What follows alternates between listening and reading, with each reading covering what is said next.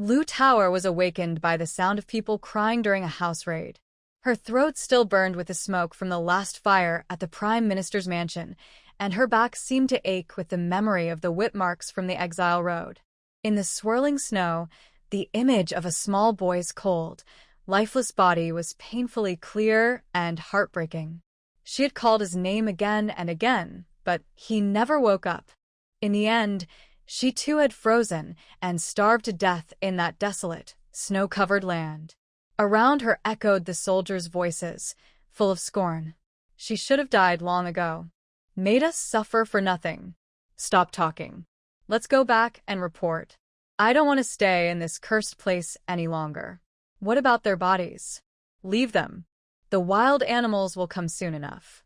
She suddenly sat up in bed, drenched in cold sweat. Outside the window, the neon lights of the 21st century city glowed softly. The clock on the wall showed 4 in the morning. That dream again. She gasped for breath, her fingers clutching the blanket tightly. It was just a dream. So why did the pain feel so real? For 7 nights in a row, it had been the same dream. Each time, she became a humble cook named Lu Tower in the Prime Minister's mansion, watching helplessly as it was destroyed. She and a little boy named Yen were sent into exile, only to die in the freezing northern snow. It felt too real. So real it was as if she had lived that life herself. Rubbing her aching temples, Lu Tower got out of bed and poured herself a glass of water. She shook her head and sat back down, unable to understand why she kept having the same dream. It must be because I've been watching too many historical survival dramas lately, she muttered to herself. People always said that what you think about during the day appears in your dreams at night. But that hunger, the sharp, gnawing hunger from drinking only wild vegetable soup for days in the dream, felt far too vivid. Absent-mindedly, Lu Tower picked up her phone and searched online for Exile and ancient famine. One article after another about survival during ancient disasters caught her attention. Facing food shortages, people in ancient times would prepare high-energy dry food in advance, such as roasted flour, dried meat, and dried vegetables, and they would also store seeds and medicine. Lu Tower remembered that in many farming and survival stories, the main characters often had a magical space. She muttered to herself, if I really travel back in time like in my dream, having such a space would make everything easier. She shook her head with a small laugh. Was she losing her mind? How could she really believe she had a space like that? Putting down her phone, Lu Tower planned to sleep a little longer, but then she noticed a faint red mark on the inside of her wrist. It looked like a tiny crescent moon. Thinking her eyes were playing tricks on her, she rubbed them, but the mark was still there. Could it be that she really had a space? She tried to focus her mind and imagine entering it. Suddenly, the world spun around her. When she opened her eyes again, she was standing in a misty gray space. It was about 10 cubic meters in size, with invisible walls that she couldn't see clearly. With a single thought, Lu Tower returned to her bedroom. After trying several times, she confirmed that she truly had a personal space. At that moment, she finally believed it wasn't just an ordinary dream. It was a prophetic one. If dreaming the same thing for 7 nights wasn't convincing enough, then what about this space that had suddenly appeared? Lu Tower sat back on her bed, opened her laptop, and quickly began recording every detail she could remember from the dream. The confiscation of the Prime Minister's household would likely happen around early March. The exile route, starting from the capital, passing through Liangzhou and Yongzhou, then heading north to a bitterly cold land. Main dangers: food shortages at the start, a flood in the 2nd month, an epidemic in the 3rd, and freezing temperatures in winter. She also wondered if there would be enemies chasing them. This was her private concern. The only surviving heir of the Prime Minister's family was a 5-year-old boy named Xiao Yan, entrusted to her care by the dying matriarch. The more Lu Tower wrote, the heavier her heart felt. If all this was truly going to happen, then there were only, according to the dream's timeline, it would be exactly 1 year from the day she entered the Prime Minister's household to the day of its downfall. And the original person she would replace was set to enter the household next month.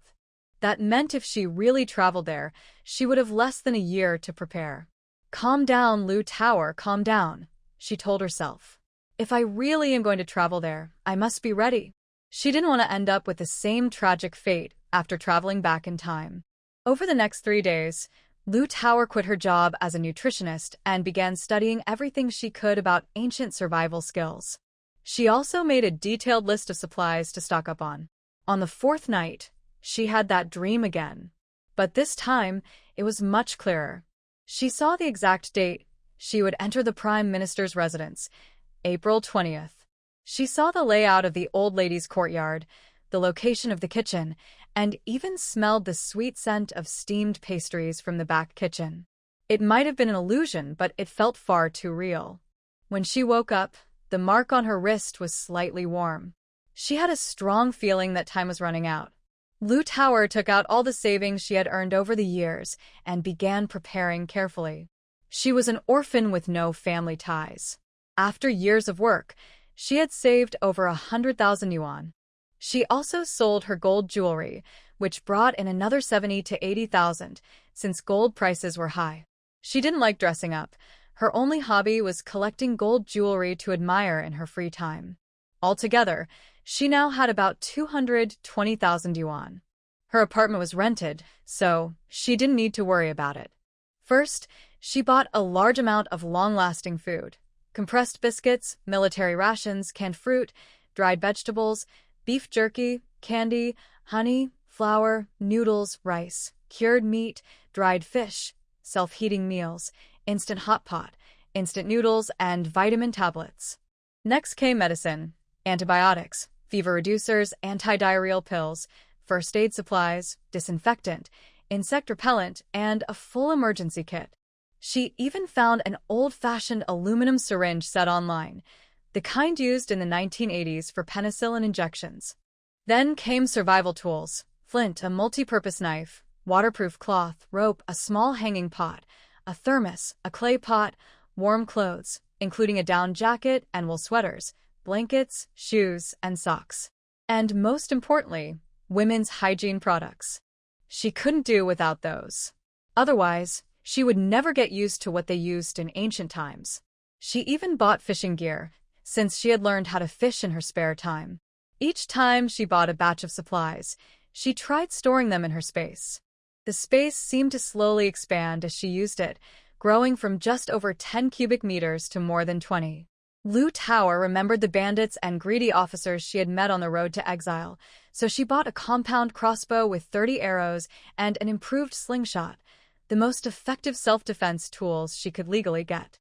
She also prepared pepper spray and managed to get a few electric batons. They wouldn't seriously hurt anyone, but they could keep her safe. During her preparations, she studied wilderness survival, basic first aid, and plant identification, especially wild vegetables and herbs. Half a month later, late at night, Lu Tower checked the supplies in her space one last time. There was enough food for 2 people for 2 years and plenty of medicine. Even if she didn't need to escape, these things would still be useful. Suddenly, the crescent mark on her wrist grew hot.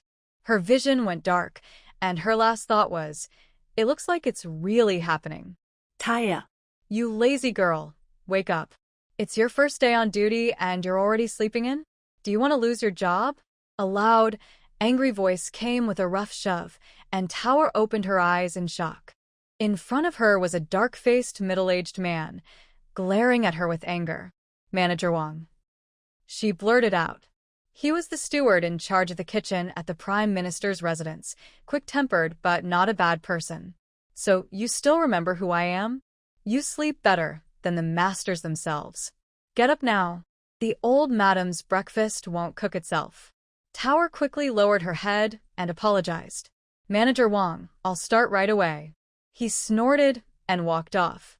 Tower climbed out of the simple wooden bed and looked down at her rough hands and plain coarse clothes. The body's original owner had been a poor girl, sold by her biased grandmother to a broker, who later sold her to the Prime Minister's household. No wonder her hands were rough. She had done farm work all her life. Tower realized she had truly crossed over and become the new kitchen maid in the Prime Minister's residence. It seemed that everything from her dream had really happened. She sighed softly and murmured, "Why did I end up here?" At that moment, a voice spoke. "Lu Tower, this is your mission and also the task given to you by the system. You must protect the young master of the Shao family. As long as he lives, you will live. When your life comes to its natural end, you can return to your original world." Hey, wait. "Explain it clearly." Lu Tower called out, but there was no response. She could only accept her fate, muttered a few words in frustration, and gave up. It seemed that this space was also a special ability arranged for her by the system. Looking around, she found herself in a shared room for kitchen workers at the Prime Minister's residence. There were 4 beds, but she was the only one there. The other cooks had already gone to work. Taking a deep breath, Tower quickly washed up according to the memories from her dream and headed toward the kitchen. On the way, she quietly observed her surroundings and memorized every detail. The Prime Minister's residence was even grander than what she had seen in her dream. Pavilions, carved beams, painted walls, and servants moving quickly, yet in perfect order. Who would have thought that such a magnificent place would turn to ruins a year later? "Tower, what are you daydreaming about? Hurry and wash these vegetables." A plump but kind-looking cook handed her a basket of greens. "Yes, Aunt Lee." Tower took the basket and squatted by the well to wash the vegetables. Aunt Lee was an old servant of the household and the wife of Steward Wang. She had long been in charge of helping manage the kitchen. So it was best for Tower to behave well and be obedient. It would only bring her benefits. The cold water made her shiver, but it also cleared her mind. She had really traveled through time. It wasn't a dream. And she remembered clearly. Today was April 20th, her first day working in the Prime Minister's residence. There was still a full year before the household would be raided. She had 1 year to prepare for everything. While washing the vegetables, Tower tried to focus her mind and sense the space within her. To her relief, the space was still there, and all the supplies inside were safe and untouched. "The madam wants something light today. Make the porridge soft and smooth, and the side dishes delicate," said a neatly dressed, graceful maid who entered the kitchen. "Yes, Miss Chuntao," Aunt Lee quickly replied. Tower's heart stirred. The madam of the Prime Minister's residence, the grandmother of a yen. In her dream, it was this very madam who, before passing away, entrusted a yen to the original Tower. "Aunt Lee, how is the old lady's health?" Tower asked casually, her face showing innocent curiosity. "The madam is getting old. She's been coughing since spring began. I also heard the young master is sick again. It really worries everyone." Aún ni siga. The old lady only has that one grandson. She treasures him more than anything. The young master. A yen? Tower's hands paused as she washed the vegetables. In her dream, that frail child had held her hand tightly on the long road of exile, saying softly, "Sister Tower, when I grow up, I'll protect you." But in the end, he met a tragic fate. How pitiful. How old is the young master now? Tower asked. 5 years old. Very handsome, but weak. He gets sick all the time. Aunt Lee lowered her voice. "They say it's because his mother had a hard time giving birth to him." Let's not talk about it. We should get back to work." In the following days, Tower quietly did her job in the kitchen while secretly observing the Prime Minister's household and planning her next steps. First, she needed to find out if the modern supplies in her hidden space could still be used in this era. During a short break, she secretly took out a small piece of compressed biscuit from the space and tasted it. It was edible, and the flavor was the same as before. Good. Tower felt a bit relieved. That meant the space could keep things fresh. Still, she knew she couldn't rely only on modern items. She needed to build her own resources and savings in this world. 3 months later, Tower had secured her place in the kitchen. During a banquet, she deliberately created a few new desserts. It was said that the young master, who was recovering in the old lady's quarters, loved them. This earned her the madam's praise and a small silver reward. Tower is very skillful. From now on, you'll be in charge of the desserts for the old lady's courtyard, Madame Lu announced. It was an important opportunity, one that would bring her closer to the old lady and Yen. The first time she went to deliver desserts to the old lady's courtyard, Tower finally saw Yen. He was a pale, delicate boy leaning against the old lady while reading. His eyelashes were long, and there was a tiny mole at the corner of his left eye, just like in her dream. He looked very handsome, but there was a pale, sickly look on his face, and his spirit seemed weak. Tower felt sorry for him. Children from noble families usually started school at his age, but because he had been ill for a long time, he couldn't attend and had to study at home instead. Yen, this is Sister Tower, the new helper from the kitchen. She makes delicious osmanthus cakes. The ones you liked last time were made by her, the old lady said kindly, patting her grandson's head. Yen looked up at Tower, gave a small nod, and then lowered his head to continue reading. He looked even more fragile than he had in her dream. Tower's heart ached for him. She saw the same loneliness in his eyes that she once had when she grew up in an orphanage. He probably had no playmates and spent all his time alone in the house. From that day on, Tower began to prepare nutritious and easy-to-digest food for him. Using her modern knowledge and the ingredients available, she made steamed egg custard, mincemeat porridge, meatballs, and vegetable puree. At first, Yen ate very little, but gradually, he began to enjoy the food made by Sister Tower. Sister Tower, there are mushrooms in the egg custard today, he said softly one day. You're amazing, young master. You noticed, Tower replied with a smile. These are fresh matsutake mushrooms. They're good for your health. You must finish it all, okay? Her voice was gentle and full of care. She truly felt sorry for this child. A faint smile appeared on Yen's pale face. This sister was really kind to him. As time passed, Tower quietly saved money and supplies while building trust and closeness between herself and young master Yen. She secretly ground some vitamin tablets into powder and mixed them into his food. She also made pear syrup with loquat to soothe his throat. After a few months, Yen's face looked healthier and his coughing became less frequent. The old lady noticed the change and appreciated Tower even more, often rewarding her with gifts. Young Master Yen also gave her small gold and silver tokens. Tower didn't refuse them. She exchanged most of the rewards for useful things, thick cotton cloth and sturdy shoe soles. She also took the chance to buy some medicines and seeds unique to this era, and store them away. However, beneath the calm surface, trouble was brewing. Tower gradually noticed strange things happening in the Prime Minister's residence. The master was returning home later and later, his expression heavy with worry. More unfamiliar faces began appearing around the estate. The steward quietly started selling off some less noticeable antiques.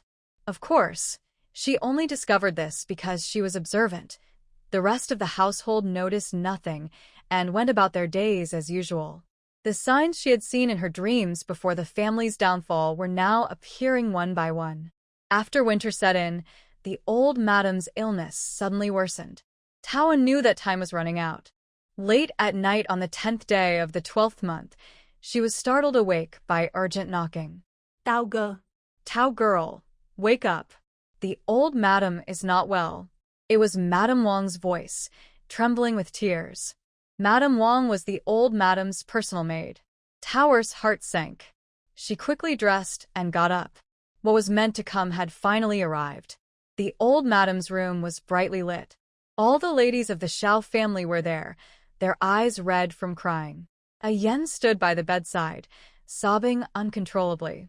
Grandmother, please get better. The old madam was barely breathing. She reached out to gently touch Yen's face, comforting him with love. Yen, don't be sad. Grandmother will be fine. You must behave well from now on. Grandmother, I will, Yen said through tears, his small face wet and trembling. Everyone watching felt their hearts ache. Yen, my good grandson, don't cry. You are a good boy of the Shao family. No matter where you are in the future, you must stay strong and remember our family's teachings. The old madam's eyes were full of love and sorrow, yet also helplessness. Yes, grandmother. I won't cry. I'll remember everything you said. Yen wiped his tears, but they kept falling no matter how hard he tried. "Madam Wang, has Jingji not returned yet?" The old madam looked around and asked her maid softly. Jingji was the courtesy name of Prime Minister Xiao Wen, and that was how the old madam always called him. Madam Wang shook her head. "Madam, not only has the master not returned, but even the second and third young masters haven't come home." The old lady frowned. Thinking about the recent situation in the household, a sense of unease rose in her heart. She turned to look at the second and third daughters-in-law. Both shook their heads, worry clearly written on their faces. Such a thing had never happened before. Even if the eldest, Xiao Wen, was sometimes kept at the palace by the emperor, the second son, Xiao Yang, who held a minor post in the Ministry of Rights, and the third son, Xiao He, who worked as an editor, should not both be absent. It was far too unusual. Tower felt the air grow heavy. The tense atmosphere made it hard for her to breathe. The old lady had 4 sons and 1 daughter, Xiao Wen, Xiao Yang, Xiao He, Xiao Yi, and Xiao Yu. The 3 elder sons pursued scholarly paths, while the youngest, Xiao Yi, loved martial arts and joined the army. At 17, he defeated an enemy leader in battle and became a celebrated young general. Sadly, his life was cut short less than half a year later during a war. He died before he could marry. The daughter, Xiao Yu, married Lu Huayan, the heir of the Marquis of Nanyang. Xiao Wen, the eldest, served as the left prime minister. At 42, he held great power and had 2 sons and 1 daughter. His first son died in infancy. Had he lived, he would now be 21. His daughter, Xiao Wan'er, was 18 and already married to a brilliant scholar who had become the governor of Qingzhou, 500 miles from the capital. She had gone there with him. His youngest, Xiao Yan, was only 5 years old. Because Lady Lu, the first wife, had suffered poor health after giving birth to their daughter, it took many years of recovery before she could give birth to Xiao Yan, nearly losing her life in the process. Xiao Yan was not only the eldest grandson but also the only grandson of the Xiao family. This was because of the family rule. No man of the Xiao family could take a concubine unless his wife could bear no children. Thus, each son had only 1 wife. Since the time of the old patriarch, the Xiao family had always followed this rule, never keeping concubines or maidservants for such purposes. It was said that being a daughter-in-law in the Xiao family was a blessing. Strangely, however, all the Xiao family's daughters-in-law had given birth only to girls. The second lady, Lin Jinxiu, had 2 daughters.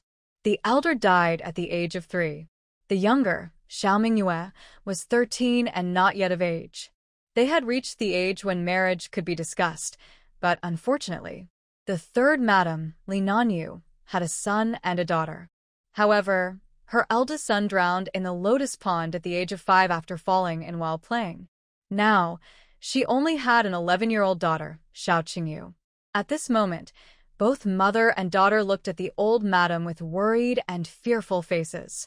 They had always been close to her, and Tower could tell that their concern for the old madam's health was genuine. Tower couldn't help but worry for these young girls. Could they endure the hardships of exile?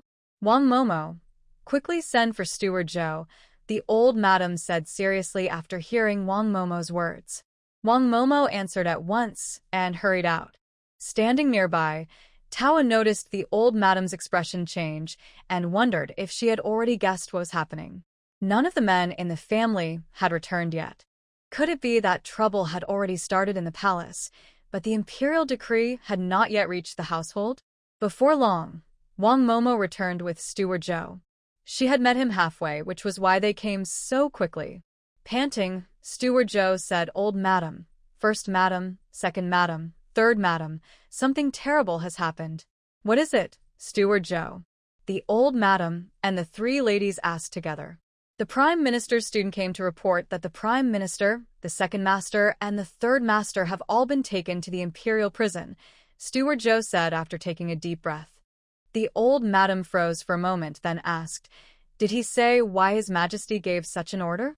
"He didn't say the reason, only told me to warn you to make preparations as soon as possible." The 3 ladies nearly fainted, and their maids had to hold them up. The first madam looked especially unwell. Tower realized that the household was likely to be searched and confiscated. Otherwise, no one would risk their life to deliver such a warning and tell them to prepare early. Steward Joe, go to the Prime Minister's study and burn all his letters and documents, the old madam ordered. Tower silently gave her a thumbs up in her heart. She was removing any possible evidence, even if it might not help much. After all, when the ruler demands a subject's death, the subject cannot refuse. Wang Momo, take the storeroom keys and bring some silver and a few pieces of jewelry. The old madam held back her sorrow and gave calm, orderly instructions. As expected of her, despite the situation, she managed everything with composure. No wonder she had once followed the old master onto the battlefield. She was brave and wise, always steady in times of trouble. Unfortunately, her old injuries had weakened her body.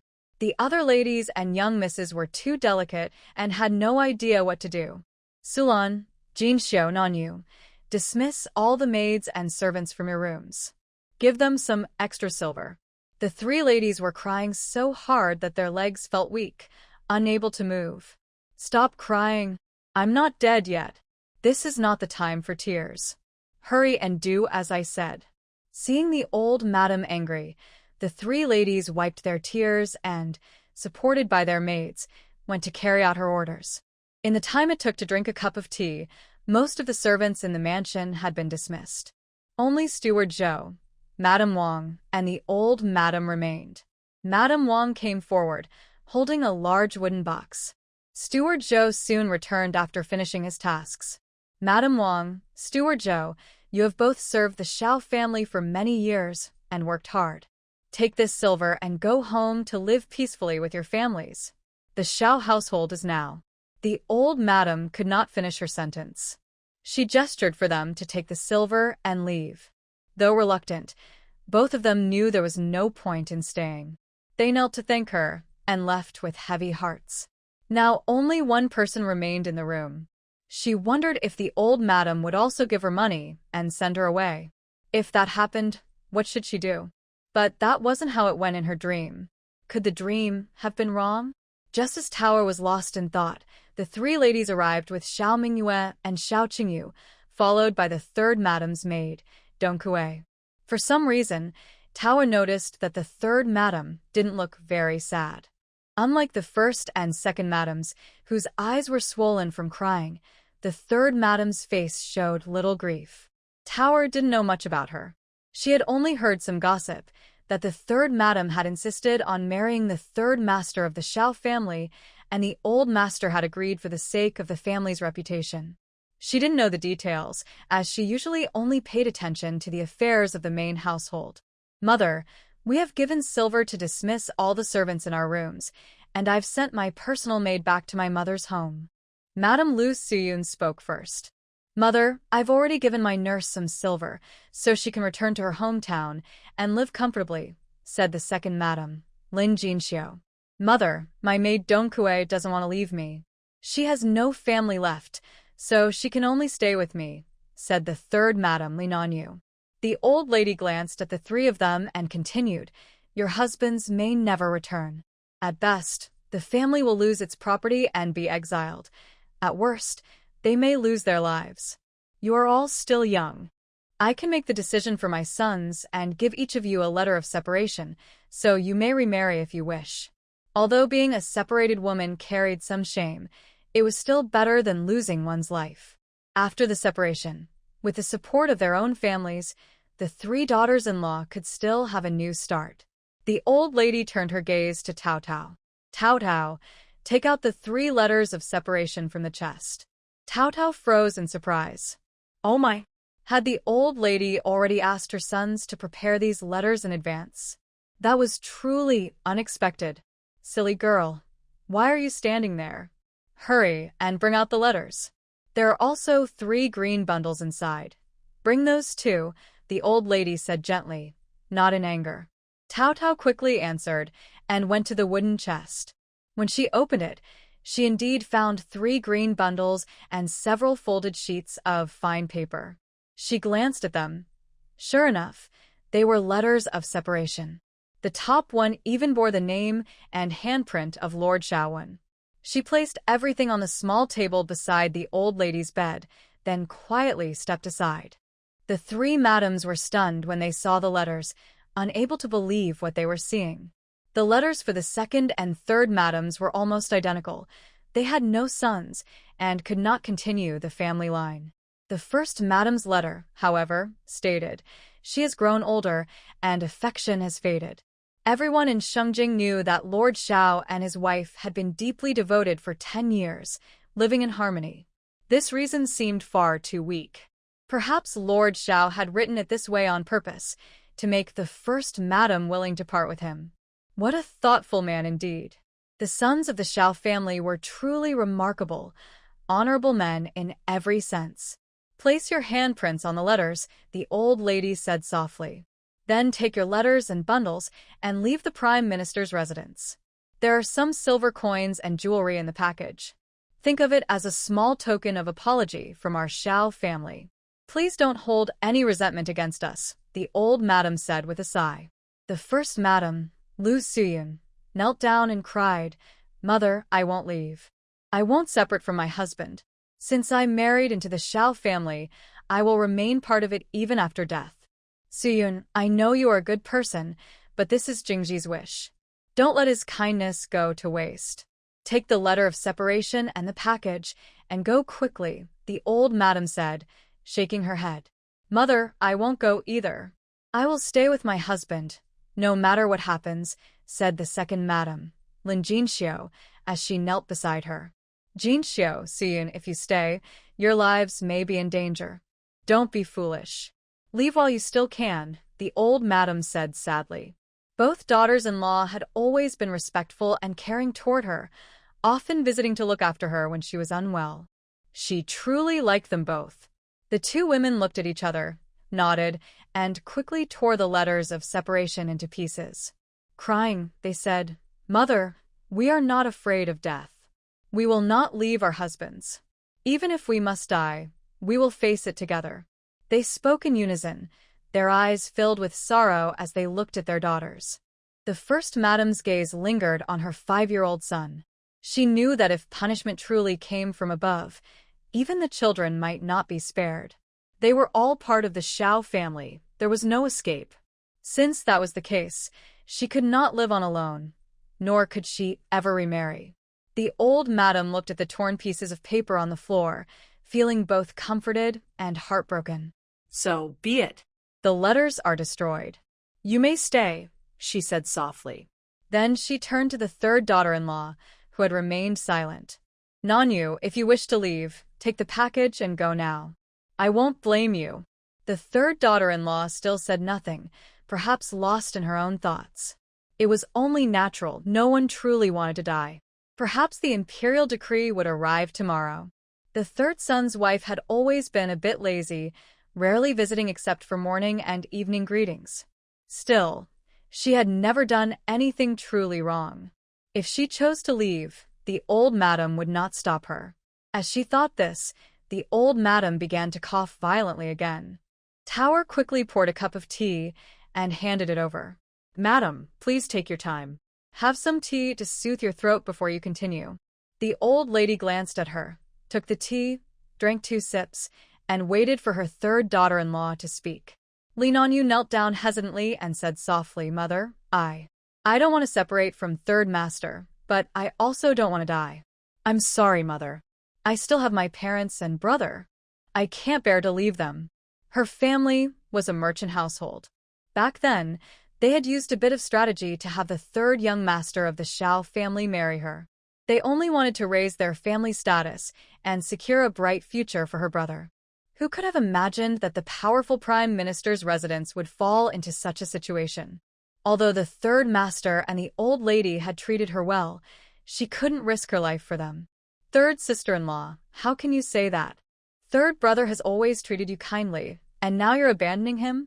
Do you really want to separate from him?" The usually gentle first madam asked angrily. "Even if you don't think of your husband, don't you care about your daughter, Qingyu? Are you really going to leave with the separation letter?" The straightforward second madam asked with a frown. The third madam lowered her head at first, then looked up at her daughter, Xiao Qingyu. There was reluctance in her eyes, but she quickly turned to her sisters-in-law and said, "Eldest sister, second sister, please don't try to persuade me. You may choose to stay with your husbands, but I can't. I'm still young, and I want to live." Her voice trembled with emotion. Xiao Qingyu stood silently, neither crying nor speaking. She didn't plead with her mother, only looked quietly at the second madam. Tower thought to herself that perhaps the young lady had already guessed her mother's decision. The old lady finally spoke again. "Nanyu, you may go. I don't blame you." Her choice was only human, and the old lady could not hold it against her. Then she turned to the first and second madams. "Sulan Jinxiu, don't stop her. She has done nothing wrong." Hearing this, the two madams said no more. The third madam looked ashamed, but remained silent. When Tower heard the old lady refer to herself as this old woman, she knew that the old lady no longer considered Li Nanyu a daughter-in-law of the Shao family. Although she did not blame her. "Thank you, mother. Nanyu bids farewell to you here."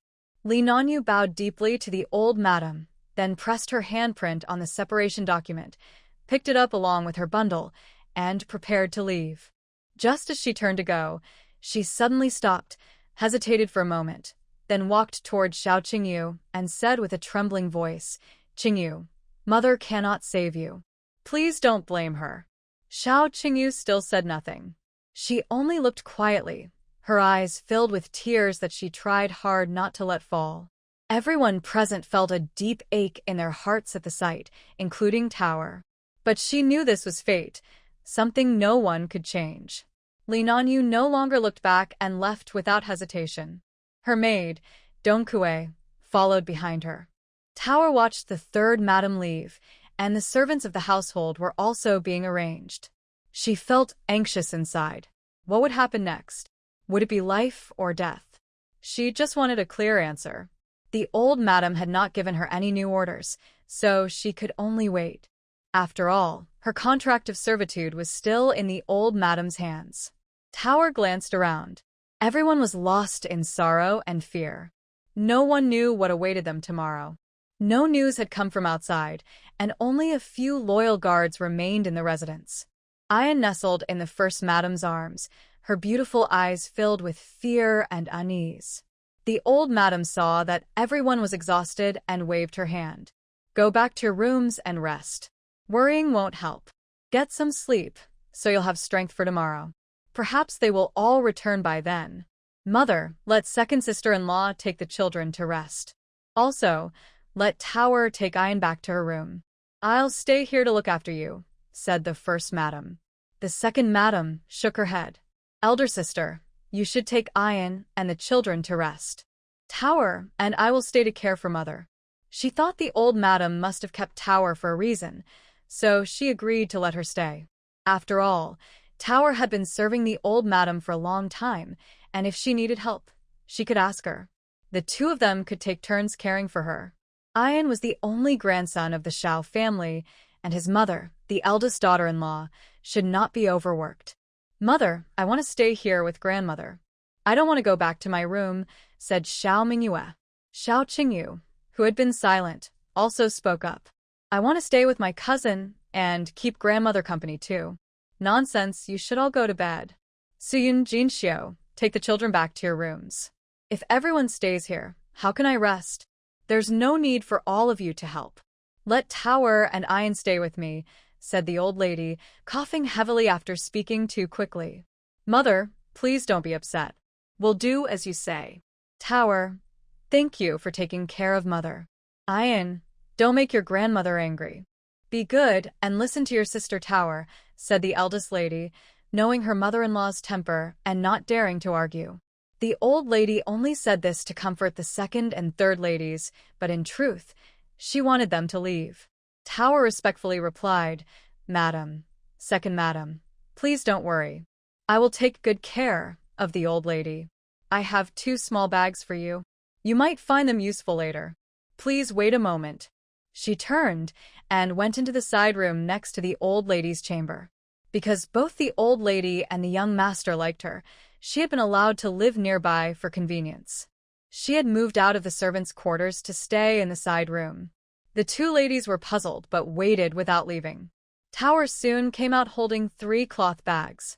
Inside were powders to repel mosquitoes and snakes, and medicine for bruises and injuries. The insect-repelling powder was packed in embroidered pouches, not embroidered by her, but by Chuntao, since Tower didn't know how to sew. The medicine for injuries was kept in porcelain bottles, labeled carefully. Inside were powders to reduce inflammation and stop bleeding. She also placed some compressed biscuits inside, which looked like clay so that even if soldiers found them, they wouldn't know what they were. In each pouch, she hid a small note explaining everything. This was all she could do to help them. Tower handed them the cloth bag with a smile and said, "Everything inside is useful. Keep the pouches with you. They're filled with herbs that keep snakes and insects away. The bottles contain good medicine. You might need them in the future. I may have to leave the Prime Minister's residence soon, so please take these as a small gift for me." Tower hoped these things could bring them a little help. Usually, the first and second madams would often reward her with some silver coins and small silver ingots. They didn't refuse her gifts and calmly accepted them, including the one originally meant for the third madam. The two madams didn't want to take her things for free, so each gave her something in return. The first madam gave her a gold-plated bracelet, and the second madam gave her a pair of green jade earrings. Tower didn't refuse and thanked them before accepting. Only then did the two madams take their things, bow to the old madam, and leave. After the door closed, the old madam collapsed weakly, completely exhausted. She had been holding herself together just to keep things steady. "Tower, do you know why I didn't send you away?" The old madam called her to the bedside, her voice faint and weak. Tower shook her head. "Old madam, I don't know. Do you have something you wish to tell me?" "Tower, I can see. You're a good child. The Prime Minister's household is in such a state now.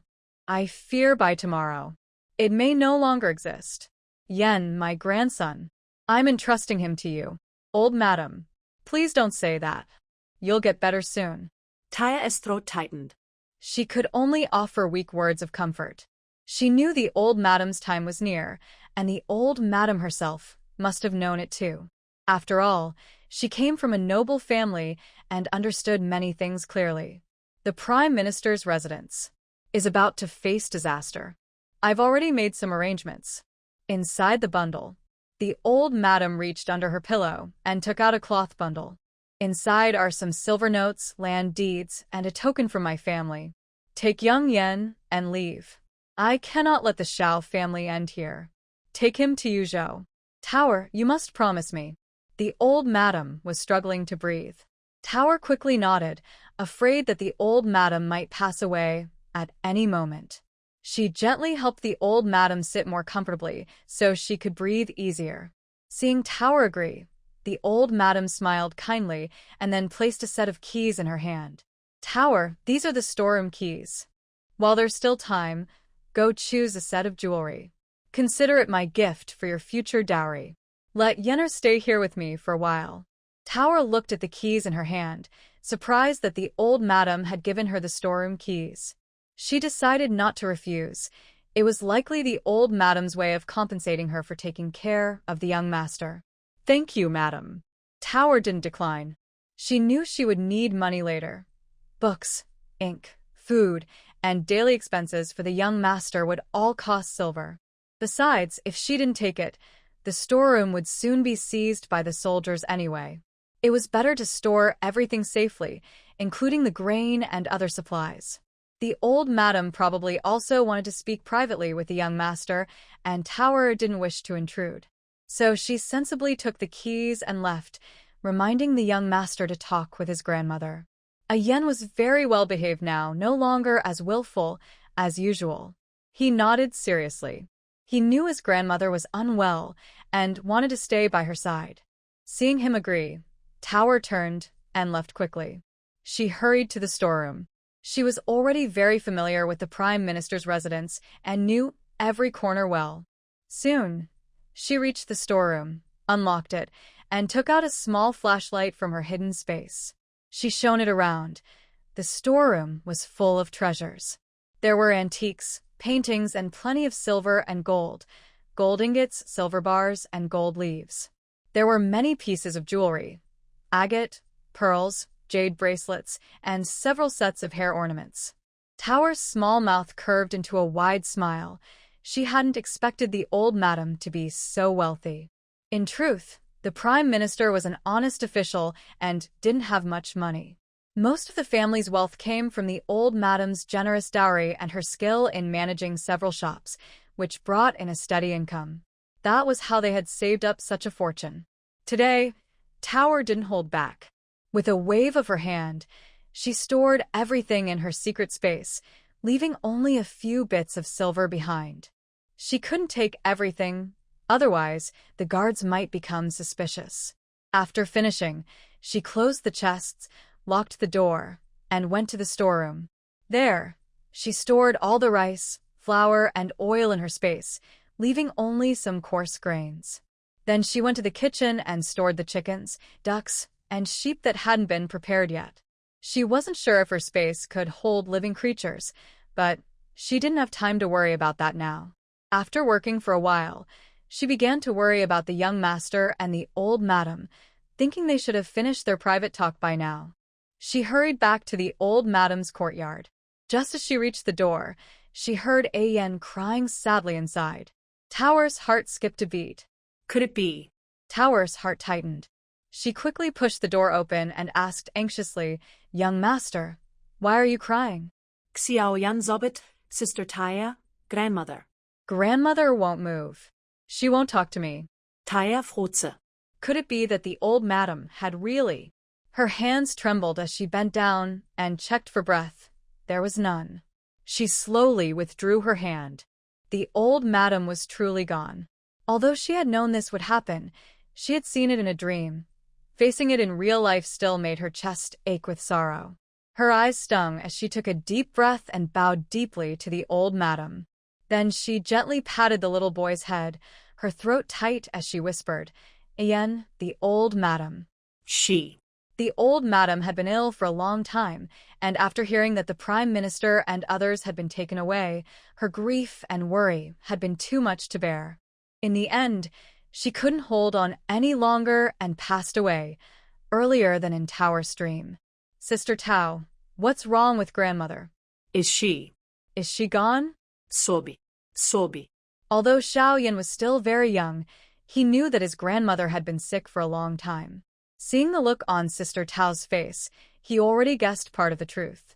Tower knew she couldn't hide it anymore, so she nodded gently. "Ah, Yen, don't be too sad. The old lady had been ill for a long time." Xiao Yan burst into tears. Tower understood why the old lady had made such arrangements. The first madam couldn't protect Yen. He was too obvious a target. He might not even make it past the city gates of Xingjing. But Tower was different. She was just a cook, not someone who would draw attention like a noble lady. The soldiers might not even recognize her, so she had a better chance. That was why the old lady had asked her to take the young master away. The old lady probably already knew what would happen to the family. At best, exile to the cold northern lands. At worst, execution. The others might survive, but Yen was still a child, weak and often sick. He wouldn't be able to endure such hardship. He was the only male heir of the Xiao family, and the old lady couldn't take that risk. So she chose to take a chance and let Tower escape with him. At least there would still be hope for life. Tower let the little boy cry. It was better to let the sadness out. After a long while, when Yan's sobs began to quiet, Tower crouched down and said softly, "Yen, stay here with grandmother. I'll go call the first and second madams." The old lady had passed away, and the funeral still needed to be arranged. Even if it couldn't be grand, she should at least be laid to rest properly. For now, the emperor's decree had not yet arrived. Yen nodded through his tears. Tower stood up and opened the door. As she stepped into the courtyard, ready to call the two madams, she suddenly saw flames lighting up the sky and heard the sounds of fighting drawing closer. Her heart sank. The Imperial Guards had arrived early. "Young master, bad people are coming. We must go now." Tower rushed back inside and pulled the still crying Yen to his feet. I don't want to go. Grandmother. Grandmother. Yen refused to move, clutching his grandmother's clothes tightly. Tower stamped her foot in panic. If they didn't leave now, it would be too late. She made a quick decision and, with a heavy heart, pried his small hands away from the old lady's robe. Without thinking too much, Tower picked up Yen, carried the bundle on her back, and glanced once more at the lifeless old lady on the bed. She sighed and climbed out through the window. Yen was still crying, kicking his little feet. Tower, you're bad. I want Grandma. Tower, upset and anxious, gave him a light smack. Your grandmother has passed away. She wanted you to live well. If you keep crying and bring the soldiers here, not even the gods can save you. Yen was frightened by her words and stopped crying, though he still sobbed quietly. He was only 5 years old. It was natural for him to be heartbroken after losing the grandmother who loved him so much. They had just left the room and were about to head in another direction when they saw soldiers coming from ahead. They had no choice but to turn back and hide in a small cave behind the rockery in the back garden. It seemed impossible now to leave the Prime Minister's residence as planned. The old lady's body was still in the room, but Tower couldn't worry about that anymore. She could only hope the Emperor would show some mercy and allow the old lady a proper burial. She didn't know what had happened to the second and third madams, but most likely they had already been captured. Hiding in the rockery cave, Tower thought quickly about how to escape from the mansion. At that moment, a group of Imperial guards had already rushed into Yen's room. There was the sound of things being overturned and porcelain breaking. Search! Don't let anyone escape! Tower held Yen tightly. Both of them held their breath, listening to the noise outside. Yen, you mustn't make a sound, she whispered. Yen nodded obediently.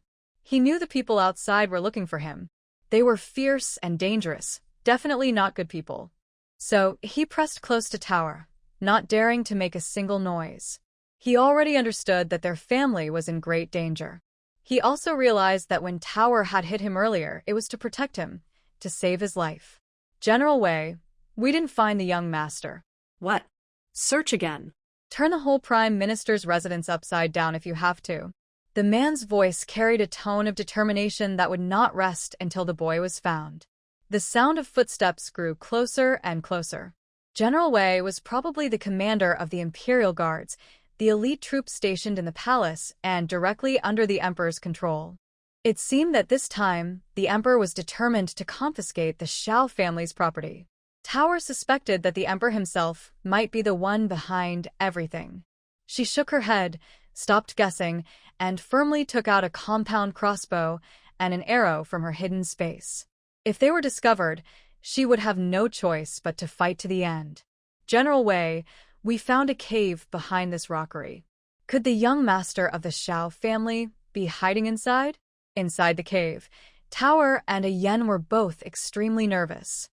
Yen clutched Tower tightly. Although it was pitch dark and fear filled his heart, he knew that if they were found, their lives would be in danger. His small body trembled uncontrollably. Feeling his fear, Tower gently held his hand and whispered near his ear, Yen, don't be afraid. Sister Tower will protect you. Yen suddenly felt a wave of courage. He tried hard to steady himself and stop shaking so much. Maybe it was because of her words, but his heart felt calmer. He held Tower's hand in return and whispered, with Sister Tower here, I'm not afraid. Tower felt a bit comforted. Yen truly trusted her, even though she herself was also nervous and scared. It seemed that the bond they had built over time had not been in vain. Just then, another voice came from outside. General Wei, we found footprints near the rockery, one large and one small. Tower's heart tightened. She had forgotten that the ground outside the rockery was muddy because of the nearby lotus pond. It was easy to leave footprints there. They had been too focused on escaping to notice. You go in and search the cave. I'll stay behind to guard the entrance, ordered General Wei. Tower raised her crossbow, ready to shoot anyone who entered. There was no better option. If possible, she would have hidden Yen inside her space, but she had already tried that once while he was asleep. It didn't work. She could enter the space alone, but she couldn't bring people with her. only animals.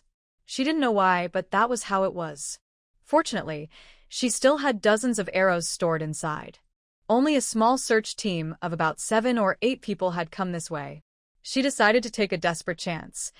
Maybe she could still escape. Just as she was tense and alert, someone ran in from outside with a message. General Wei, someone seems to have found a little boy over there. Lead the way. The group turned and left, their footsteps fading into the distance. Tower let out a sigh of relief. They were finally gone. Her body relaxed. Ayan turned and hugged Sister Tower tightly. At that moment, there was a cracking sound. Ayan seemed to have stepped on something. Someone outside shouted, "General Wei, there are people hiding in this cave. I just heard a sound. Search inside." The footsteps grew closer again. Tower felt Ayan pressing close to her, clearly frightened but still trying to stay strong. She realized there was only one exit from the cave. There was no way for them to escape. Even with a crossbow in her hand, she wasn't sure she could protect them.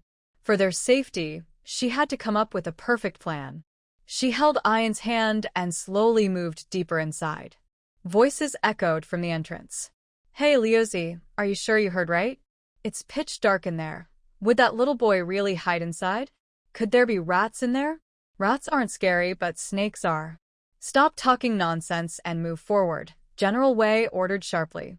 Tower suddenly had an idea and started imitating a cat's meow. Meow. Meow. She kept meowing softly as she moved deeper into the cave. "General Wei, we've gone quite far, and there's no one here at all. Maybe it was just a cat chasing a rat that made the noise. During the day, someone might hide here, but at night it's so dark. Would a 5-year-old boy really dare to come in?" General Wei thought for a moment and asked, "Liuzi, are you sure about the sound you heard?" "General, I'm not sure. I just heard something." "You didn't even hear clearly and you made a report? You're wasting our time. After work, go collect your 20 military canes strikes yourself." The footsteps grew fainter until they disappeared completely. Only then did Tower realize she had narrowly escaped death. When the guards moved in another direction, Tower quietly led Ayan out from behind the rock garden. They moved carefully and finally hid in a small storage room beside the kitchen. The room was filled with broken tables, chairs, and discarded kitchenware. Hardly anyone came here. Tower had noticed before that there was a small hidden compartment in the corner of the wall, something she had discovered by accident. It was a good hiding place. Since this wasn't the treasury of the Prime Minister's residence, there was nothing valuable here, so the soldiers wouldn't stay long. Every soldier searching the house wanted to take advantage of the situation, hiding a few things for themselves, far more than the small reward they would get officially. She moved aside a few broken baskets and found the hidden compartment. It wasn't very big, but it was enough for her and Ayan to hide for a while. "Ayan, we might have to stay here for some time. Are you scared?" Taya Vispirit. Ayan shook his head, clutching her sleeve tightly. "As long as you're here, Sister Tower, I'm not afraid." In the darkness, Tower gently patted his back and took out a small piece of chocolate and a bottle of water. Ayan had never tasted chocolate before. He ate it slowly, his eyes shining faintly in the dark. Chocolate could help restore some energy, so Tower gave it to him. Outside, they could still hear cries and the sound of things breaking. The Prime Minister's residence was being raided, and all valuables were being taken away. Those soldiers seemed eager to tear the entire place apart. After about an hour, the noise outside gradually faded. Tower peeked through a crack in the compartment. It was already daylight, and she could hear the occasional footsteps of patrolling guards. They had been busy all night and still hadn't left. Leaning against the wall, Tower closed her eyes and thought of the 3 men from the Xiao family locked in the imperial prison. She wondered how they were doing. They were probably suffering terribly. That place was known for its cruelty. Few came out alive, and even if they did, they were never the same. If one had money to bribe the guards, the suffering might be less. Without it, survival was uncertain. The jailers there were greedy, always eager to squeeze every last coin or drop of strength from their prisoners. "Sister Tower, do you think Mother and Cousin Qingyu have been caught?" Thinking of his mother, Ayen suddenly found the chocolate in his hand no longer sweet. He felt so sad. His father hadn't returned, nor had his uncles. He didn't even know if his mother and the others were safe. Ayen, I don't know either, Tower said softly. Stay here and don't move. No matter what you hear, don't come out, understand? I'll go find out what's happening. Tower shook her head, gave Ayen a few last instructions, then quietly slipped out of the hidden space and listened behind the small door. Outside, the Imperial Guards were reporting. General Wei, everyone from the Prime Minister's residence has been registered and sent to the Ministry of Justice's prison to await questioning. What about the child? We found a servant boy of about 10 in the woodshed, not the young master. He must be hiding somewhere, but we've searched the whole place. The soldier lowered his head nervously. Useless fools. You can't even find one child. Forgive me, General. Keep searching. I want him found, alive or dead. Even if you have to turn the entire Prime Minister's residence upside down, you must find him. I don't believe he can just vanish into thin air. Yes, General. I'll send more men right away. Tower quietly returned to the hidden space. It seemed the guards hadn't given up searching for Ayen. They had to leave the residence soon, or they would be discovered. But how could they escape? The mansion was surrounded, and soldiers guarded every exit, even the back gate. Even the dog hole had been tightly blocked. They had seen it earlier when they escaped. She had planned to sneak out with Ayen through it under cover of night, but now that was impossible. Unbelievable. They even blocked the dog hole. Taya muttert angrily. The guards were searching carefully during the day, so escaping now would be difficult. Still, it might be a good chance to rest, regain some strength, and calm their nerves. Ayen, come here. Lean on me and close your eyes. Try to rest for a while, Tower said gently. Ayen looked at her, nodded, and nestled into her arms, slowly falling asleep. Tower took a goose-down quilt from her storage space and wrapped the yen tightly in her arms. The warmth slowly returned to Ayen's body, no longer cold to the touch. Tower closed her eyes, wanting to rest, but she couldn't fall asleep. Her mind was filled with many thoughts. First, she wondered how they planned to handle the old madam's body. No matter what, the old madam had been a titled lady. Even if the cruel emperor was heartless, he would still have to keep up appearances. It was impossible for them to deny her a proper farewell. That part didn't worry Tower too much. What she did worry about was whether the funeral would be kept small, and if the descendants of the Shao family would be allowed to attend. She shook her dizzy head. She tried to recall the memories from her dream, hoping to find a way to escape the Prime Minister's residence with Ayen. In her dream, Tower and Ayen had escaped only after being sent into exile, but by then it was too late. They had lost all their supplies and faced endless hardships. Now, they had avoided the first round of searches. If they could escape the capital with enough supplies, they might avoid exile altogether. If she could take the young master back to her original hometown, they wouldn't have to suffer or meet a tragic end. Maybe one day, the Shao family would clear their name and return to the capital.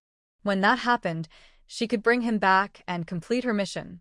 Then she would receive a generous reward and live a peaceful life forever. But for all those dreams to come true, the first step was to escape. Right now, the Prime Minister's residence was guarded by Imperial soldiers during the day, so leaving was impossible. Only by hiding in this secret compartment could they have a small chance to survive. Everything would have to wait until nightfall. For now, they had to stay still and quiet.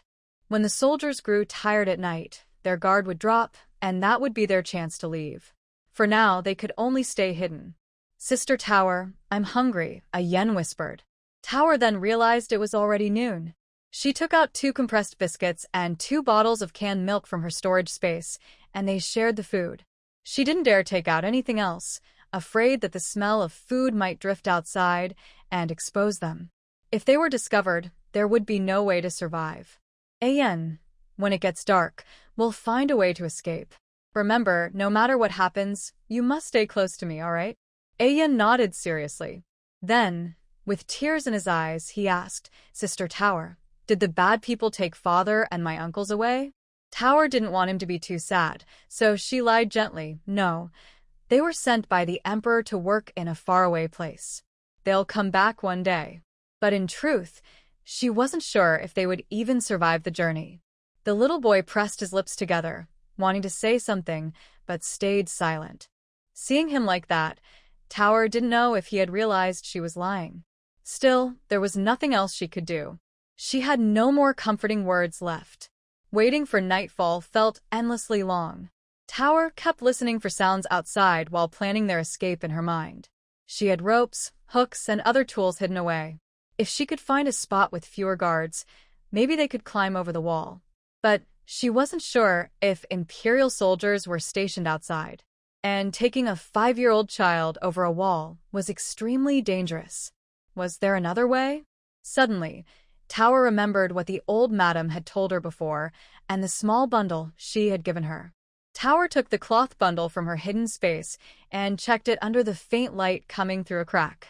Inside were several silver notes of large amounts, a few land deeds, all outside the capital, and a jade pendant carved with the character Su. Su. That was the old madam's family name. In her dream, the old madam had mentioned relatives in Yongzhou. In that dream, the original Tower and Ayen never made it to Haozhou on their exile journey before. Suddenly, noise came from outside, breaking her thoughts. Found them.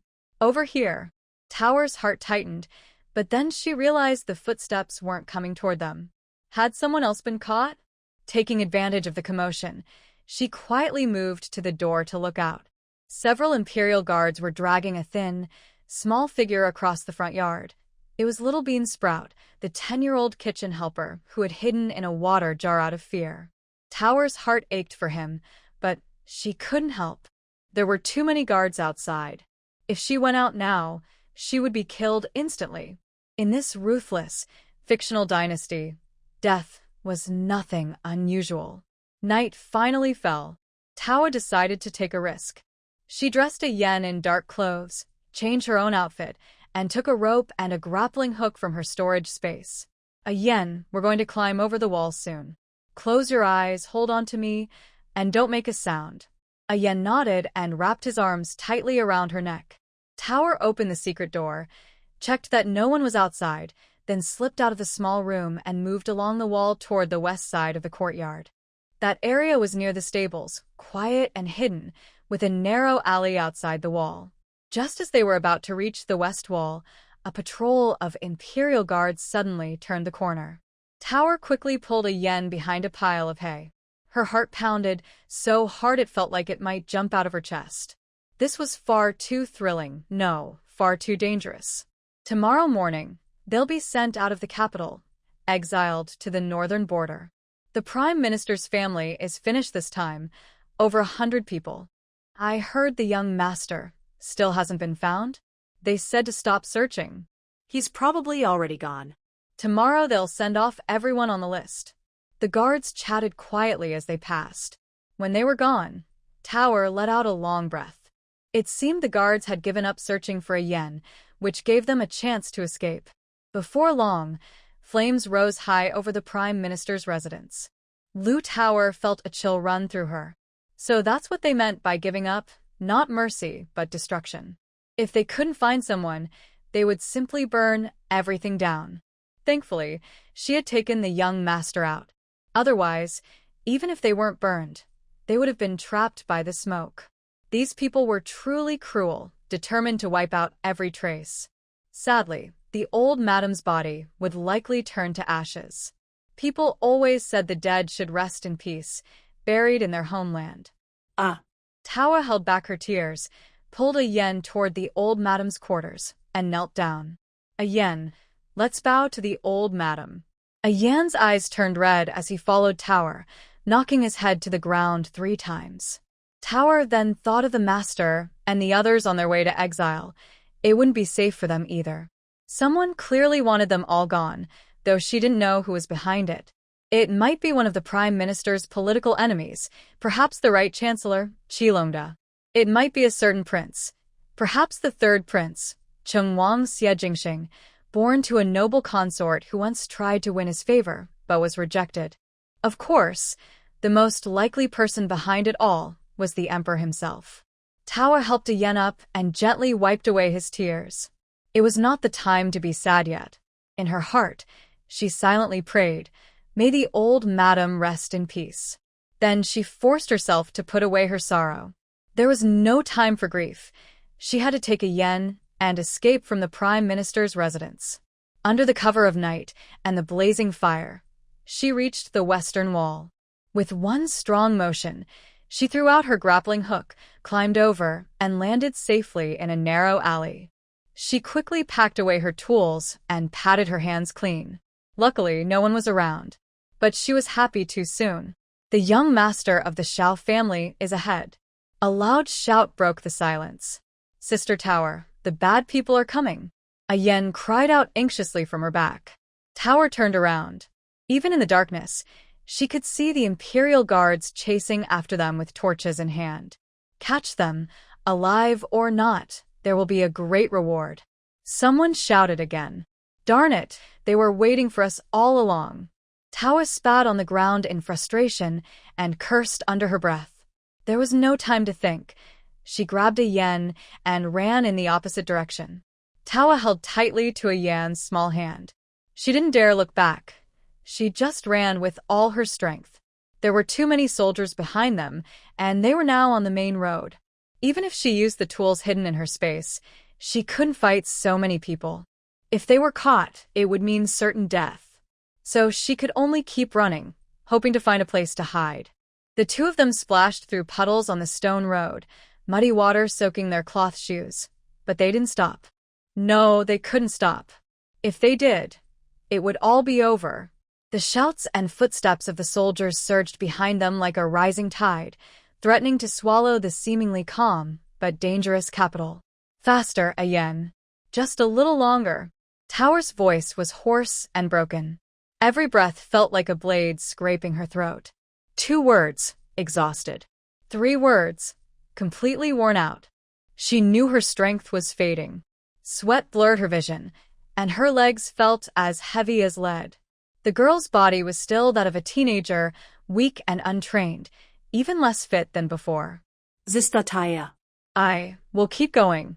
Tower noticed something wrong in his voice and turned to look at a yen. His condition was even worse. A yen's cheeks were flushed from running, and he was breathing heavily. Though his face was hard to see clearly, his labored breaths were obvious. Just as she was about to stop and check on him, a yen suddenly fell forward. She didn't catch him in time and felt a wave of regret. She scolded herself silently. "How foolish of me." With a thud, a yen hit the ground. His palms were scraped, and tiny drops of blood appeared. Tower quickly knelt down, lifted him up, and looked at his tear-filled but stubborn eyes. Gently, she brushed the dust from his clothes and took out a small jar of ointment to apply to his wounds. "Sister Tower, you should go," a yen said weakly, his voice barely above a whisper, but his eyes were firm. Taya froze, surprised. "A yen, what are you saying?" Sister Taya. "I can't run anymore. You should go. I'll only slow you down." Ta suddenly understood. He didn't want to be a burden, afraid that if they were caught, she would be harmed because of him. She hadn't expected such words from a child so young. Her heart ached, but she also felt proud. He was only 5, yet he seemed to have grown up all at once. Truly a child of the Shao family, though the family had fallen, its spirit remained. The old lady's teachings had left their mark. She remembered how, just a few days ago, a yen had begged her playfully to make him his favorite candied sweet potatoes. "Don't say such things," Tower said through clenched teeth, forcing back the lump in her throat. "The old lady entrusted you to me. I must take you somewhere safe." Tears still slipped down her cheeks despite her efforts. "But if they catch up, we'll both be in danger," a yen said, his voice calm in a way rare for a child. "Sister Tower isn't part of the Shao family. You don't have to stay and risk your life for me. You should leave quickly. You are no longer a servant of the Shao family. Hurry up and go." Ayan pushed Tear gently, silently saying, "Sister Tear, I'm sorry. I didn't do it on purpose." Ayan was actually thinking about her grandmother dying and wondering if her father, second uncle, third uncle and mother would also die. If they died, she thought it might be better to die together with them. She didn't want to cause more trouble for Sister Tae. Sister Tae is a good person. Ayan's words felt like a dull knife stabbing Tae's heart. Tae took a deep breath and no longer hesitated. She took out an old strap from her space bag. It was something she saw during a trip to Yunnan. She saw women carrying children with straps, and out of curiosity, she bought one. Later, when tidying up, she casually put it into her space. Tae was not angry at Ayan. She knew Ayan was doing this on purpose. She knelt in front of Ayan and gently said, "Come up. Ayan, since you call me sister, I won't leave you behind. Don't forget, only if you stay alive can you see your parents and avenge the Shao family. If you give up now, you're a coward." I am not a coward." "Then come up quickly. Don't waste any more time, Sister Tae. Come on." Tae's tone was firm. Ayan hesitated for a moment but finally climbed onto her back. Tae tightly strapped Ayan onto herself and used some strength to stand up. The 5-year-old child was not light for her thin frame. She clenched her teeth, adjusted her posture, and felt the strap digging into her shoulders, causing pain. The torchlight of the pursuers was already visible at the corner of the alley, and their voices grew louder. Tae dared not delay any longer. She continued running forward with Ayan on her back. The child on her back was well behaved, not crying or making noise, just clutching her clothes tightly and breathing quickly against her neck. "Sister Tae, I will protect you in the future," Ayan silently promised herself. Stop. "If you run any further, I will shoot you." The threat of the guards came from behind, their voices getting closer. Tae was startled. Could they have brought bows and arrows? Probably not. She had just seen that they only carried knives and long swords. She knew that continuing like this was not a solution. She was exhausted, carrying a child, and couldn't run fast anymore. But the streets of Shengjing were complicated. She was just a small cook from the noble house, so she didn't know any secret places. "Big Sister Tower, put me down. Otherwise, we won't survive." Ayan's voice was full of tears. "Shut up," Tower snapped, her voice trembling. "Did you forget what I just said? Did you forget what the master taught you? A man from the Shao family blood may flow, but tears must not." Sniff, sniff. "Big Sister Tower, I haven't forgotten." But the soldiers... Ayan looked back at the approaching soldiers, feeling very anxious. "If you haven't forgotten, then don't say those things again. You need to stay alive to prove the Shao family's innocence and clear their name. Understand? Even if you die, it shouldn't be at the hands of these soldiers. You should die on the battlefield like your Uncle Wu. That's true heroism. Ayan, remember this. Dying is either as heavy as Mount Tai or as light as a feather. Dying at the hands of these soldiers isn't worth it. Dying like Uncle Wu, that's meaningful." Ayan didn't speak anymore, just clenched his small fists tighter. He bit his lower lip hard, tears falling down. Tower's words seemed hard to understand, but also very meaningful. They sounded different from what her grandmother and father had told her. Tower was saying this on purpose. She knew Ayan admired his Uncle Wu, Shao Yi. "Scoundrel, don't run. We're about to catch you." The soldiers chasing behind were tired and cursing angrily. This girl running so fast with a child on her back was unbelievable. Tower kept going without stopping or speaking, saving her strength. Suddenly, she saw a group of people approaching from ahead. Could they be here to trap them? That cursed emperor really spared no effort. But soon Tower noticed their clothes looked strange. Maybe they belonged to another group. But one thing was certain. They also wanted the young prince dead. Tower felt like banging her head against the wall and dying. This young master is truly hated by many people, to the point that they want to completely destroy the Shao family. There are really obstacles in front and watchdogs behind. It's dangerous. Could it be that she and the young master will both lose their lives here? She is still so young. She doesn't want to die. What should she do? She really wants to enter her space, but unfortunately, this space won't let anyone in. "Sister Tower, there are many people ahead coming this way. Are they here to catch us?" Ayan, on her back, also noticed. "Maybe they are. Are you scared?" Now, she had no better options, only to fight desperately. Sister Tower, with you here, I'm not afraid. I nodded like a little adult. Just when Tower was almost hopeless, a hand suddenly reached out from the shadows of a nearby alley and pulled her inside. Tower screamed, but before she could react, she was covered by a large basket. Then, a heavy object pressed down on top of the basket, and darkness quickly swallowed everything. It's over. Who's there? You scoundrel. Let us go, or I won't forgive you. Tower instinctively struggled and shouted loudly. Don't move around, came an old, urgent voice from above. Miss, I won't hurt you. Tower froze. Her struggling stopped. Ian on her back also held his breath. The sound of approaching footsteps was very close. Should she trust this old man? Her mind raced quickly. But even if he wanted to harm them, she probably couldn't do anything about it. Then she thought if he really wanted to hurt them, he could just shout for the pursuers to come. Why go through so much trouble? Thinking of this, Tower felt a bit more at ease. She loosened the straps on her shoulders, as they were hurting her too much. She relaxed a little and gently patted Ian on her back, thinking about how scared he must be after being suddenly covered by the basket. She was worried he might cry out of fear, so she whispered, Ian, don't be afraid.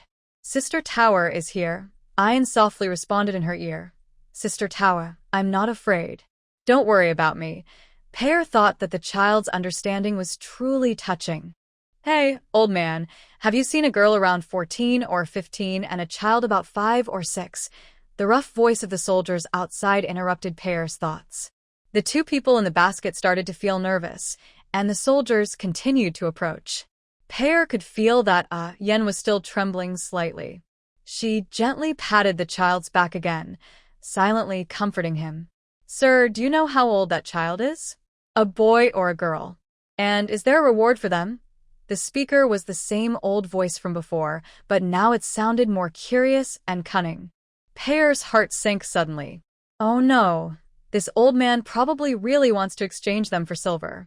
Did he say earlier not to speak just to keep them calm? The world is truly dangerous. She was too naive. She bit her lip tightly, quickly thinking of a way to escape.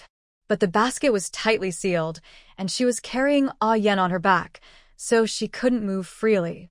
Even if she managed to break out, the soldiers were right in front of her. That would be risking her life.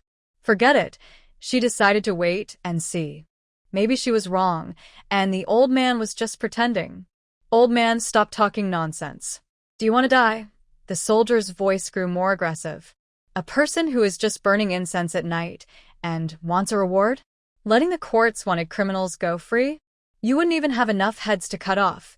Outside, the sound of a sword being drawn was sharp and piercing in the quiet dawn. Paya was startled. Could this person really want to kill the old man? Would the old man die trying to save them? She felt sad. These evil soldiers, can't they just leave people alone? People's lives are as worthless as grass. What should she do? Fortunately, she didn't hear the sound of a sword being swung. It seemed that the soldier was just trying to scare the old man, not really going to kill him. Please, Your Honor, spare my life.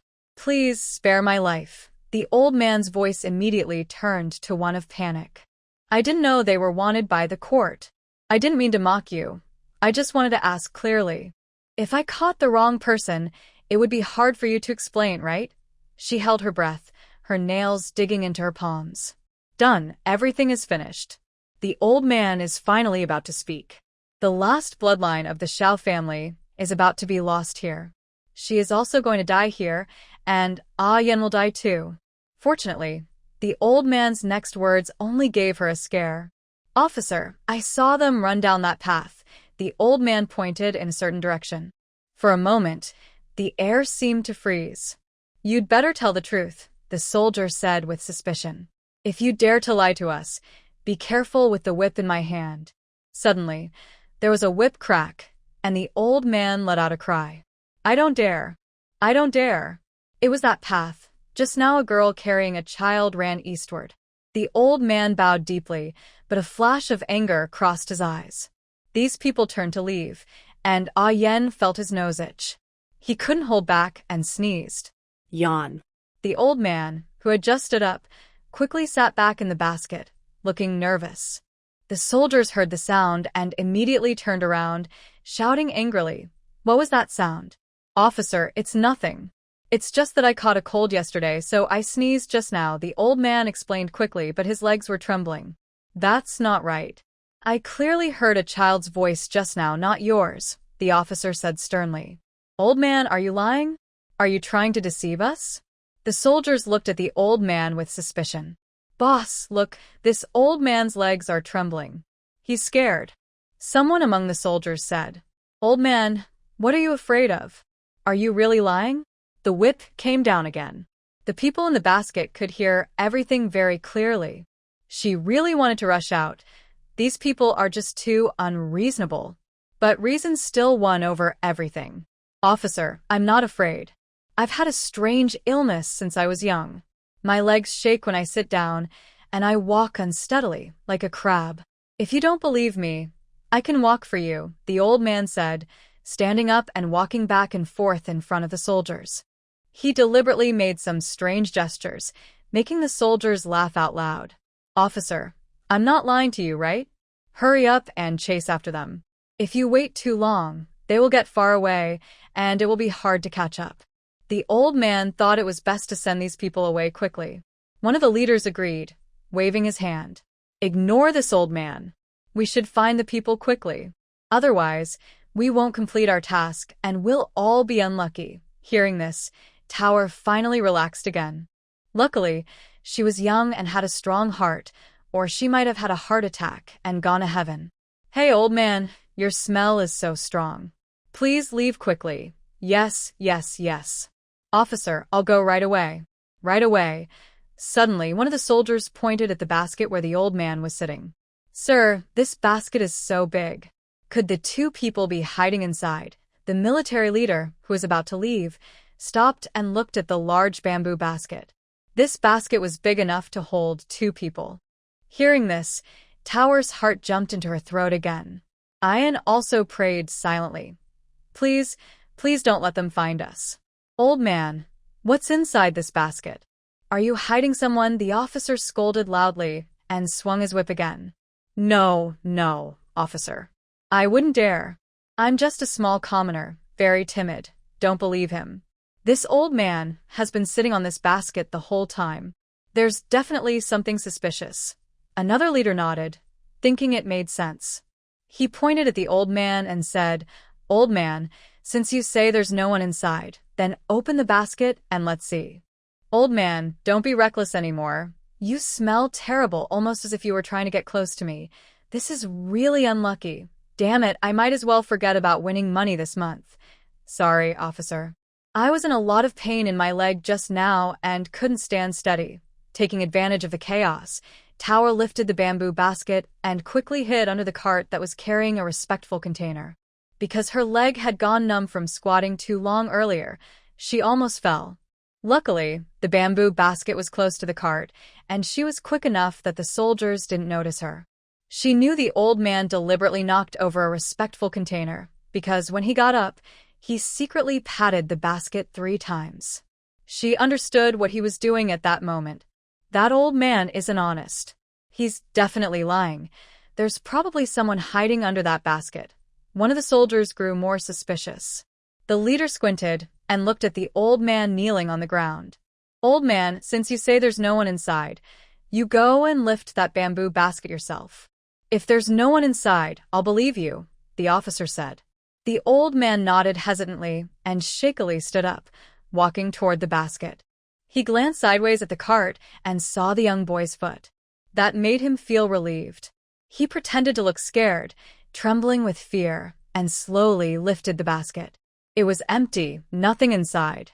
"Officer, there's really no one inside. You should hurry and chase those two. They've already run far away. I saw them running in that direction." "The old man didn't lie to you." The leader angrily scolded the subordinate who had just spoken, then waved his hand. He led a group of people and left in a grand procession. The sound of footsteps faded into the distance. Tower and Ayan waited until they could no longer hear the footsteps outside. Then they finally relaxed. Tower squinted and saw a hunched figure standing in front of the cart. It was an old man with white hair, wearing patched gray cloth clothes, his face full of deep wrinkles. He bent down to pick up the respectful container he had dropped earlier. A strong, foul smell filled the air, very pungent. He placed the container back on the cart. The old man's voice was calm, very different from the frightened tone he had when facing the soldiers earlier. Peach looked at him carefully and didn't act immediately. The old man sighed, squatted down, and looked straight at them under the cart. "Miss, don't be afraid. I'm not a bad person. If I wanted to harm you, I would have handed you over earlier. Why go through all this trouble?" His words made sense. Peach hesitated for a moment, but soon believed the old man and crawled out from under the cart. She moved her stiff, sore limbs and then untied Ayan, whose shoulders were painfully choked. Despite her caution, Peach bowed deeply to the old man. "Thank you for saving us." Ayan also learned to bow properly, like Peach. Peach then asked, "Old man, who are you? Why did you save us?" She didn't believe anyone would help for no reason. If it weren't for that dream she had, she wouldn't have been willing. "Miss, there's no need to be nervous. I'm just an old man who sells night incense," the old man said awkwardly, brushing dust off his clothes. "As for why I saved you," he glanced at Ayan, "because he is from the Shao family." Peach's eyes widened and she instinctively held Ayan closer. "Don't be nervous," the old man said with a bitter smile. "I have some ties to the Shao family. 20 years ago, I was starving on the street with my sick and feverish son. Old Master Shao gave me a bowl of hot porridge and some silver to help treat my son. That kind act of saving a life, I will never forget." Peach carefully examined the old man. She hadn't seen him before, but it didn't matter. He had no ill intentions. However, old Master Shao often helped poor people, and the servants at his house sometimes discussed how he was too kind-hearted. She never thought that this kindness would save the last descendant of the Shao family today. "It seems you can't be evil. Kindness will be rewarded, and evil will face consequences. It's not that justice isn't coming. The time just hasn't arrived yet." "Thank you, sir, for saving us," Peach said, pulling Ayan and bowing deeply again. Ayan also bowed, young but polite. "Thank you, grandfather." The old man quickly waved his hand to stop her. "Miss, don't say that. Compared to you, you are the true person of great virtue. I am not as capable as the young lady. It's still unsafe here. We should not stay any longer. The Imperial Guards are chasing in the wrong direction and will turn back soon. You must leave the capital quickly. But the city gates are surely on high alert." "How can we get out?" Peach asked anxiously. "Moreover, the streets are full of people trying to catch them. I'm afraid that before we reach the gates, she and Ayan will be caught. She wishes she had wings to fly away with Ayan. Once outside Xingjing, it should be much safer." The old man thought for a moment, looked at his night fragrance carriage, then at Peach and Ayan, and suddenly had an idea. "Young lady, I have a way for you and the young master to get out, but it will be a little inconvenient for you." The old man smiled, feeling both happy and a bit worried, glancing at his night fragrance carriage. "Sir, please tell me your plan. At this point, we have no other choice. As long as we can stay alive. Right now, staying alive is the most important thing. Young lady, you don't know this, but the city gates are under strict curfew. Other carriages can't go out, but my night fragrance carriage can. Because these are dirty and foul things, we are not allowed to transport them during the day. My idea is to hide you inside one of the large urns, with one empty. It has a strong smell, so you'll need to endure it," the old man explained happily but with some difficulty, glancing at his carriage. "Uncle, whatever method you have, just tell us. At this moment, we have no other worries. As long as we can survive. Only survival matters now. Young lady, you may not know, but the city gates are under strict curfew. Other carriages can't go out, but my night fragrance carriage can. Because these are dirty and foul things, we are not allowed to transport them during the day. My idea is to hide you inside one of the large urns, with one empty. It has a strong smell, so you'll need to endure it," the old man happily explained, easing Peach's worries. Peach immediately understood what the old man meant. It's not really a matter of being wronged, but the smell is just too strong. In the end, she gritted her teeth and nodded, saying, "I'll follow your plan, uncle." Ayen also nodded. The old man took some clean rice stalks from his cart and placed them into one of the empty urns, letting them hide inside. Peach was already prepared mentally, but was almost sick from the strong smell. She couldn't stand it, let alone 5-year-old Ayen. There was no choice. She took 2 candies from her space, put one in her mouth, and gave the other to Ayen. Then she pinched her nose, and Ayen did the same. After a while, they felt a little better. A moment later, a night fragrance carriage slowly headed toward the east gate of Chang'an City. The person driving was a hunched old man with a head full of white hair. He had 2 large barrels on the car, and their strong smell made passers-by cover their noses and step back. "Sir, please open the city gate," he called loudly. The soldier guarding the gate looked up and asked, "Who's shouting down there?" "You know there's a curfew now and no one can leave the city. I'm Old Chin, who burns incense at night," the old man replied. The person above held up a lantern and shook it, so they could see Old Chin clearly. "Oh, it's Old Chin. Come on in, come on in. Wait downstairs for now," the guard said. The soldiers ran down, opened the city gate, and then stood back at a distance. From far away, they could smell the strong odor. The old man pinched his nose and waved his hand impatiently, saying, "Hurry up, go quickly." The old man nodded politely, pulling his cart slowly through the gate. Just as they were about to leave the city, a man who looked like a leader rode a tall horse toward them. He smoothly dismounted and walked over. "Hold on," he said. The old man felt nervous, his palms sweating, but he kept smiling and asked, "Sir, what's the matter?" At this moment, the guard at the gate came over, bowing and greeting politely, with a flattering smile on his face. "General, you're coming so late. Is there something you need?" Peach also heard this and knew another official was outside. She thought to herself, it's really been a tough journey. Just one last step, and she and Ayen could leave the Imperial City. "Yes, I came to check. Something big happened today. Be alert," the general said, pretending to sound official, but he was just a minor officer. Peach muttered silently inside. "Hurry up and get out of the way." They were both inside, feeling cramped and uncomfortable, and the smell was terrible. Yes, I will guard strictly. Rest assured, General," the soldier said respectfully, standing aside. But inside, he was also thinking, why come out so late? It's dark and dangerous. What if someone falls and gets hurt?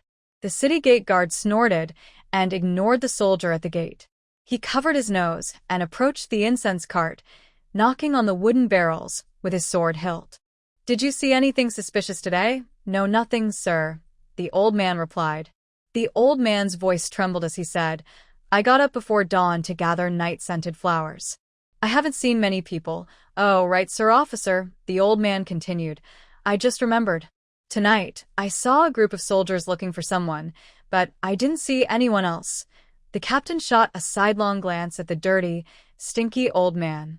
He circled the cart, carefully inspecting every corner with sharp eyes. Finally, he bent down to look under the cart, but found nothing. He then looked back up. There were only 2 large buckets and 1 small one on the cart. Besides these, there was nothing else. But the smell was really overwhelming. He frowned, about to wave everyone through, when he suddenly noticed that one of the buckets didn't seem to be sealed tightly. He walked over and used his sword sheath to lift the lid, as if he was about to check if someone was hiding inside. Peeking from inside the bucket, Tower had already taken out a pepper spray for self-defense. Since the city gate was already open, she was just hoping to find a chance to escape, worried about dragging the old man into trouble. But if the captain discovered them, the old man and the 2 of them would all be doomed. "Oh," she thought regretfully, "I should have known. Never mind, what's done is done. No point worrying now." She decided to wait and see. Unless absolutely necessary, she couldn't let her presence be known. She could endure the foul smell, but Ayen was only 5 years old, raised in luxury and spoiled. How could he bear such hardships? Ayen was quietly curled up in Sister Tower's arms, nervous and scared. More than anything, he was worried about the old man outside. Would the soldiers really kill him? "Be careful, Sir Officer," suddenly, the old man shouted. "This bucket isn't sealed properly. If it splashes out, it won't be good. Please don't get too close. This is dirty stuff. Touching it might bring you bad luck, especially in wealth and love."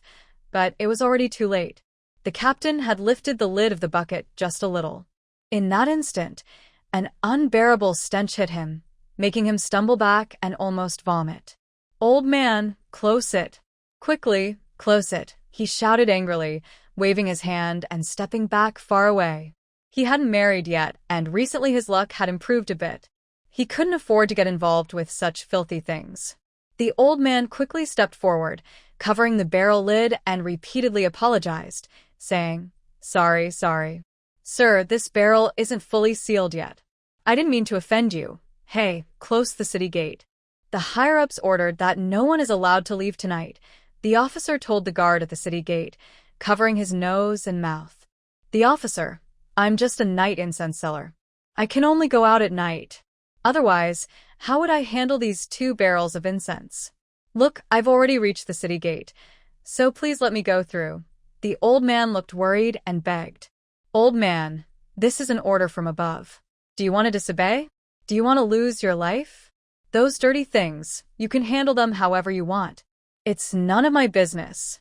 Hurry up and pull back." "No leaving the city," the officer snorted coldly and tried to kick the old man. A young soldier at the gate stopped him and said with a smile, "Sir, this old man is quite old. There's no need to get angry with him. He doesn't understand how serious this is. It's late now, go home and rest. I'll close the gate right away. Not even a fly will get out. Yes, that's better. Go quickly and close the gate." The higher-ups have given strict orders. The city gates cannot be opened at night these days. They can only be opened during the day. Also, everyone entering or leaving during the day must be carefully checked. Better to be safe than sorry, the officer finally relented and spared the old man. The young guard hurried to close the heavy city gate. The old man watched the slowly closing gate, his heart sinking. Just a little more, and he could have helped the descendants of his benefactor. Tower and the others also heard the sound of the gate closing but could only sigh inwardly. There was nothing they could do. Luckily, they hadn't been discovered yet. "Sir, the city gate is closed. You should go home and rest early. I have subordinates here," the officer said, finally satisfied. He then glared at the old man and scolded, "Old fool, what are you still standing here for? Smelly old man, hurry and pull those back. Get lost." The old man knew there was no way out and could only think of other plans. Anyway, leaving the city was impossible. He quickly nodded. Yes. I will leave now." After saying that, he dared not stay any longer and turned around, pulling his cart in the opposite direction. The officer spat on the ground and said, "Such bad luck. I smell terrible. I need to wash up when I get home."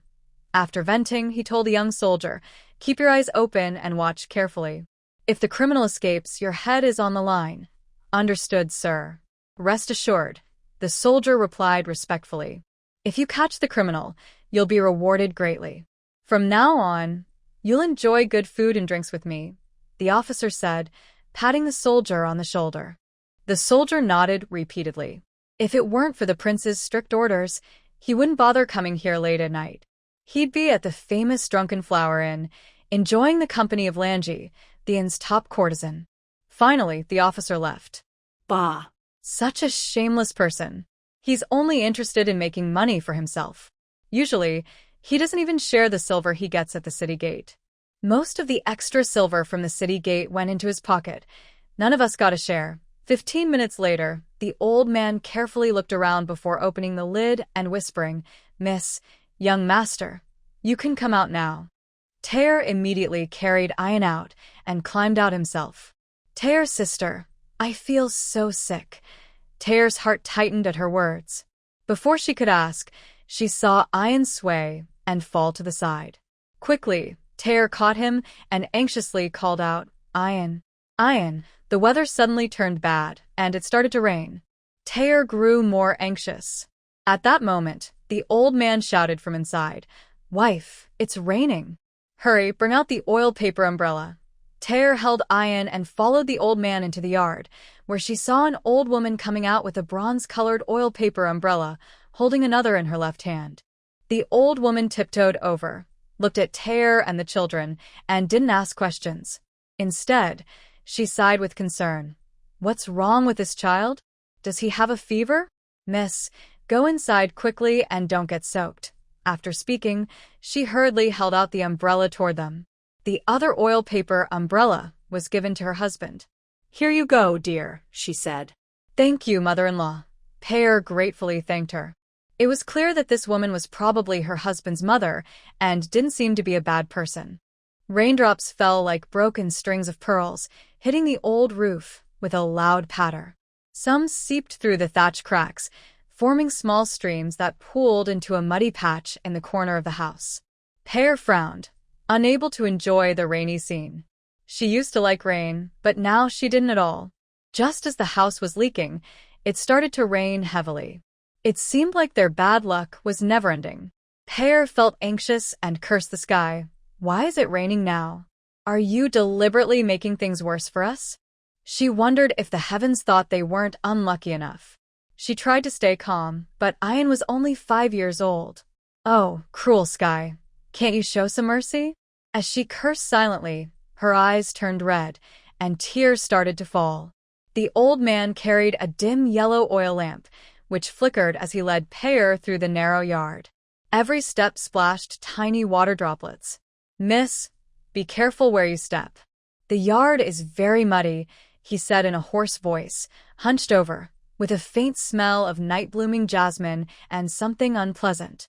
The oil lamp trembled slightly in his hand, casting flickering shadows that illuminated the broken stone mill and a few wilted vegetable seedlings battered by the rain.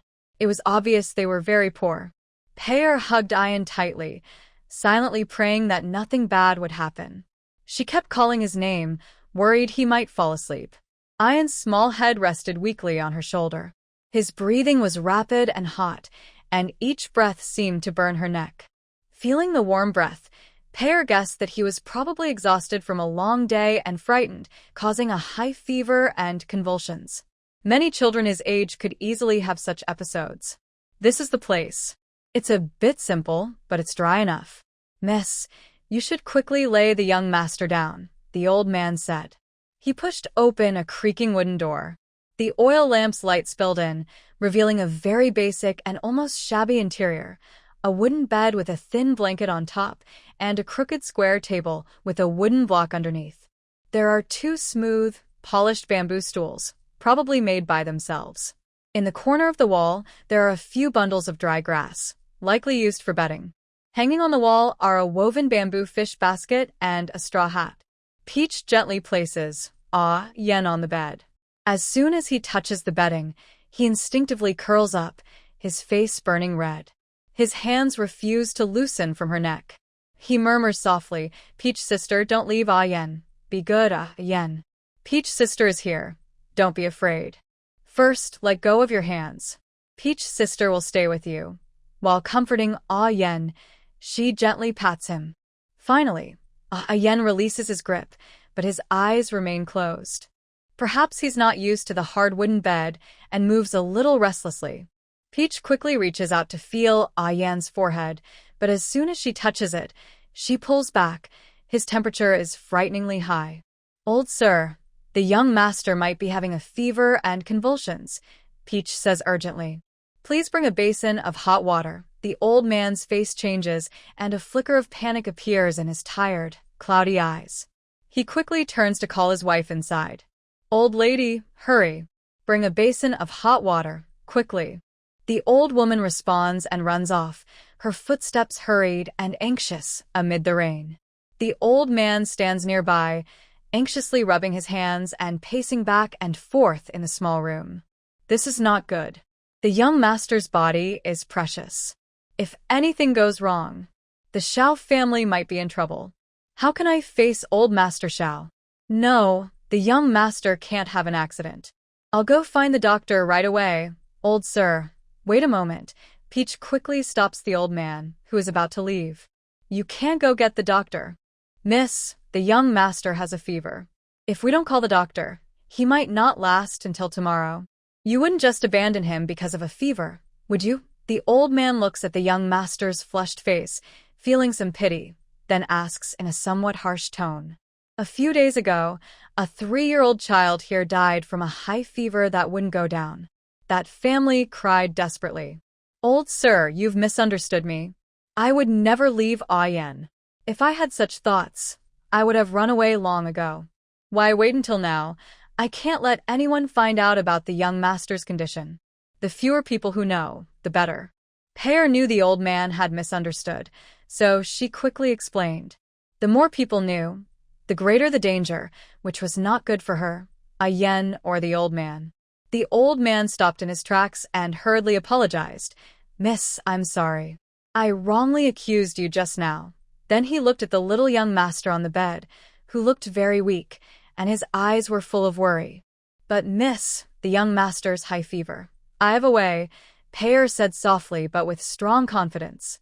The old man wanted to ask what method she had, but she was just a young girl in her teens, not a doctor, so he wondered what she could do. At this moment, the Annie came in and said, Head of the family, what are you talking about here? Just now, I saw this young girl and knew she wasn't that kind of person. Don't worry too much. Whatever the girl says, we will do. If she says she has a way, then she definitely has a way. The grandmother placed a wooden basin and scolded the old man. She had overheard their conversation just now. Although this young girl was young, her gaze was calm and steady, showing she was a thoughtful person. Old man, please stay outside with the grandmother and don't let anyone come in. Rest assured, I have learned a little about medicine before, and the young master will be fine. Pear thought to herself that the grandmother was a kind and understanding person. The old man looked at Pear with a calm and firm expression, hesitated for a moment, then nodded. All right. If you need anything, just call us anytime. He glanced at Ayen on the bed, still worried, but soon he quietly left the room and gently closed the door.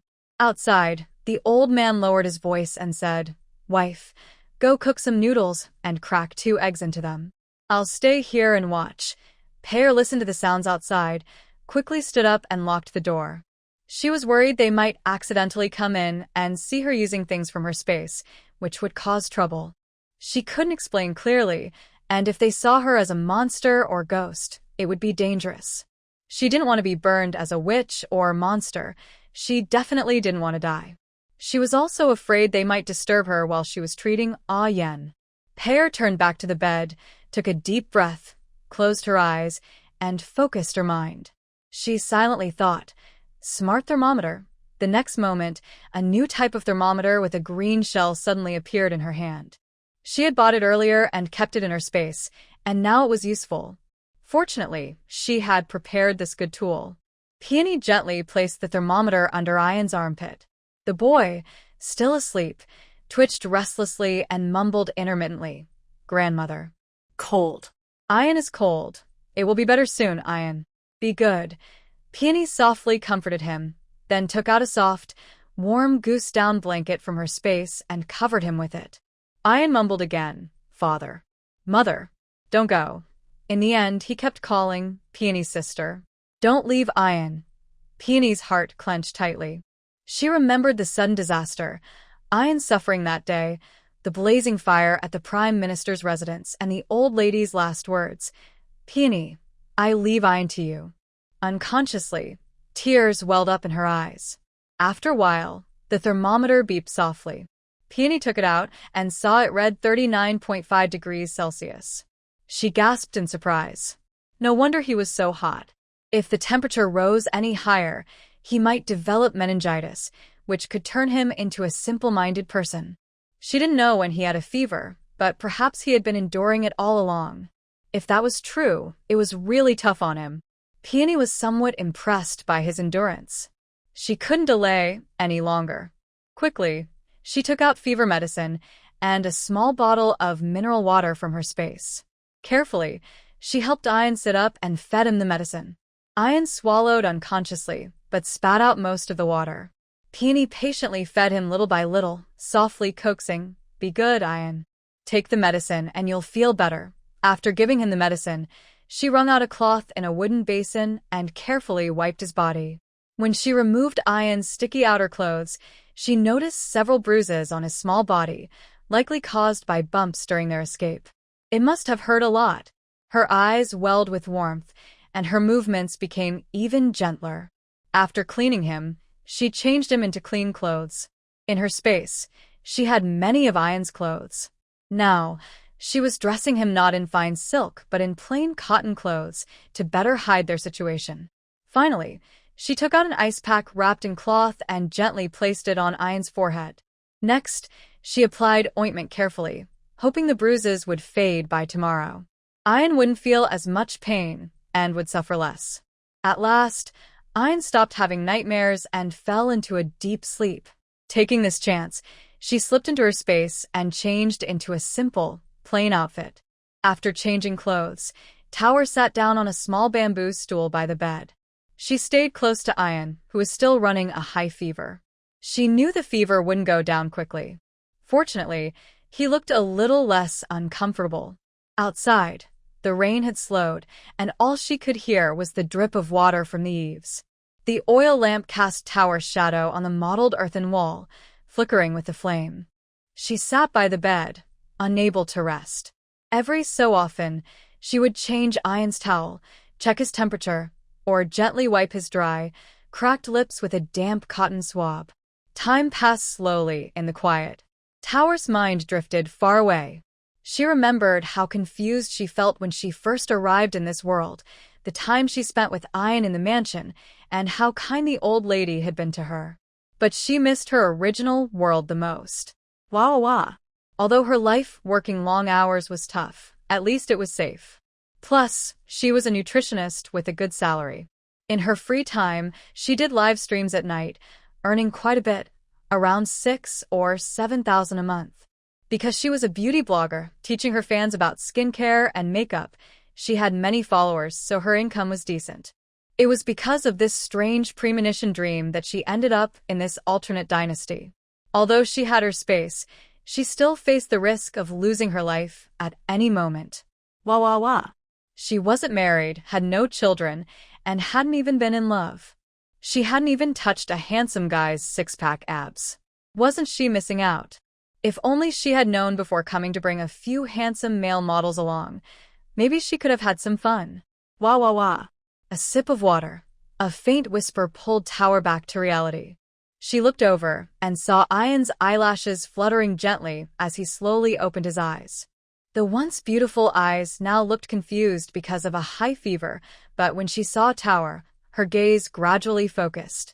She quickly brought a glass of water and helped Ayan sit up. Ayan, drink this." Ayan drank the water quickly and eagerly. "Big Sister Tower." Ayan's voice was hoarse and weak. "I'm here, Ayan. Be good. Big Sister is here," Tower said softly as she gently set Ayan down. She held Ayan's slightly hot hand and spoke tenderly. "Are you still feeling unwell?" She felt sad for him. Such a noble young master. Now like this. What a tragedy. Ayan gently shook his head, then nodded. "My head hurts. My whole body hurts. The fever is going down. Rest a little longer, and you'll feel better." Tower adjusted his blanket and checked his forehead. It was indeed cooler. Ayan realized he was in an unfamiliar room and struggled to sit up. "Big Sister Tower, where are we? Where is Grandma? Where are Dad and Mom?" Tower felt a pang in her heart and didn't know how to answer. It seemed Ayan hadn't fully woken up yet. She could only gently pat his back. "We're somewhere safe. You're sick, so rest and get better first. We can deal with everything else later." A hint of understanding and sadness flickered in Ayan's eyes, as if he remembered something. He nodded and lay back down, clutching Tower's finger tightly. "Big Sister Tower, don't go. I won't go. I will stay with you," Tower promised softly. She stayed with Ayan, talking for a while, until he fell asleep again, probably too exhausted. Tower watched him sleep peacefully and suddenly felt that her crossing over here wasn't entirely without reward. Besides her best friend, she had no other family. Little Ah Yen filled the gap in her life. Maybe that was the meaning of her crossing over. Ah Yen, you must get well. Big Sister Tower will stay with you until you reunite with your family. I won't let you become an orphan like me, she silently thought. Just then, outside the door, an elderly man's cautious voice came through. Miss, is the young master feeling better? Tower suddenly realized how much time had passed. She had forgotten that the old man and others were still outside watching over them. It was still raining outside. She really was careless. She quickly got up and opened the door, her face showing a hint of guilt. Under the eaves, the old man and his wife stood outside, both looking worried. The elderly woman held 2 bowls of steaming noodles. The soup had 2 golden egg yolks and a few green scallions, and the aroma spread in the damp air. Old sir, madam, the young boy no longer has a fever and has fallen asleep. Thank you for your concern, Peach Blossom softly said, smiling gratefully. The old man clearly relaxed and said repeatedly, That's good, that's good. My wife cooked the noodles.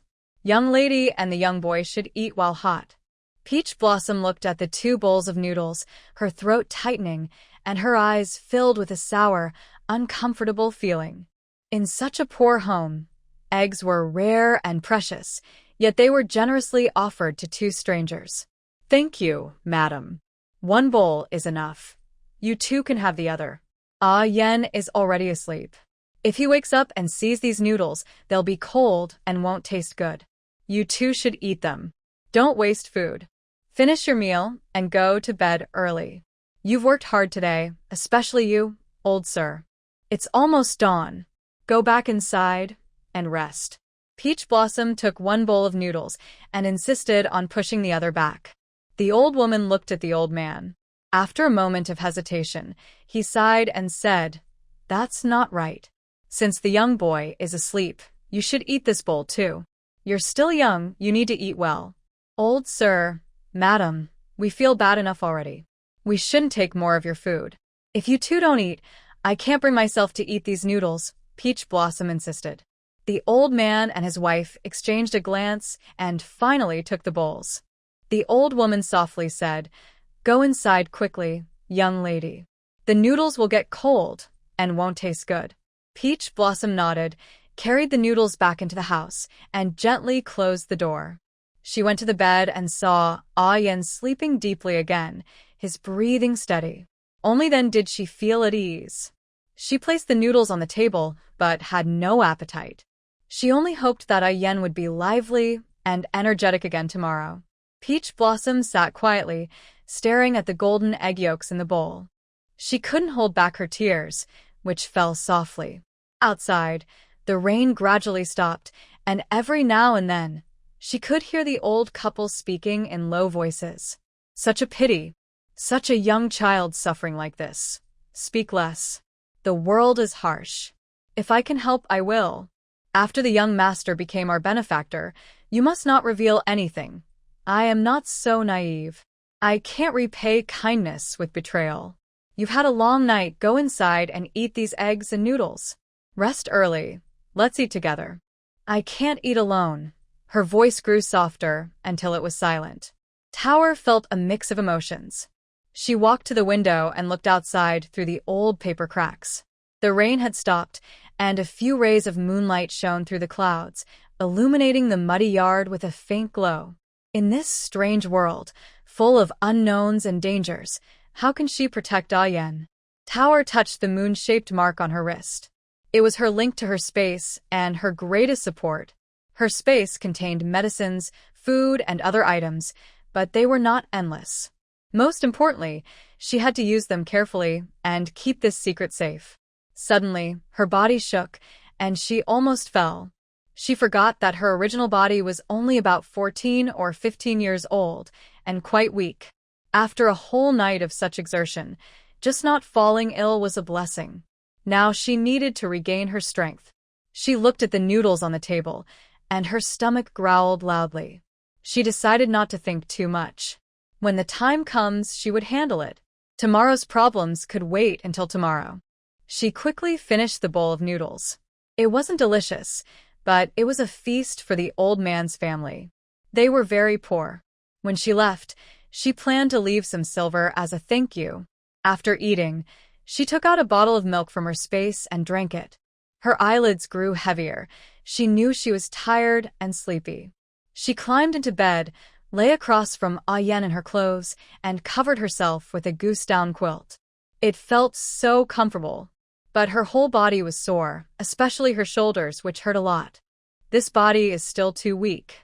If only I had some energy-boosting, healing spring water. As Tower finished her thought, she suddenly found herself in her space. In front of her appeared a clear, bottomless well. Could this be the legendary spiritual spring water? Peach Girl stared blankly at the well, forgetting even the soreness in her shoulders. Is this really a dream come true? She stood about a foot away, deciding to step closer and take a better look, thinking that might help her see more clearly. As she moved closer, she saw everything clearly. Nothing was hidden. The well's opening was made of old blue stones, with damp moss climbing around the edges. The water inside was so clear that she could see smooth, colorful pebbles at the bottom. Even more amazing, a faint, almost living, milky white mist floated above the well, like the fairy aura she had seen in TV dramas. Peach Girl foolishly blew a breath at the mist. No reaction. The mist drifted softly, flowing gently with a fresh and gentle feeling. She closed her eyes and took a light breath. The stuffiness in her chest seemed to ease a little, and strangely, the pain also lessened. Could this really be Spirit Spring? She whispered, her voice clear in the quiet space. The space wasn't very big. Besides the well, there was a hazy, flowing golden glow around her, as if there was no edge, yet it felt like only a small space. Could this be another space, like the legendary Spirit Spring space? Peach Girl's curiosity grew stronger. She looked down and saw the moist, solid earth beneath her feet, fragrant with grass. If the water in the well really was Spirit Spring water, maybe Yan's body would heal faster and become stronger. The burning pain on her shoulders reminded her again. Peach Girl was so excited that she immediately recited a spell, and a water bucket with a rope appeared in her hand. She quickly threw the bucket into the well and soon pulled up a bucket of water. The wooden bucket was small and light, so she could lift it easily. She was about to cup the water with her hands and drink, but hesitated. But can this water be drunk directly? Could it be dangerous? Her adventures in the novel were just stories after all. She was a bit worried. After thinking for a moment, she decided it was fine. Even if the water in the well wasn't Spirit Spring water, drinking it wouldn't kill her. She'd better try it herself first. If she got poisoned, it would be better than Yen. With that thought, Peach Girl no longer hesitated and took a wooden spoon. She scooped out a spoonful of water and reached in to test it. The well water felt gentle on her skin, with a faint coolness that was not painful. Instead, it was like the finest silk brushing against her skin, instantly healing the scratches on her hand. Peach was amazed and stood up quickly. This really was spiritual spring water, capable of healing her wounds instantly. It was truly incredible. She hurriedly scooped another spoonful of the spring water and drank it all in one gulp. The sweet, refreshing taste eased her throat, and her body's fatigue seemed to fade away. She immediately took several more sips until her stomach was full and she couldn't drink anymore. Then she stopped. She tested her hand's wound again and realized her bruises and purple marks on her body should also be treated. Without hesitation, she took off her clothes completely. Since she was alone in the space, she wasn't worried about being seen. She couldn't see the wounds on her back, so she poured water over each part of her body, one spoonful at a time, as if taking a bath. A miracle happened. The moment the warm spring water touched her skin, she felt a slight tingling at the wounds, not painful, but a gentle, numbing sensation, as if her flesh was growing back. She watched in amazement as the bruises on her arms and purple marks on her legs visibly faded, shrinking at a noticeable speed. The swelling on her limbs disappeared, revealing healthy skin underneath. The pain in her shoulders also vanished instantly. She reached out to touch them and confirmed they no longer hurt. The broken skin had healed. Her skin also seemed a little whiter than before, though subtle. She could tell the difference. Peach took a deep breath, her heart pounding. The effect was astonishing. It was 100 times more miraculous than any healing ointment she had heard of. Could this really heal even the dead and the bones? She felt incredibly energized, as if her strength had increased. Looking at her body, she saw no trace of injuries. Satisfied, she put her clothes back on. She smiled foolishly, thinking that heaven truly favored good people. Now that she had the spring water, she felt more secure.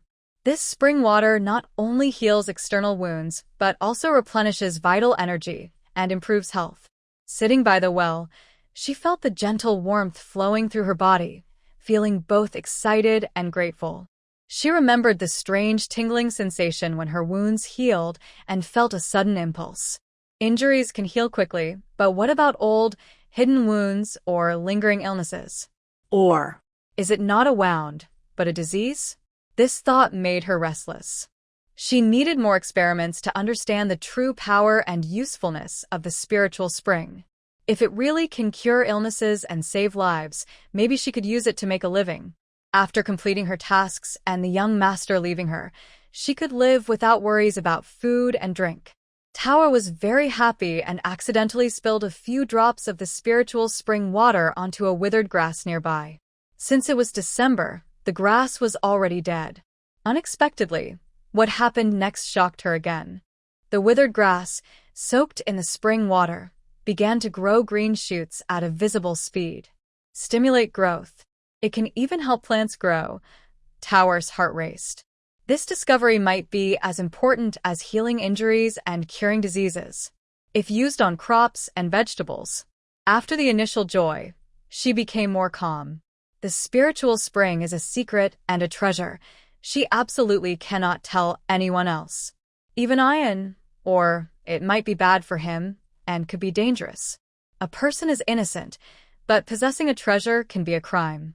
Even herself, she must not reveal this secret, or she might not live to see the next day. In the future, she must dilute the spring water before giving it to Ian to drink. Otherwise, with his cleverness, he would surely become suspicious. Thinking of this, Tower took out an ancient water bag and filled half of it with spring water. After going out, she poured half of the water from her old uncle's house into it for Ian to drink. When enough time had passed inside, she knew it was time to leave. She didn't know if Ian had woken up yet. She looked back at the quiet, lively well, silently thinking, time to go. In the next moment, she found herself back in that simple room, still lying on the hard bed, with the night dark outside the window. She glanced at Ian. Fortunately, he hadn't woken. She crawled over, touched his forehead. No fever at all. It seemed the burn had completely gone. She closed her eyes and quickly fell into a deep sleep. The next day, Tower was awakened by the crowing of a rooster. Coo, coo, coo. Coo, coo, coo. Ian was also awakened by the noise. Pei quickly put the goose-down quilt into the space. At this moment, there was a loud knocking on the door, followed by a man's voice. "Miss, are you awake?" Pei was startled. Last night, only the old uncle and his wife were here, no one else. Who is this man knocking at the door? At the same time, Ian was also awakened by the knocking. He rubbed his sleepy eyes and saw Sister Pei staring intently at the door. "Pei, what's wrong?" "Shh. Ian, don't make a sound. Someone is outside." Pei leaned over and gently covered Ian's mouth, speaking softly. Ian nodded obediently. Remembering the knocking earlier, he quickly understood what was happening. "Ian, drink some water to soothe your lips." Seeing Ian nod, Pei let go and took out a water bag filled with spiritual spring water. This water was pure, without any other additives, so Ian would recover faster. Later, she planned to mix it with regular water so it wouldn't be obvious, and Ian probably wouldn't suspect. She brought the spiritual spring water to his mouth. Because Ian had a high fever last night, and felt very dry. He drank a few sips eagerly. Instantly, a warm feeling rose from his stomach and spread through his limbs. His high fever, headache, and body weakness miraculously disappeared, replaced by a clear, refreshing feeling. "Pei, this water is really sweet." Pei nodded casually, then pointed under the table. "Ian, don't talk now. Hide down there. I'll open the door. If things look strange, run quickly, okay?" Ian nodded and quickly dressed, then slipped under the table. He listened to Sister Pei. The cat was hiding under the table. He remembered how Pei stayed up all night caring for him last night, and a warm feeling filled his heart. Although Sister Pei was not his real sister, just a maid from the Xiao family, during these 2 days of fleeing, she took care of him very carefully. Even when facing danger, she didn't give up and ran away alone. He would always remember her kindness and, in the future, find a handsome and caring husband for her. If that person ever treats Sister Tower badly, I will teach him a lesson. The knocking outside the door grew louder and more urgent than before. Tower had no idea what little Yen was thinking. She took a deep breath and went over to open the latch.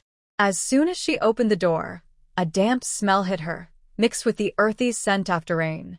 Standing outside was a middle-aged man in his 40s, with dark skin, lines of age and hard work on his face, but his eyes were kind and simple, like a farmer. "Hello, sir." Who are you? "Why are you in old Uncle Chen's yard?" Tower asked cautiously. Last night, she hadn't seen this man. Only old Uncle Chen and his wife. "Are you Tower?" the man asked, rubbing his hands nervously. "Don't be nervous. I'm not a bad person. My name is Chun Ping'an. I'm old Uncle Chen's son. My parents told me if you didn't wake up by the hour of the dragon, to call out to you because the little prince had a high fever." Tower's suspicion hadn't completely gone, but she looked apologetic. "Uncle Chen, the little prince's fever has gone down." Sorry. "I didn't know you were old Uncle Chen's son." Chen Ping'an smiled kindly. "It's okay, Tower. My parents said the little prince is a child of the Xiao family who saved our lives, so we must take good care of him.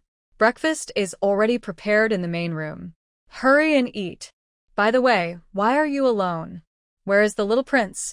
Chen Ping'an looked inside but saw no one, so he asked. Tower smiled shyly and explained. "Uncle Chen, I thought he was a bad person, so I told Yen to hide." "Please don't mind. In our situation, we have to be very careful. It's fine, Tower.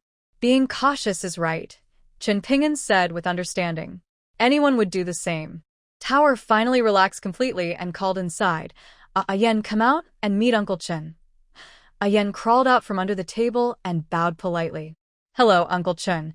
Chen Ping'an quickly waved his hands, flustered. "Little prince, you don't need to be so formal." His voice was a bit stammered, clearly not used to talking to a child from such a background. "If it weren't for the young master's family being in trouble, I might not even get to see him. Uncle Chen, you can just call me Yen. I'm no longer the noble son of the Prime Minister's house." Yen spoke softly, with a calmness beyond his age on his young face. Uncle Chen, just go along with him. You're the elder, so calling you uncle is fine." Chen Ping'an nodded and stopped insisting, leading them into the main room. On the table was a clay jar with thick rice porridge, and nearby, a broken bowl held 2 boiled eggs. This was probably the best food this family could offer. "Miss Tao, poor families don't have much to serve. Take your time eating. Uncle Chen, this is already very good. Won't you eat too?" Tao glanced at the food on the table but saw Uncle Chen sitting on a small stool, weaving a bamboo basket. The basket was probably made to sell, costing a few coins each. "Eat, I've already eaten. You two eat slowly, no need to rush." He said that he had eaten, only drinking a bowl of porridge without eggs. The eggs were reserved for special guests. Besides, they only had about 10 or 20 eggs at home. He didn't want to eat them, not even sharing with his parents. "All right." Seeing Uncle Chen say that, Tao nodded and didn't ask further. She first filled a bowl with porridge for Yen, then carefully peeled a boiled egg and put it into his bowl. "Yen, you haven't eaten for a day and a night. You're hungry, right? Eat something so you can get better faster." "Okay, Sister Tower, you eat too." Yen ate small bites, his eyes often drifting toward Tower. Tower filled her own bowl halfway with porridge, ready to eat. Suddenly, Ayan pushed the other egg from his bowl toward Tower. "Sister Tower, you eat this." Tower was surprised but then smiled, peeled the egg, and put it back into his bowl. "Ayan, good boy. I won't eat the egg. You just got better from being sick. You need to strengthen your body. When you're healthy, you won't slow down your sister on the road when we run away." Ayan still wanted to refuse, but Pei's gaze stopped him, so he obediently started eating the egg. Pei looked at Chen Ping'an, who was silently weaving a bamboo basket nearby. She took out 1 or 2 silver coins from her pocket and said, "Uncle Chen, could you please go to the market and buy some meat, eggs, rice, and flour?" Ayan was sick and needed good food. Eating porridge every day wasn't enough. "Also, could you help find out about the situation at the mansion and the guards at the city gate?" Chen Ping'an put down the half-finished bamboo basket, took the coins, and nodded. Of course, I'll go right now. "Please stay inside the house and don't go outside." Before leaving, Chen Ping'an reminded them again. Pei agreed happily. Ayan was still not fully recovered and shouldn't run away. After Chen left, Pei finished the remaining porridge and looked around the simple but tidy small yard. The wall was not high, made of mud bricks. A few wildflowers grew in the corner, looking especially bright after the rain. It was surprising that old Uncle Chen and his wife were quite romantic. She didn't know if the flowers were planted by Uncle Chen or his wife. Last night, in the chaos, she couldn't see clearly. Now, under the bright sun, she could see the rough cloth clothes hanging to dry and the neatly stacked firewood in the corner. It looked very much like a rural area she had visited in her modern life. After finishing the porridge, Ayan walked over to Pei and asked softly, "Pei sister, how much longer do we have to stay here?" Pei patted his head. "At least 2 more days. Your body just got better, so you can't travel right away. Besides, now everyone is probably looking for us outside. We need to hide for a while." Ayan was silent for a moment, then suddenly asked, "Will Dad and Mom be okay?" Pei's heart tightened, and she didn't know how to answer. She was just a 15-year-old maid. Overnight, the Xiao family went from being a noble family to prisoners. The master and mistress were in jail, and the servants scattered. If she hadn't had a premonition dream and made some preparations, they might have been caught too. She suddenly felt very sad for herself, but Ayan was even more pitiful. Pei squatted down and looked into his eyes. "Ayan, no matter what happens, Pei will protect you. Don't be afraid." Tears welled up in Ayan's eyes, but he held back, not letting them fall. A 5-year-old child lost his luxurious life and the protection of his parents overnight. Yet, he seemed to understand the harshness of the world earlier than others his age. It was impossible not to feel sad inside. To prevent him from overthinking, Tower started talking about other interesting things. While they were chatting, old man Chen hurried in, panting heavily, with a look of anger and sadness on his face. "Tower girl, something's wrong." The Xiao family.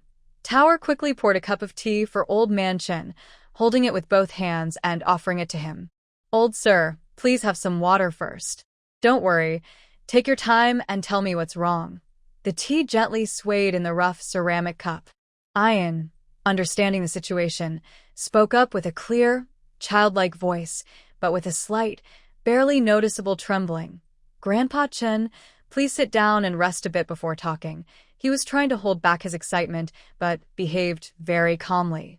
He turned and carried a small wooden stool, stepping carefully behind Old Man Chen, and gently set it down. Old Man Chen looked at Ayan, who was trying to hide his emotions, and felt a pang of sadness. This child was only 5 years old. So young. It's truly pitiful.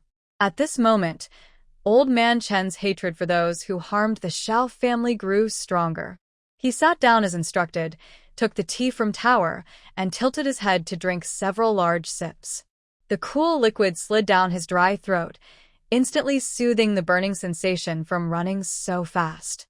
Not only did it quench his thirst, but the exhaustion and heavy breathing that seemed to come from deep inside his chest also miraculously eased. He even thought that this plain white water tasted especially sweet today. This strange feeling was fleeting, and he didn't think further. Old Man Chen didn't know that the tea had become sweet because Tower added a few drops of spiritual spring water. He shook off that small doubt and let out a heavy sigh. His cloudy old eyes looked at Ian, then turned to Tower, lips trembling.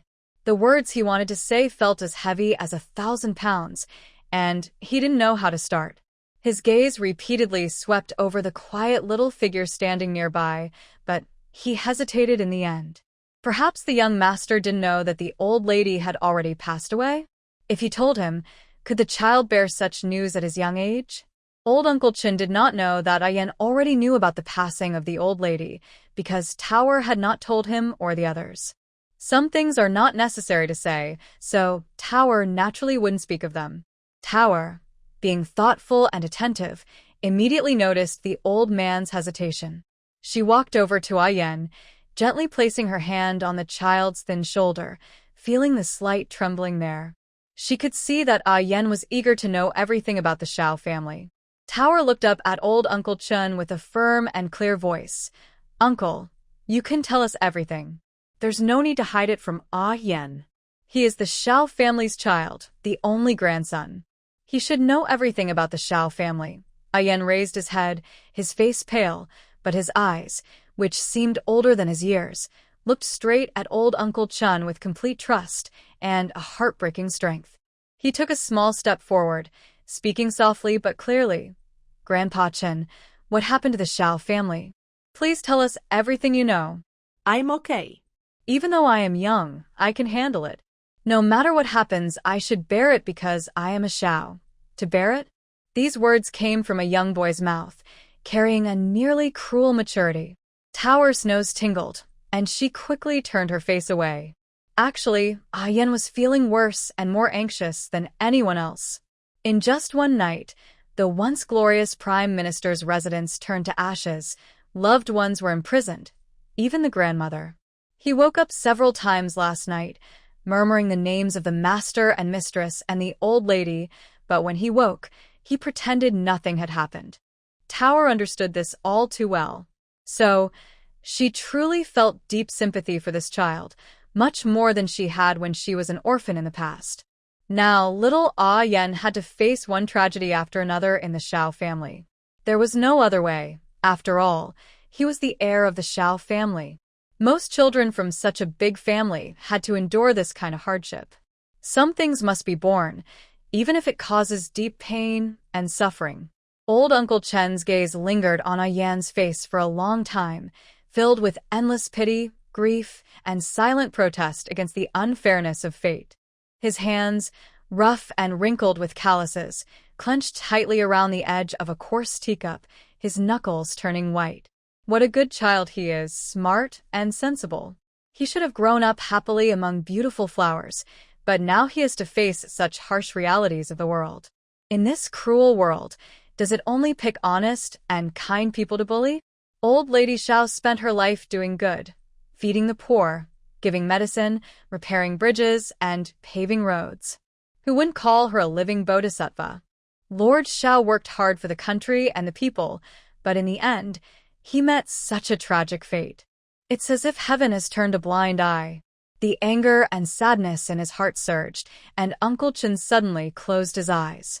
When he opened them again, his eyes were red with determination. He knew he had to tell young Master Ian. His voice was dry and hoarse, like sandpaper rubbing rough wood, with a hint of choking emotion. "Ian, your grandmother has passed away." These few words seemed to drain all his strength. After saying them, he slumped down, afraid to meet the child's eyes. The body is in the open space in front of the Prime Minister's residence. Peach didn't feel particularly sad after hearing this news. Instead, she felt a bit happy. Because the old lady had already passed away, she had thought her body would be burned in a fire, but surprisingly, the soldiers had moved her remains out. She used to be upset that the old lady's body wasn't intact, but now, maybe she will have a proper burial. Peach thought again, perhaps because the old lady still had her official decree on her, the soldiers didn't dare to do anything else. The hall was deathly silent, only a few birds chirping outside the window, making the heavy silence feel even more oppressive. Although she already knew her grandmother had passed, hearing it again from Uncle Chin made her very sad. The pain in her heart spread once more. She wondered how the soldiers would handle her grandmother's body. Peach knew Ian was upset and sad. She went over and hugged him. Ian, people who pass away can't come back. Don't be too sad. Grandmother died peacefully. If she were still alive, she wouldn't want to see you so upset. Ian buried his face in Peach's arms, softly sobbing. She took a deep breath, gently patted his back with a tender heart, her voice trembling slightly. Ian. It's normal for Ian to feel upset now. She could only comfort him with words. There wasn't much else she could do. Let's first understand the specific situation. Then Tower asked, Old sir, what does the government or the palace plan to do with the old lady's body? Have you heard any news about this? Ian was immediately awakened by Tower's words. He suddenly turned his head, putting away his sadness. Now was not the time to be upset. He looked eagerly at Uncle Chen, with a faint hope burning in his eyes, like a spark in a cold night, making people feel heartbroken. Uncle Chen wiped his face and tried to remember what he heard during the chaos in the city today. He lowered his voice and said, I heard it's the palace, that the emperor issued an order. He paused, seeming to feel a natural fear when mentioning the high and mighty emperor, but seeing Yan's gaze, he straightened his back. What did the emperor's order say? Uncle, please continue. Could it be that he received the old emperor's command? The order said that the Duke is allowed to return home alone tonight to handle the old lady's funeral and lay her to rest. It said that the funeral should be simple and not showy. Tower was a bit confused, not understanding why the emperor would do this. Indeed, emperors are full of tricks, hard to guess or understand. Uncle Chen looked at Yan and added, his voice full of suppressed anger. But they say the Duke was personally guarded back by the third prince, afraid that he might run away. Tower, Yan, you must mourn properly. The old lady has left us. It's really a pity. Hearing this, Uncle Chen's emotions grew intense again, his forehead veins bulging. These people, these beasts. The old lady was such a good person. Everyone in our neighborhood benefited from her kindness. That year, during the Great Drought, if she hadn't opened her granary and set up a soup stall, who knows how many people would have starved. How could they do this? Even in death, they won't let her children and grandchildren see her off properly. What kind of logic is that? Where is justice in heaven? The old man's grief echoed in the simple house, each word like blood crying out. Tower's face darkened as she heard words like, funeral tonight, the Duke guarded by the third prince, and simple funeral. Her initial faint happiness was replaced by a deeper coldness. The heart in the chest beat heavily, and a clear thought came to mind. This is not normal. The old emperor was cruel and unkind. After killing the Xiao family and destroying their clan, why would he suddenly show mercy and allow Lord Xiao to return to handle the funeral? And to say they should be laid to rest in peace. This seems more like a carefully planned trap, a cold snare. The news of Lord Xiao returning alone and the old lady being buried tonight. What is the purpose? Is it to lure out the enemy? To catch any remaining members of the Xiao family or old friends who still support them? Or is it that the cruel emperor, after all the bloodshed, feels a tiny bit of guilt? Maybe because he feels guilty for the young General Xiao dying for the country? No matter which, it is suspicious that Uncle Chin was able to find out this news so easily. It's like a small light in the dark, showing the way, but possibly leading to deeper darkness. Peach's heart sank little by little. She felt as if a huge net was waiting for them. Peony knelt down and gently wiped tears from Yan's face with her sleeve. Her voice was soft but strained. Yan, be good. The old lady was kind all her life. She isn't really dead. She has just gone to another place to live. That place is heaven, where there are no plots or bad people. When she reaches heaven, she will be very happy because she has become a fairy. And the old lady will watch over us from above, but we can't talk to her. So, you don't need to be too sad. These words were just a way to comfort Yan. Sometimes, kind lies can be helpful. Really? People can go to heaven after they die?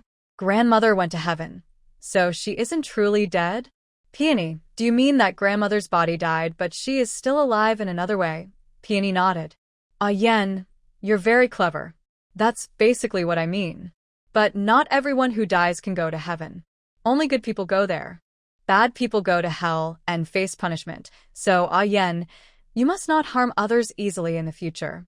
But you also shouldn't let others bully you. Because if someone bullies you and you don't fight back, they will think you're easy to push around. Understand? Ah Yen nodded, seeming to understand but still a little confused. One thing he understood was that grandmother hadn't truly died. She had just gone to a better place. And she could see him. His sad mood suddenly eased a lot. Old Uncle Chin didn't understand what Peony was talking about.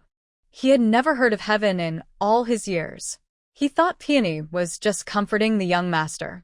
He thought to himself that this girl was indeed clever and thoughtful, which was why the old lady trusted her so much with the young master. Old uncle, where did you hear these stories? Peony asked as she comforted Ah Yen, and he looked up. Today, I went to the market and overheard some people talking. Then I secretly went outside the official residence and saw a young man in a python robe scolding people at the gate. I pretended to pass by and listen for a moment, then hurried back. After hearing Uncle Chen, Peony's brow furrowed even more. She needed to speak with Ah Yen alone and clear her own tangled thoughts. Pear stood up, trying to keep her voice steady. Old sir, thank you for risking so much to tell us this news. You've worked hard. Please go back inside and rest. After all this, Ah Yen must be feeling upset. I will take him back inside and try to comfort him, she added. Old Mr. Chen looked at Pear's pale but determined face, then at Ah Yen, who was holding back tears. He nodded heavily, his cloudy eyes filling with tears. All right. Pear, take good care of yourself. Talk to the young master. I'll stay in the yard and watch over you. Rest assured, no one will come near the room where you are staying, the old man said, hunched over as he slowly left the main hall. The door closed, blocking out the afternoon sunlight, and the room grew darker. Pear held Ah Yan's cold little hand and led him through the simple main hall to the small room where they would stay for now. Ah Yan obediently followed, head bowed, his brows furrowed. Inside, he started to worry about his father's safety. Earlier, Grandpa Chin said that the third prince would take his father back to the government house to prepare for the grandmother's funeral. Would the third prince do anything harmful to his father? As soon as they entered the small room and closed the door behind them, Ah Yan's tense feelings seemed to break apart all at once. He suddenly threw himself into Pear's arms, and his long-suppressed tears finally spilled out. But it wasn't loud crying. It was a muffled, broken sob, like a small animal crying inside his chest, heartbreaking to hear. His tiny body trembled violently, and hot tears quickly soaked Pear's rough cloth dress. Pear was stunned for a moment. She thought that her earlier comfort had made him less upset. But she didn't expect that Ah Yen was still just a 5-year-old child. Pear sister, I'm sorry. I couldn't hold it in. I just wanted to cry for a little while, he whispered. After a long while, Ah Yen lifted his tearful eyes, as clear and pure as if they had been washed by rain. It's okay, Ah Yen. If you want to cry, just cry. It's good for your body, Pear said softly, taking out a handkerchief to gently wipe his tears. Long-term sadness can be bad for health, so it's better to let it out. Pear didn't say anything more. But as soon as she spoke, Ah Yan's tears hadn't finished drying, and he buried his face in her embrace, sobbing again. Sighing, she decided not to wipe her face anymore and simply threw the handkerchief on the bed. She held him tightly, letting him cry, gently stroking his messy hair. When Ah Yan's crying gradually turned into sniffles, Tear reached out to his shoulders and made him look at her. She carefully wiped away his tears with her handkerchief, her voice calm and serious. Ah Yan, listen to your sister. I know you're crying because you miss Grandma and feel sad about Dad and Mom, but now is not the time to cry. Ah Yan's eyes were red and swollen as he sniffled, trying to focus on her words. Tear, Uncle Chin said that tonight, Father will be taken back to the house by the third prince to handle Grandma's funeral. I want to see my father once. I'm afraid I might not see him for a long time after this. He choked on his words, looking at Taer with longing. Actually, he was more afraid that he wouldn't see his father and family again. Taer was stunned. She realized that his deep sadness was because he was worried about the general. Did he understand Uncle Chen's words just now? He was so young but so sharp. She had wanted to hide the truth from him, but he misunderstood. The real purpose of the third prince was probably not so simple. His goal was to lure out the family's secret weapon, Ayen. The emperor had issued an order. The third prince couldn't act now. If he did, it would be through covert means during the journey. Even the third prince wouldn't dare to attack in Shengjing openly. Ayen, tonight, the general will indeed be taken back to the prime minister's house by the third prince. I will try my best to let you see your father, okay? But if we do that, we'll be in great danger. We might just have escaped, but we could be caught again. Taer thought for a long time and made a decision. The emperor wants your father to come back and bury grandma. That sounds good. But think about it. Why would the third prince personally escort him? Ayen shook his head in confusion. This might be a trap. They could be trying to use grandma and dad to lure out those who still care about the Shao family and might want to help. Then they could catch them. But I think their main goal is to catch you and me. It's like using tasty food to lure mice out of their holes. Ayen's eyes widened slightly, fear returning to his face. Sister Tower, maybe we shouldn't go. I believe good people will be protected by fate, and we can still see our father and them later. Also, we can't let Dad's friends risk their lives to save me and Dad. Sister Tower, we need to find a way to tell them. Let them know this is the third prince's plan. Ayen shook his head in fear. He didn't want the changes in the Shao family to cause more trouble for others. Tower held his hand tightly and said seriously, Ayen, you're very brave. It's right to think like that. So, we must find a way to tell them. Ayen nodded and then asked, Sister Tower, how can we tell these people without risking their lives? He went from being sad to worried. Don't worry, Ayen. Sister Tower has a plan. I can't let these people risk their lives, and I will make sure you and your father see each other. But right now, you don't need to think about anything. Just rest well. Regain your strength. I'll wake you up for lunch later. Tonight, we have important things to do. Tower smiled mysteriously. Ayen obediently lay down and nodded firmly. Tower opened the door and spoke to Old Chen, who was guarding outside. Old sir, Ayen has gone to sleep. I haven't slept well all night either, so I want to rest for a bit. You don't need to stay outside. You've worked hard last night. You should rest now. If Uncle Ping'an wakes up later, please call us. I asked him to find out some news. Old Chen nodded. All right, Miss Tower. When Uncle Ping'an returns, I'll call you. You've taken care of Ayen all night. You must be tired. Go back inside and rest. I'll go do some work now. That girl must have stayed up all night caring for the young master. She must be exhausted. Tower nodded, pretending to go back inside, and closed the door to sleep. Through the crack in the door, she saw Old Chen leave. Then she lay down and started thinking. How could she find someone suitable to inform the old friends and righteous people of Xiangyi? Maybe the prince's people would also take this chance to rescue Xiangyi. Although master, she has always been neutral. This time he was truly involved because of the crown prince. Right now, it's unclear who is behind the conspiracy, but Peach guesses it's probably someone from the third prince's side. After all, besides the crown prince, the third prince has the biggest ambitions and strong influence.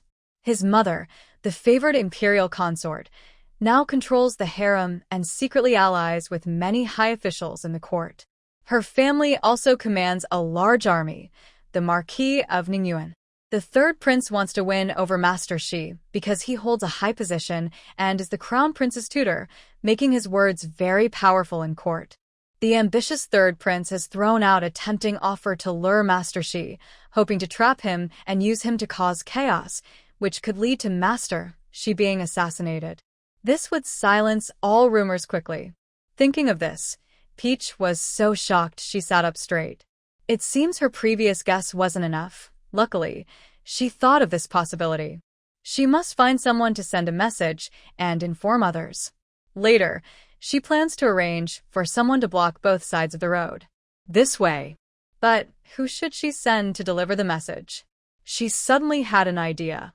With a plan in mind, Peach lay back down to rest and take a nap. About an hour later, Pingin hurried back. Peach and Yen had already woken up and were waiting in the main hall for Pingin. Pingin placed the bought items on the table and handed the remaining half-tael of silver to Peach. Miss Peach, here is your silver.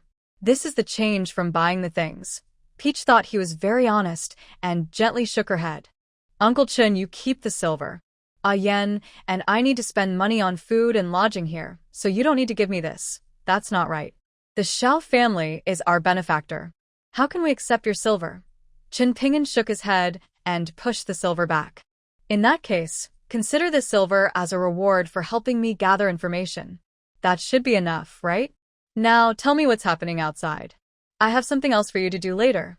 After hesitating for a moment, Pingin took back the silver and lowered his voice. I've heard 2 pieces of news. One is that the emperor issued an edict accusing the Xiao family and the crown prince of colluding with foreign enemies, treason, and plotting rebellion. The entire family is to be sent to the northern lands. I also heard that the 3 masters of the Xiao family, along with the main wife and second wife, have all been imprisoned. In 3 days, they will be sent to the northern land. Peach's body swayed, and she supported herself on the doorframe to stand steady. Just as in her dream, they are being sent to the north. Ian's face instantly turned very pale, but he bit his lip and did not cry out loud. Pingin continued. Now, everyone is talking about the whereabouts of the young master of the Xiao family. The whole city is under strict watch. You can enter the city but cannot leave, so you 2 cannot go out for now. There are also notices posted everywhere, one about a young lady and one about the young master. It also says that anyone who reports them will get 200 silver taels, and if caught, 500 taels will be rewarded. So, you must not leave this yard. The city gates are now very strictly checked. Everyone leaving must have their identity carefully verified. Hearing this, Peach felt anxious but forced herself to stay calm. Uncle Chun, do you know which way they are being sent to the north? Pingin thought for a moment. It should be through the North City Gate, along the official road. The Northland is cold and harsh, and this journey, he didn't finish, but his meaning was clear. How could the noble family members, used to comfort and luxury, endure the hardships of the journey? Especially the ladies and young women, who are delicate and have never suffered any hardship. Peach turned to look at Ian. She saw the boy lowering his head, shoulders trembling slightly. She walked over and gently hugged him. Ian finally couldn't hold back and started to cry softly, murmuring, "Mother." Pingin sighed. "Peach, you and your family stay here and rest assured. My father said that if it weren't for old Master Xiao saving my life back then, I would have been gone long ago. We, the Chun family, will always remember this kindness. My father and I will do everything we can to help you leave the city, but it won't be possible in the next couple of days. Thank you, Uncle Chun. But are we safe staying here? Will we cause trouble for you?" Peach was worried that soldiers or officials might find them. Although this is a poor neighborhood with only poor people living here, some greedy ones might betray them if they find out. Pingin waved his hand. "Don't worry about that. Our house is at the end of the alley, with no neighbors nearby, so it's not easy to be discovered. And although my parents are old, they are well connected here, and no one will suspect us. Just stay here peacefully. Once the danger passes, we'll find a way to get you out of the city. Okay, I understand. Thank you for your help these days." Peach was very grateful. She wasn't afraid that Pingin would betray her for silver. If he really would do that, he could just bring the soldiers to arrest them when he returned. "Miss Peach, Yen, you 2 rest first. I will go chop firewood in the yard. By the way, I noticed today that there seem to be 2 groups of people looking for you on the street. One should be the royal guards, but the other group doesn't seem like them. They look more like palace soldiers. I also specifically asked around at the tea house. Those people seem to be loyal to the 3rd prince. It seems the crown prince is under house arrest in the crown prince's residence. I didn't find out anything else." Pingin suddenly remembered and said as he was about to leave. "Uncle Chun, wait a moment. I have something urgent for you to do right now. It's okay if the meal is delayed a little, all right, Miss Peach. Tell me what I need to do. Chen Ping'an immediately asked. Uncle Chen, there's a letter here. Please take it and deliver it for me. Then go to the abandoned temple and find a dozen beggars. Have them stay there tonight and wait for instructions. Take this money and give half to the beggars. Don't give it all at once. After the task is done, give them the rest. When you see the beggars, cover your face so they won't recognize you. Peach took out a freshly written letter from her bosom and handed it to Chen Ping'an. She also gave him 20 taels of silver. The beggars would do favors for a few silver coins. Okay, I'll go now. Rest assured, miss, I won't delay your plans. Chen Ping'an carefully stored the letter and silver, then turned to leave.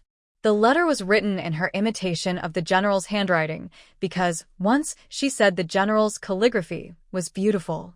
The old madam then asked Steward Zhou to bring some of the general's calligraphy copies for her to practice. Unexpectedly, she learned to imitate it about 80 or 90%. No one knew about this, not even the old madam or Yan. Tonight, she also had to give a big gift to the third prince. How could he be so malicious, even trying to use the dead for his schemes? After Chen Ping'an left, Peach carried the pork and eggs from the table into the kitchen. The morning sunlight shone through the cracks in the window, casting mottled shadows on the earthen stove. 5-year-old Ian followed behind, struggling to carry a small basket of vegetables.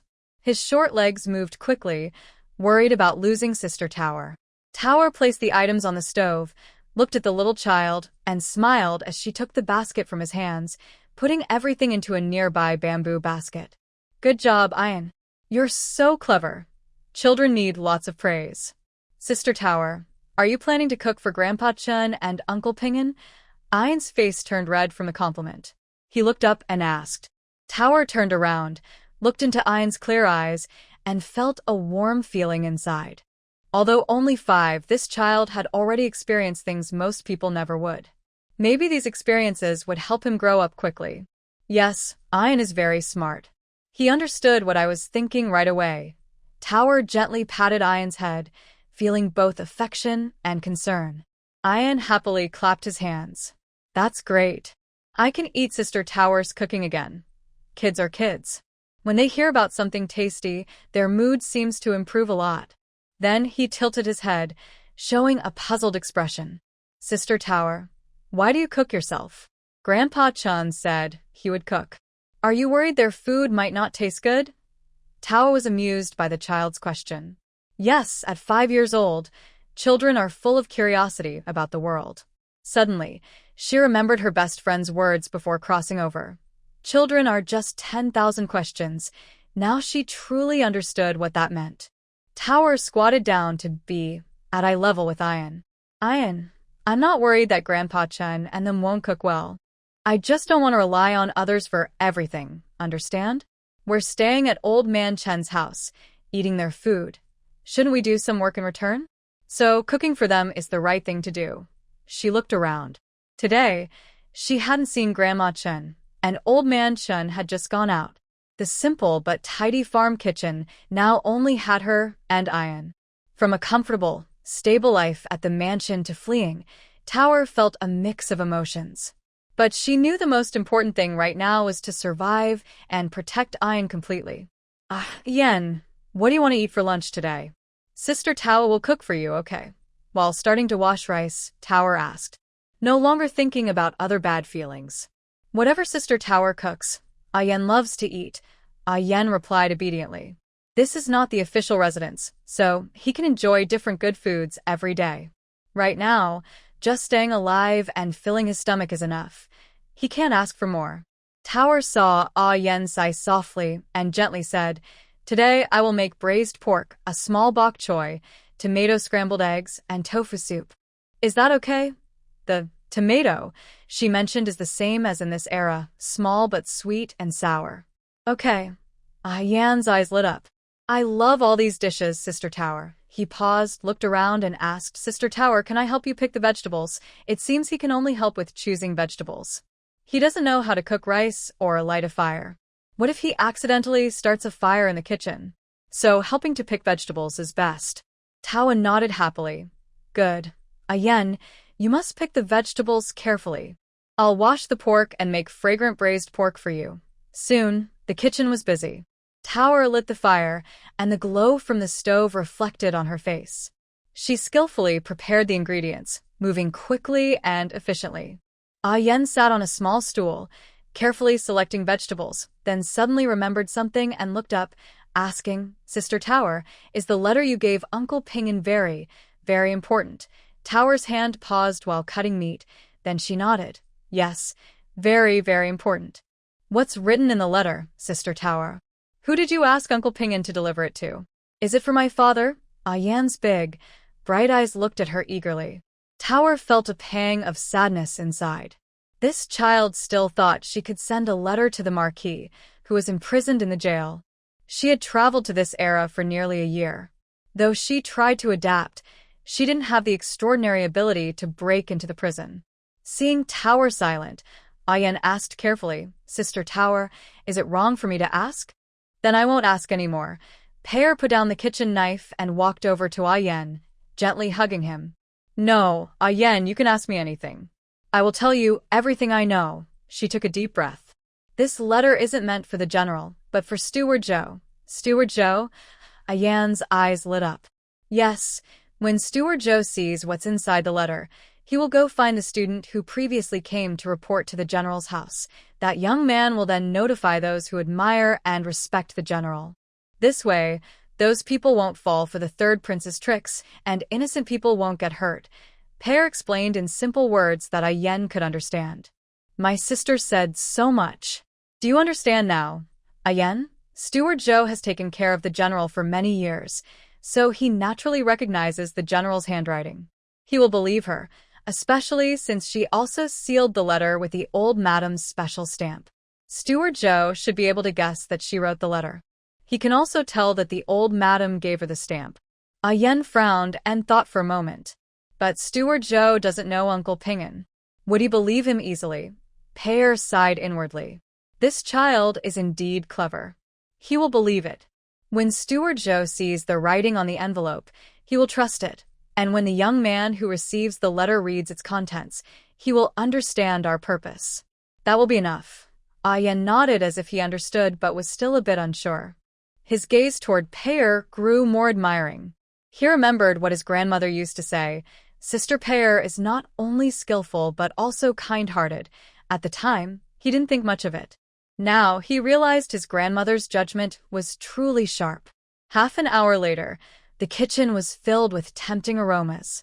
The smell of braised pork, the freshness of scrambled eggs, and the light scent of stir-fried bok choy blended together, making anyone's mouth water. So fragrant. Ayen couldn't help but sniff the air. Pear smiled as she served the last dish, tofu soup. Come on, let's take everything to the main hall. The two carefully carried 4 dishes and a soup to the table in the main hall. Just as they finished setting everything down, the courtyard gate suddenly opened with a noise. Old Uncle Chun and the wife entered, looking apologetic. Pear, Ayen, you're hungry, right? The wife said she would go prepare the meal. Old Uncle Chun held her back and pointed to the full table of dishes. Wife, you don't need to go to the kitchen. The food is already ready. The mother-in-law finally noticed the delicious dishes on the table and was surprised, opening her mouth wide. Are all these made by Miss Tao? Tawa wiped her hands and smiled. Uncle Chun, mother-in-law, thank you for taking us in. We don't have much to repay, so we just want to cook some food to show our gratitude. The mother-in-law's eyes welled up with tears. No, your guests. Just then Chin Pingin also returned. Seeing the table full of food, he was also stunned. This is. Pingin is back? Wash your hands quickly and come eat, Old Uncle Chin said happily, then added, Today, you must try Miss Tao's cooking. The 5 of them sat around the table. Sunlight shone through the door of the main hall, adding warmth to this simple country meal. After eating, Tower asked Ayen to go inside and rest. Old Uncle and the mother-in-law also left. Tower and Chin Pingin went to the main hall. Miss Tao, I have some new discoveries. Uncle Chun, what new discoveries? Tell me quickly. Chin Pingin took a deep breath and continued. Miss Tao, Today I followed your instructions and went to find Steward Joe. But just as I was about to reach his house, I saw two suspicious people standing guard at the door. I didn't dare to knock. Tower also became nervous when she heard this. She hadn't expected Steward Joe to be watched. It was her mistake. She hadn't thought of this. Fortunately, Chen Ping'an returned safely. If something had happened to him, she would feel truly guilty for letting her family down. She felt both scared and relieved. Then she asked, "So, the letter I gave you wasn't delivered, but it's okay. As long as Uncle Chun is safe, that's the most important thing." If the letter wasn't delivered, she could only rely on the beggars at night to stop those people from coming. She hoped not many would come. Right now, there was no better way to inform others. And they definitely couldn't visit the prison, as visits are not allowed for serious criminals. Perhaps on the third day, when they set out for the northern lands, the ladies' family members might come to see them off. However, at this time, they probably lacked the courage to do so, even if they had the intention. Most people are afraid of trouble, worried it might affect their official careers and future wealth. That is human nature. Miss Tao, don't worry. I have already delivered the letter to Steward Joe. The task you asked me to do, I couldn't possibly fail. I'm Chen Ping'an, a rough man, but I pay attention to details. I thought of a way, and quietly, I delivered the letter to Steward Joe. Chen Ping'an said with a smile. Tower felt happy and asked quickly, "Uncle Chen, how did you get the letter to Steward Joe? Was anyone suspicious?" She was worried that Uncle Chen might have been discovered, or that someone was following him back. Thinking of this, Tower's face changed. She immediately got up and ran to the courtyard gate, opened it, looked outside, but saw nothing unusual. It seemed no one was following. Only then did she feel relieved and returned to the main hall. Chen Ping'an guessed Tower's thoughts and said, "Tower, don't worry. Those two didn't see me. I climbed up the big tree behind Steward Joe's neighbor's yard, then jumped into Steward Joe's backyard. They didn't see me at all, nor could they. That tree is very big, with dense leaves. From outside, you can't see the top. Tower, you don't know. Today Steward Joe even praised my work skills. He also gave me 20 taels of silver as a thank you for delivering the letter. He also said to take good care of you and the young master," Chen Ping'an said proudly. Tao was shocked. She didn't expect that the honest-looking Chen Ping'an was quite clever, cleverly avoiding the prince's spies. She nodded in admiration and said, "Uncle Chun, you're really smart." Tao admires you. "Thank you for delivering the letter to Steward Joe. By the way, Uncle Chin, besides those words, did Steward Joe give you any other message for me?" "Yes, he also asked me to tell you that he will do his best to handle your affairs, and he also said you and the young master must take good care of yourselves." Chen Ping'an repeated Steward Joe's words. Peach felt relieved upon hearing this. Since Steward Joe said it, he would make sure things were done well. He had been the steward of the Prime Minister's residence for many years, and he was not an ordinary household steward. He was very clever and experienced and capable too, otherwise, he wouldn't have been the steward for so long. "Miss Peach, here are 20 taels of silver. You and the young master will spend a lot of money on the road in the future." Chen Ping'an took out 2 silver bars of 5 taels each and some broken silver coins. "Thank you, Uncle Chen, for your hard work today. This 20 taels of silver are from Uncle Zhou. Please take it. I still have some silver. The old madam gave me quite a bit. You don't need to worry about us running out of money. I absolutely cannot accept this 20 taels of silver. All right, Uncle Chen, put the money away. Please rest well this afternoon. Tonight, we will do like this." Chen Ping'an nodded. "Okay." Later, you arrange for those beggars to be in front and backyards of the residence, and remember to have them dress as bandits. And you with Ayen stay inside during the time I am not around. If I don't appear, don't bring Ayen out. If I am not there, you and Ayen should leave quickly. Miss Peach, are you going alone? Won't that be too dangerous? If you want, tell me what you plan to do, and I can help."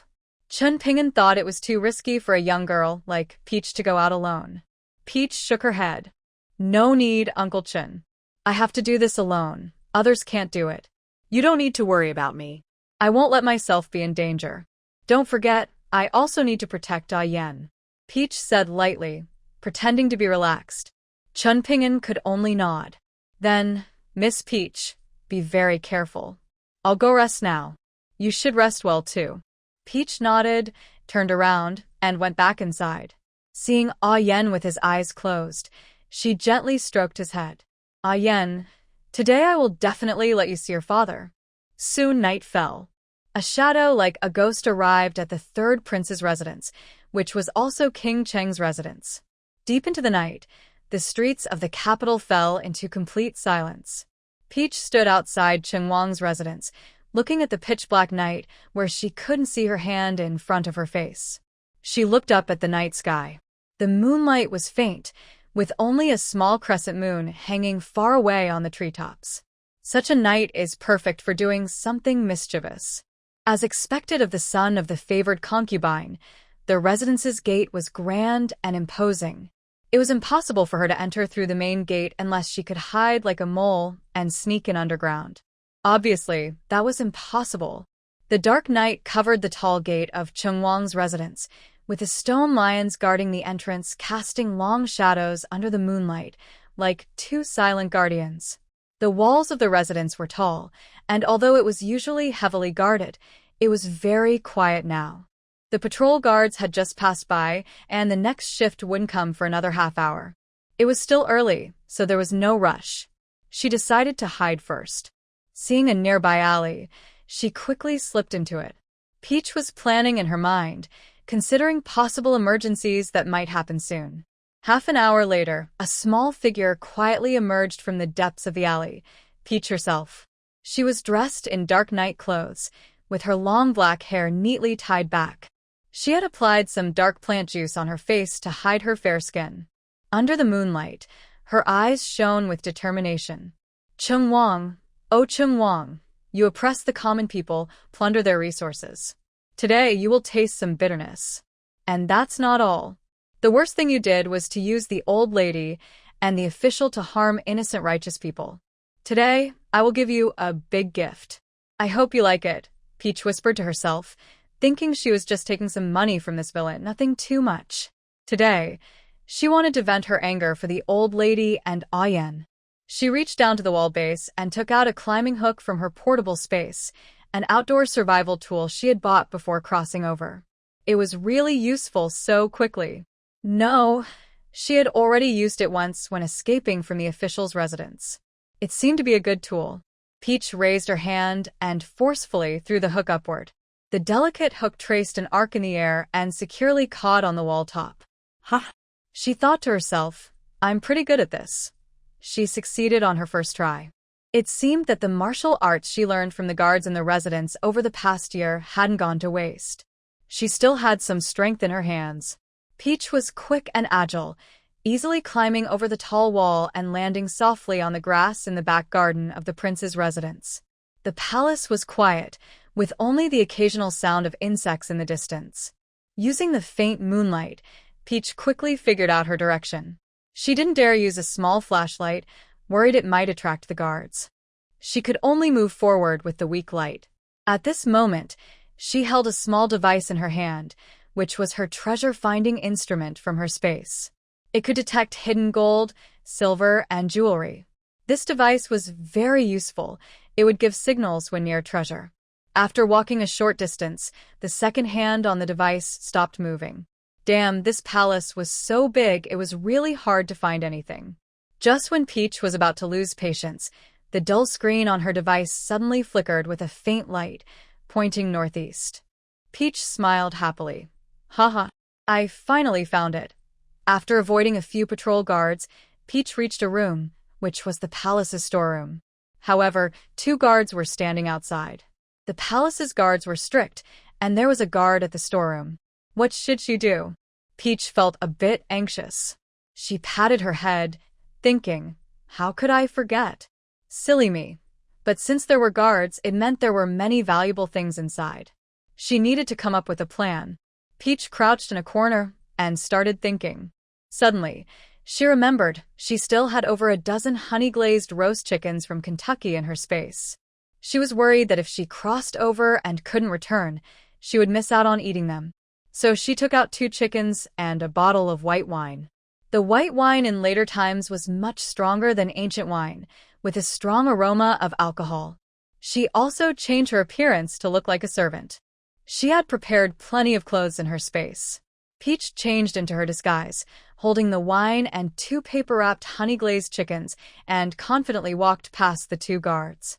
"Hey, what are you doing? Where are you from? Why are you out so late? We don't know this is a storeroom. Unauthorized people can't come near." Peach quickly nodded and bowed, apologizing, lowering her head, and speaking in a man's voice. "Big brothers, I didn't know this was a storeroom. I'm a new cook at the palace. The chef in the kitchen was hungry and asked me to prepare some food for him to enjoy with his drink. The palace is so big that I got lost. It turns out he's a new cook. Hurry up and leave. Please don't run around anymore. All right, big brothers, don't be angry. I will leave now." Peach deliberately opened the oil paper, and the smell of chicken immediately filled the air. Earlier, Peach had heated the chicken in the microwave, making the aroma even stronger. What is that smell? Why does it smell so good? It seems to be the scent of roasted chicken. And there's a wine aroma too. What kind of wine is that? It smells so nice. Both men looked at what Peach was holding. "Hold on, wait a moment. What are you holding in your hand?" one of them shouted. A sly smile appeared in Peach's eyes. She bent down and said, "Big brothers, this is a late-night snack I prepared for my master, along with some homemade fragrant rice wine. Leave that thing here, and you can go now." The other guard said, "But that's from my master's side." Peach hesitated and looked troubled. "Don't worry, just say that Li Wei and Zhang Sen ate it." "All right then. But big brothers, eating here isn't very comfortable, and it's not good to be seen by others. Why don't you go to the octagonal pavilion up front to eat? I'll watch over this place. It's pretty cold tonight, so have some wine to warm up. I promise I won't tell anyone." The 2 men looked at Peach suspiciously. Seeing her plain appearance, they nodded. "We'll watch here. We'll be back in half an hour. Here's some silver as a reward." One of them threw a silver coin, and both headed to the octagonal pavilion nearby. Drink up. By tomorrow morning, you 2 won't wake up. Peach had put a strong sleeping potion inside. After waiting a while, Peach started to move. The storage room door was locked with a heavy padlock. Wow, this lock is really big. Could there be something priceless inside? But that won't stop me, Peach. I've learned a lot about this online, especially after having that premonition dream. Pei took out a thin piece of wire from her space and gently inserted it into the lock. After a moment, she heard a soft click, and the lock opened. Ancient locks like this are very easy to open because their mechanism is simple. She quickly slipped into the storeroom and was immediately stunned by what she saw. The room was filled with rare treasures. On the shelves against the wall, there were various antique ceramics, including blue and white, pastel, and enamel pieces, glowing faintly in the moonlight shining through the window. On the other side, there were famous calligraphy and paintings hanging. Although Pei didn't understand art appreciation, the exquisite framing showed these were valuable items. The most eye-catching objects were 2 purple sandalwood boxes in the center of the room. When opened, 2 pearl-sized luminous pearls lay quietly inside, emitting a soft milky white glow that lit up the surroundings like daytime. Wow. Luminous pearls. The legendary luminous pearls. She had seen them once in TV shows and novels before, but never expected to see them with her own eyes today. Fortunately, everyone in the palace was asleep at this hour. She quickly closed the boxes because the pearls were too bright. Looking at the jewelry, antiques, calligraphy, and silk, her eyes nearly blurred from the dazzling display. She couldn't help but sigh that these treasures were accumulated from the common people's hard work. Pei sneered coldly and unceremoniously stored all these treasures into her space. The luminous pearls, antiques, paintings, fine silk. Anything she touched disappeared instantly. When she reached the corner of the storeroom and touched an unremarkable bronze candlestick, an unexpected change occurred. The candlestick was accidentally turned, causing a low grinding sound from the wall. A secret door slowly opened. Pei was startled. After hesitating for a moment, she decided to go inside and take a look. Behind the secret door was a passage descending downward. The walls were embedded with glowstones every few steps, barely lighting the way. Since it was below ground, she couldn't see outside. She took out her flashlight, pressed the switch, and the passage instantly lit up. At the end of the passage was a small secret room, neatly stacked with dozens of large wooden boxes. Pei opened the nearest one, and the bright golden glow almost blinded her. Inside was a full box of gold ingots. This must be the hard-earned money of ordinary people, Pei muttered, feeling more contempt and hatred for the royal parasites like Cheng Wang.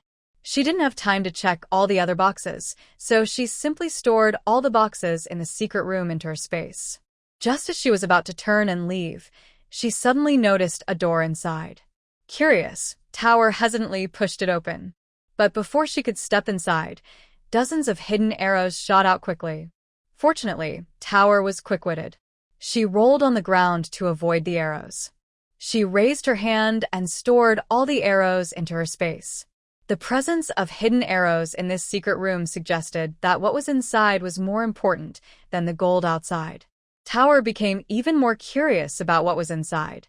However, she couldn't go in directly, or she would be shot into a sieve and suffer a terrible death. She thought of a plan. Using some small items from her space, she threw them inside. Each time she did, weapons like hidden darts, arrows, or flying knives shot out. After trying over 10 times, nothing else flew out. She realized the hidden weapons inside had been used up. She collected all the scattered weapons into her space, planning to keep them for Ah Yen to practice with later.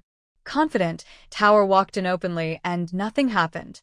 Inside, there were long wooden boxes. Curious, Tower used her knife to pry open one of the boards and saw the true scene inside.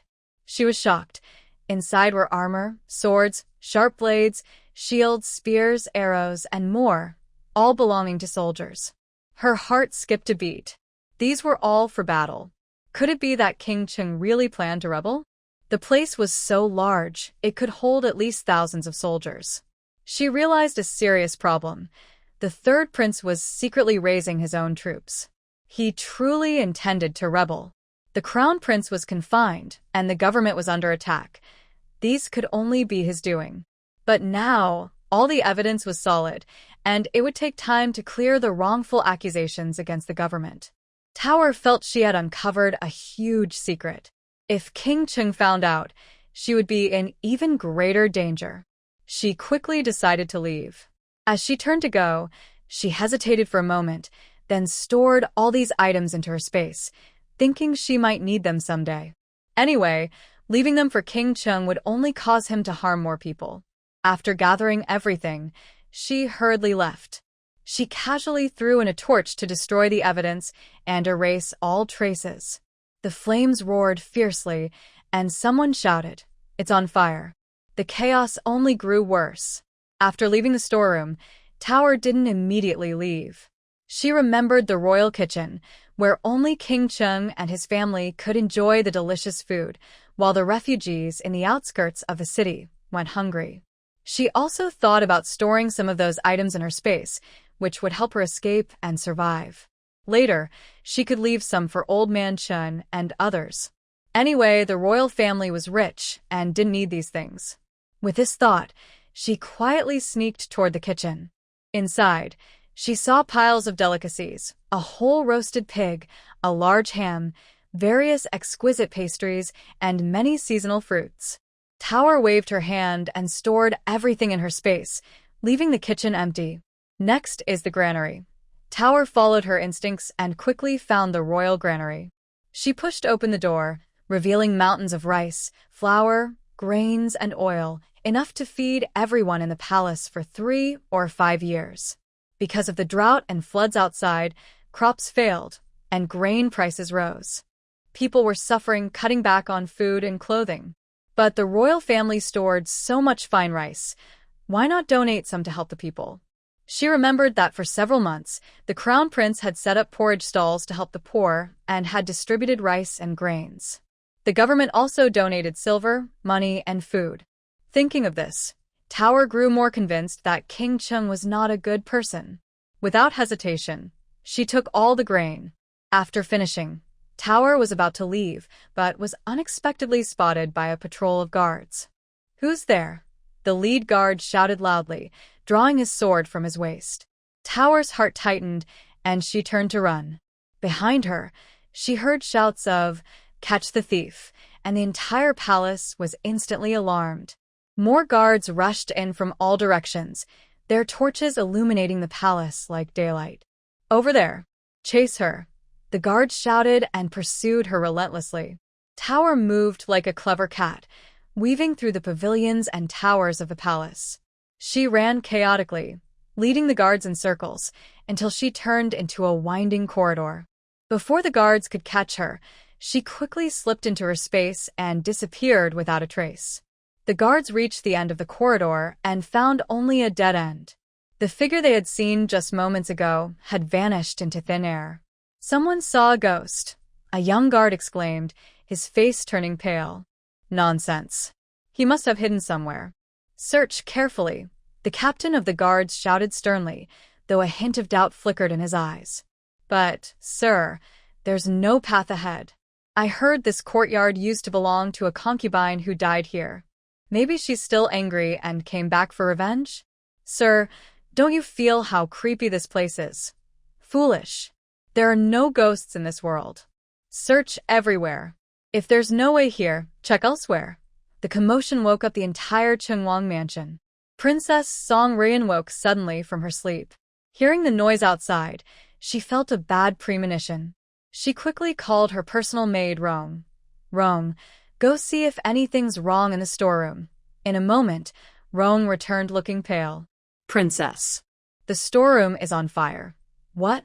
Did they manage to move the valuables out?" "Princess, the fire is too big. No one dares go inside. The items inside might be lost."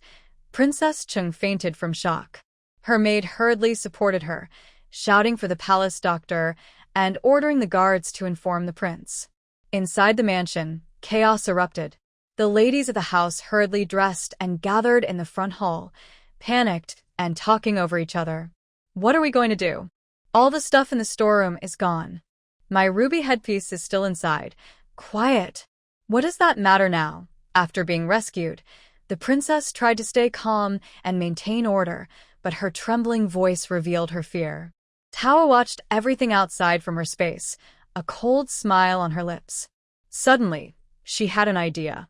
She took out matches and oil from her space, quietly went to the kitchen, and set fire to the firewood pile.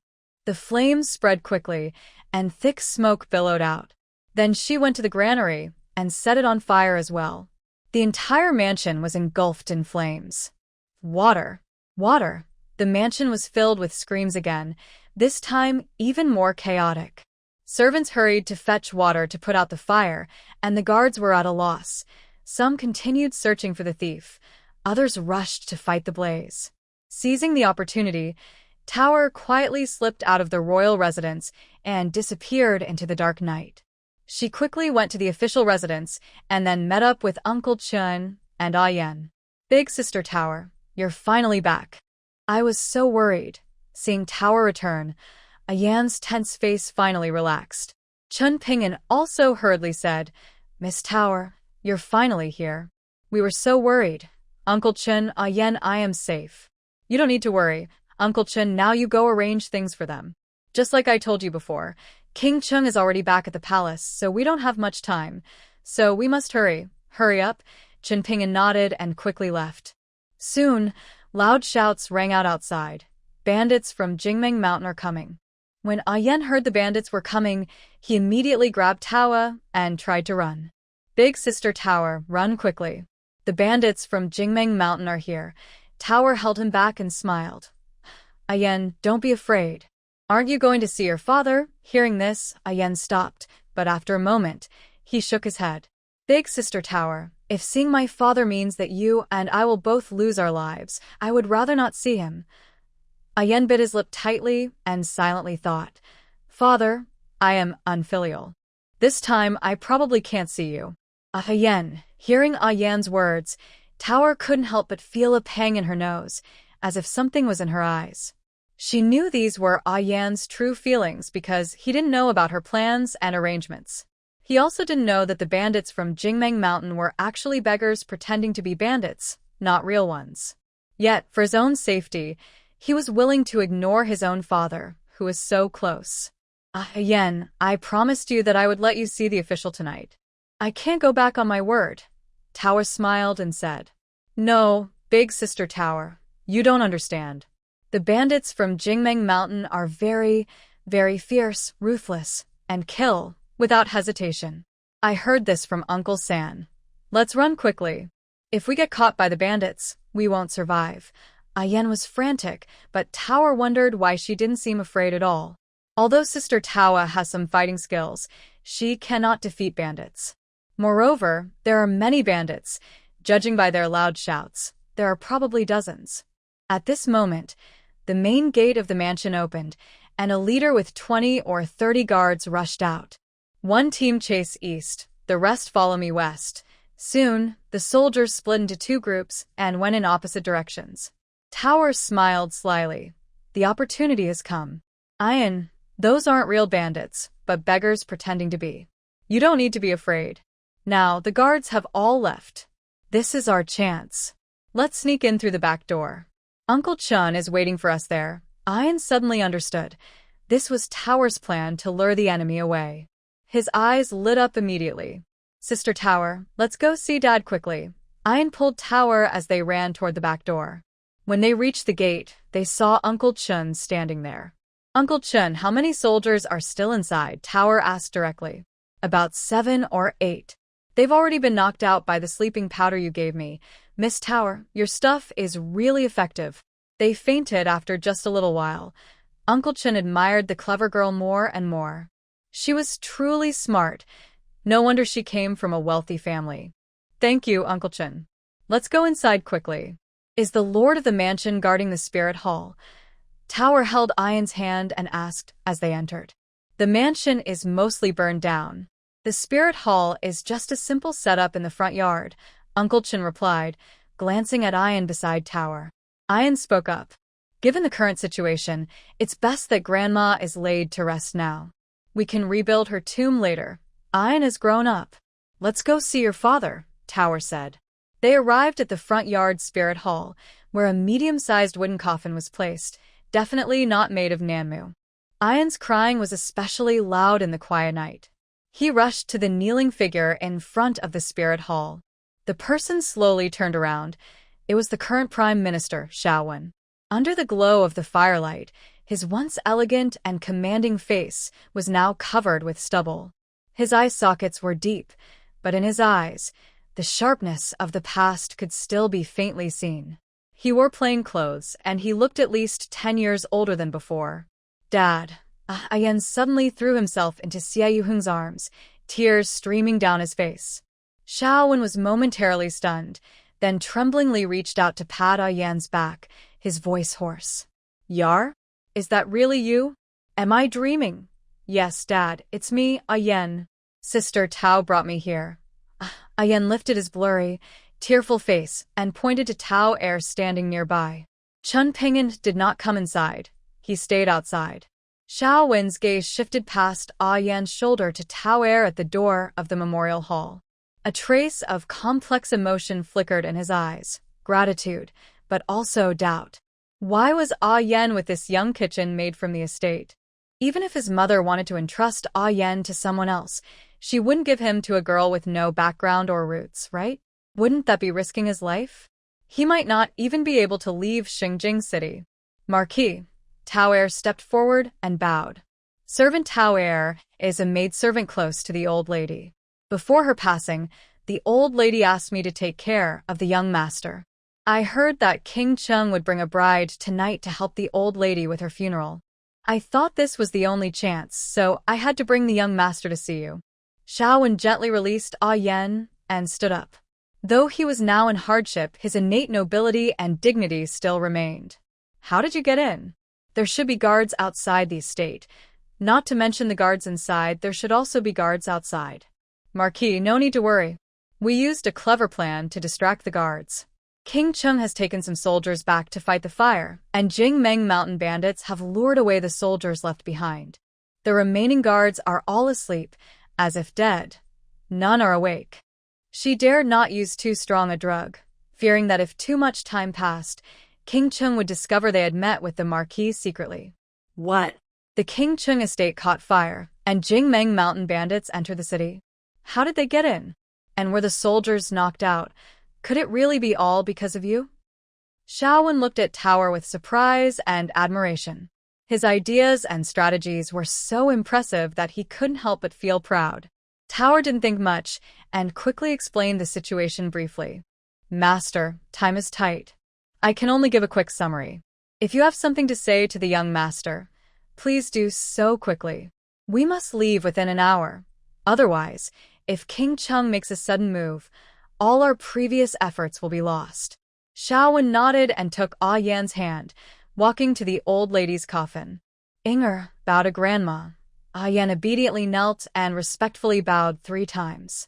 Then Shaowen said to Tower, Miss Tower, your great kindness will never be forgotten. From now on, you are part of the Shao family. Please burn a stick of incense for the old lady. Tower nodded. Yes, master. She personally lit incense and bowed 3 times before the coffin.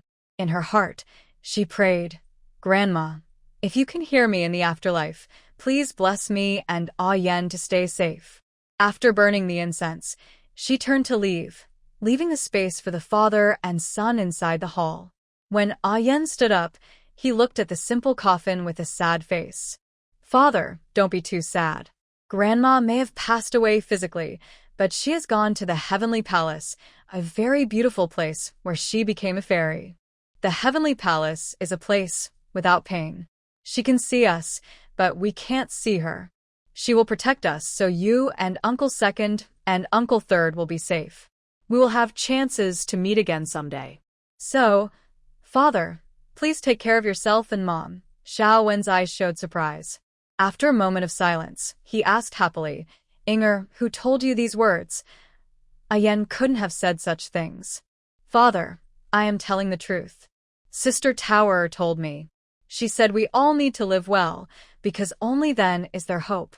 Father, am I wrong? Or do you think Sister Tower is wrong? But I think what she said makes a lot of sense. No. My Inger has grown up, and I am very proud. Your Sister Tower is right. Your grandmother has gone to heaven, a very beautiful place. Yenna, remember what Dad said.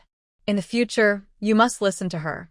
You can only trust her words and not believe anyone else, including other family members. You must promise, Dad, okay? This time, our Shao family faced a big disaster. Dad always feels there is a traitor among us. Okay, son, I promise I will remember. Ian, go call your sister Tower in. Dad has something to say to her. All right. Soon, Tower took Ian's hand and came in. Tower, thank you for teaching Yen so well. Old Mr. Shao feels ashamed. He can't even provide a proper coffin or a decent funeral for his mother. Shaowen looks very sad and guilty. Sir, the old lady cared most about your safety and the safety of the young master, not about how fancy the funeral was. Tower softly says, before she passed away, she repeatedly asked you to stay alive no matter what, and to wait for the day when justice is served. Actually, she didn't get to say these words.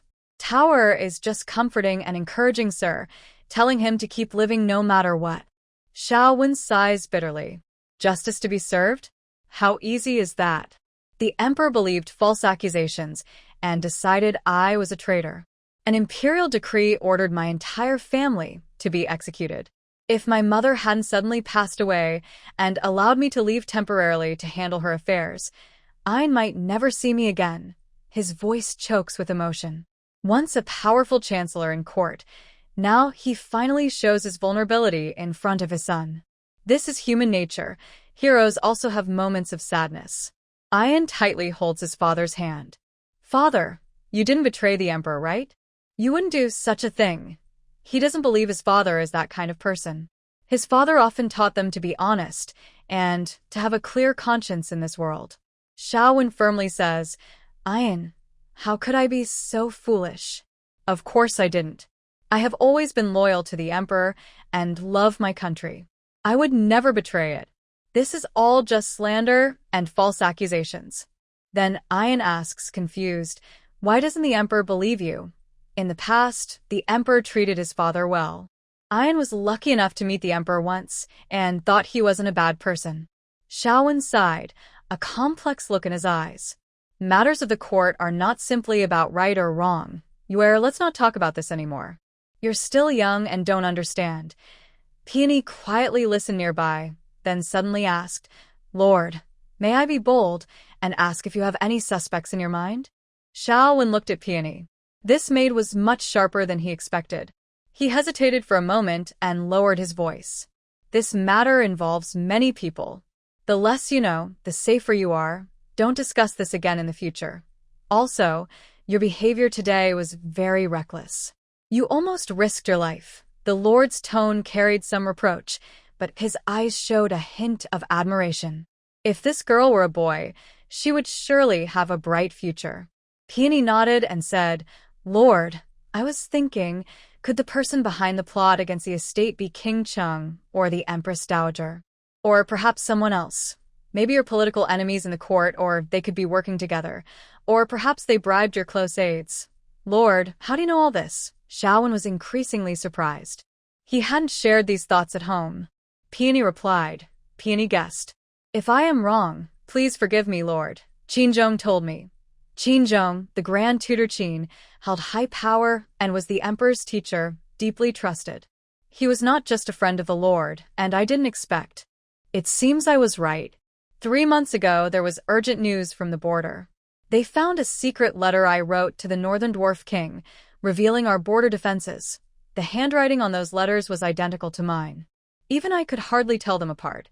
Even more frightening, the letter had my private seal. Private seals can be forged. Peony blurted out. Yes, they can be forged, but I always carry my private seal with me and have never lost it. Xiaowen smiled bitterly. Unless someone very close to the Lord managed to get it. Xiaowen frowned and asked, Miss Tao, do you mean there's a traitor? Tao nodded. It's very likely, but it probably isn't Steward Zhou. Then who is the traitor? Xiaowen pressed. Tao shook her head. I'm not sure either. It might be. Before she finished, Chen Ping'an suddenly ran in and looked up. Miss Tao, someone is here. Tao immediately blew out the 2 candles in the shrine, and the 4 of them quickly hid in the shadows behind the coffin. Sure enough, after a moment, they heard footsteps approaching and voices talking. Those bandits were really strange. They disappeared halfway through the chase. Maybe someone deliberately led us away. Hurry, let's go back to the mansion and see. Don't let the general escape. If he escapes, none of us will survive. The guards who had just chased out returned. Xiao Wen's face changed. He quietly told Tao, quickly take Yaoer and leave. Go out the back door. No. Father, I want to stay with you. Ayen tightly held his father's hand, almost crying. Foolish child, if you stay, the Xiao family will truly be finished. Yaoer, listen to me. You are the only hope for the Xiao family. You must survive. Live well, and if there's a chance in the future, clear the family's name. If there's no chance, hide your identity and live peacefully. Xiaowen held Yaoer's face and spoke carefully, word by word. Father. Yaoer's tears fell again. Miss Tao, I entrust Ayen to you. Please accept this old man's bow. Xiaowen was about to bow, but Tao quickly helped him up and humorously said, General, are you trying to shorten my life? I don't want to die so soon. Xiaowen rarely showed a smile.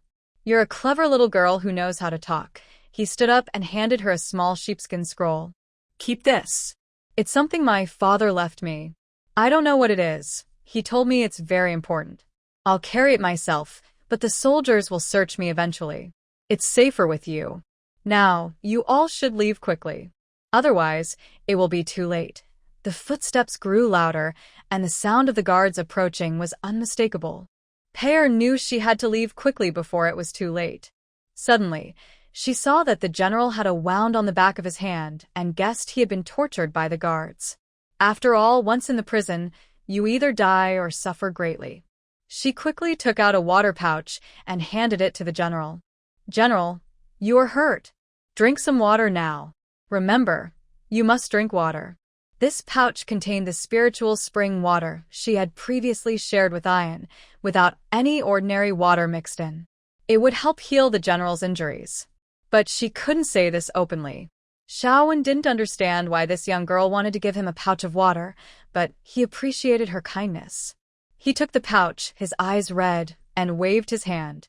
Payer, take Ian and leave quickly. General, I have 200 taels of silver notes and some broken silver. Keep them safe. You might need them on the road. Xiaowen quickly refused. Payer, you and Ian keep the silver. I don't need it. We're being exiled, so there's no use for money. General, you need it. Please accept it. The soldiers only recognize money, not people. Having some money can help you avoid trouble. Even if you don't think of yourself, think of the old master, the third master, and the ladies. You can't ignore them. Payer forced the money into his hands. Xiaowen, hearing her words, finally didn't refuse. Ian was reluctant, and tears welled up, but he dared not make a sound. He let Payer lead him away. Chun Ping'an followed behind them. The three of them successfully escaped through the back door. When the general saw they had left, he finally felt at ease. After the soldiers arrived, Xiaowen was already kneeling at the altar, eyes closed, silently reciting prayers. The two people who entered saw that the general was still there and felt relieved. They looked around but saw no other changes, so they left the altar. Hearing the sound of the soldiers leaving, Xiaowen opened his eyes and prayed silently that Ian and the others could leave the estate safely. He knelt for about half an hour before supporting his aching knees and standing up. Tonight, he was grateful to that young girl. Otherwise, he might have caused trouble for many more people. He touched his dry mouth and suddenly felt very thirsty. Annoyingly, the soldiers hadn't even prepared water for him. It was truly a case of a fallen tiger being bullied by dogs. Suddenly, he remembered the water bag that Peach had given him. He unscrewed the cork and took 2 sips. Instantly, a clear, sweet stream of water flowed down his throat, feeling very refreshing. The pain in his body seemed to lessen, and his exhaustion disappeared. He felt much more energized. Could it be that the girl added something special to the water? No wonder she insisted he drink it before she left. This is good stuff. He shouldn't drink it all at once. He quickly hid the water bag so that the third prince wouldn't find it, and so that no other guards would see it. Later, he planned to give this water to his wife. When King Chung returned to his palace, he was almost unable to stand. The grand palace was now a blazing fire. The night sky was torn apart by the huge flames. Thick smoke curled like a black dragon, and the crackling sounds of explosions mixed with the crashing of collapsing beams. The servants inside were running around in panic, trying to put out the fire with buckets and basins, but it was useless. The fire kept spreading. Good-for-nothings. All of you are useless. How did this fire start? Which damn thief dared to challenge my palace? Who dares steal from me and still be alive? King Chung, Xiejingxing, had red eyes. His black robe looked even more fierce in the firelight. He had worked hard to get his father's permission to personally oversee the estate and handle the death of old Lady Xiao. This also brought out Xiaowen's loyal followers and the crown prince's men. But then, the guards reported that the warehouse had been robbed and was on fire. Thinking about what was inside the secret room, he hurried back as fast as he could. The gold and silver treasures were gone, but he could recover them later. The house could burn down. He would ask his father for a better palace. But the armor and weapons inside were expensive and carefully made. They were very important and could not fall into the wrong hands. Now, he didn't know if those things had been burned or stolen. If the thief found the secret room and took the items, he would be doomed. At this moment, Princess Song, with her hair messy and face covered in smoke, stumbled forward supported by her maid. She cried out, "Prince, you're finally back. I am about to be frightened to death." Her voice was hoarse, and her hands trembling as she clutched King Cheng's sleeve. "The house has been robbed. The storeroom, granary, and kitchen are all emptied. That darn thief even set the place on fire. Now, almost half of King Cheng's residence is burning." Wah. "Prince, what should we do? My jewelry and treasures are all inside. And my mother's gift for me." King Cheng's mind went blank, and he felt a cold chill run from his feet to the top of his head. "Be quiet, stop crying.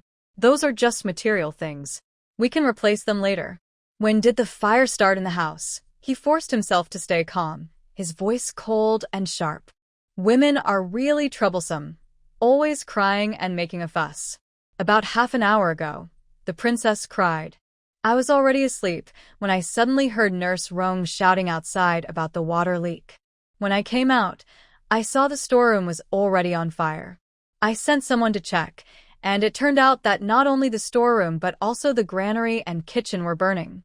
I don't know if the items inside were burned or stolen. Foolish. Of course they were stolen." King Cheng cursed through clenched teeth. "Where are the guards? The house has so many guards. Are they just wasting their time?" The steward, Su Fu, hurried over, blood dripping from his forehead. "Your Highness, forgive me.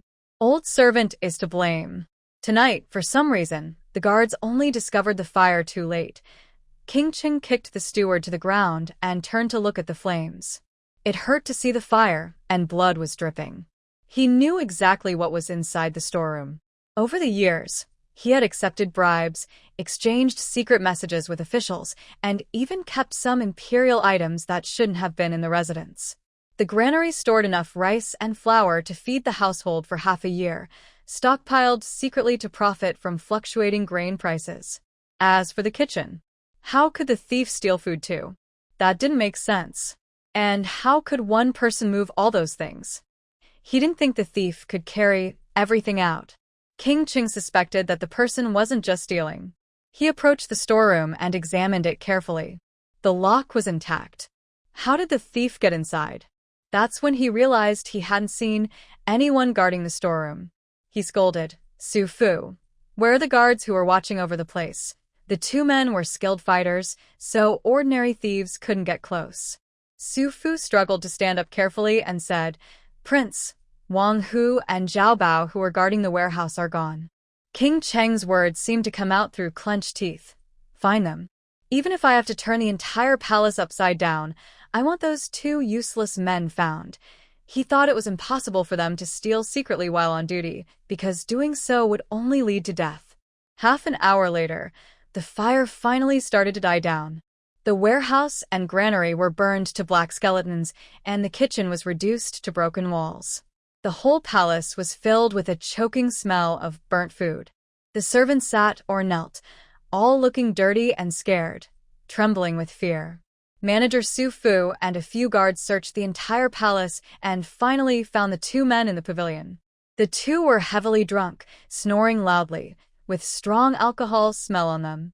No matter how they were shaken or kicked, they wouldn't wake up. King Cheng stared at these two useless men, his anger finally exploding. "Bring the whip."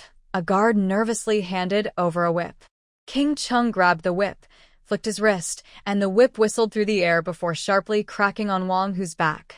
"Today, I will personally teach these two disobedient dogs a lesson." Crack.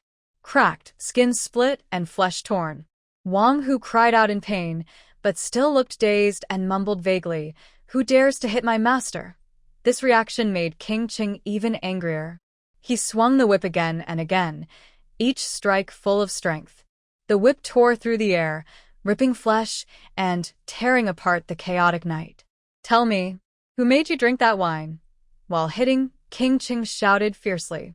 Zhao Bao, startled by the pain, opened his swollen eyes and saw King Cheng's fierce face, like a demon. He was so scared he almost fainted. "Prince, please spare my life." The two finally woke up and knelt on the ground, trembling as they recounted what had happened. Seeing the ruined state of the palace and overhearing the whispers of the servants, they finally understood what had occurred. They were very upset. At this moment, another guard reported, "Prince, something's wrong.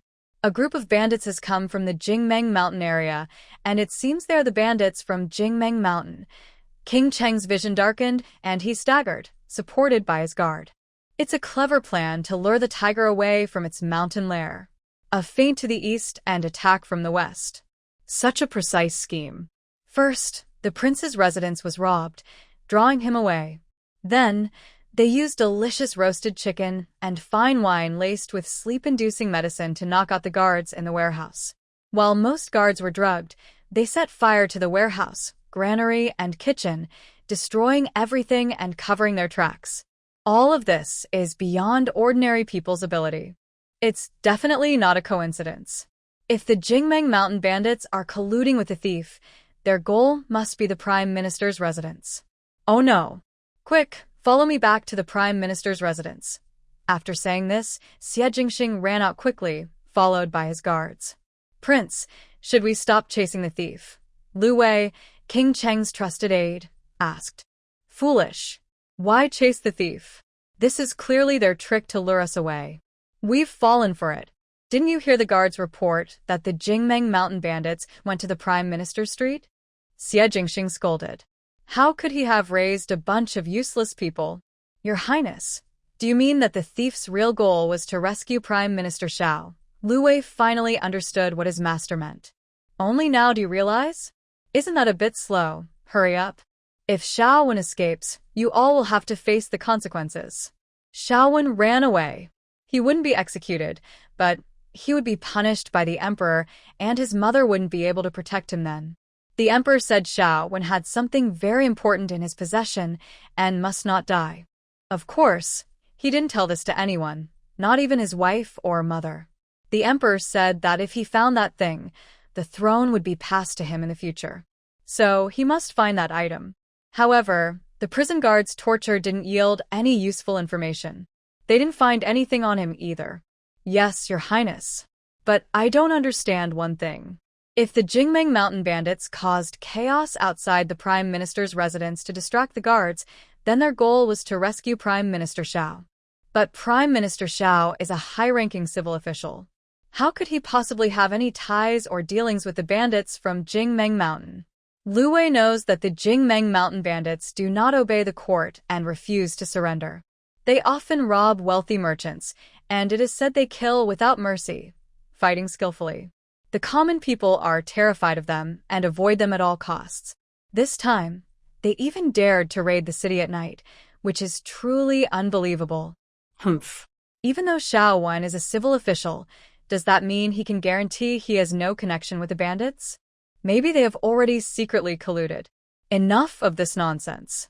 Hurry and see if Prime Minister Xiao is still in the residence. Xie Jingxing quickened his pace, praying silently that the thief wouldn't run away. The only thing he was thankful for was that the thief probably only stole some gold, silver, and jewelry. Nothing else. She couldn't carry more. She was quite brave, sneaking into the prince's residence alone. Being able to escape after being discovered shows some skill. If they catch her, he would definitely want to punish her severely to vent his anger. After half an hour, they finally arrived at the residence. As soon as Xie Jingxing entered the gate, he casually grabbed a guard and asked, "Is Prime Minister Xiao still inside?" The guard, squeezed painfully by his iron grip, dared not cry out and tremblingly replied, "Your Highness, the Prime Minister." The Prime Minister has been in the ancestral hall the whole time, not leaving even for a moment. But what? Xie Jingxing's heart tightened, and he shouted sternly. Just now, the bandit attack caused chaos, and there was a disturbance in the residence. When the steward checked, he found that 2 guards at the back door and 2 outside the ancestral hall had been knocked out. The guard lowered his head, voice growing softer. Xie Jingxing pushed him aside and almost ran toward the ancestral hall. Lu Wei and his men hurried to follow, all feeling anxious. If Xiaowen was really rescued right under their noses, they might as well pack up and leave. Fortunately, she wasn't taken away. But since someone was knocked out, it meant someone really came to rescue the Prime Minister. Why didn't he run away? Lu Wei shook his head, secretly thinking, could it be that Prime Minister Xiao has been driven mad by the torture in prison? Outside the memorial hall, 2 guards had been helped to the side. They slowly regained consciousness, their faces bruised from being hit. At this moment, a guard was anxiously rubbing his hands. When he saw the prince arrive, he quickly knelt down. "Young master, I failed in my duty." The thief must have sneaked into the courtyard at some point, knocked out the guards, but did not enter the memorial hall. Xie Jingxing didn't listen to his excuses. He took a few steps forward, suddenly pulled back the white banner outside the hall, and strode inside. The candle flames flickered. A person dressed in plain white clothes, wearing an old coat, was kneeling on a mat with hands clasped, reciting prayers. This was Prime Minister Xiaowen. When he heard footsteps, he opened his eyes, stood up, and casually rubbed his aching knees. The Prime Minister, over 40, had a thin face. His appearance looked more tired after days of imprisonment. His cheekbones were prominent, and his eye sockets deep, but his eyes remained calm and deep, like a cold pond. He looked at Xie Jingxing, who had entered. There was no surprise or fear. He only nodded slightly and spoke in a hoarse voice. "Young master." Xie Jingxing's sharp gaze swept over the entire hall like an eagle. Then he lifted the white cloth covering the altar. He bent down to check, but found nothing inside. In the hall, besides the coffin, there was nowhere to hide anyone. There were no signs of a fight or hurried departure. Xiaowen stood calmly, watching without anger or frustration. Instead, he asked peacefully, "Young master, are you looking for someone?" "Prime Minister, you have such a refined taste. Outside, everything is in chaos, yet you stand unmoved, unchanged in expression, and still recite scriptures." Xie Jingxing stepped closer, his gaze fixed on Xiaowen, his tone cold. Xiaowen put down his prayer beads and replied softly, "Today is the day my family's ancestor passed away. I am focused on reciting prayers for my mother. As for what is happening outside, I am blind to it all." Xie Jingxing sneered coldly and moved closer step by step. Not knowing, bandits from Jingmeng Mountain attacked the Prime Minister's residence, causing chaos. Then, the king's mansion was robbed. The thief diverted the guards and headed straight for your estate. "Prime Minister, you say you don't know?" All these events seem too coincidental. I never thought that the usually proud Prime Minister Xiao would collude with bandits. Isn't that a serious crime? Xiaowen raised his eyes and looked directly at Xie Jingxing. "Are you suspecting that I colluded with the bandits and planned to escape?" He gently shook his head, a faint trace of sarcasm crossing his lips. "Your Highness, you saw it too. I am still here. If someone truly came to rescue, why would they leave me behind? Perhaps the thief and bandits never aimed to harm me at all. Or maybe their real target is you. You just said your royal residence wasn't stolen, right? You hurried back, but didn't you notice something valuable was missing? As a civil official, how could I be involved with bandits? If I were weak enough to do that, I wouldn't still be here." Xie Jingxing was left speechless by his firm, yet calm words. Indeed, Xiaowen was still here, safe and sound. If it was truly a rescue, there was no reason to abandon him at the door. Could he have judged everything wrong? Did the bandits and mountain thieves have another goal? But the chaos they caused was clearly directed toward the Prime Minister's residence. His mind was filled with doubts, and many thoughts raced through his head. His father, the Emperor, had spoken so seriously. Xiaowen might be hiding something very important. Where could Xiaowen have hidden such a thing? He truly wanted to get that item and then eliminate this old problem once and for all. But if he couldn't find the item, he couldn't kill him. The Prime Minister's residence had been searched multiple times in secret, and the prison had been dug up thoroughly. Nothing was found. Could it be that He never carried the item himself, but handed it to someone else or hid it somewhere only he knew? Moreover, the thing his father mentioned, he had never actually seen it, only heard it was a sheepskin scroll. Tonight's series of events was too strange.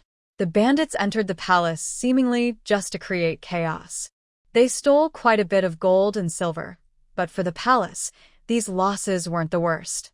The Jingmeng mountain bandits usually operate in the mountains, suddenly entering the capital's core area just to cause a disturbance outside the Prime Minister's residence. There was no need for such risk. Although the Jingmeng bandits are wild and rule the mountain, they generally don't venture into the city to cause destruction, arson, or theft. Unless all of this was to send a message or to confirm something. Xie Jingxing's gaze once again fixed on Xiaowen. Even though the Prime Minister was trapped and helpless, he remained calm and dignified, fearless and unshaken. Even facing his mother's coffin, he showed no sign of sadness, remaining terrifyingly composed. This calmness, however, made Xie Jingxing feel even more uneasy. Since the Prime Minister is safe, that is the best. I was just worried about your safety, so I checked on you. It's late at night now, so I won't disturb you from reciting scriptures for the old lady. Xie Jingxing suppressed his restless thoughts, spoke more gently, then led his subordinates to leave. Tonight, the capital is not peaceful.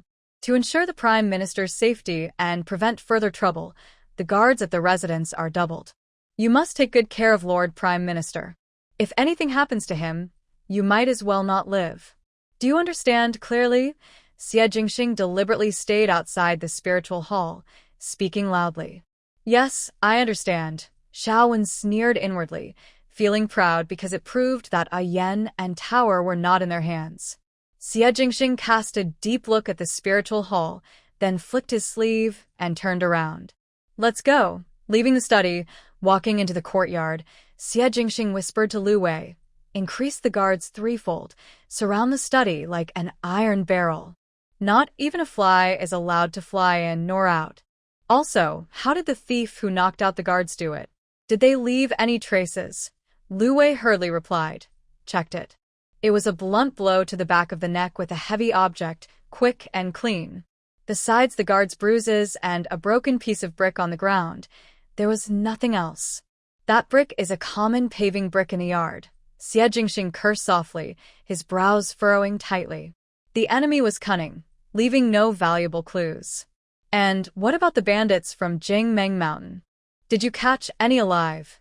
Xie Jingxing grew more agitated, his tone very bad. The people nearby trembled.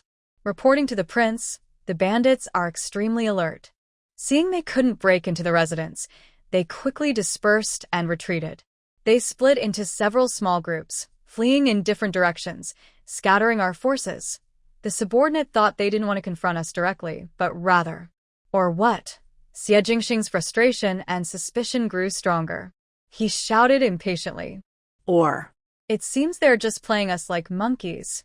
Do you mean these people don't want to offend you, but just want to lure you out of the residence? Li Wei asked in surprise. The man nodded. Yes, they ran very fast. We almost couldn't catch up. When we fell behind, they deliberately slowed down so we could catch up again. They kept doing this over and over, without getting tired. Meanwhile, our people were exhausted and gasping for breath. We don't understand what their goal is. A bunch of useless fools get lost. Xie Jingxing angrily kicked them. The young soldier trembled and stepped back cautiously. He felt as if he was in a thick fog, with the enemies secretly moving in the shadows. Even though he had caught the key person, it seemed like he hadn't caught anything at all. Prince, shall we return to the mansion now? Lu Wei asked carefully. Xie Jingxing didn't answer immediately. He stood in the courtyard of the Xiang residence, looking at the dark night sky and the faint light from the ancestral hall. He could vaguely see the straight figure of Chancellor Xiao. Xiao was still inside. The items hadn't been found, and there was no clue at all. Tonight's events felt strange and complicated. It was definitely not as simple as it seemed on the surface. Xie Jingxing slowly exhaled, his eyes becoming sharp and cold again. Lu Wei, the man just now, said the bandits didn't enter the mansion. So, what about the soldier who fainted at the door of the ancestral hall? How did that happen? They couldn't have fainted on their own. Someone must have come in tonight and met with the master of the house. But the person who met the master wasn't the bandit from Jingmeng Mountain, but someone else. It's just that the old man refuses to admit it. We have no proof, and we can't do anything to him. Prince, who do you think met the master tonight? Was it someone from a household, or the missing young master and the little cook girl? Lu Wei asked. Li Wei, what do you think? Xie Jingxing asked back. The subordinate thinks that the little cook girl is just a young girl. She probably doesn't have the courage for this. Knowing that the guards are watching the mansion, she and the young master managed to escape. How could she come back to die? It doesn't seem likely she would be that stupid. The subordinate thinks it might be someone from the Crown Prince's side. Although the Crown Prince is now under house arrest, his people can still move around freely without restrictions. Lu Wei shared his thoughts. Yes, yes, you're right. A young girl hiding from us is already enough trouble. It's impossible for her to take such risks, knowing it's wrong and still doing it. Xie Jingxing paused and then continued, but tonight, Shaowen didn't leave with the prince's men. Don't you find that strange? Such a good opportunity, yet he didn't run away. He's willing to wait for the exile in 3 days. Your Highness, Shaowen is naturally stubborn. A scholar's integrity is more important than anything. If he hadn't had solid evidence this time, it would be hard to bring him down quickly. If he escapes, it would prove his guilt even more. So he won't run. That's what I think, Your Highness. But it's mainly up to your decision. Lu Wei has served Prince Cheng for many years. He knows the prince is ruthless, suspicious, and very ambitious. That's why he always adds a final comment about his own opinion, emphasizing that it's just his view. Lu Wei, you're right. Shaowen is just a stubborn old man. If he weren't, he wouldn't be in this situation. Since he can't serve the king, then we must ruin him. But he must not die in Xingjing. Do you understand what I mean? This is under the emperor's watch. If something happens here, he will be the first to be involved. Understood. Lu Wei nodded. Such a shame about tonight's plan falling apart. We were hoping to catch him in a trap, but instead, we fell for the thief's trick of luring us away. It's so frustrating. And that damned young master and that worthless maid haven't been caught yet. Your Highness, don't get too upset. With all the commotion today, the Emperor will surely summon you to the palace tomorrow. You should go home and rest early. This residence is burned to the ground, and there's nowhere to rest. Don't worry, I and others will stay here. Tomorrow morning, after Lady Zhao's funeral, I will escort Prime Minister Xiao back. He won't escape. No, tonight is too important. I can't wait until tomorrow. Xie Jingxing turned around and looked toward the palace. I must go to the palace immediately to see my father. This matter tonight must be reported right away. Shaowen didn't escape. Things seem calm, but beneath this peace, there are likely darker currents flowing more fiercely. The opponent used the tactic of luring the tiger away from its mountain, but he was still unsure of their true goal. He remembered Shaowen's deep, bottomless eyes and his extraordinary calmness. Those weren't the eyes of a hopeless prisoner. In those eyes, there seemed to be a cold, all-seeing gaze, along with a proud, unbowed attitude. He had tried more than 3 times to win him over, but Shaowen was like a hard stone in a cesspit, stubborn and unyielding. Xie Jingxing shook his head, pushing away these unpleasant thoughts. No matter what, Shaowen was still under control, and that was the most important thing right now. As long as the person was safe, he could still report to the emperor. But he had a faint premonition that tonight was just the beginning. The real fight might only be starting now. This battle involved more than just Shaowen's life or death, or the whereabouts of a certain thing. Shaowen would die sooner or later, and so would his good brother, the prince under house arrest. That supreme throne could only belong to Xie Jingxing. No one else could touch it. Your Highness, it's okay if you go to the palace again tomorrow. After all, you're going to court, right? If the emperor doesn't ask about you in the court, you don't need to report. Let small matters go and downplay big ones. Anyway, the chancellor hasn't left yet. I have something more important to discuss with you now. That's a good plan. What else is more important? Tell me.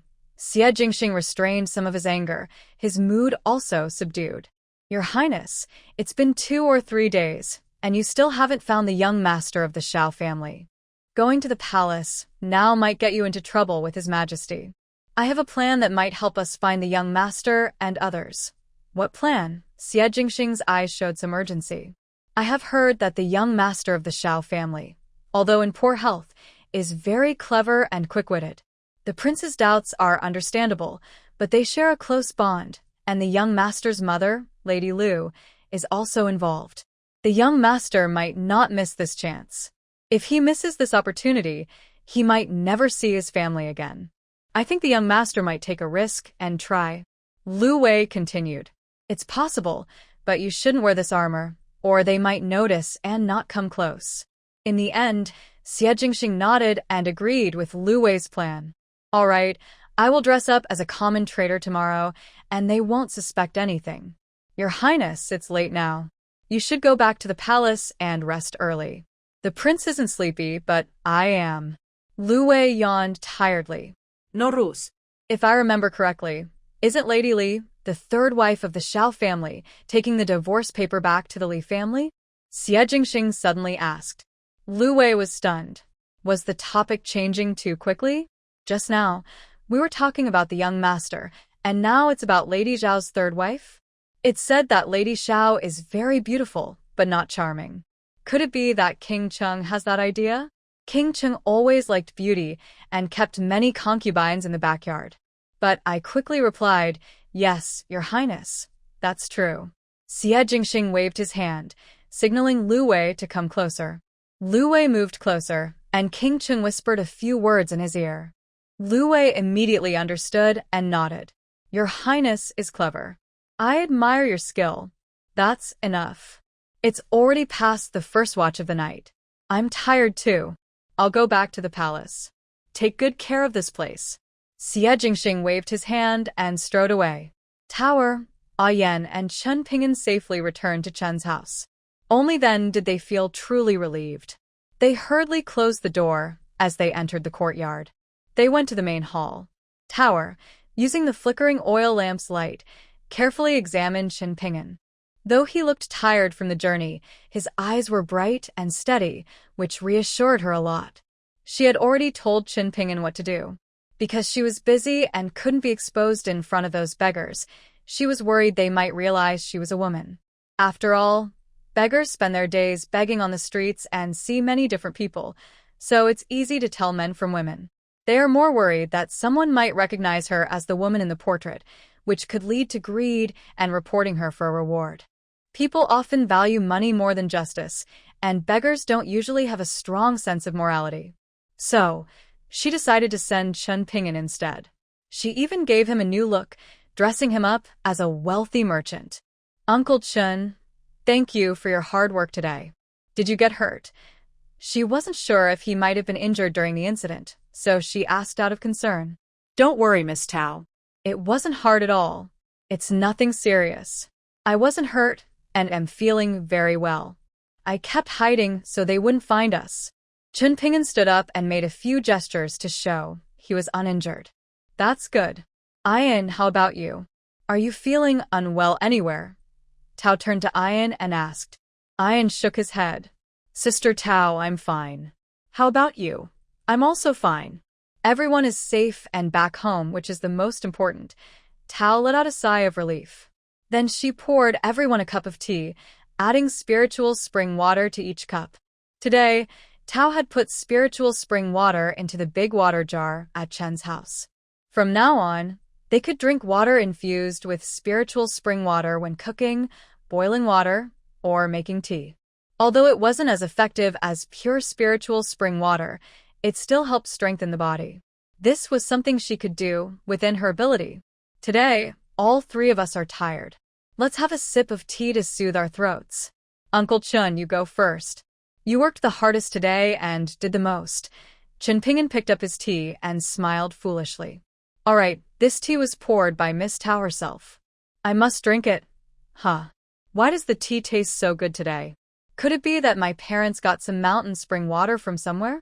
Only mountain spring water can taste so sweet and delicious. And he felt much more relaxed with less fatigue.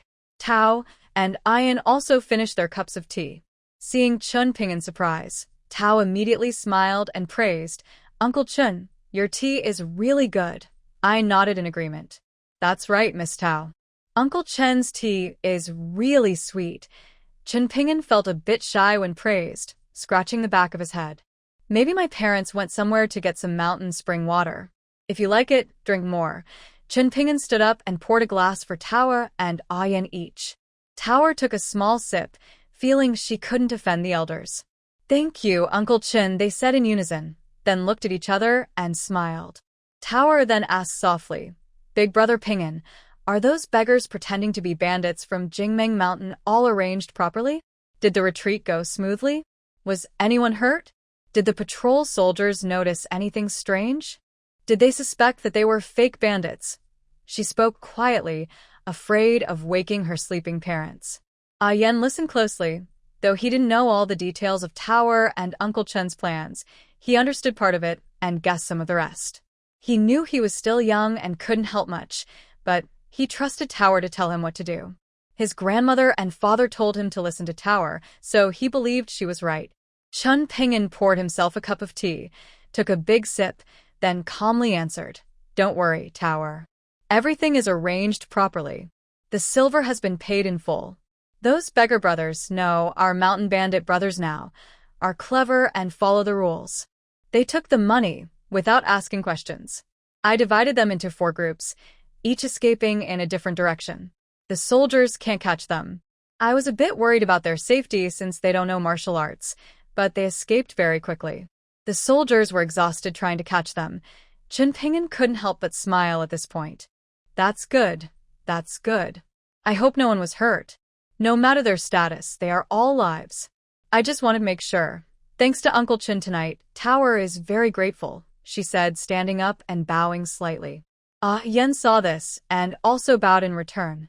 Uncle Chen kept waving his hands, saying, No, I can't do that. Uncle Chen, something big happened tonight. You should stay at home tomorrow and the day after and not go out.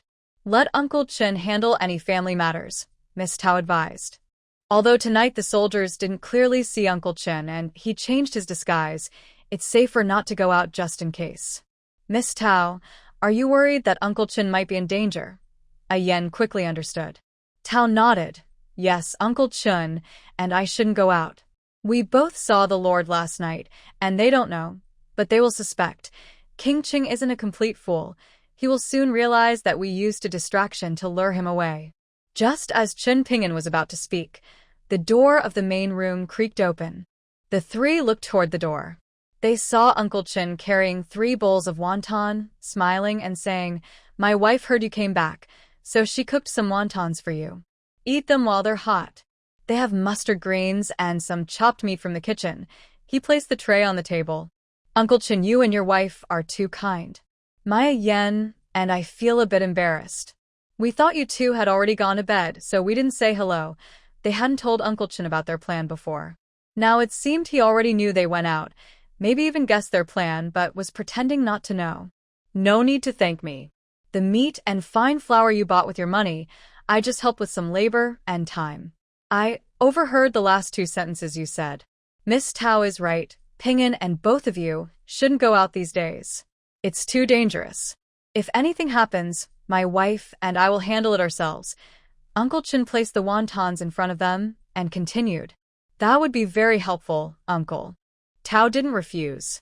She was also a bit hungry after staying up so late. "Miss Tao, Yen, try some. My mother's wontons are delicious. We only get to eat them once a year. Today, I am grateful to you all.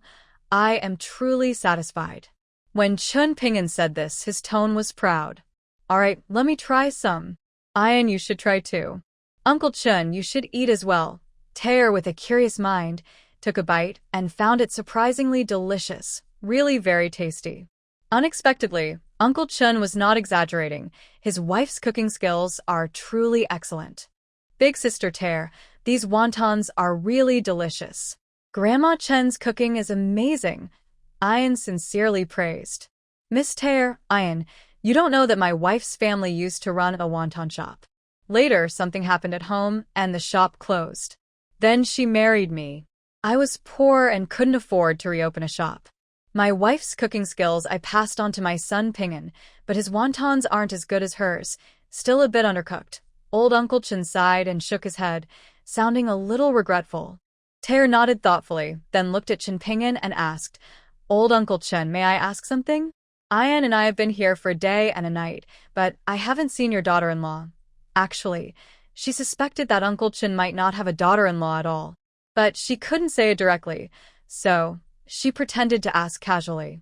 When Chen Ping'an heard a young girl like Taer ask his father this question, he felt a bit embarrassed and awkward.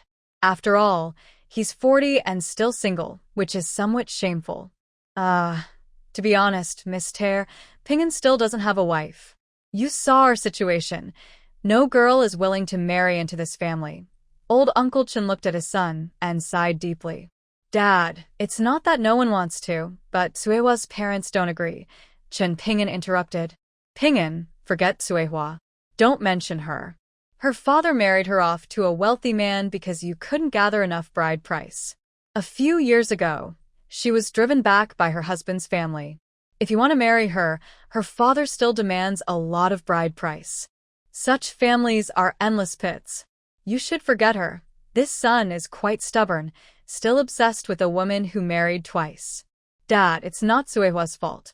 Please don't blame her. She was beaten every day at Mr. Lee's house and lived a life worse than a maid. She was already very pitiful. Father, he's actually a good person. Chen Ping'an rarely showed his unhappy side.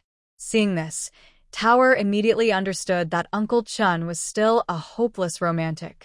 From what he said, Suehwa probably isn't bad either, but in this poor era, daughters are considered a loss, and marriage is often out of their control. Anyway, you two are unlikely to be together. If necessary, I can find a widow for you. Even bringing home a girl wouldn't be a problem. Once you're married, you'll be able to let go of your hopes. Old Uncle Chen was quite angry. His son was good in many ways, but too naive. Father, I won't marry a widow just because you find one for me. Chen Ping'an refused to give in.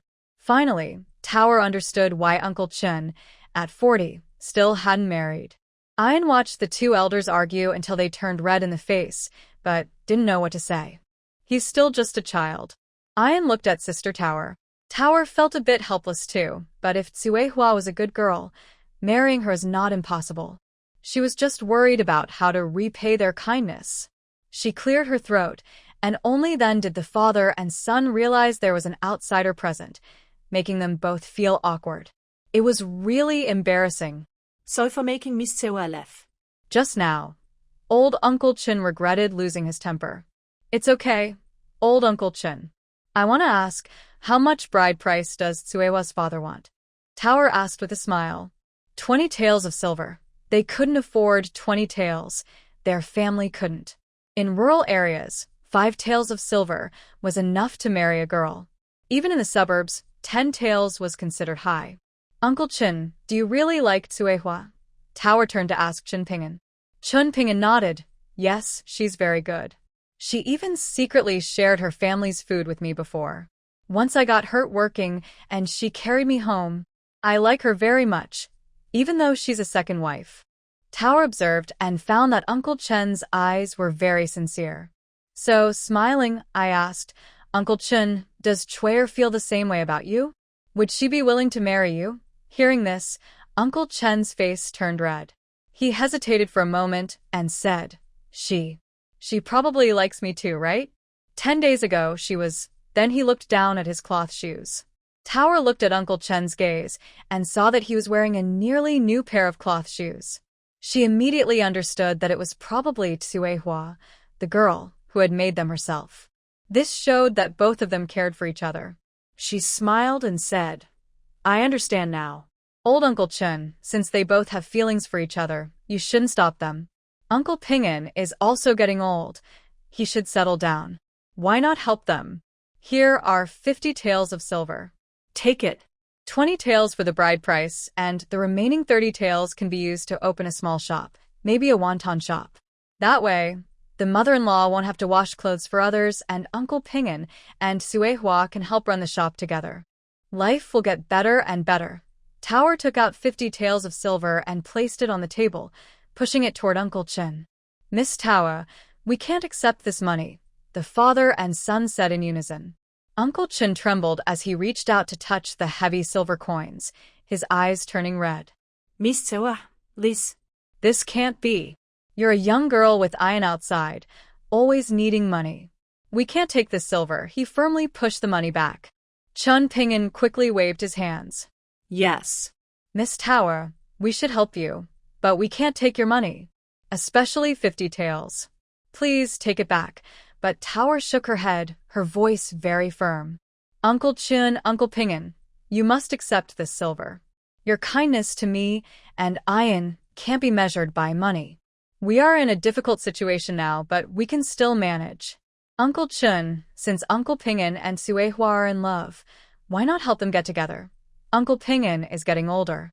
Do you really want him to spend his whole life without a wife and children, ending up lonely in old age? She believes that Uncle Chen wouldn't want to do that, especially since he only has one son. Uncle Chen looked at his son and felt guilty. He thought, it's my fault for not having enough money to let my son get married. If I had given 20 taels of silver as a bride price back then, my son wouldn't still be. Seeing that Uncle Chen was silent, Tower paused and spoke more firmly, with a tone of certainty. Uncle Chen, Uncle Da, if you insist on refusing, then Ian and I will leave tonight. Since you don't want to accept any help from us, we feel embarrassed to stay here and bother you. Well, Uncle Chen was at a loss for words, caught in a difficult spot. He wasn't sure whether to accept the money or not. He knew Tower was serious. Her clear eyes and firm attitude showed she was genuine, not just being polite. He looked at his son, Chen Pingin, who also looked conflicted. On one hand, he didn't want to accept such a heavy gift. On the other hand, Tower's words touched his deepest hopes. He wanted to give Tsuehua a stable home and also wanted his aging parents to live comfortably. Ian put down his spoon after eating some wontons and gently tugged Tower's sleeve, whispering, "Sister Tower." Tower gently patted Ian's hand to reassure him, then continued speaking to the Chen family. "Uncle Chen, Uncle Da, please accept this without worry. We do have enough money on us. You don't need to worry about us going hungry on the road. I promise I won't let Ian go hungry, and I won't let myself go hungry either. Honestly, when we left the mansion, we prepared some money, so we still have some silver with us. But you, living in hardship, do you want to stay like this forever? This 50 taels of silver includes 20 taels for Uncle Da to get married. The remaining 30 taels can be used for your mother-in-law and Ping and Uncle to open a small shop or rent a place. I just ate the wontons your mother-in-law made, and they were very good. Your family should happily open a wonton shop. Your mother-in-law's wontons are delicious, and the business will surely be good. That way, your mother-in-law and Uncle Pingin's skills won't go to waste. With this shop, your lives will gradually become stable. In the future, when you earn money, you can buy land, farms, or a courtyard. If Ian and I have the chance to return someday, we will also have a place to stay. Wouldn't that be better? Just consider this as us, the two of us, giving you the money. Is that okay? Think of it as an early gift from me to support you. Can you accept it?"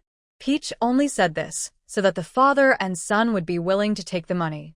Old Uncle Chen looked at Peach's clear and firm eyes, then at the money on the table that could change their family's fate. His throat tightened, and he finally sighed deeply, no longer refusing. "Miss Peach, what can I say?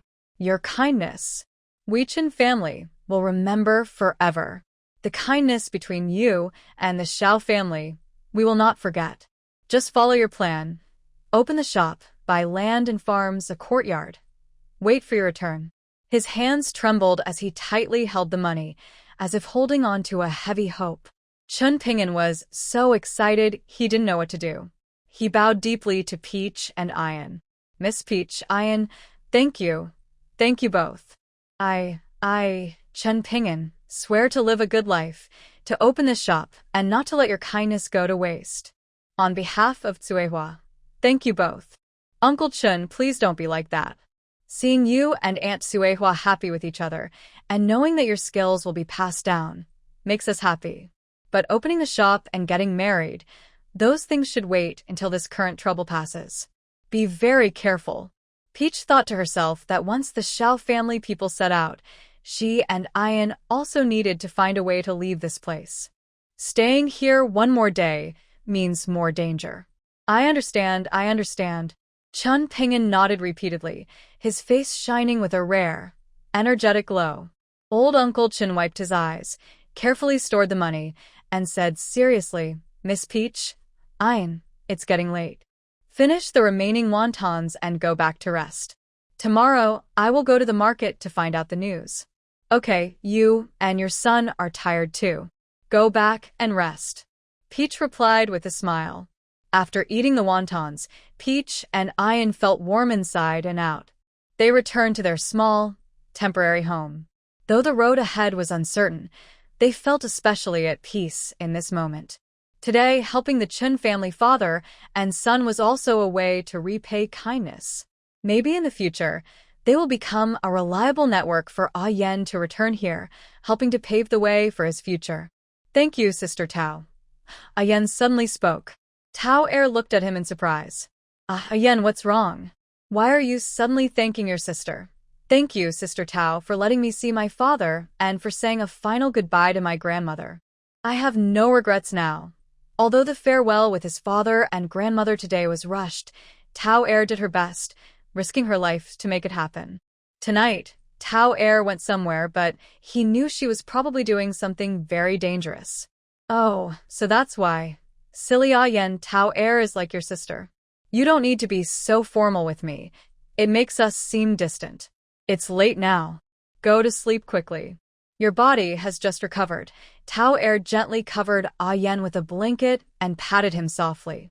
Okay, I'll listen to Sister Tao. You should sleep early too. You worked very hard tonight. After saying this, Ah Yen closed his eyes. Tao Er also lay down, closing her eyes and thinking about how the people from the Shao family would be exiled the next day. She wondered if the city gates would be closed again, allowing only in but not out.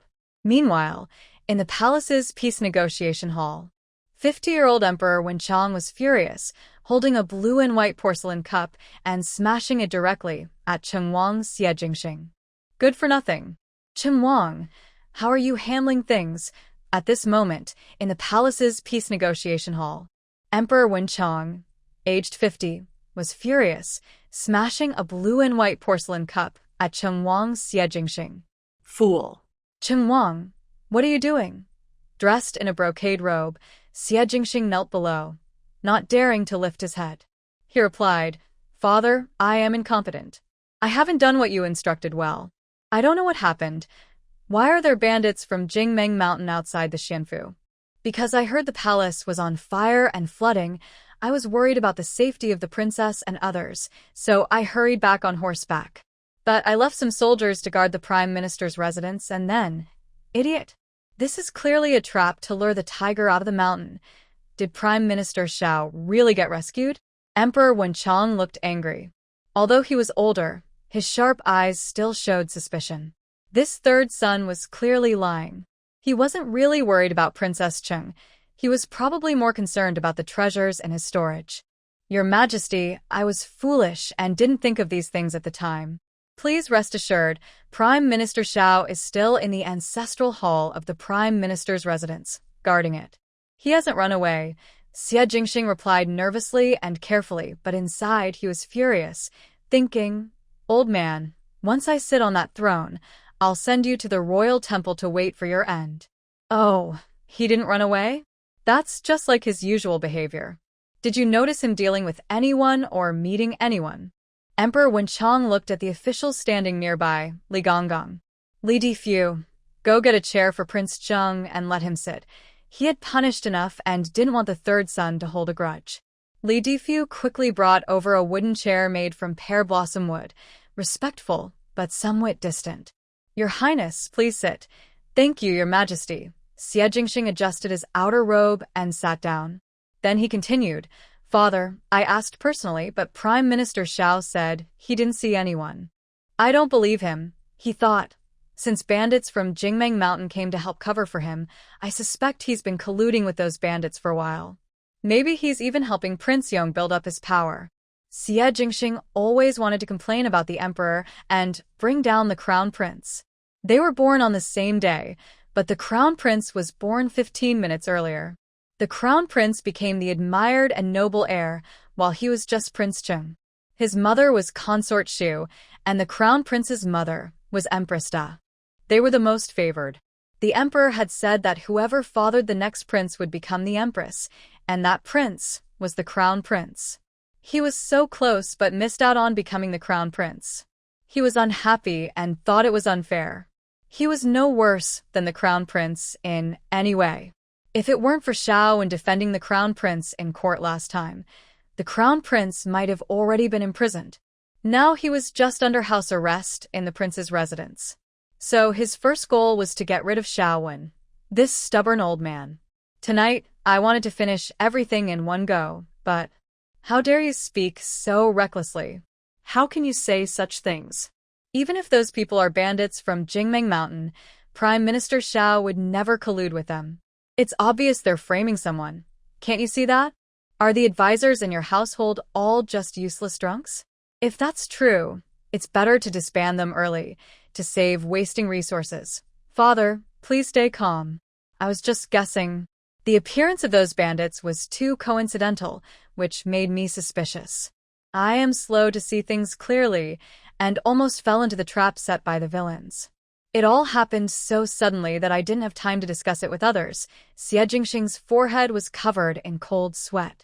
He thought to himself that it was fortunate he came forward to explain what happened. If he had waited until the next day, his father's anger might have been even worse. The Emperor Wenchang, who had just stood up suddenly, snorted coldly and sat back on the throne. His fingers tapped lightly on the armrest, each tap feeling like it was piercing Xie Jingxing's heart. Third son, do you know why I specifically asked you to investigate the Prime Minister's residence and watch Xiaowen?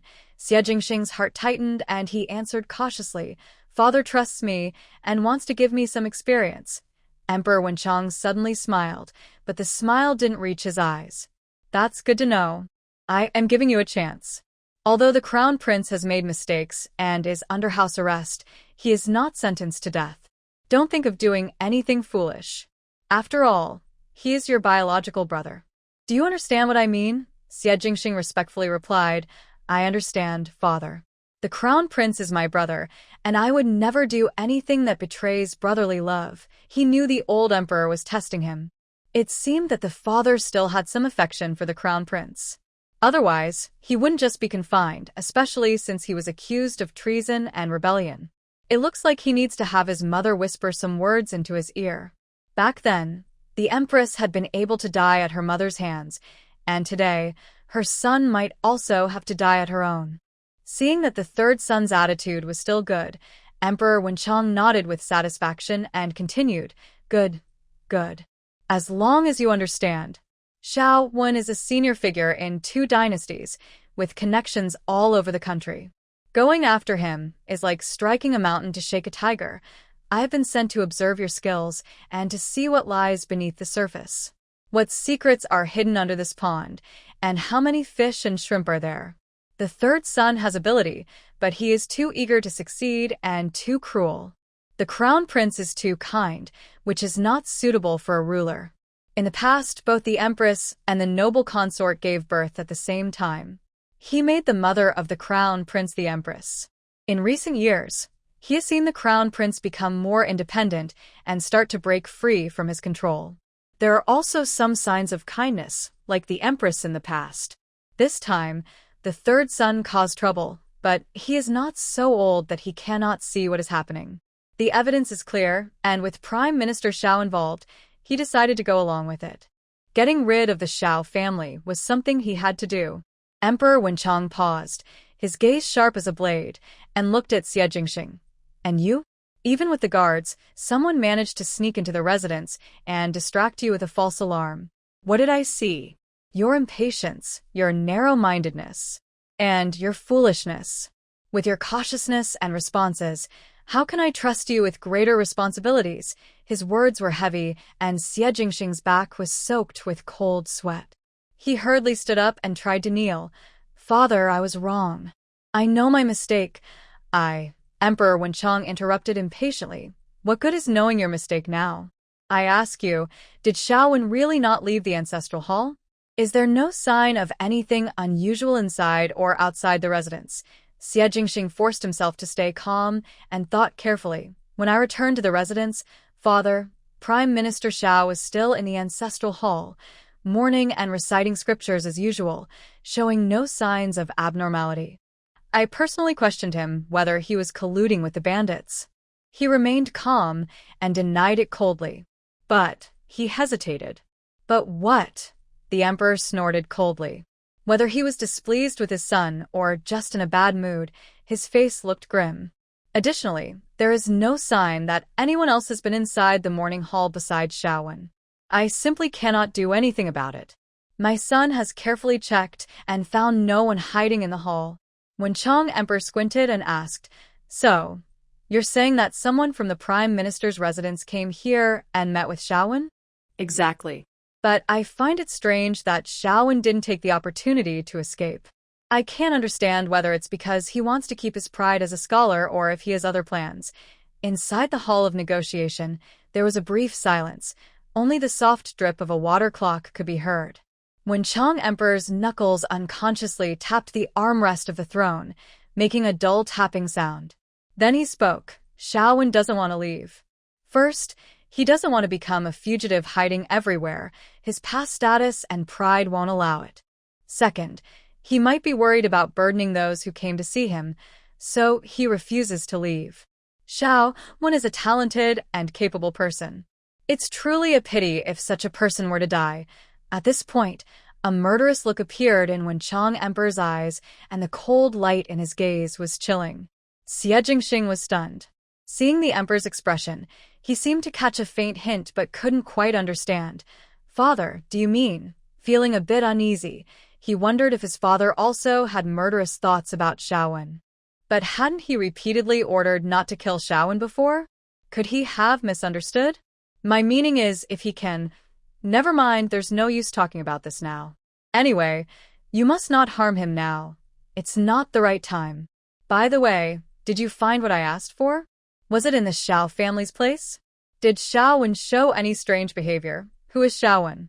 He is a key official of the Great Zhou, once serving as Crown Prince's tutor, with over 10 years of experience in government affairs and many disciples. When the Crown Prince fell, it seemed he lost his support, but is he willing to simply accept his fate and be executed? Father, I am powerless. The Prime Minister's residence has no suspicious signs, and it has already been reduced to ruins. As for Xiaowen, he hasn't shown any suspicious actions. Moreover, I have people watching him constantly. Even when he goes to the bathroom, someone follows. Apart from reciting scriptures to honor the late Madame Xiao and occasionally drinking water, there is nothing unusual about him.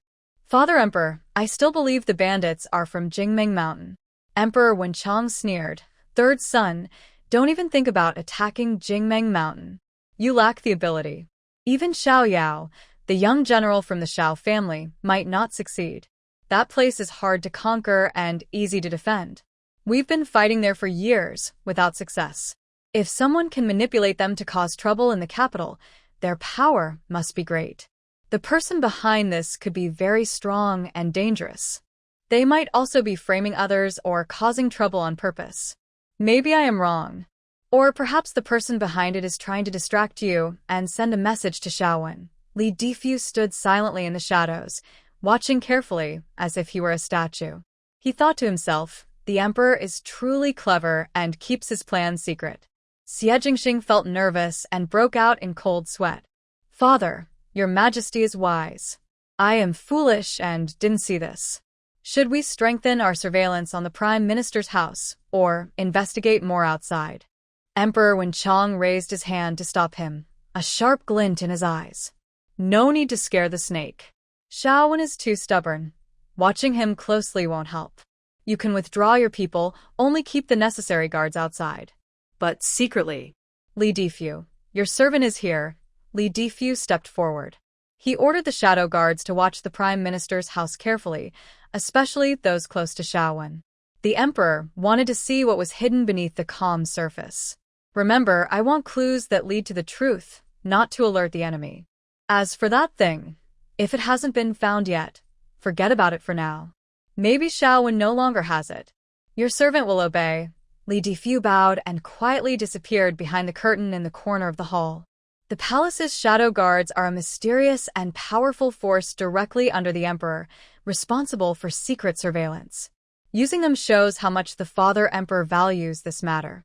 Watching Li Difu's figure vanish, Xie Jingxing hurriedly asked, Father, are you saying we don't need to look for that important thing anymore?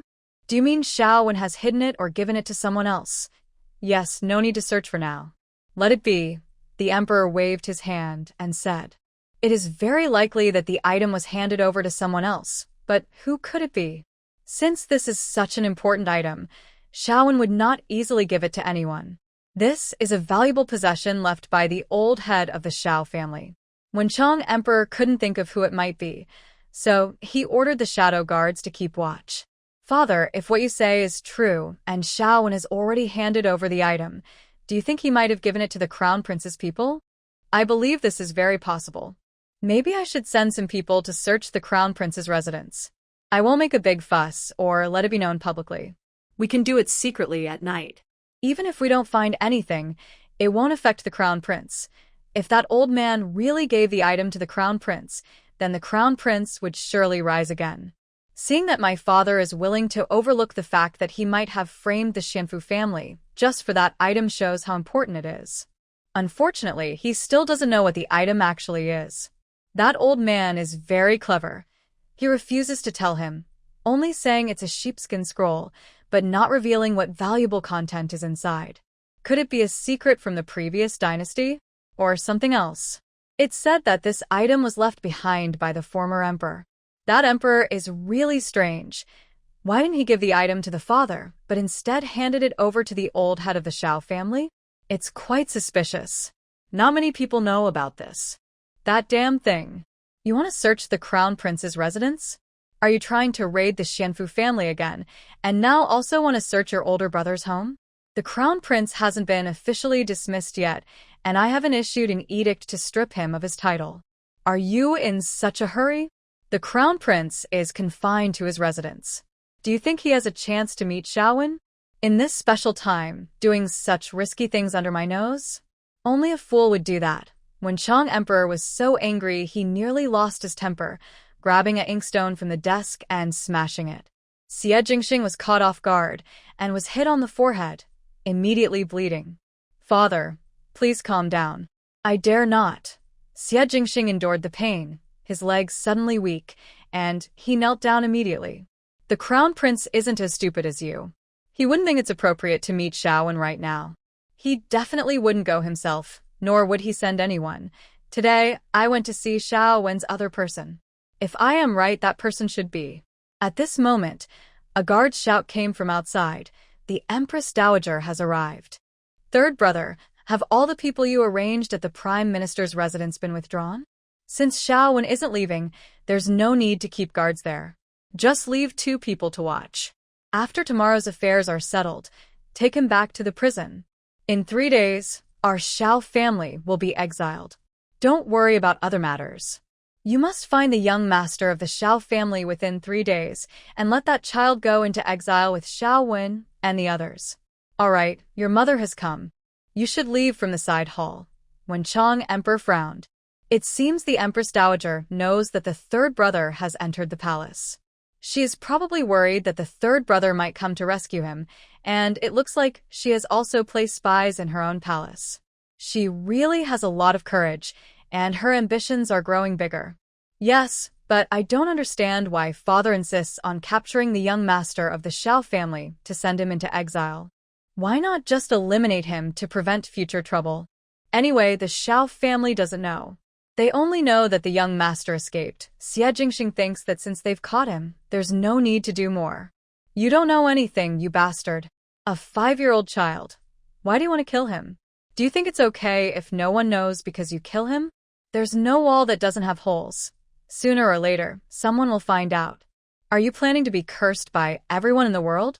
Accusing us, the Celestial family, of being cold-blooded and ruthless, not sparing even a 5-year-old? He's just a 5-year-old kid. We let him stay with his relatives. Don't you know how harsh the northern land is? Not to mention the hardships on the way to exile. Ordinary people know how tough it is. The men of the Xiao family might not survive until they reach the north, let alone a weak, sickly 5-year-old child. Don't you think about that? Why would you dirty your hands and leave a lifelong shame? The journey to exile is extremely difficult, especially since the north is cold in winter and scorching in summer. I heard that the only child of the Xiao family has a weak body from a young age. Before reaching the destination, he might already. Wenchang Emperor was very angry. Although the third brother's idea of eliminating the problem at its root isn't entirely wrong, it is too cruel. Just now, I saw his expression when he killed young Lord Xiao, and there was no hesitation at all. Such cruelty naturally made Emperor Wenchang feel cold inside. If this kind of ruler really becomes emperor in the future, he might betray and kill his own people, including himself. Father, you are always so thoughtful. I admire you greatly. In the future, I will need to learn more from you. Indeed, experience makes one wiser.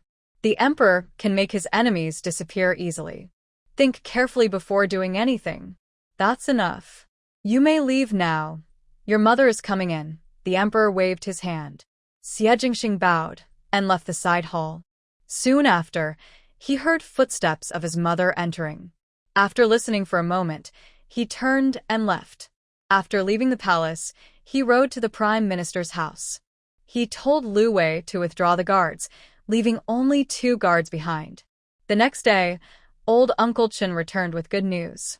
He entered the courtyard happily and said, "Miss Tao, young master, today I went to the market to look for a shop and heard some good news." Tao immediately poured him a cup of tea and said with a smile, "Old Uncle Chen, thank you for your effort. Have some tea first." "No rush, tell me slowly." Ian sat nearby, but didn't speak. He listened carefully, eager to hear what good news Uncle Chen brought back.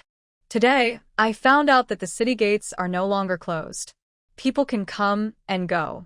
But the inspections are still very strict, probably targeting you too." Old Uncle Chen took a few sips of tea and said, "Old Uncle Chen, is there any other good news?" Tao also felt a bit anxious.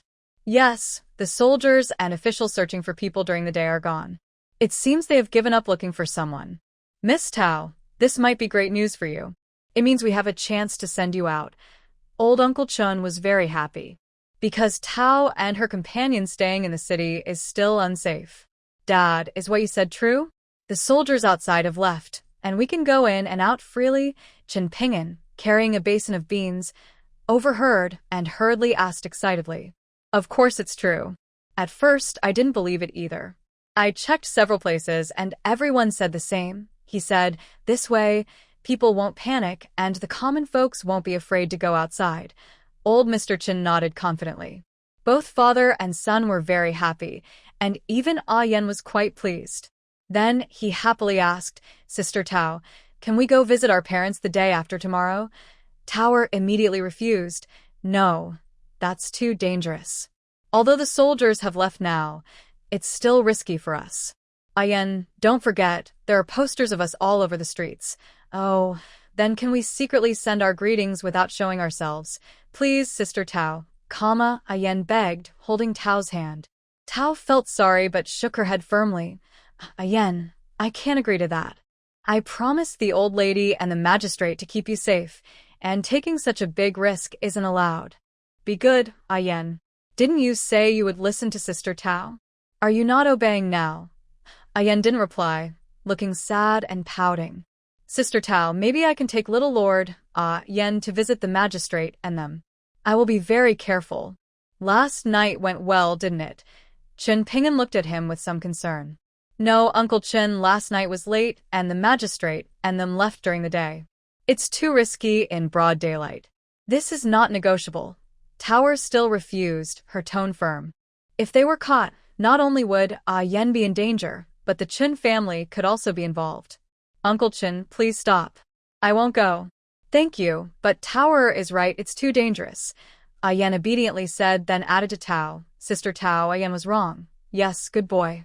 Go back to your room now. There are your favorite big white rabbit candies." She had brought out a few more white rabbit candies this morning. Kids like sweets, and white rabbit candies are quite tasty. She also loved eating them. When feeling down, eating something sweet can help a little. Although the little guy was acting obedient, he was probably still upset inside. Yan nodded, and then went back to his room. Old Mr. Chen asked worriedly, "Is little Lord Yan okay? Maybe I should go in and see him, talk to him for a while." Chen Ping'an also looked worried as he asked. "Tiwa shook her head." "Old Uncle Chen, it's okay. Let him be alone and quiet. It's good for him to have some time to himself. He needs to learn to grow up slowly." "All right, Miss Tao, you and my father can chat slowly. I'm going to cook." Chen Ping'an carried the prepared green beans and turned to go to the kitchen. He glanced at the room where Yan and the others were staying, feeling a bit worried. Taya nodded. "Okay, then I'll leave it to Uncle Chen. After Qin Ping'an left, Tower lowered her voice and asked, "Old Uncle Qin, besides what you just mentioned, is there any other news?" Tower always felt something was wrong. Old Uncle Qin thought for a moment and continued, "Today I also heard that the guards at the Xian mansion were all withdrawn last night. Madame Xiao has been laid to rest, and Prime Minister Xiao has been taken back to prison. It's strange. So many soldiers were guarding before, and now suddenly they all left. But I think there might be some secret plan. I believe that on the day Lord Xiao was exiled, you two shouldn't go to see him off. Even watching from afar isn't a good idea. Although the young master can't go to see him off, it's a pity, but at least he saw Lord Xiao last night." Old Uncle Qin also felt sorry for Ayen. He was still young and didn't want to leave his parents. That's normal human nature. But he knew if Ayen was caught and exiled with Lord Xiao, he might not survive. That's why he didn't plead for the young master earlier. "That's exactly what I'm worried about, Old Uncle Qin." Suddenly, they stopped looking for people and didn't leave anyone to guard Lord Xian. There must be something more to this. If I'm right, the reason King Qing arranged it this way is probably because of an order from the palace, Tower said quietly. "Miss Tao, do you mean they're doing this on purpose, to lure you two into a trap?" Old Uncle Qin stroked his white beard cautiously. Taya nodded. "That's possible. That's just my guess. But with our current situation, it's really not safe to take such a big risk. Old Uncle Qin, can you tell me the specific details?" Tower wants to understand more about the situation outside, so she can judge better. When she asks for details, she means the parts she finds suspicious. Chun Laobo is a bit confused. She explains carefully, the parts you think are suspicious. Seeing Tower look so serious, Chen Laobo realizes things are not as simple as they seem. He thinks he was too careless and naive. He lowers his voice and asks, "Do you think there is something strange, Tower?" He strokes his white beard cautiously. "Now that you mention it, I remember a few things. When I was wandering near the city gate, I felt something was off. The soldiers checking at the gate were very thorough, but their eyes looked strange. It didn't seem like routine patrol. It looked like they were searching for someone specific. Oh, and they had a portrait in their hands. I didn't dare get too close, afraid they might suspect me.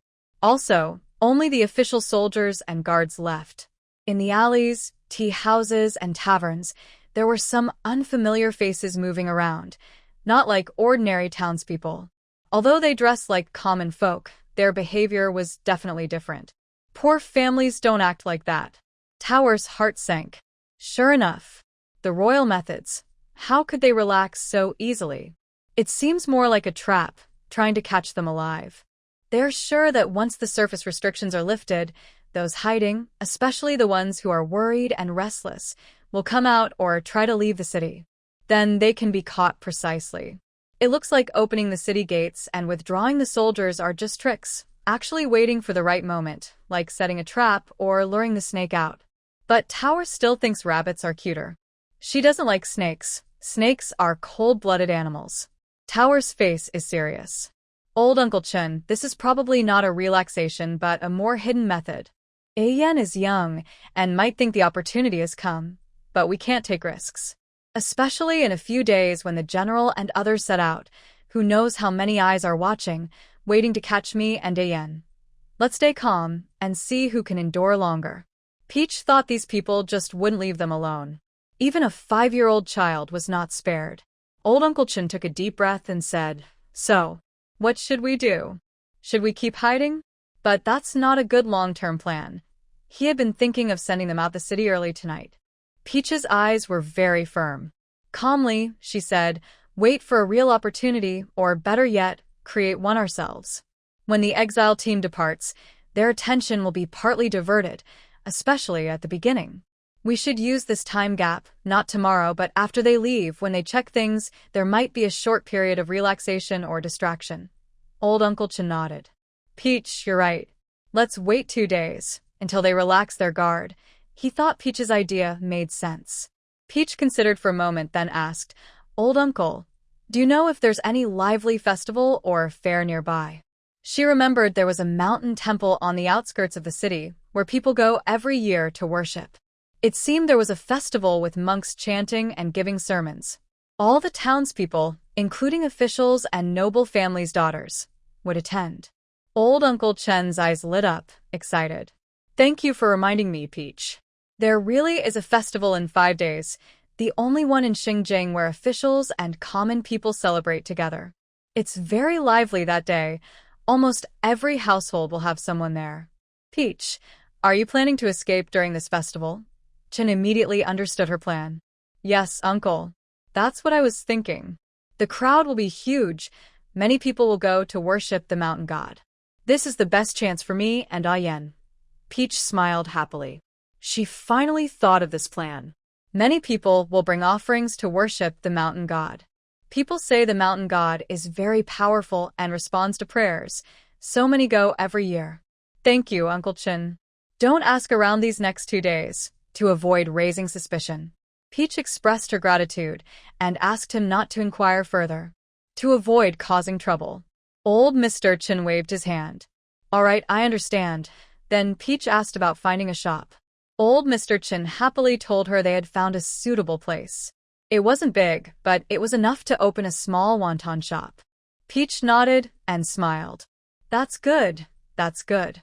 Old sir, you should go rest now. I will check on Ah Yen inside. Maybe he's still upset. Old Mr. Chen nodded repeatedly. Peach girl, go quickly. I will do some work too. After saying that, he turned and left. Peach knocked on the door. Ayan. Ayen. There was no answer inside. Her heart tightened. She quickly pushed the door open and found the room empty. Ayan. Where are you? She had been sitting in the yard just now, and didn't see Ayen run out. Where could the child have gone? Peach called out twice more, but no one responded. Her face changed immediately, and she turned to run outside to call old Mr. Chen and the others. Suddenly, Ayan's voice came from behind. Peach sister, I am here. Peach turned around but still didn't see anyone. Finally, she realized Ayan was hiding under the table. He was holding his head with both hands, his face buried in his arms, and his shoulders trembled slightly. Ayan, why did you hide under the table? You scared me just now. Peach crouched down gently and asked softly. Seeing that Ayan was safe and hadn't disappeared, she felt a little calmer. Her heart had almost jumped out of her chest. Ayan hurriedly wiped his face with his sleeve, then looked up with red eyes, trying to smile at Peach. Peach sister, I was just feeling a bit sad, so I hid under the table. I was so lost in thought I didn't hear you calling me. Sorry, Peach sister, for making you worry. Hearing this, Peach felt a twinge in her heart. She reached out and gently pulled him out from under the table, then softly picked him up and sat him on the bed. She took out a handkerchief and gently wiped his still wet tears. Ayen, it's okay to cry when you're sad. You don't have to hold it in front of sister.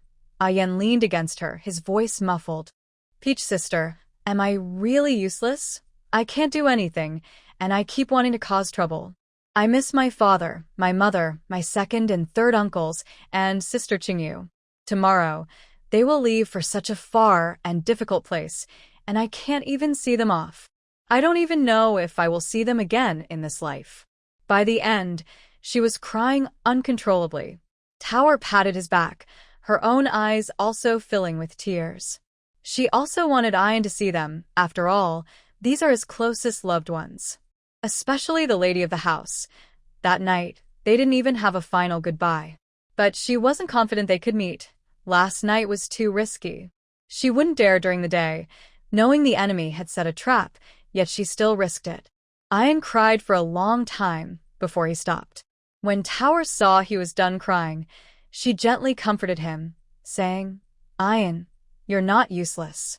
On the contrary, you're very useful. Living and staying safe is the most important thing to your father and mother. Right now, they care most about your safety. You are their hope for the future. You should eat well, sleep well, and strengthen your body. That's the best comfort for them. As for the future, as long as people are alive, there will be a day to meet again. When you grow up, you can clear your parents' name and seek justice for them. She could only comfort and encourage Ayan. She also had a moment of softness, thinking about secretly sneaking a look at them with Ayan. Even if they didn't speak, even if they just watched from afar, that would be enough. But this request seemed simple, yet it was very dangerous.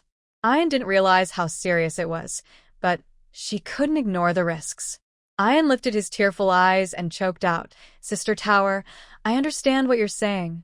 I just want to see my mother once." I'm worried. Worried I might never see her again. Woo-woo.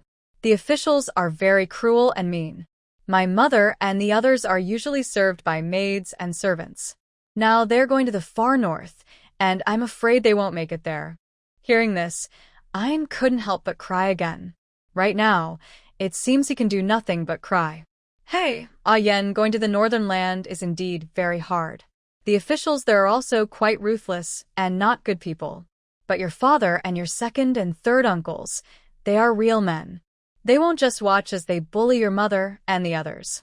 There are only 4 officials escorting them, not many people. You don't need to feel too sad. Your father and your uncles are true men. You must believe they will protect your mother and the others. Now, you should stay at the Chin family's house. We won't go anywhere these days because it's not safe. Be good and stay here, okay, Ayan? Ayan nodded as if he understood but was unsure. He wanted to speak but hesitated and finally said nothing. He didn't understand why. Even though Grandpa Chin said the soldiers in the city had left and the city gates were open, Sister Tao wouldn't let him go to see his parents. Couldn't he just take a quick look? Maybe Sister Tao was doing it for his own good. After so many things happened, it really was dangerous. She's a girl and must be scared. Thinking about this, Ayan felt it must be true, so she didn't dare to take him. After all, it was broad daylight, and he was afraid. But that's okay. When the time comes. Thinking this, Ayan looked up obediently and said, "Sister Tao, I'll listen to you. I promise not to run around these days and stay quietly at Grandpa Chen's house." "Good. Ayan, be good. Go eat some candy." Sister Tao patted Ayan's little head and said, "Okay, thank you, Sister Tao. Stop saying silly things." Both of them smiled. "Come on, Ayan, let's go to the yard to get some fresh air. Staying inside all the time will make you bored. Let's go help Grandpa Chen loosen the soil in the vegetable garden and catch pests, okay?" Although he couldn't go out to play, he shouldn't stay cooped up inside all the time. The air inside isn't as good as outside. Staying inside all the time makes him feel heavy-hearted. Playing outside will lift his spirits and help him feel better. It will also help him focus more. Okay, but Sister Tao, what are pests? Do bugs also harm people? After all, Ayan is a 5-year-old child, curious about everything. Sister Tao got it. Here comes another round of 100,000 questions. Harmful insects are bugs that eat vegetable leaves. We need to catch and eliminate them so they won't steal and eat the leaves again. Later, I will teach you how to catch bugs, okay? Okay, Ayan cheerfully replied. Then the 2 of them went to the yard, one to weed, the other to catch bugs. Old Uncle Chin came over and saw them, one weeding, one catching bugs. He immediately stepped forward and said, "Miss Tao, young sir, you shouldn't do such work. Stop now, don't get your clothes dirty, and your hands are all muddy. Go wash them." Tower and Ayan both smiled happily. "Old uncle, it's okay. I can do this work. I used to do it at home," Tower said. Although Ayan had never done it before, he wanted to learn how to do some chores. "It's fine, uncle. He's no longer the young master from a noble family." Tower kept smiling and continued weeding. "Grandpa Chun, I'm catching pests on the vegetables. It's quite fun. Getting my clothes dirty is okay. I can wash them. And the mud on my hands will wash off easily," Tower said happily. Ayan was very excited because this was his first time doing such work. Seeing how happy they were, Uncle Chin decided not to stop them and let them go. As long as the child is happy, that's enough. What they didn't know was that danger was slowly approaching from the other side. Outside the city, in an abandoned temple, Cheng Wang, Xie Jingxing's trusted aide, Lu Wei, carried a sack and threw it onto the ground with a heavy thud. Inside the sack, the person kept twisting and trying to break free, but no matter how hard they struggled, it was useless. "Prince, the person has been caught," Lu Wei said, pointing at the struggling sack. "Are you sure you caught the right person?" Xie Jingxing looked at the sack on the ground. "Don't worry, Your Highness. I could never mistake her. Lady Xiao of the Xiao family, no, I should say Miss Lee of the Lee family, Lee Nanyu, is famous for her beauty. Although she's no longer a young girl, her charm has only grown, and she remains stunning and captivating. I would never mistake her. When Lu Wei spoke, there was a hint of admiration in his tone. Stop acting so sleazy. Look at you. No matter how pretty this woman is, she's already considered secondhand now. There's nothing special about her. Quickly untie the ropes so I can check her. If I make a mistake, you can face the consequences yourself, said Xie Jingxing, waving his hand. There are many beautiful women. Even if this second-hand woman looks good, he wouldn't bother to look at her. He only cares about young girls who are unspoiled and look innocent. Lu Wei hurriedly untied the ropes and pulled the woman out of the sack. Li Nanyu's hands were tied, and a cloth was stuffed in her mouth. Her hair was messy, and her gold hairpin was crooked. Despite her disheveled appearance, her natural beauty and stunning face couldn't be hidden. The first thing she saw was King Cheng, Xie Jingxing, sitting there with a cold face, looking at her. She shivered all over and suddenly knelt before the king. Her beautiful eyes filled with tears. She desperately shook her head and then kowtowed. She clearly heard what King Cheng and Lu Wei had just said. She knew it was Lu Wei, the king's trusted aide, who had captured her, but she couldn't understand why King Cheng wanted to bring her here. She had already divorced the third young master of the Xiao family. Why would the prince want to arrest her? Even if he was angry, he shouldn't have targeted her. King Cheng was known for his cruelty, and common people avoided him at all costs. So, no matter what his purpose was in capturing her, she should first beg for mercy to save her life. She didn't want to just escape from the Xiao family and avoid exile and hardship, only to be killed by King Cheng now. And earlier, King Cheng called her a second-hand woman. That was really rude. Lu Wei, remove whatever is in her mouth so she can speak. Yes, Your Highness. Lu Wei bowed and complied. Li Nanyu took a few deep breaths before speaking, pleading, Your Highness, I am Li Nanyu, humbly greeting you. May you be safe and well. I do not know what I have done to offend you, but I kindly ask you to clarify. I am not a ruthless demon who kills without hesitation, Miss Nanyu. You don't need to be afraid. Just look. Why is your body trembling so much? Cheng Wang spoke calmly, with a teasing smile on his face, giving the illusion that he is not the feared demon from rumors. Lu Wei, hurry up and help Miss Nanyu stand up and loosen her bonds. Remember, don't be so rough with women. Look what you've done to scare Miss Nanyu. Quickly, apologize to her. Yes, Your Highness. Sorry about that, Miss Nanyu. It was a small misunderstanding of Your Highness's intentions. Lu Wei frowned and untied Nanyu, helping her to stand. Your Highness, please speak directly, if you have something to say. If I can help, I will do my best. Nanyu was not stupid. She knew that Cheng Wang wouldn't bring her here without a reason. He probably had bad intentions. Miss Nanyu is very straightforward, and I like that. So I won't beat around the bush. I'll be direct. Recently, I have a troublesome matter that I can't solve. Your Highness, please tell me. What is it? It's simple. Help me find Zhao's young master and bring him to me. Nanyu's body stiffened in place, her pupils shrinking slightly. She should have guessed. Someone like Cheng Wang wouldn't just bring her to this broken temple to humiliate her as a divorced woman. Sure enough, her voice pretended to be calm. Your Highness, I am already divorced from the Xiao family's third young master, no longer a wife of the Xiao family. Now I have no ties to the Xiao estate. Ian. That child is also completely unrelated to me. I'm afraid I can't help find the Xiao young master. Please don't make things difficult for me. At this moment, Xie Jingxing's face suddenly changed, turning icy with a layer of frost. Miss Nanyu, I am not asking you to kill the Xiao young master. You don't need to refuse so quickly. You haven't even tried. How do you know you can't find him? Xie Jingxing's tone was cold, with an undeniable pressure. Miss Nanyu, isn't my lord's meaning clear enough? You must find the Xiao young master by any means necessary. Even if it means lying, that's okay. Although you have cut ties with the Xiao family, you know more about them. There must be a way to find him and earn his trust. Lu Wei snorted coldly from the side, reminding her. Then he reached out and touched his sore hilt. Li Nanyu instinctively took a step back, but she still forced herself to speak. Lord Lu, you're joking. The young master of the Xiao family and I are not close.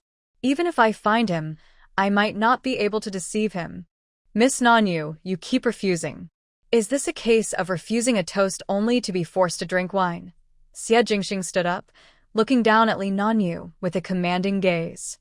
Prince, please stay calm. I dare not. I have already left the Xiao family, and I don't know where the young master has gone. I only heard my brother say that everyone in the Xiao family was captured, except for the young master who disappeared. It's not that I don't want to help, but I truly don't know where to find him.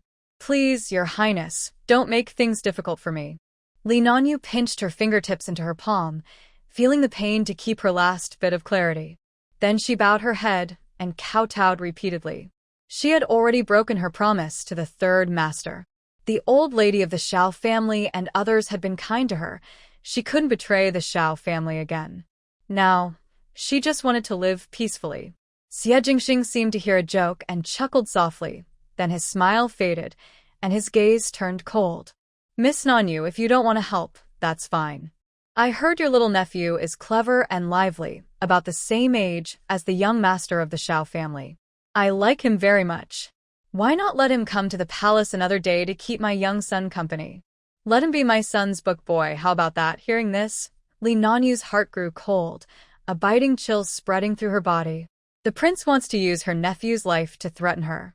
He is her brother's only son, the only heir of the Lee family and the future hope of the Lee family. What should she do? What should she do? This dog prince is clearly using her little nephew to threaten him. Such a cruel plan. Xie Jingxing brushed non-existent dust off his clothes and stood up. Miss Nanyu, you are mistaken. Children of similar ages are usually quite simple-minded. My son needs a companion, and I think he would be a good match. Your Highness, I cannot decide this matter alone. Please allow me to ask my brother and sister-in-law first. Li Nanyu repeatedly refused, trying to delay. The prince knew her brother had been given a minor official position thanks to the Xiao family's protection, and he still held that position. Now, because of the Xiao family's issues, he was kept at home. He was right. This was a great favor from the emperor. But now, with the Xiao family fallen, the emperor hadn't punished the Li family, only kept them at home. That was already a great kindness. Could it be that this minor official no longer wanted to serve? If she refused to help, then... The prince suddenly shifted his tone, turning to Li Yuxuan, her younger brother. His words carried a deep meaning. Li Nanyu gasped inwardly. He was threatening her brother. The prince smiled but said nothing, watching her pale face. He then looked at Lu Wei, who was waiting nearby, and ordered, Lu Wei, is Li Yuxuan's precious son called Li Chong'an?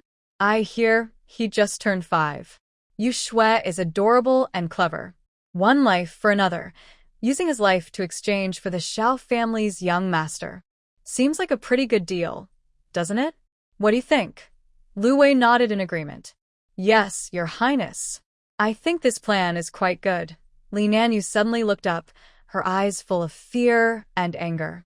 Her lips trembled, but she dared not curse. Prince Cheng, Xie Jingxing, was known for being ruthless. Everyone in the capital knew that he kept his promises.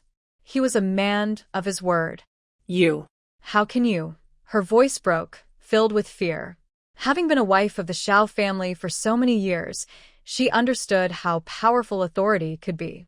Miss Nanyu, what do you want to say? It's your own choice not to agree. I've given you the right to choose. You are no longer part of the Xiao family, so why pretend to be loyal and affectionate? Everyone in Shengjing now knows you as a cold, selfish woman. The Xiao family was completely destroyed, and you divorced the third young master Xiao. The common people have long been criticizing you. Maybe other members of the Xiao family also hate you deeply. Prince, although I divorced the third young master Xiao, I just want to stay alive. I believe they can understand me and forgive what I have done. But if I help you catch the young master Xiao and end his life, I would truly become a sinner for all eternity. hated by everyone. The young Master Xiao is only 5 years old. Even if he escapes and survives, he will only be an ordinary person in the future. Why would the prince want to kill him all? Please, I beg you, just let him go. He is only a 5-year-old child. Li Nanyu, holding on to her last hope, knelt down again with a thud. How dare you? Li Nanyu, do you want to die? The prince has already made himself very clear. Are you still stubborn? Lu Wei, go and invite the young master of the Li family to the Chungwang mansion as a guest. No, Lord Lu, don't go. I promise to do my best. But I hope the prince can give Ian a chance to live. He is not in good health. The doctor said he might not live long. Xie Jingxing interrupted her, his tone softening a little. Miss Nanyu, do you think I want to be the bad guy? Capturing the remnants of the Xiao family is the emperor's decree. Xiao Yan's escape is a serious crime. I am ordered to handle this case. How can I let the fugitive escape and betray the emperor's trust? He stood up, walked to the windless window of the broken temple with his back to her, but his voice was clear. I don't want their lives. I only want them to surrender and be exiled to the northern lands along with the others from the Xiao family. There, they can reunite as a family. Isn't that better than hiding and living in fear? Exile is hard, but at least they're alive. Ian can grow up with his parents and older brother. That's better than being a fugitive in the dark, isn't it? And that little kitchen girl from the mansion, you don't really think she can protect Ian and raise him, do you? Hearing Chungwang's words, Li Nanyu's eyes lit up. She hurriedly asked, is what the prince just said true? Won't they take the young master's life? Of course it's true. My Chungwang always keeps his word, Lu Wei echoed. As for whether she would die on the road, that was another matter. It had nothing to do with them. She thought about the young cook from the Lu family estate, a girl only in her teens. Protecting herself was already difficult, let alone protecting Ian. Perhaps one day Ian might fall ill or starve to death, and that little girl wasn't a doctor and couldn't cure him. It would be better to send Ian to a distant exile place. Though the journey would be long and hard, at least the 3 elders of the Xiao family and the madam and second madam would take care of him. Anyway, it was better than Ian living a wandering life. Miss Nanyu, think about it. The young master of the Xiao family is very handsome. Maybe someone like a flower girl would be interested in him, then sell him to a brothel or a theater, and in the future. Lu Wei saw that Li Nanyu was tempted and added fuel to the fire. Xie Jingxing continued to persuade her, using temptation. Miss Nanyu, a wise person knows when to act. Helping me is also helping the young master of the Xiao family find a safer future. Once things are settled, I will not only ensure your Li family remains safe but also speak well of your brother, Li Deren. He is currently idle, but his credentials are still good. With some effort, he could be transferred to a better position, or even promoted. I just need to mention this to my mother, the Empress. Her brother's official position. The support of the Li family. Li Nanyu closed her eyes briefly. Yes, she had already left her marriage and returned to her family home. From now on, her future, honor and disgrace, rise and fall, depended entirely on the Li family. Her parents were aging, and her brother was the pillar of the family. If she could regain the Empress's favor and help the Li family revive, her life would be better. As for the Xiao family, Third Master had already written a divorce paper, and she was no longer connected to them. Even if the Xiao family was cleared of accusations and returned to court, they would no longer accept her as a divorced woman, nor forgive her for abandoning the Xiao family. Enough, enough. Perhaps King Cheng was right. This was the best choice. Thinking of this, Li Nanyu's guilt towards the Xiao family seemed insignificant compared to family interests and her own safety.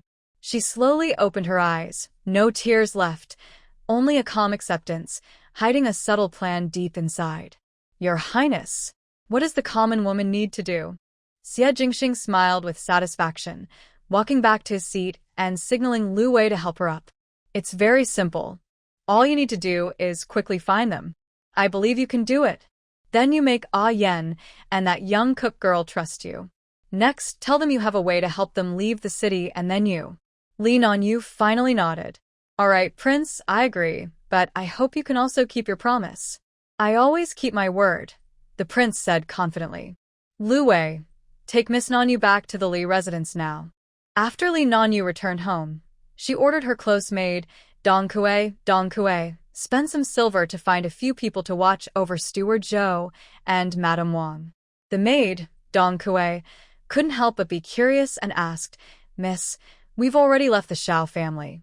And Steward Zhou and Madame Wang have also left the Shao family. Why do you want to spend money to watch the Shao family? It's not about watching the Shao family, but about watching the people they contact. Honestly, I'm looking for someone now. So, Dong Kue, have someone keep a close eye on those two. Steward Zhou used to be the Shao family steward and was trusted by the master.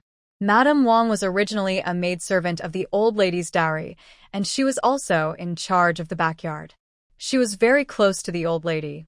The young master and the little maid Tao probably haven't left the city yet, or else Chunwang wouldn't have come to find me. Tao, a young girl with no strong backing, and Yan probably won't hide for long. They'll eventually go to Steward Zhou or Madame Wang for help. When that happens, she plans to rescue them and say she can help them escape the city. Then she will hand them over to Chunwang. Dong Kue listened in confusion and asked again, Miss, does that mean every move Steward Zhou and Madame Wang make needs to be recorded and reported to you? And who are the two people you're looking for? Just watch for them meeting the young master of the Shao family and report back. Li Nanyu waved her hand impatiently. No need to record everything. Just come back and tell me if you see them meet the young master. Oh, I understand, Mississippi. You're trying to save the young master and Tao, right? Winter Sun was very happy because Tao was kind to the maids and often shared delicious snacks with them. Li Nanyu felt a bit regretful after hearing this, but she thought about her nephew's safety and her brother's future. She nodded and said, Go and do it quickly. Remember, this must be done secretly, or we will all be in danger. Winter Sun nodded and left. She was simple-minded and decided not to tell her about it, to avoid causing trouble. She happily took some silver and ran out. However, for 2 days in a row, Winter Sun brought back no news about the young master. Li Nanyu grew anxious and wondered, could they have already left the city? Miss, Steward Zhou and Madame Wang have been living normally these days, with no unusual actions. I suspect that young Master Ian and Sister Tower haven't gone to find them. What should we do? Could something have happened to the young master? Winter Sun looked worried, her face creased with concern. It won't happen. Don't talk nonsense. Just keep watching. If there's any change, report immediately, Miss. Tomorrow is the day the third young master of the Shao family is being exiled from the city. Are you sure you don't want to go see him off? Winter Sun hesitated for a moment before asking. No, I won't go. I've already divorced the third young master of the Shao family. Why should I see him off? You can go. Nothing here concerns you anymore. Li Nanyu was annoyed and shooed her away. Yes, I'll take my leave. Seeing that the lady was upset, Winter Sun bowed and was about to turn away. Winter Sun, come back. What did you just say? Li Nanyu suddenly asked with a smile. Did I just say that the young master and them might be in danger? Winter Sun turned back and replied, thinking the lady had a good idea. No, not that. The last 2 sentences. Did I say that tomorrow is the day the third young master of the Shao family is being exiled? Do you want to go see him off? Yes, of course I want to go. A day with my husband is a day of love. How could I not go? Winter Sun, prepare a pair of sturdy boots for the third young master. The weather's cold over there, don't let him catch a cold. Li Nanyu smiled and instructed. All right, miss. I'll go prepare right away. Winter Sun turned and ran out happily, like a cheerful little magpie. Li Nanyu was secretly happy.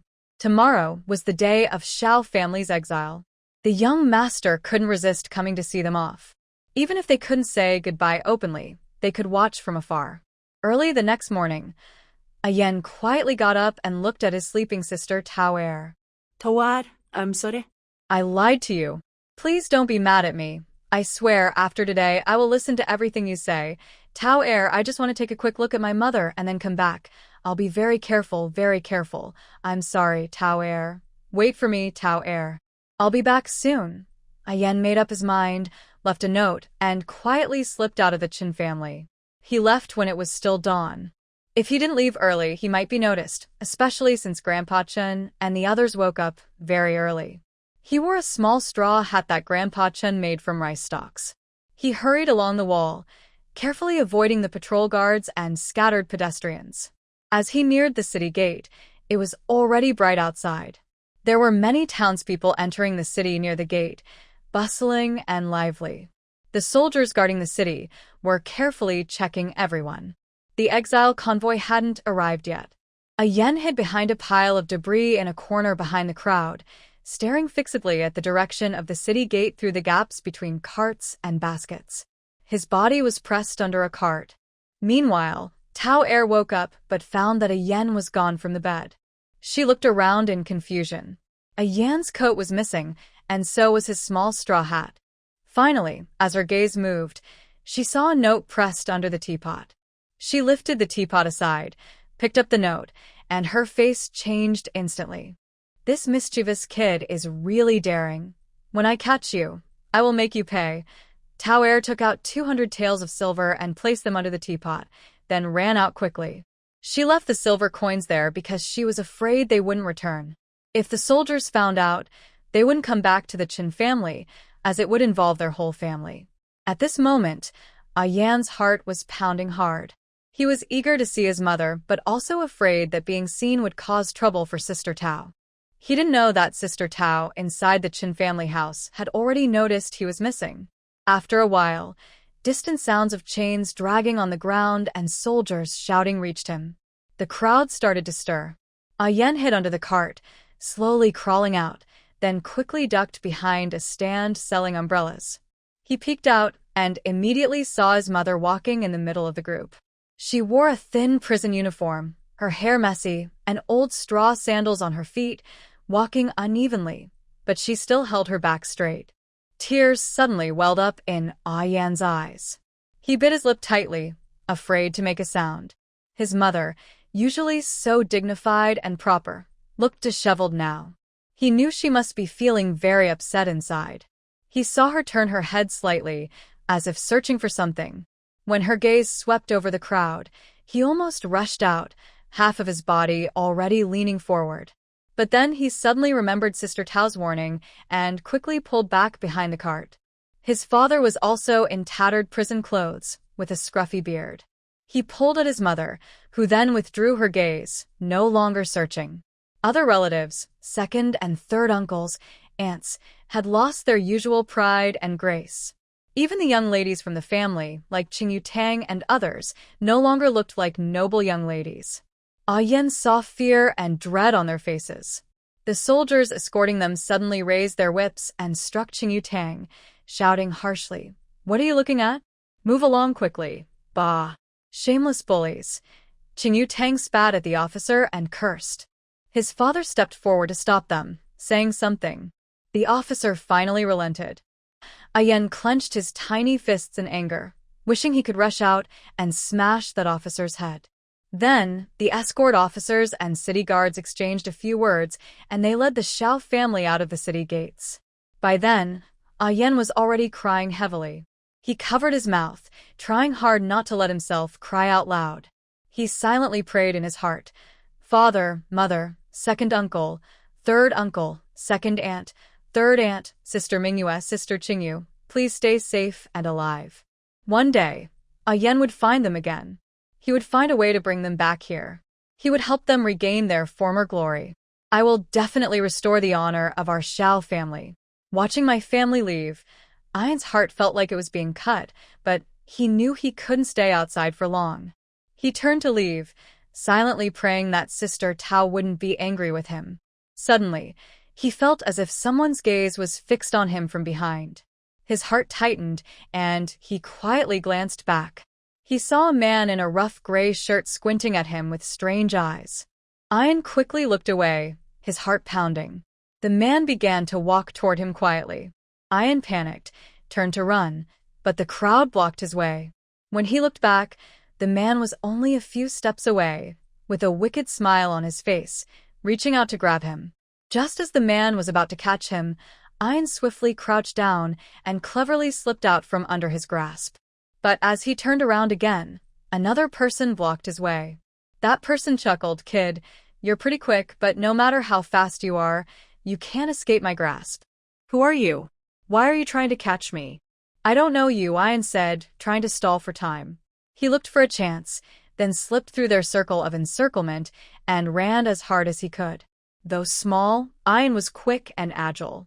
Every time the men almost caught him, he slipped away like a slippery fish. This made them very angry. After a few rounds of chasing, Ian was almost out of strength, and his little legs were getting tired. He thought to himself, "Today shouldn't be this unlucky. If they really catch me..." He didn't even have time to think about who sent these people. They didn't look like soldiers from the government. Could it be that besides King Chung, someone else was after him? While Ian was lost in thought, the leading strong man caught him. "Little thing, you run faster than a rabbit. But now I've got you." He picked up Ian like a chicken. Ian struggled desperately, shaking and shouting, "Bad guy, put me down." Just then, Tawa, rushing desperately, saw this scene. A small figure was being lifted into the air by a burly man, like a chicken in his hand. "Ian!" Tower shouted in fear, then rushed forward. Who are you? "Quickly put my brother down. Otherwise, don't blame me for being rude to you." The man had already grabbed Ian by the collar, and Ian struggled hard. Ha ha ha. "Little girl, you have a big mouth. Saving a yellow-haired girl like you, and still being rude to us? You should sleep with me to keep warm." Ha ha. Several big men laughed at the same time. Tower, now 16, was at a beautiful age, looking fresh and lively. Without thinking, she walked over, sneered and cursed, "Screw you." Then she shouted, "Ian, close your eyes." She casually grabbed a handful of mud from her pocket and threw it out. The men hurried to dodge. Taking the chance, Ian bit one of the strong men. The man yelped in pain and loosened his grip. Ian fell, and Tower caught him immediately. She quickly picked up a piece of broken brick from the ground and hit the man who was rubbing his eyes, knocking him down hard. Then she pulled Ian and ran forward. Tower ran with Ian for a while and saw an alley nearby. She turned and dashed into the narrow alley. "Little brat, stop right there." The man, clutching his shoulder, and a few accomplices chased after them, cursing loudly. Tower, being a girl, couldn't run fast while pulling Ian. Hearing the footsteps getting closer, she was anxious and sweating. She turned into an even narrower alley, but found it was a dead end. Damn it! She couldn't help but curse. Seeing the man blocking the alley entrance with a fierce look, he approached. "Run? Why aren't you running? Hand over that little brat and I won't kill you." Tower protected Ian behind her, leaning against the cold wall, thinking desperately. She thought, "I can't just fall here." Looking around, she saw only the 4 men in the alley. Even if she fought, no one would see. She silently thought, "Electric baton." She had an electric baton in her hand behind her back, enough to deal with these 4 men. But she knew she needed to explain to Ian carefully. Suddenly, there was a loud bang, followed by the sound of something heavy hitting the ground. Tao was stunned to see the man collapse softly to the ground, a small blow dart stuck in the back of his neck. The other men also fell one after another, each with a blow dart behind their backs. At the backlit entrance of the alley, there stood a tall yet slender figure, dressed in a neat blue outfit, wearing a veil that revealed only a pair of bright, water-like eyes. The person stepped forward, crouched down to check the men's breathing, then quickly removed all the blow darts from them. She stood up, looked at the stunned Peach and the trembling Ian, and slowly lowered her veil. Peach remained calm and said, "Thank you for saving us. May I ask who you are?" While speaking, she quietly hid her electric baton. Under the veil was a face she once knew well. Peach never expected that the person who just saved them was actually Donkue, the personal maid of Third Madam. Jom. Sister Donkue. Peach's voice trembled, almost unable to believe her eyes. The person in front of her was clearly the usually cheerful, slightly silly maid Donkue. But her eyes and her quick, skillful movements just now were completely different. She had been in the Shao residence for so long, yet she never knew Donkue was skilled in martial arts. Dong Kuei didn't smile. She looked at them with complicated eyes, quickly scanned the surroundings and whispered, "This isn't a place to talk. Follow me." She glanced at the unconscious men dragged to a corner with scattered debris, then quickly made a hand gesture to Peach and Ian. "Hurry up." Peach was surprised that this young girl was so strong. How had she not noticed before? But now was not the time to ask questions. She quickly carried Ian on her back and instinctively followed Dong Kuei out of the alley. After winding through several turns, they arrived at a quiet, deserted small courtyard. Dong Kuei closed the gate carefully, listened to the sounds outside, then turned around. "Sister Dong Kuei, how do you know martial arts?" The skill used to shoot the blow dart earlier was not something learned in a day or two. Peach put down Ian, looking at her with doubt and surprise. "Peach, this is a long story. I was originally responsible for escorting the Lee family caravan. Later, the young lady married into the Xiao family. The master was worried that the young lady might be bullied by the Xiao family members, so he made me her personal maid. I am an orphan with no parents, so I can do anything. That year, Lord Lee bought me back from human traffickers, which was like saving my life. I wanted to repay his kindness, so when he asked me to serve the young lady, I did so gladly." Peach let out a small sound.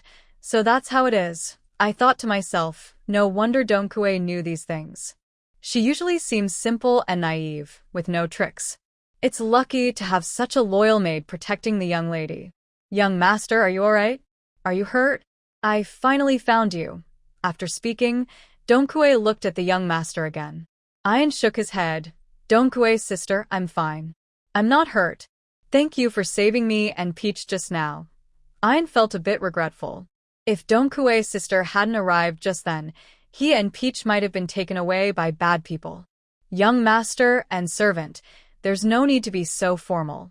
As long as you're safe, that's what matters." Dong Kuei smiled and nodded. Peach looked at Dong Kuei with suspicion and asked, "Dong Kuei's sister, where is this place? How did you happen to meet us? Could it be that Miss Nanyu also came here with you?" Peach didn't trust anyone easily now, especially Dong Kuei. She was a maid to Miss Nanyu, and although they used to be close, that was at the Xianfu. Dong Kuei's face returned to its usual slightly naive expression, and she smiled, saying, "Peach, Ian, I'll keep this brief. Madam Third, no, I mean our young lady asked me a few days ago to watch over Steward Zhou and Maid Wang, just to find you. She will come to see you soon. This is a courtyard belonging to the young lady, but it's been unused for years, so it looks a bit deserted. Please don't mind." Ian was very happy to hear this. At first, he was angry at Annie-san, thinking she was heartless. Now, since she came to rescue them, he felt she wasn't so bad after all. "Oh, I see.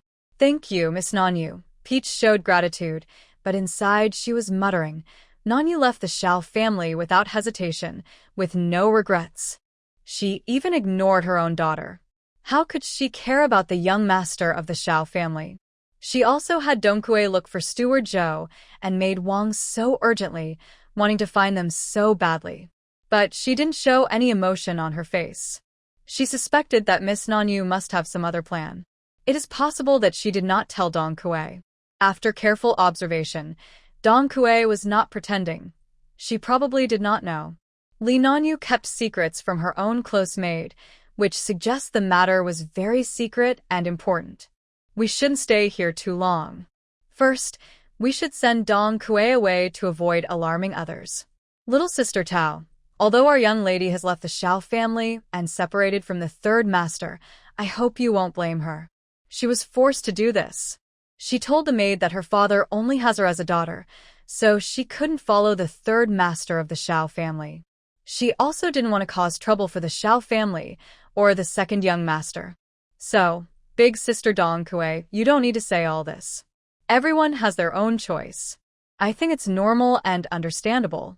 Whether the Xiao family will forgive your young lady, I don't know. I can't speak for them. After all, I am just a small cook in the Xiao family, not as important as you. But I believe that your young lady arranged for you to come and save the young master of the Xiao family. I think they will be grateful.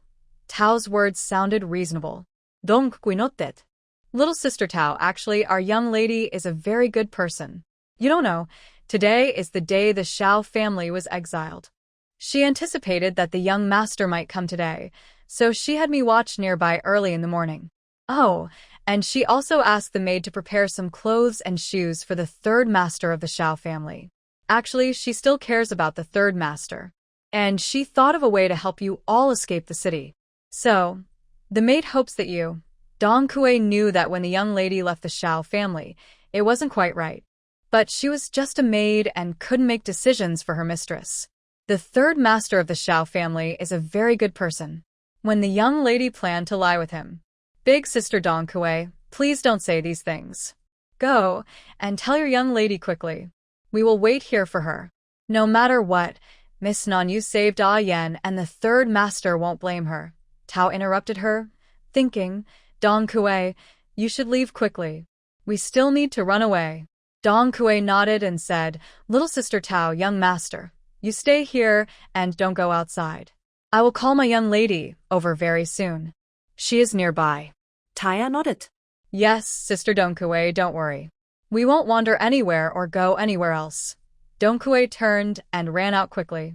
Tower shook her head and muttered to herself, "Such a naive and innocent girl.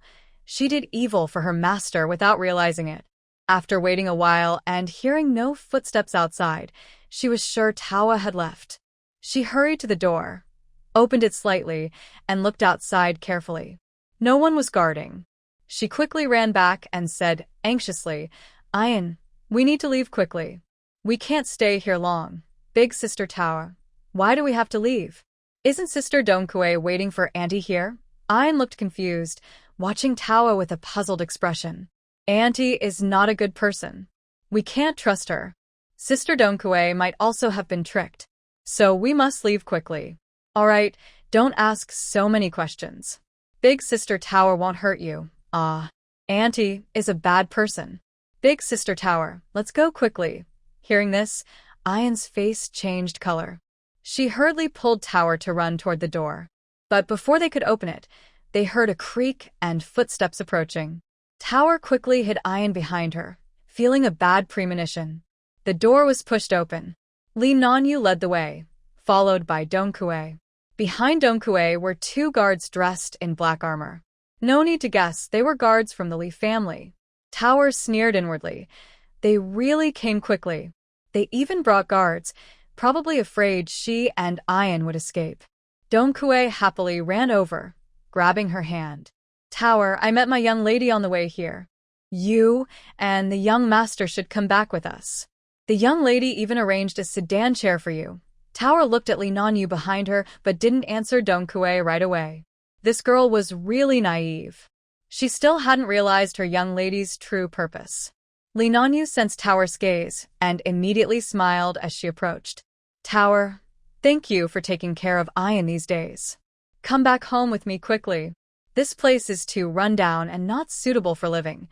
You don't know how happy I was when I found out you escaped with Ayan. That's why Dong Kuei sent someone to find you. Luckily, today we found you. If you had fallen into the hands of bad people, I fear the old lady would have died with regret. When the old lady passed away, I cried all day and night. If I had known." Li Nanyu said this while pretending to wipe away 2 tears with a silk handkerchief. "What did you know, Miss Nanyu? Wouldn't you have wanted to stay with the old lady if you had known? Or would you have kept vigil for her? Or maybe you wouldn't have parted ways with young Master Shao?"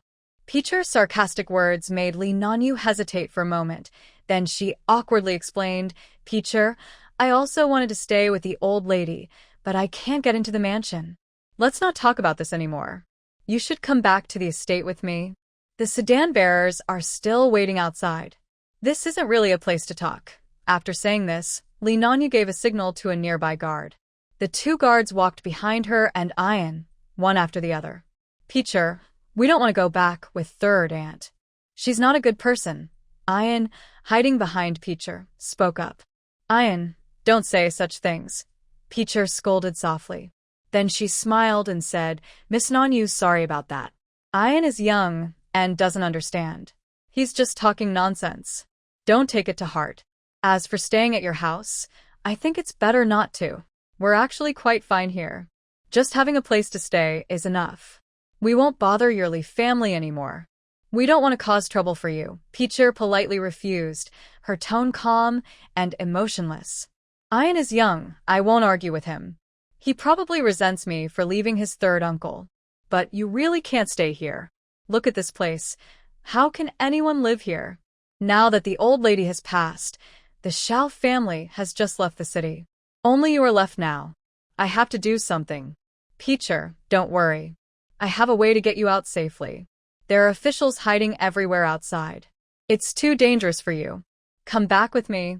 Even if you're not thinking of yourself, you should think of Ian. He has never been in good health, and living in such a place is not good for him. Don't you agree?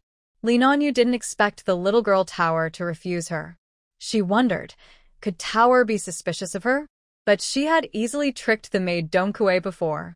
Tower is just a country girl, good at cooking but not much else. She probably resents Lee Nanyu for abandoning the Shao family. While Lee Nanyu was thinking, Tower nodded in agreement. Miss Nanyu is right. Ian and I will go back to the Lee residence with you. But I will trouble Miss Nanyu. Ian was anxious and tugged at Tower's hand, which was holding him tightly. What's wrong with Tower? She said that Annie-san isn't a good person, so why would she go back to her house? Tower tilted her head, winked at Ian, then shook her head to signal him to stay quiet. Ian understood and nodded, saying, Tower, wherever you want to stay, I will follow. Dongkue, hurry up and help Tower and Ian get into the soft sedan. Seeing they agreed, Lee Nanyu's face lit up with a happy smile. All right. Dongkue was also very happy, and she was genuinely glad. There were 2 soft sedans outside.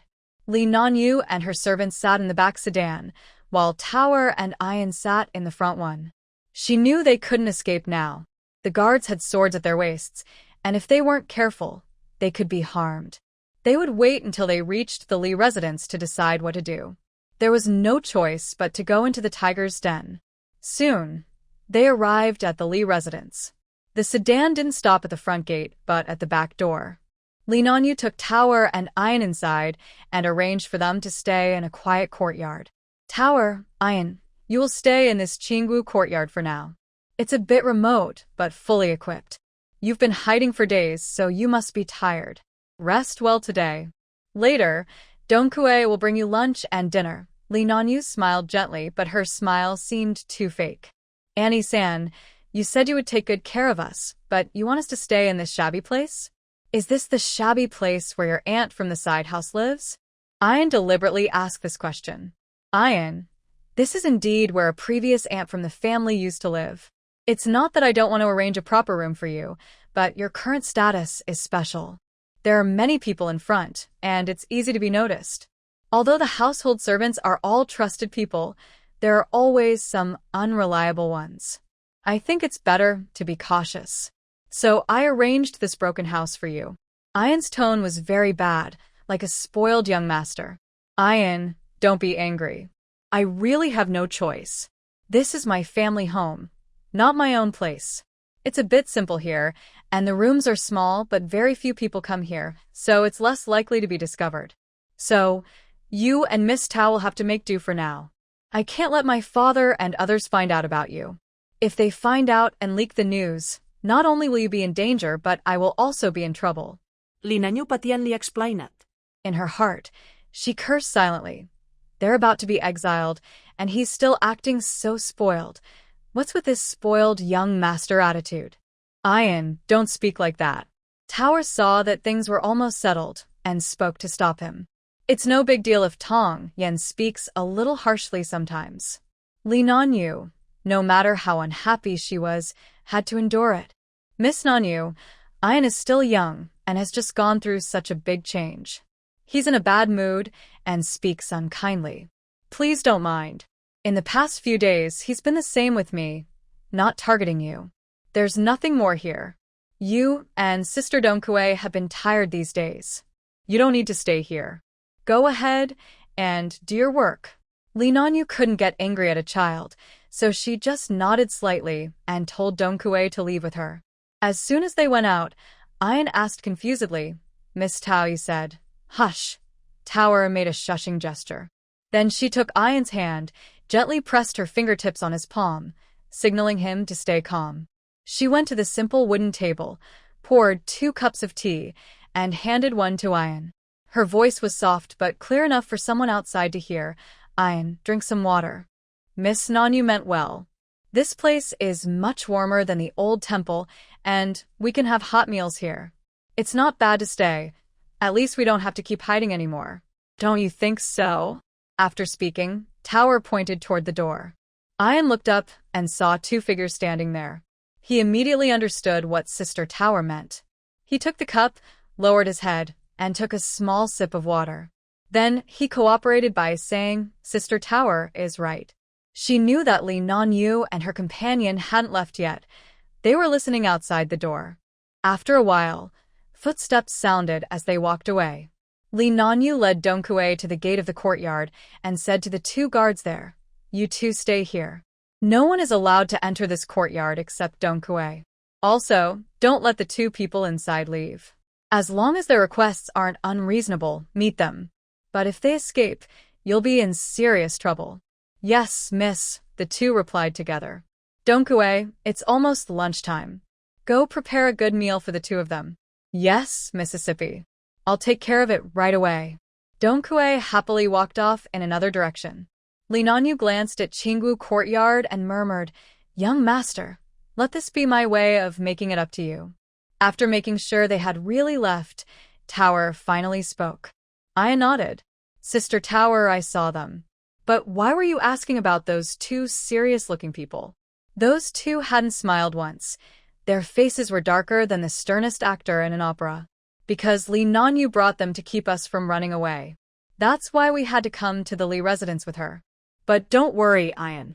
I'll find a way to take you away from here. So that's it.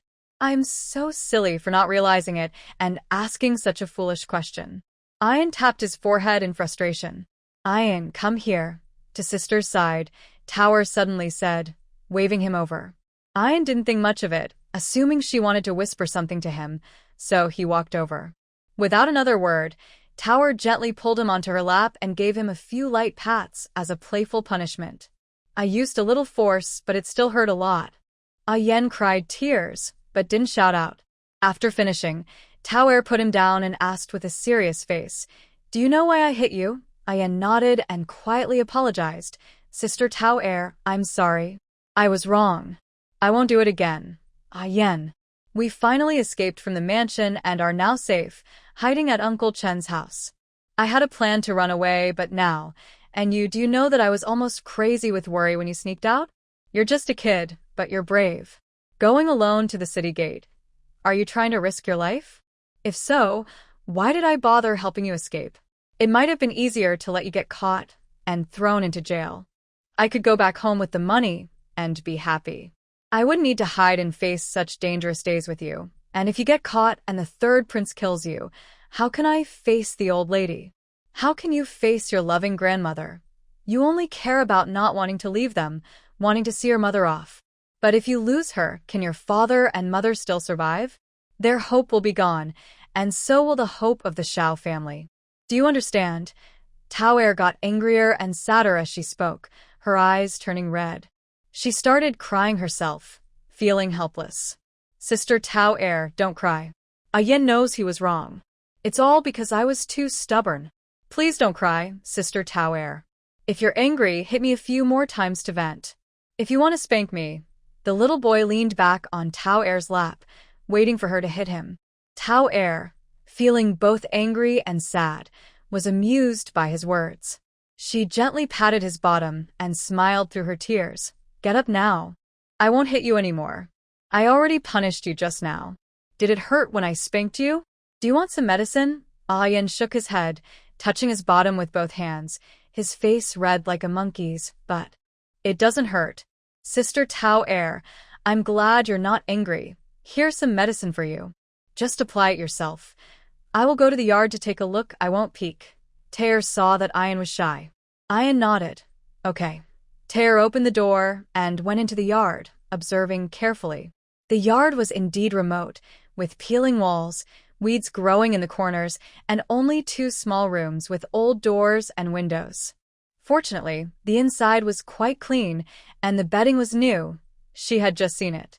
She withdrew her gaze, quietly moved to the wall, and then looked outside through a broken hole in the door. She saw everything clearly. 2 guards dressed in black armor stood at the entrance like gatekeepers, seemingly protecting but actually watching closely. She sneered inwardly. Lee Nanyu spoke beautifully, saying they would find a chance to send them out of the city soon, but she suspected other plans. Now that the Shao family was fallen and everyone was exiled, she and Ian were the only survivors, and some people saw them as tools to gain benefits. Lee Nanyu had once decisively divorced Xiao San and quickly cut ties to return home, and now she was pretending to be kind by looking for them again. Her true purpose was definitely not simple. It seemed escaping was impossible during the day. They could only wait until night. At night, she planned to use a sleep-inducing incense to knock out the guards. She and Ian could only escape under cover of darkness. Taylor pulled back, then carefully checked the yard again. The wall was about 2 meters high. Climbing over with a hook should be fine. It would be a bit difficult and tiring. She wondered if there was a dog hole. Even though digging one might look bad, it would be quick, effortless, and less likely to be discovered. Unfortunately, after circling around, she found no dog hole. It seemed the owner of the yard didn't keep dogs. That made sense. Ancient times mostly had stray dogs, and few women weren't afraid of them. After wandering around, she felt sticky and needed a bath. She had been running all day and was sweaty. Ian probably also needed a wash. She decided to take a nice, relaxing bath and then sleep. Since Lee Nanyu allowed them to stay a few days, she wouldn't act too quickly. Tonight, she planned to gather more information about Lee Nanyu's real intentions and maybe empty the Lee family storeroom. They couldn't come all this way for nothing. They had to get some benefit. Thinking of this, Tower patted the courtyard gate. The person outside guarding it soon opened the door and asked impatiently, "Miss, you can't go out. The young lady ordered us not to." Tower raised her eyebrows slightly. "Who told you I wanted to go out? Go get some hot water for me. My little master needs a bath. Bathing in the daytime? Are you planning some trick?" Another guard looked at Tower with suspicion. "I don't have any tricks.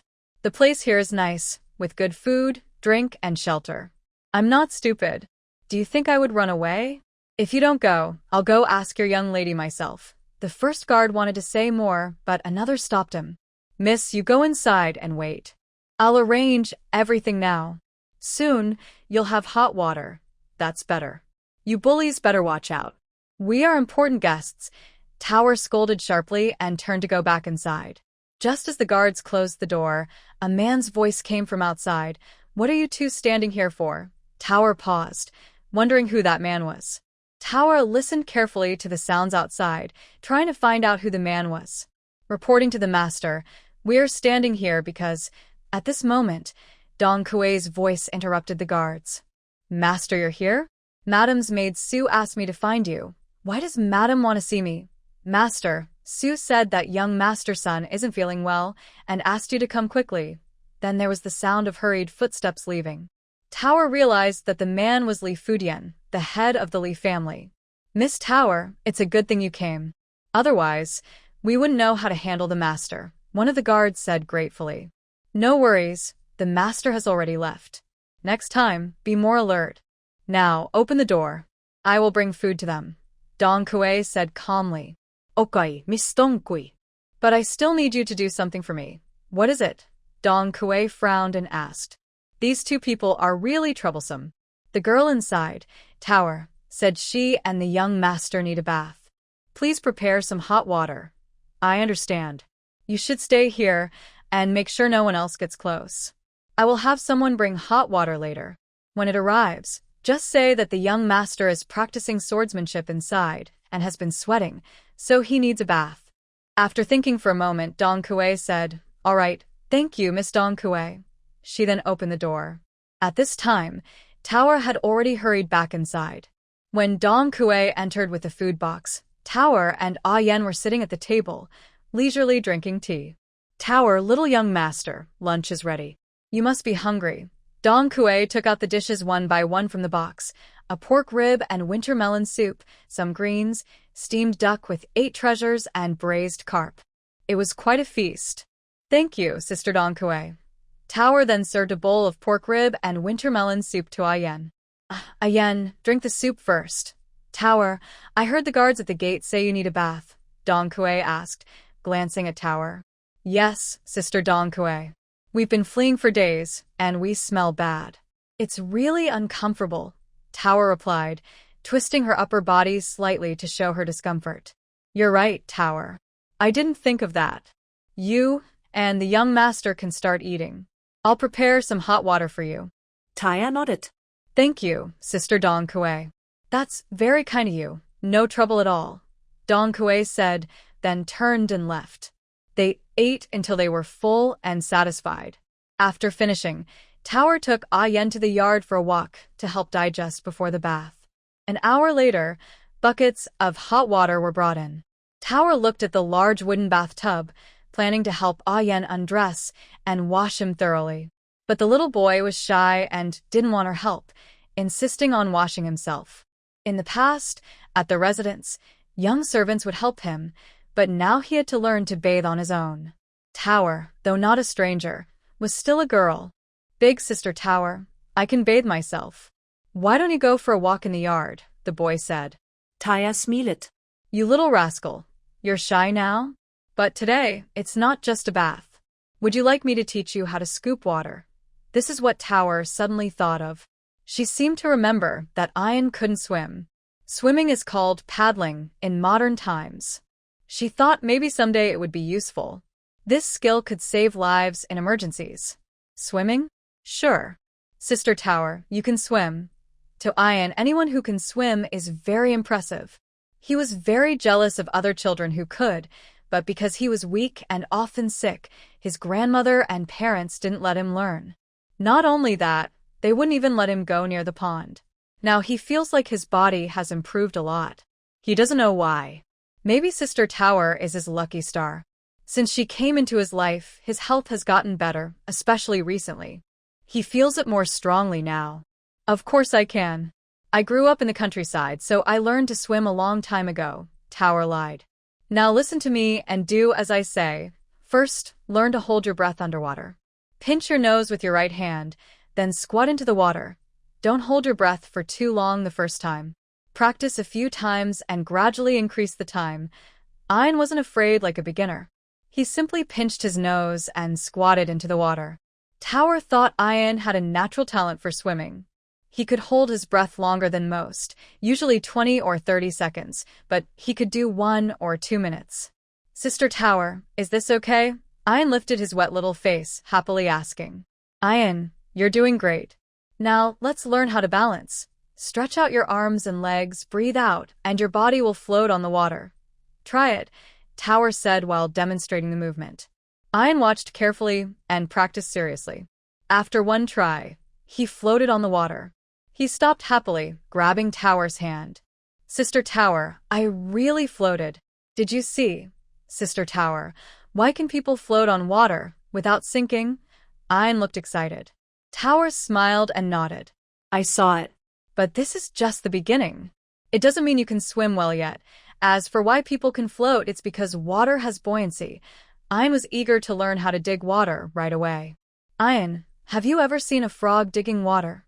Peach did not say directly, but guided him first. I saw once, it was pretty interesting, Ayen remembered and said. Then practice by mimicking the frog's movements. Once you learn it, you'll know how to dig water. Even if you're in deep water later, you won't be afraid. You can swim to the shore safely.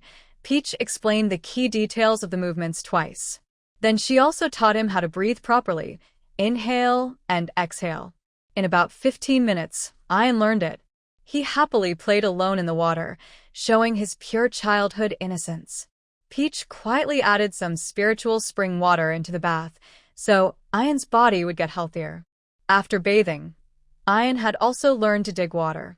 He was probably tired and soon fell asleep. Today was probably the happiest day since Ayen left the estate. She also slept for the afternoon, which helped her recover her strength. By night, Ayen was already asleep. Peach changed into her night clothes and used her space to quietly leave Qinggu courtyard. The two guards didn't notice at all, even though their eyes were as big as lanterns. Late at night, she quickly found the treasury of the Lee residence with her detection device and opened the lock using her usual method. The Lee family was indeed wealthy. Their gold, silver, and treasures were countless. Boxes of gold and jewelry, fine silk fabrics, and many rare medicinal herbs.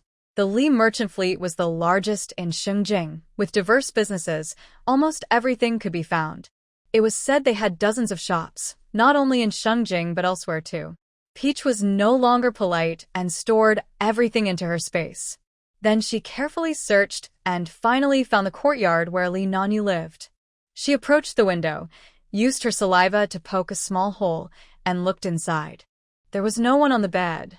Without hesitation, she quickly unlocked the door with her usual method and swept away all the gold, silver, and jewelry inside. Thinking that Lee Nanyu wasn't home so late, she wondered where she had gone. Had she gone to meet someone?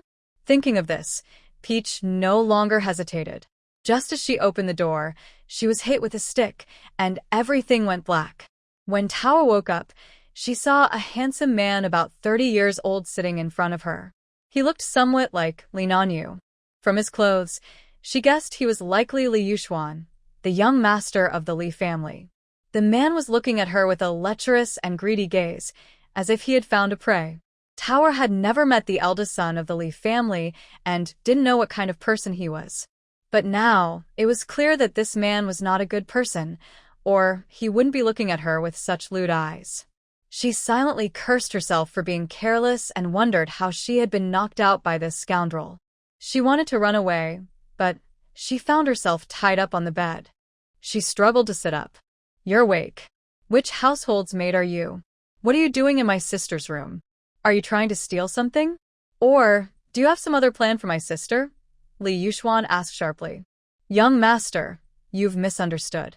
I am just a servant girl who has recently bought into the house. The house is so big that I got lost. I randomly found a room to ask for directions. There was no one inside. I didn't know that was the young lady's room, and I had no bad intentions towards her. When I saw no one was there, I was about to leave, but then you caught me as a thief," Tower explained slowly, secretly thinking of ways to escape. Li Yuxuan was half convinced, but his eyes kept wandering over Tower without restraint. Tower found him very annoying and disgusting, wasting a good appearance. "Do you think I'll believe you just because you say so? I think you're a thief trying to steal something. Look at what you're wearing. Night clothes. How dare you say you're not here to steal? I think I should take you to the authorities." Li Yuxuan thought to himself that although this girl was a bit young and thin, she was still a novice, and her taste should be quite good. Seeing her so frightened, he thought a little more intimidation might make her submit. Tower's heart skipped a beat. She absolutely couldn't go to the authorities. Ayn was still in Qingwu courtyard. "Young master, please spare me. I lied a little earlier. I just wanted to steal some silver to help my mother with her illness. I'm sorry, but I can't assist with that request." She said this and made a move to untie her clothes, slow in action, but her eyes quietly scanned the surroundings, afraid someone might suddenly appear and catch her off guard. Fortunately, no one was there. Probably no one wanted to be disturbed during such a moment. Li Yuxuan's heart was filled with joy, and he completely relaxed. He opened his arms, ready to embrace her. "Little beauty, you're quite sensible. Now is the perfect moment." A cold flash appeared in Tower's eyes, and her delicate, weak appearance instantly disappeared. Her hand, which had been pretending to hold something, slipped out of her sleeve, revealing a small black stick. As Li Yuxuan leaned in, completely unprepared, she suddenly pressed the electric baton firmly against his waist. Li Yuxuan felt a sudden, intense numbness and pain spreading through his body. He couldn't even scream properly. His eyes rolled back, and he convulsed violently, falling backward. With a loud crash, he hit the ground and fainted. Tower didn't dare delay, for even a second. She crouched down, confirmed that Li Yuxuan was completely unconscious, then used ropes to tie him up tightly. Next, she casually took a cloth and stuffed it into his mouth. Finally, she took out a sharp small knife from her space. Her eyes were cold. Without hesitation, She raised the knife and stabbed directly into his heart. Li Yuxuan's body twitched a few times in his unconscious state, then stopped moving. You evil, lustful demon. You shouldn't be alive. You brother and sister are both bad people. I don't need to be polite to you. After finishing, Tower quickly stood up and swept her gaze across the luxurious east wing. She opened a drawer, pried open a small cabinet, and quickly gathered the visible gold and silver bars, scattered silver coins, some valuable jewelry, and a stack of banknotes. She didn't count or look carefully, just swept everything into her space. Her movements were quick and light, almost silent. It took less than a cup of tea to finish everything. Finally, Tower coldly glanced at Li Yuxuan, who was unconscious on the ground. After thinking for a moment, she squatted down, checked his breathing, and confirmed he was dead. She then quickly tore off the bed quilt, wrapped him like a zongzi, sticky rice dumpling, and kicked him under the bed. This way, he wouldn't be found easily, and people might think he went out to enjoy himself. It was her first time killing someone. Her heart was pounding, and she felt a little scared and a bit sick. After finishing these tasks, she did not stay any longer. She quietly slipped out of the room and blended into the shadows of the corridor. Using her memory of the way she came and quickly judging the layout of the Lee residence, she avoided the guards on patrol. She hunched over and hurried back to Qinghua Courtyard. When she arrived at Qinghua Courtyard, Yan was still sleeping soundly in bed, unaware of what had just happened. Tower took a moment to calm her rapid breathing, looked at Yan peacefully sleeping, then slipped into the space. Seeing the extra belongings inside, she felt a bit more at ease. She quickly tidied herself up, changed into clean clothes, and then slipped out of the space again. Walking to the bed, she gently woke Yan. Yan, wake up. We need to leave here immediately. Yan opened his eyes drowsily and saw Tower's serious and urgent face. His sleepiness faded quickly. Tower, sister? What's wrong? Yan, quickly get dressed. I'm packing our things. Tower's voice was very low but firm. We can't stay at the Lee residence. We must escape right now. Although Yan didn't understand everything, he trusted Tower completely. He immediately got up, quickly and quietly putting on his outer clothes. Tower packed their small bags onto her shoulders. She planned to use a special sleep-inducing incense to knock out the 2 guards outside, then they would escape under the cover of night. The 2 of them tiptoed to the courtyard gate. Tower was about to take out a small bamboo tube and blow it toward the door. Suddenly, footsteps sounded at the gate, and it seemed there was more than one person. Voices came from the gate. The prince, they are in this courtyard. Do you want to take them now or wait until tomorrow when I send them to you? Better to act tonight before things get complicated. Just take them now. Miss Nanyu, you did a good job.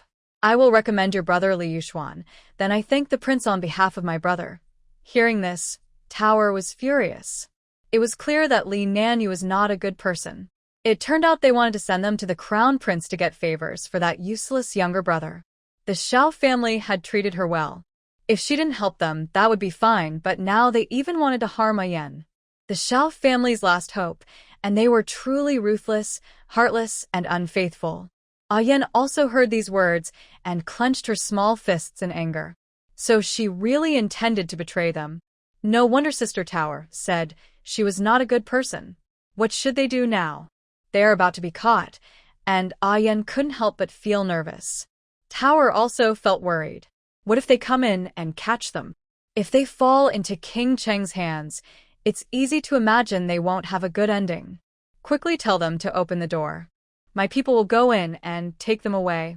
You don't need to worry about anything else. Xie Jingxing was in a happy mood, and his tone was no longer as cold as before.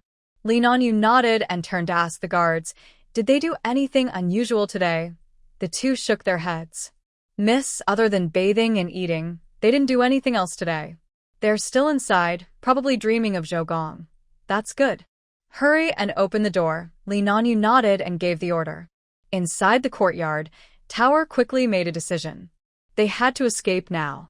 She pulled Yan to hide by the courtyard gate, both pressed against the wall, not daring to make a sound. Soon, they heard the courtyard gate creak open. 2 guards led the way, Li Nanyu and the prince walked in the middle, and behind them was Lu Wei with another guard.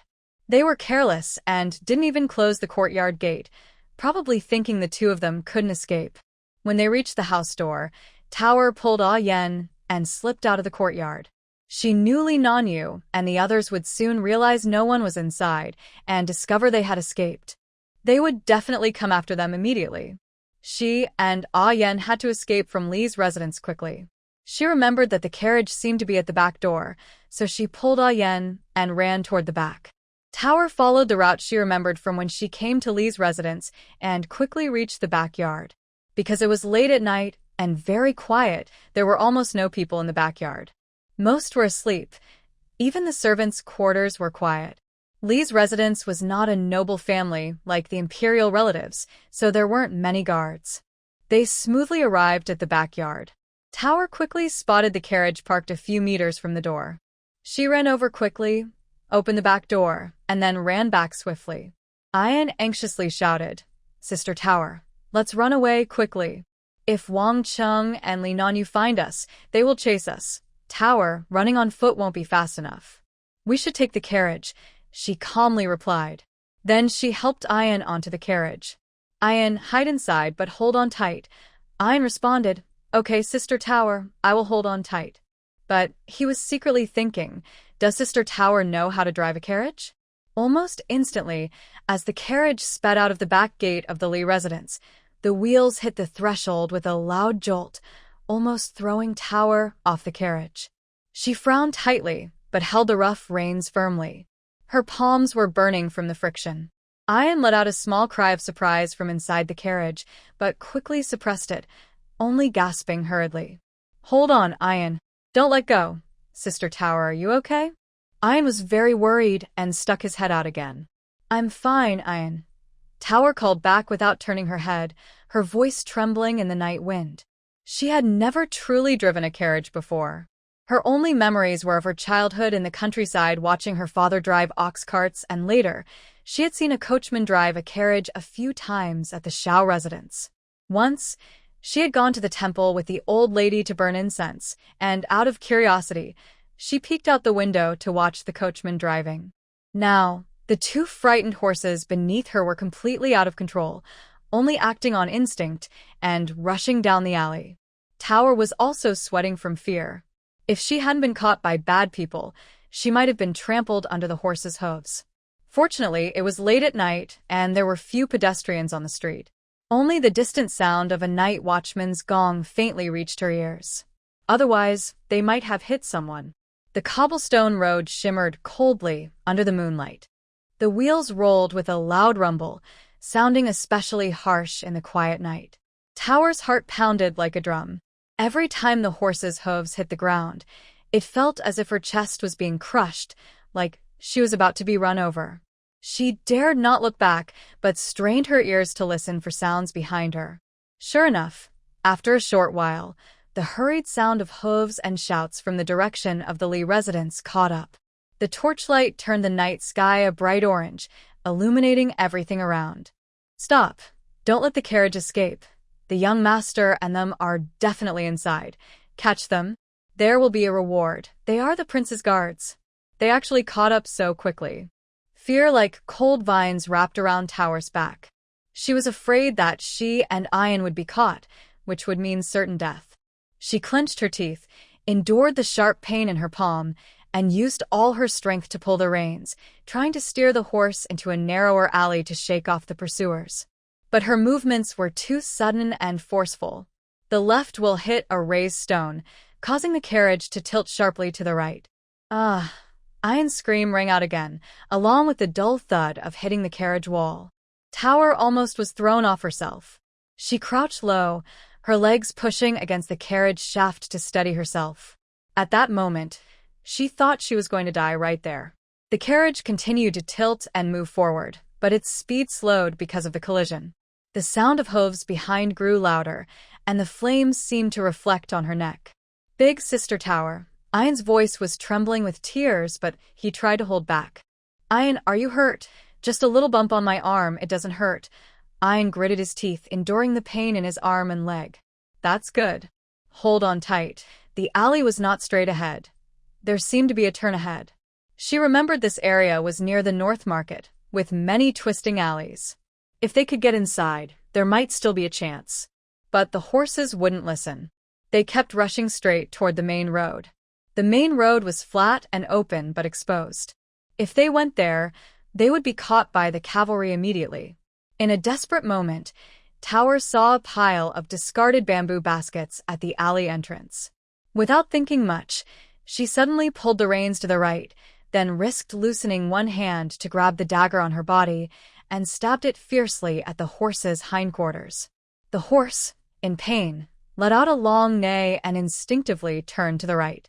The narrow wheel of the cart barely scraped along the edge of the bamboo basket as it squeezed into a tighter alley on the right. The cart rubbed against the wall, making a harsh, squeaking sound that was both sharp and dull. The pursuers clearly did not expect them to turn into such a narrow street. The leading riders rushed past, pulling their horses to a sudden stop, causing a burst of frantic neighing and angry shouts. Go into the alley and chase them. They can't run far. Split up. Block the front. They temporarily gained a moment to breathe, but Peach Blossom knew this was not enough. The alley was filled with debris and was very bumpy, so the cart couldn't go faster. High walls on both sides blocked the moonlight, making the view dark and blurry. She could only steer by feel, her heart pounding so hard it felt like it might burst. Ian leaned out from the cart, his face pale but his lips pressed tightly together. His eyes were fixed on the increasing glow of fire behind them. Peach Blossom, sister, they are catching up again. Peach Blossom looked back and felt her heart sink. These people really wouldn't give up easily. 2 skilled soldiers from the government had already dismounted and were chasing on foot with knives, only about 10 steps behind the back of the cart. The alley was narrow, and the cart was heavy. Being caught up to was just a moment away. Peach Blossom desperately shouted at the horse, pulling the cart to go faster, glancing back at the soldiers. Peach Blossom, there's another cart coming this way. Ian shouted loudly. Peach Blossom turned to look and saw that another cart had appeared behind them, out of nowhere. She guessed that the people inside that cart were Li Nanyu and Cheng Wang. At this moment, she was frantic. Despair flooded her heart. Could they really not escape? Would they really be caught by the evil Cheng Wang? She didn't want to fall into the hands of that cruel villain. Ian, I understand. Don't worry. Sister will lead you away from them. Peach Blossom tried to comfort Ian, knowing that, despite his maturity, he was only 5 years old. Just then, the alley ahead suddenly widened a little, like a small crossroads. On the left, faint lights and voices came from the alley entrance, like scattered pedestrians returning home from a night market. On the right was a narrower path, and she didn't know what was ahead there. A bold idea flashed quickly through Tower's mind. She made a quick decision. Ian, hold on tight. No matter what, don't let go. She shouted with all her strength, pulling the reins sharply to the left, while stabbing the horse again with her dagger. At this moment, she ignored her compassion, because the horse's life was less precious than a human life. Besides, it was just a prick. It wouldn't kill the horse. In special times, special actions are necessary. Sometimes, sacrificing a little is unavoidable. The horse, hurt and frantic, galloped wildly. The carriage veered almost crazily toward the alley on the left, wheels scraping the ground with a harsh screech. The pursuers didn't expect this desperate turn, and their steps faltered. They all thought Tower would keep rushing straight ahead to the alley, but instead, she made the carriage turn onto a new path. It was just that moment. The carriage sped into a slightly wider street on the left. There, a few late-returning vendors and pedestrians were startled by the sudden appearance of the carriage, screaming and scattering to avoid it, causing chaos. Tower didn't care if she hit anyone. Her eyes were only on what was ahead. That was the right side of the street. If she remembered correctly, there was a sloping ramp leading down to the river. That was the cargo dock, usually empty at night, and the waterway. Maybe they could escape through it. This river was one of the city's trade routes. The residents on both sides of the river would come here in the morning to do business, then take their goods elsewhere to sell. Ian, though just learning to swim, could hold his breath underwater for a while. So Tower thought she could use this to avoid the pursuit of Chungwang soldiers. Ian, listen to me. Tower's voice broke through the bumps and wind, clear and sharp. The Zimu River is ahead. The carriage can't go any further. When I count to 3, we jump out together and dive into the river. Hold your breath. Float downstream. Understand?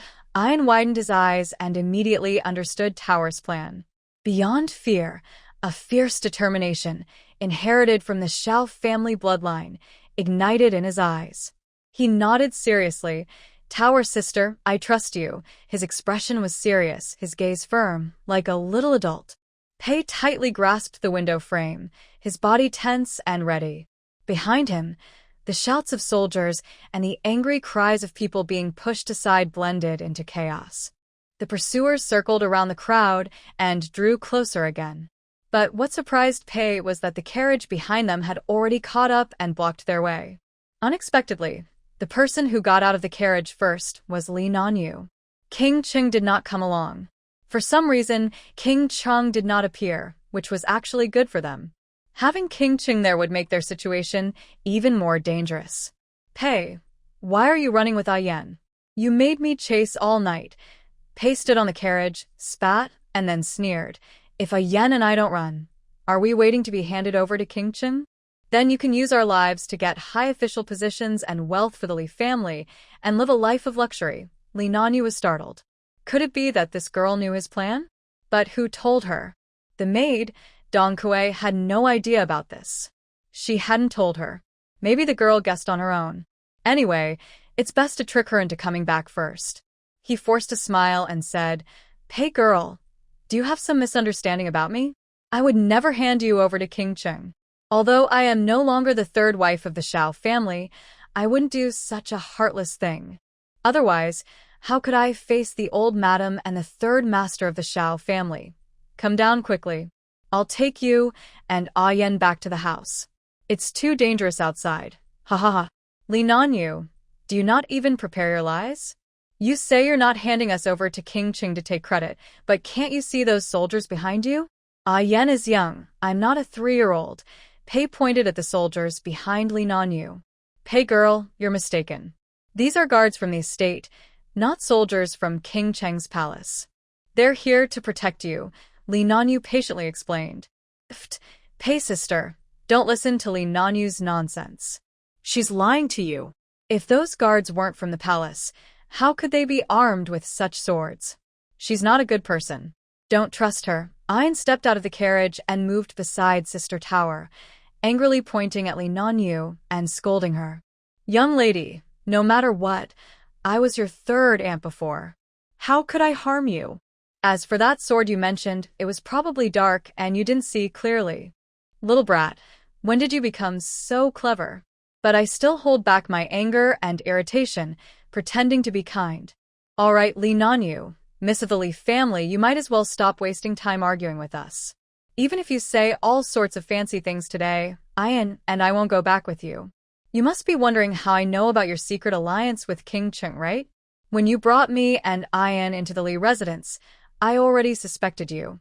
And I heard everything you said to King Cheng outside the Qingwu courtyard. Tower decided to tell everything openly, then happily watched Li Nanyu's changing expressions. Seeing they already knew, Li Nanyu stopped pretending and said coldly, Tower, since you know everything, why don't you surrender quickly and avoid suffering? You think you're saving the young master, but you're actually harming him. You're just a powerless girl from the countryside, and bringing the young master with you will only lead to death sooner or later. The prince said he won't take the young master's life, only exile him. That way, the young master can still see his parents. The young master and you are not related, so there's no need to offend the prince. Why not follow me and become my maid? I can arrange a young servant for you, and you can marry and have children. Wouldn't that be better than this tragic escape life? Lean on you. I don't need you to worry about me or the young master. You should worry about your good brother. He'll never have the chance to become an official in his life, because dead people can't be officials. Crazy girl. What do you mean? Haha. She knew that Li Nanyu now only wanted to rely on her younger brother. Only if her brother approved her staying at her parents' house could she continue to enjoy her current life of wealth and comfort. So, Li Nanyu cared most about her brother's future career and success. Today, Tower wanted to provoke her, to see her expression when she found out the truth. She wanted her to realize that trying to harm others could backfire and cause her own trouble. Li Nanyu sneered and said, "You little brat, I might believe you if you said other things. But calling my brother not a real man? That's funny. The eunuchs in the palace are not true men." At this point, Li Nanyu finally understood. She immediately shouted, "You wicked servant! How dare you call my brother a eunuch? When I catch you, I will punish you severely. I want to see if your bones are stronger than my stick." Li Nanyu didn't believe Tower's words at all. She thought Tower was just trying to anger her. Tower sneered and said, "Oh, some animals just don't understand human words. Or maybe they don't like hearing the truth, only falsehood. I kindly told you that your good brother will become useless in the future, but you don't believe me. If you don't believe, go home and check for yourself." Li Nanyu finally realized Tower was telling the truth, not just scaring her. A look of panic flashed across her face. Could this girl have done something to her brother? Or had her good brother gone into Qingwu courtyard today? She sharply looked at the two guards behind her and asked, "Did the young master go to Qingwu courtyard today?" The guards immediately bowed and replied, "Miss, the young master did not go to Qingwu courtyard today. Don't believe this girl's lies. She's just trying to provoke you. Old master came once, but he didn't go into Qingwu courtyard. He was sent away by Miss Dongkue, fearing punishment," the guards emphasized. "And did this servant leave Qingwu courtyard?" Li Nanyu looked confused and continued to ask. "No, we've been guarding the gate the whole time. We didn't leave Qingwu courtyard. Even the food was brought in by someone." The guards answered again after 2 months. "Li Nanyu, stop asking them. It's pointless. Your good brother has already become a useless man. Li Nanyu, this is the punishment for your Li family. I advise you to do more good deeds in the future, or else the consequences will be more than just this. Be careful next time, or your life might be at risk. If it weren't for your malicious intent in capturing us and bringing us to the Lee residence, your precious younger brother might still be safe and sound." Peach sarcastically said. The only good thing about being taken to the Lee residence was that it ruined Li Yuxuan, which was a way for her and Ah Yen to vent their anger. "Wicked servant, what are you talking about? I don't believe what you're saying. He was perfectly fine to begin with." Li Nanyu still refused to believe Peach, but she was furious and pointed at them, scolding. "Li Nanyu, I don't care if you believe me or not, but I don't have time to waste talking to you. I hope you can stay confident like this in the future." Goodbye. No. "I'll never see you again. And one last kind word. When you go back, there will be a big surprise waiting for you." The big surprise was that Li Nanyu's last hope, Li Yuxuan, had died. After saying this, Peach glanced at Ah Yen, then nodded at him, using her eyes to say, "Ah Yen, are you ready?" Ah Yen also nodded, understanding Peach's meaning. "What are you going to do? Your back is right at the Mother-Child River. The water is very deep here. Are you really going to take the young master and jump in?" Li Nanyu was not afraid of death. Peach was just a young girl, and taking 5-year-old Ah Yen to jump in would surely be deadly. She was certain Peach wouldn't dare to jump, because there might be no chance of survival. Peach simply smiled without speaking, holding Ah Yan's hand, and jumped into the Mother-Child River amid Li Nanyu's incredulous gaze. Li Nanyu almost fell to the riverbank, leaning out half her body, her eyes fixed on the ripples still spreading. The river was bottomless, with silent undercurrents swirling beneath the dark green water, swallowing the 2 living people without even a splash of struggle. No impossible. She muttered, her fingers digging into the damp mud on the bank. A cold fear crept up her spine, more piercing than the icy water. That last mocking and resolute smile on Peach kept flashing before her eyes. Wasn't that girl trying to protect Ah Yen? Why did she jump in with him? Li Nanyu truly couldn't believe that a girl in her teens was not afraid of death. Ah Yen is only 5 years old. Is he also not afraid of dying? What kind of magic does that mean servant girl have to make a yen listen to her? They didn't feel sad at all when they died. She wasn't really close to them, but if they died, how could she explain it to King Chung? King Chung and the others had to leave suddenly for an emergency, and they repeatedly ordered that those two must be caught. But now, what should they do? Hurry. You all go downstream to find people. Lee Nanyu snapped out of her shock and quickly ordered the people behind her. Everyone hurriedly held torches and headed downstream. At this moment, the sound of hurried, noisy horse hooves and footsteps came from behind.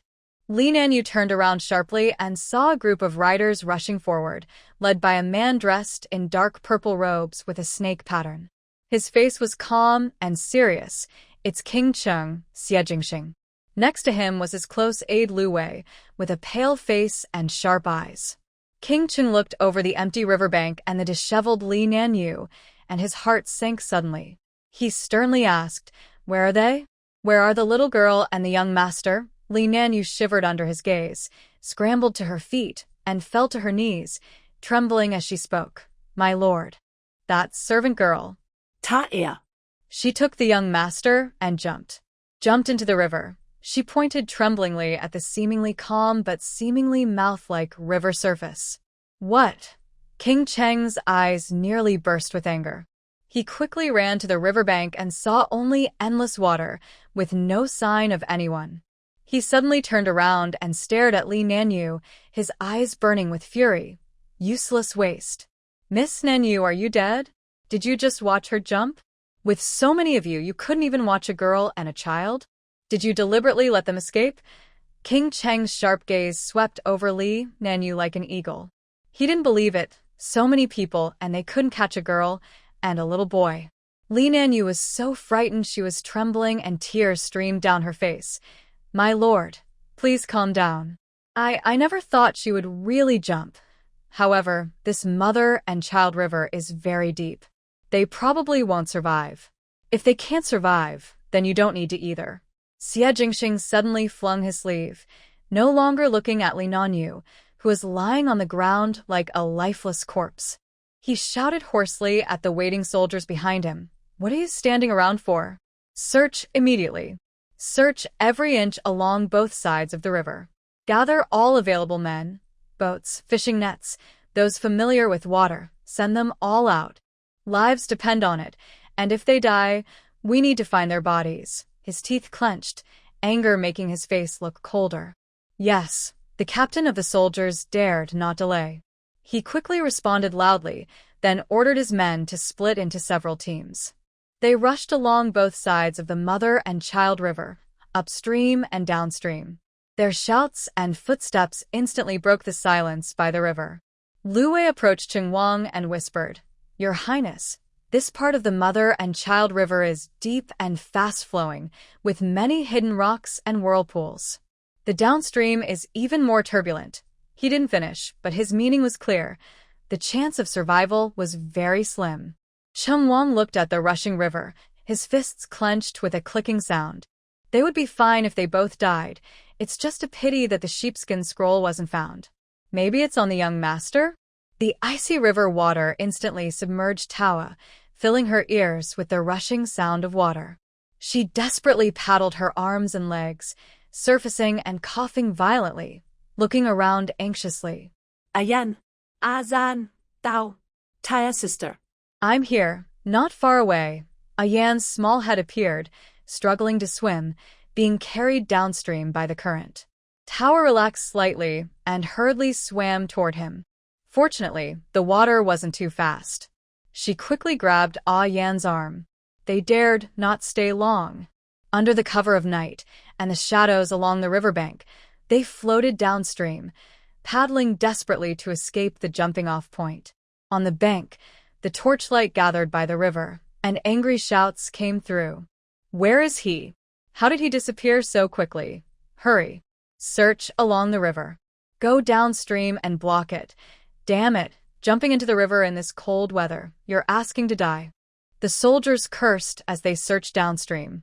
Pear and Ian held their breath, trying to sink into the water as much as possible, only exposing their noses and eyes. They let the current carry them for a while. The cold river water drained their body heat, causing their teeth to chatter uncontrollably, and their limbs gradually became stiff and numb. Ian, being younger, looked pale from the cold, and his movements slowed down more and more. They couldn't stay here. They had to get ashore. Otherwise, even if they weren't caught, they would freeze to death. Pear pulled Ian to a large willow tree by the riverbank. Luckily, it was night, and with the willow's cover, they could rest for a moment. Seeing Ian in such a state, she quickly took out a water bag and handed it to him. Ian, drink some water. This was spiritual spring water, which could warm their bodies. Ian took the water bag and drank a few sips. He felt his stiffness easing a little, and the coldness started to fade. Pear also took a few sips. Ian, do you feel better now? Pear, I feel much better. There are many people looking for us on the shore. What should we do? Ian knew staying in the water was not a solution. He believed Pear must have a plan. Don't worry, Pear will find a way. Just hold on a little longer. Pear looked around both sides of the river. On this side was near the back of the dock, where many crates and abandoned boats were piled up. I have a plan, Ian. What is it, Pear? Pear, if there's really no other way, let's go to Grandpa Chen's house. Ian thought no one had discovered that place yet. No, Ian, we can't go back to the Chen family. It would trouble Grandpa Chen and the others. Pear shook her head. Although their home was not far from the Chen family, they couldn't bother them now. Ian, let's swim over there, and then sneak back to the mansion. The most dangerous place was often the safest. In 2 days, it would be the temple fair, and they might have a chance to escape. Okay, I trust Pear. Ian's eyes lit up. That place was unlikely to be visited by those people. After all, the entire mansion had burned down. Pear and Ian swam with effort toward the shadowy area of the riverbank where old fishing nets were piled up. Both of them climbed ashore, soaking wet, and collapsed on the cold ground, trembling all over. They were so exhausted they couldn't speak, only gasping for breath. She listened carefully. The sound of the pursuers seemed to be blocked by the river bend, but she could still hear some angry words and the sound of running footsteps. After about the time it takes to burn an incense stick, the sounds gradually faded away, but the torchlight was still flickering in the distance. Peach sister, they've gone far. Let's go. The two had regained some strength and hurriedly crawled toward the Prime Minister's residence. It took them some time to reach the residence. Under the moonlight, only a pile of charred ruins remained of the Prime Minister's house. It stood silently in the night, giving off a strange smell of smoke and dampness. The once majestic red-lacquered gate was tightly closed. The official seal was slightly trembling in the night wind, like 2 pale prohibitions. The front door was definitely not an option. Peach sister, the gate is locked and sealed. How can we get in? Ian looked at the red-lacquered gate and sighed silently. It's okay. If it's locked, then it's locked. We'll find another way in. She was really tired and didn't want to climb over the wall with hooks. That method should be saved for last. Anyway, there are no soldiers chasing us right now. Ian nodded and let Peach sister hold her hand. Peach sister pulled Ian toward the backyard to check the dog hole, only to find it was still blocked. Such a big stone, she couldn't move it, right? Even if she could, she didn't want to waste time on it. Ian looked at the blocked dog hole, tilted her head and asked, Peach sister, do you want to crawl through the dog hole? Peach sister gave a self-deprecating smile and shrugged. I do want to, but it's not allowed. Maybe we can move the stone away? Ian saw Peach sister's thoughts and suggested. The stone is too big and stuck tightly. It's too dark and dangerous. Let's forget it. We might hurt our hands. It's not worth it. Isn't there a back door in the backyard? We haven't checked that yet. Maybe we're lucky and the back door is unlocked. Peach sister shook her head. She didn't want to try that method. Okay, Peach sister, let's go check it quickly. Ian smiled, almost forgetting that there was a back door there. Usually, the housekeeper and servants entered the estate through the back door to buy things. Also, the kitchen waste and night-blooming jasmine were taken out through a small back gate. None of these went through the main gate. Under the cover of shadows, the two of them skillfully circled around to the alley behind. The back door was slightly open, the door crooked, and it wasn't locked. The seal seemed to have been missed. Huh. This back door isn't locked? Ayan, we're lucky. This was something Tower hadn't expected. She had already thought that if it was locked, she would have to pick the lock. The lock on the back door wasn't as big as the main gate's lock. The main gate's lock was huge, and she couldn't open it. Plus, there was a seal. Usually, the back door doesn't have a seal, and very few people come through here. Everyone knew that the Prime Minister's residence had burned down in a big fire, and there was no treasure inside. Thieves wouldn't bother to come here. Great. Sister Tower, the back door isn't locked. We can go in. The guards definitely won't come here to search. Ayan's tone became a bit more lively. Tonight, the two of them had narrowly escaped danger. So thrilling. Yeah, let's go in quickly. Although there probably weren't many people coming here, it's better to be careful. If someone happens to pass by and sees us, it wouldn't be good.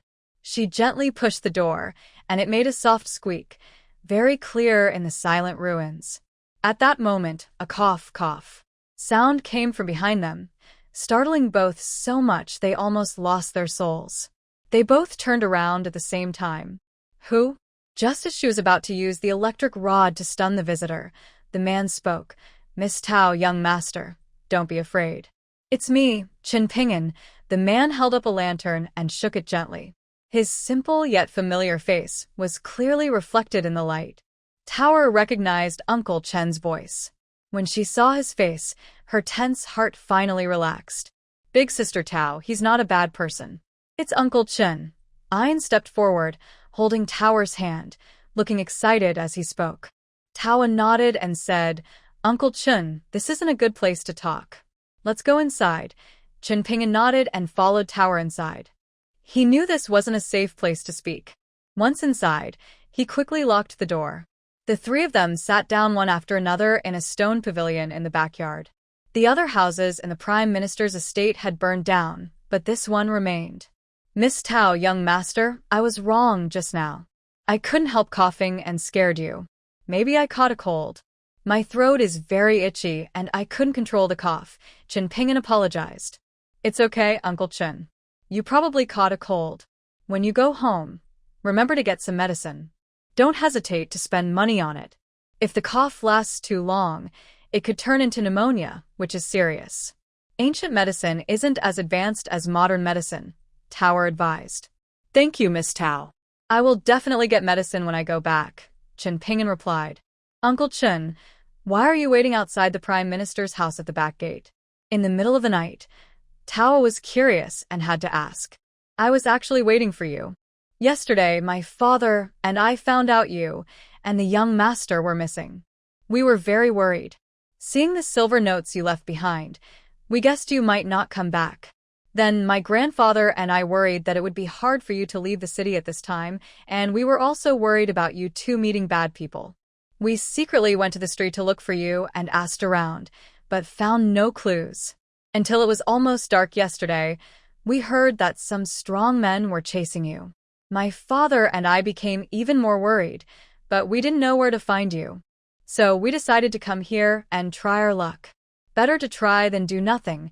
My father told me last night to stay at the Prime Minister's residence. He said you had nowhere to go, and that maybe if you escaped, you would return to this place. Sure enough, my father was right. I stayed all night last night, but didn't see you come. So tonight I came again. Luckily, I kept watch, so it wasn't a waste of time. After saying this, Qin Ping'an sniffed his nose. Peach understood that Uncle Qin must have caught a cold from the night breeze last night. Peach was still very touched. Although the Xiao family had helped the Qin family before, that kindness had already been repaid. It's rare for the Qin father and son to do this much. They both look honest and simple, kind-hearted people. Peach spoke, Uncle Qin, you've really gone through a lot. Last night, you stayed here all night and caught a cold, which hurt your health. If we don't come back tonight, you might have to keep watching here. Next time, please don't do this. And I feel bad about it. Miss Peach, you're too polite. It's just a small matter. My father said that no matter what, I have to stay here for a few nights because if you didn't escape the city gates, you might come back here. My father said he's sure you didn't want to burden our Qin family, so you left without telling us. He was right. Ayan, standing nearby, felt ashamed and lowered his head.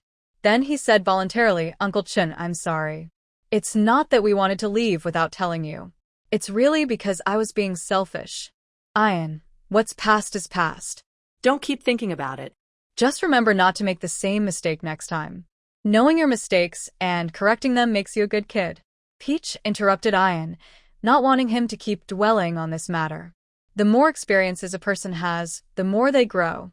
A young sapling isn't a tall tree from the start. "Okay, Sister Peach, Ian will remember." "I won't say more," Ian nodded seriously.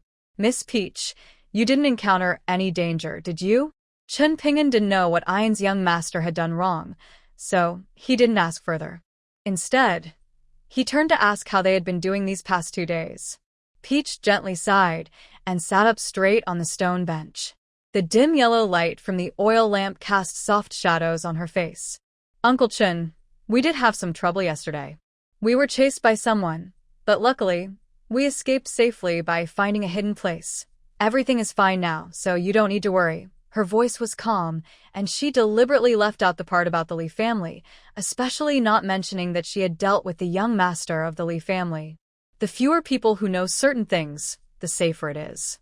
Chun Ping'an listened, his rough face showing a look of fear. He rubbed his hands and said, "That's good, that's good. We were really scared these past few days. Miss Peach, young master, this place isn't a good place to stay for long. Maybe you should come back to my family with me. Although our home is simple, it's a safe place to stay. It's also a bit safer." This was Chun Ping'an's idea, and it was also what his father had specifically told him. Peach shook her head, her tone gentle but firm. "Thank you for your kindness, Uncle Chun, but staying here is actually more convenient for us. To be honest, I had stored some food and supplies here before, enough for a few days, and I have my own plans. Miss Peach, even if you are prepared, isn't there a risk staying here? Or, do you have a good idea?" Chun Ping'an thought that this young girl, only about 15 or 16, spoke and acted very mature and wise beyond her years. Still, he couldn't help but feel uneasy. Peach paused for a moment, then spoke simply and calmly. "We have a plan. In a couple of days, when the temple fair is crowded, we will try to leave the city. That day is our only chance to get out and also the best opportunity. But my father, Uncle Chun, don't worry about us. We are really fine. Go back and tell your father that Ian and I are safe and doing well. Please don't worry about us." Peach smiled as she interrupted Uncle Chun, not wanting to cause more trouble for others. "The Chun family are good people." Chun Ping'an saw her determined look and knew he couldn't persuade her, so he sighed. Then, "If there's anything I can do to help, Miss Peach, just tell me." Peach thought for a moment, then took out a few silver ingots from her sleeve and pushed them in front of Uncle Chun. "There are indeed some matters that need your help, Uncle Chun. Miss Peach, please tell me. As long as I can do it, I will help you. You don't need these silver ingots. Oh, and these 2 silver notes, you can take them back. I can't accept them. Our noodle shop has also opened now. Business is good, much better than before." Hearing that Peach and her friends needed help, Uncle Chun immediately patted his chest and said he would do his best. Then he took out 2 silver notes along with the silver ingots Peach gave and pushed them back. "Uncle Chun, if you don't want to accept these silver notes and ingots, I won't dare to ask you to help me. Please go back then. These silver are for your help. As for the 2 silver notes, they are our thanks to your family. You can use this money to buy some land on the outskirts of the city, grow crops, and rent some out." Peach deliberately looked serious as she spoke. Uncle Chun hesitated, unsure whether to accept the silver notes and ingots. If he took them, his father might scold him for being greedy. If he refused, Peach wouldn't let him help anymore. What should he do?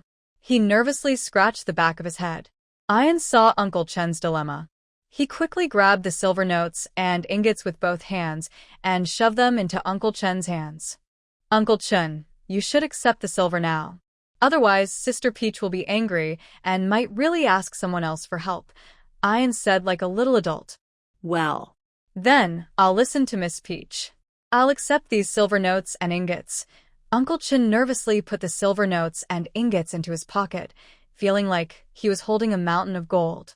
He had never owned so much silver in his life. Seeing Uncle Chun finally accept the silver, Peach smiled happily. "Uncle Chun, that's the right way."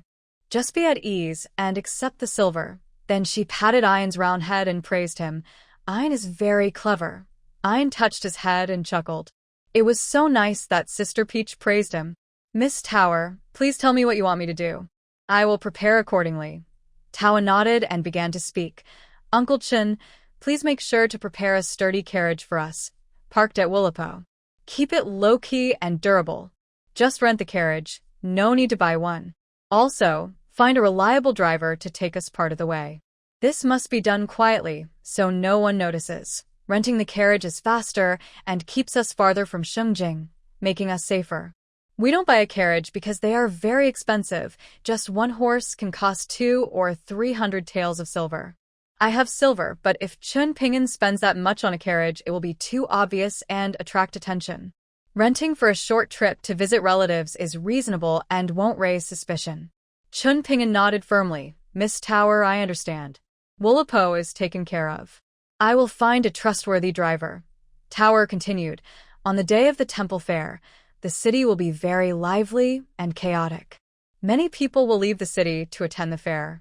Could you also ask your beggar friends for help?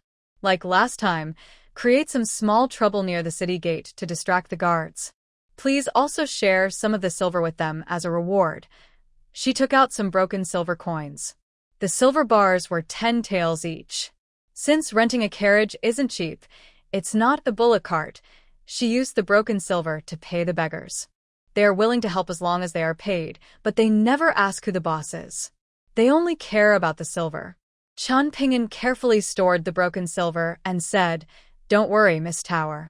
I will handle this. Uncle Chun, be careful. If anything goes wrong, your safety and Grandpa's are the most important. Don't force it," Tower warned sincerely. Chun Ping'an smiled simply. "I understand. Uncle Chun, I also want to remind you, Suehua Auntie is good, but her father is not a good person. He's greedy and won't stop bothering you once he sees your family doing well. Do not give him the bride price yet. Just tell him that your parents do not agree, and you will not marry Suehua. But of course, this is just acting. You and she should plan this together beforehand." Ah. "Is that okay?" Chun Ping'an hesitated a little. "Don't worry. Suehua's father only cares about money, and he will come to see you soon. Then you can take the chance to set some conditions." "What conditions?" Chun Ping was confused. Usually, he saw Suehua's father as someone who avoided him, and they only met secretly. Say that he can marry Suehua if he wants, but he should take his wife and son back to their hometown and cut ties with Suehua. This method might be a bit harsh, but it's the best way, solving everything at once. Will Suehua agree to this? She will agree. If she doesn't, Uncle Chun, then there's no need for you to marry her. Her family doesn't treat her like a daughter. If she keeps being a obedient daughter, there's no hope.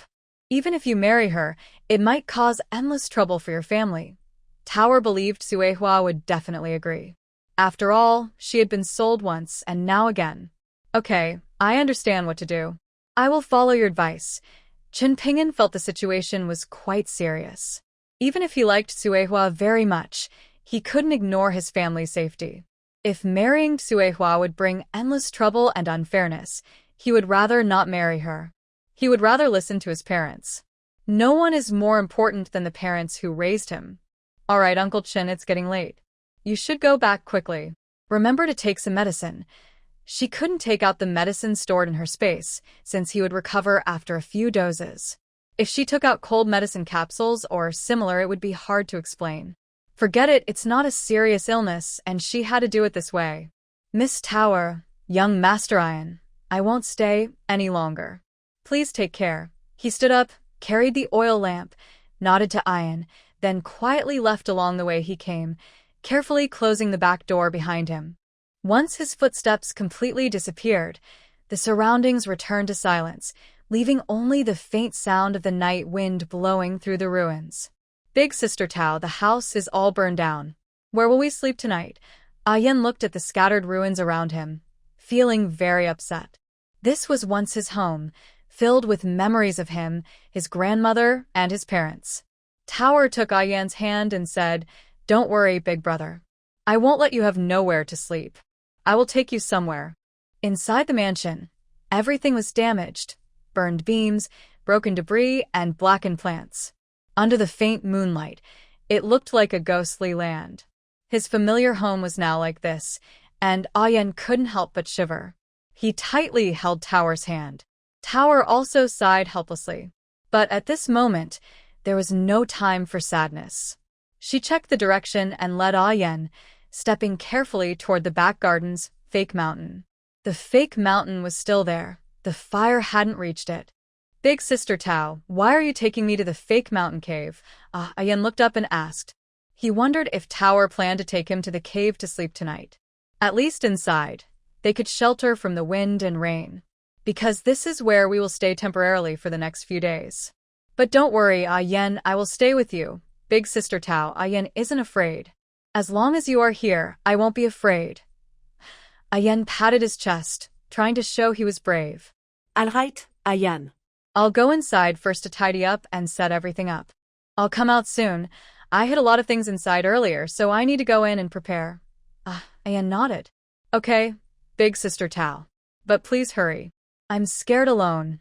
Tower took out a small dagger and placed it in his hand.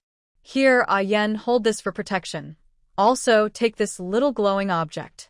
If you see something wrong, wave it a few times inside the cave, and I will come out quickly. But don't worry, there's probably no one here. Big Sister Tao will be out soon."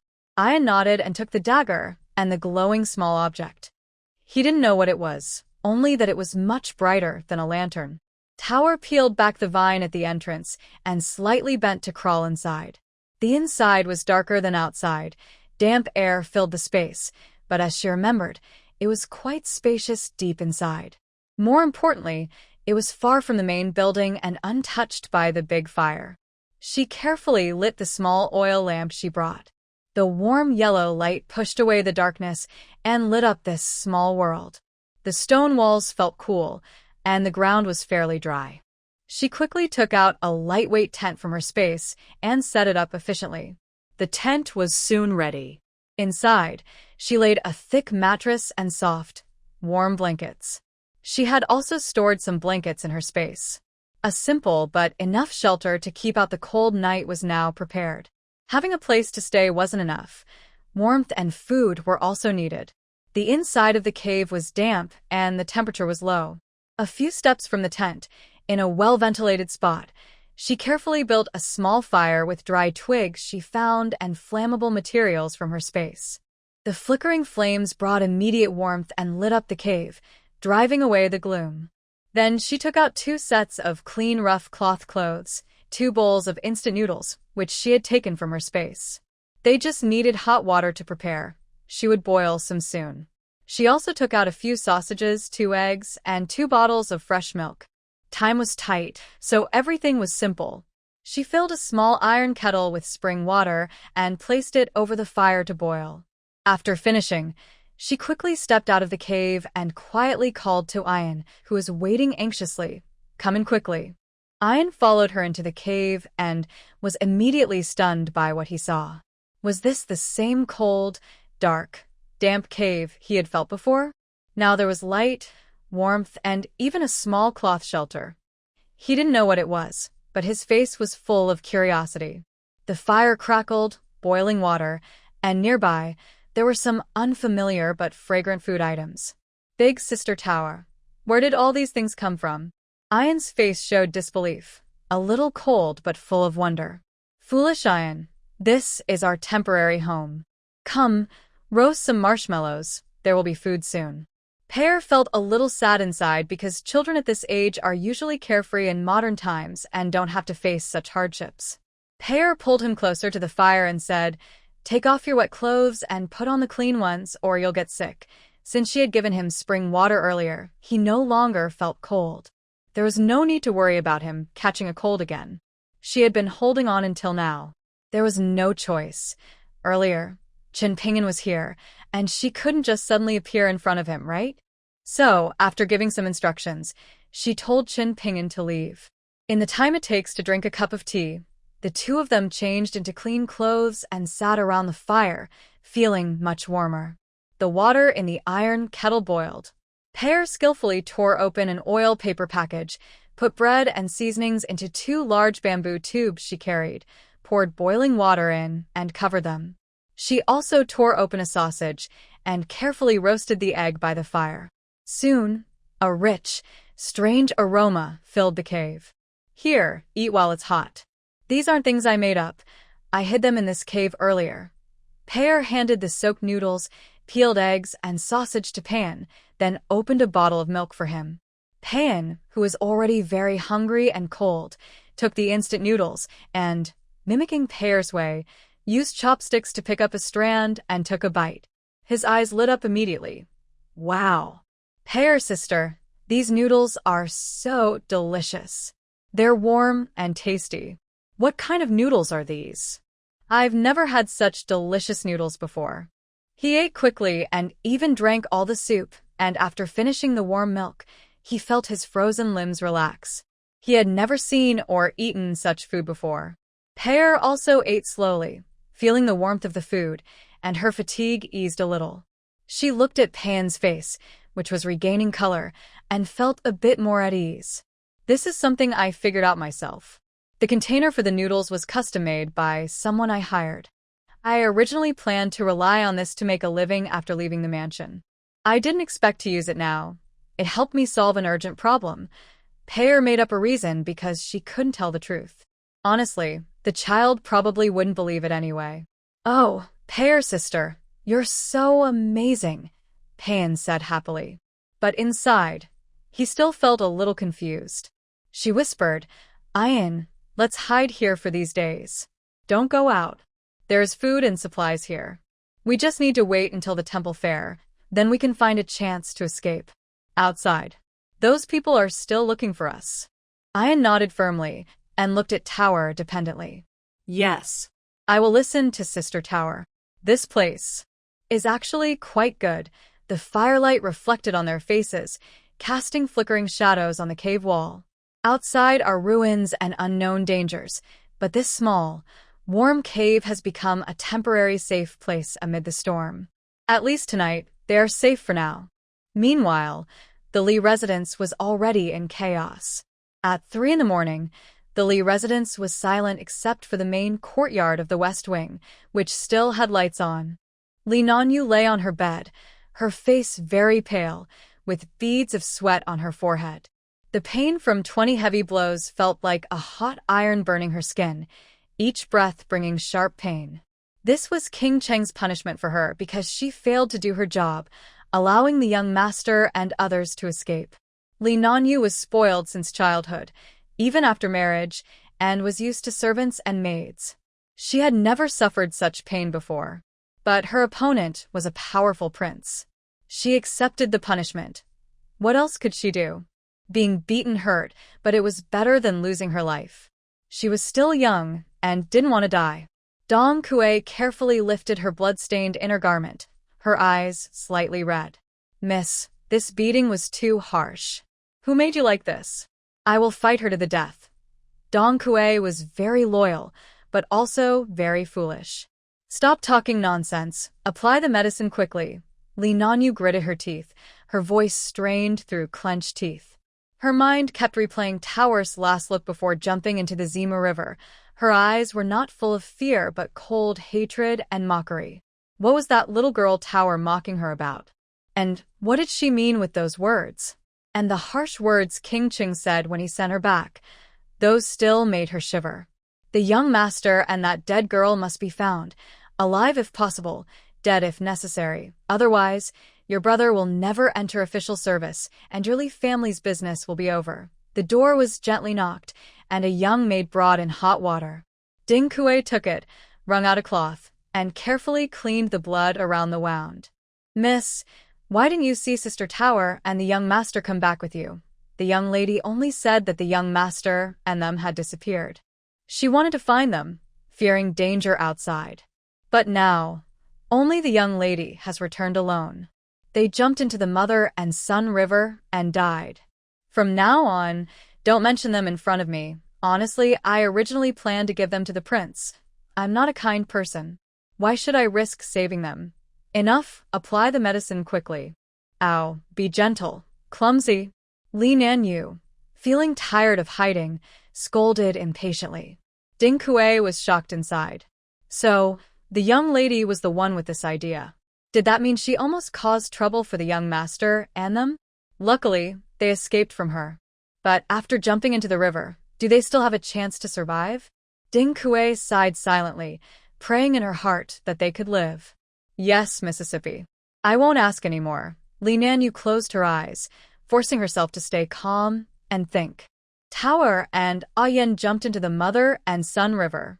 The water was rushing, dark currents swirling.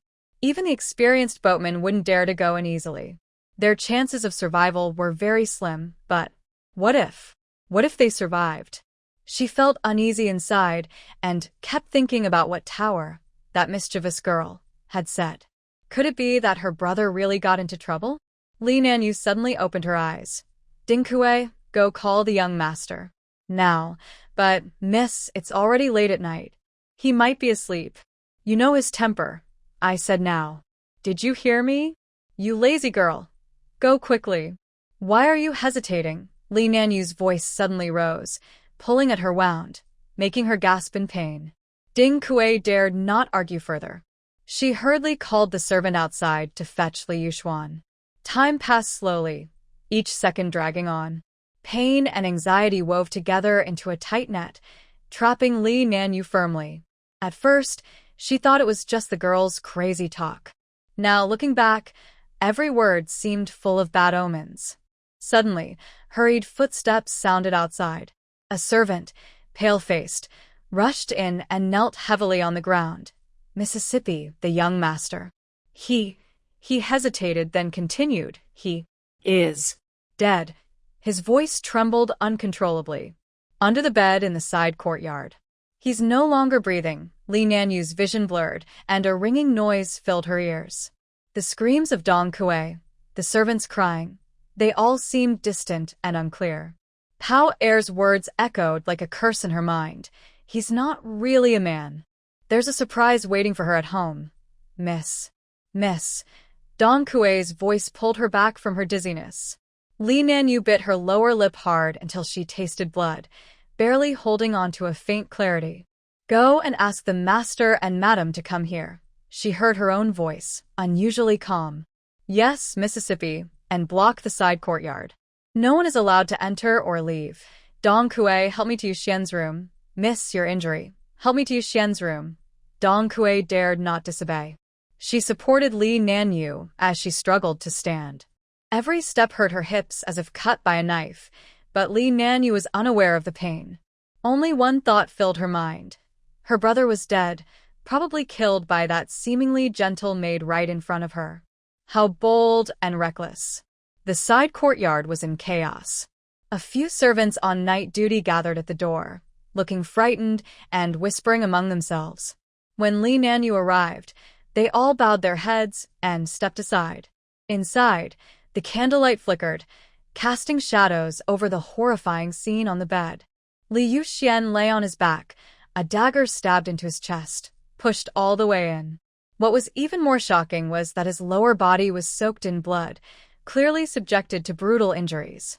His mouth was stuffed with something, and his hands and feet were tied up tightly. He looked dead, very, very gruesome. Li Nanyu's stomach churned, almost vomiting, but she forced herself to walk forward. Everyone leave now, she ordered firmly. The servants hurriedly left, as if granted mercy. Winter Sun looked worriedly at her. Miss. Go outside, and stand at the door. No one is allowed to come in. After the door closed, Li Nanyu allowed herself to stagger a step and support herself on the bedpost. She stared at her brother's pale, twisted face. If she hadn't caught that mean maid, he wouldn't have met that reckless girl, and then. Li Nanyu still felt sad. After all, he was her real brother. Now she was more worried about how to explain to her father. He was her father's only son. Then she tried to justify herself. It wasn't her fault. If her brother hadn't been so lustful, he wouldn't have died. That mean maid was fierce, but she wouldn't kill innocent people without reason. She then muttered a curse softly, tears uncontrollably falling.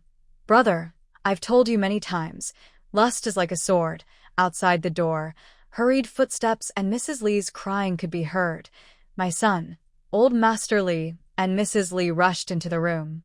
Seeing the scene, Mrs. Lee screamed and fainted immediately. Fortunately, the maid and maidservant nearby helped her. Old Master, the lady has fainted. Old Master Lee waved his hand. Help her down first. Then a maid and a maidservant helped Mrs. Lee out of the room. Old Master Lee staggered, clutching the doorframe, tears streaming down his face. His usually stern face was now filled with despair and anger. Who? Who did this? Old Master Lee roared.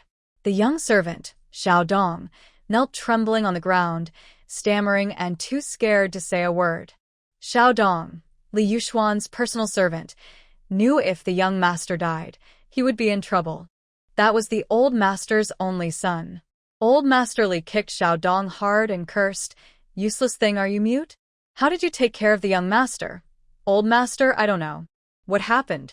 Last night, when I left, the young master was still fine." Old Master Lee pulled aside his robe and sat on a nearby grand chair, his sharp, intelligent eyes sweeping over the kneeling servant on the ground. He wondered if the servant had killed his son. Then I thought this possibility was almost zero. If it really was that young servant who did it, he would have run away long ago. How could he still stay at the Lee residence? Xiao Dong, you said that last night when you left the young master, he was fine. Was he alone? Or was he resting in a concubine's room? This son has no real skills, is flirtatious and lustful. He has taken many concubines, one after another. Yes, sir. Last night, the young master was with a young maid.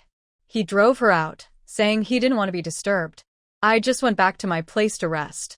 The young servant looked up and accidentally saw the young master's dead body. He wondered if the young maid had killed him.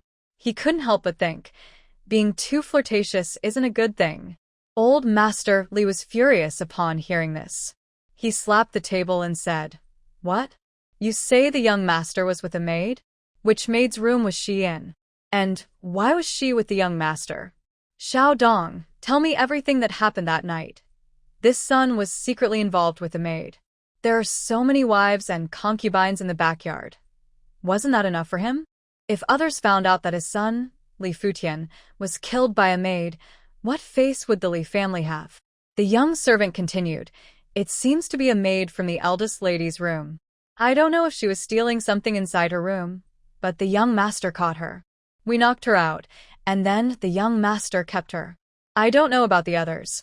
The young servant looked nervously at the deeply distressed eldest lady. Before he could speak again, Old Master Lee turned angrily to his daughter. "Nan Yu, how could your brother?" Xiao Dong said that the maid was from your room. "What's going on?" Li Nanyu took a deep breath, forcing herself to stay calm. "Father, actually, that maid isn't from my room." Old Master Lee waved his hand, signaling everyone else to leave, leaving only his trusted butler. Then his face turned pale as he continued to ask, "Tell me, what really happened?" Li Nanyu hesitated, then moved to the chair and knelt before her father. She slowly explained everything: Wang Cheng's orders, Tower and a Yan's escape, their identities, and Wang Cheng's warning. "Are you saying that the maid named Tower murdered your brother, my only son?" Old Master Lee could hardly believe that a weak and humble servant girl could possibly kill an adult man. Li Nanyu's voice was hoarse, and she cried uncontrollably. "Father, yes, I am sure that the servant girl killed my brother. No one else has the courage to do such a thing. She is revengeful against our Li family. I was wrong. I didn't know I would endanger my brother's life. If I had known what would happen, I would have sent the young master and the others to the Chungwang mansion." Every word from Li Nanyu was full of remorse, but her heart was filled with intense hatred. She silently vowed she would never let this servant girl go. Old Master Lee slammed his fist on the table. "That servant girl! How dare she kill my Li Fudi's son? I will tear her apart. Report to the authorities." Right now, he stood up angrily and shouted, "That, no. We can't report to the authorities." Li Nanyu stopped her father, speaking firmly. Why? "My brother died tragically, and the culprit is still free. Why not report it? Because the King Chung doesn't want them to die." "Why?" Li Nanyu shook her head. I don't know for sure, but I feel that King Ching doesn't want them to die.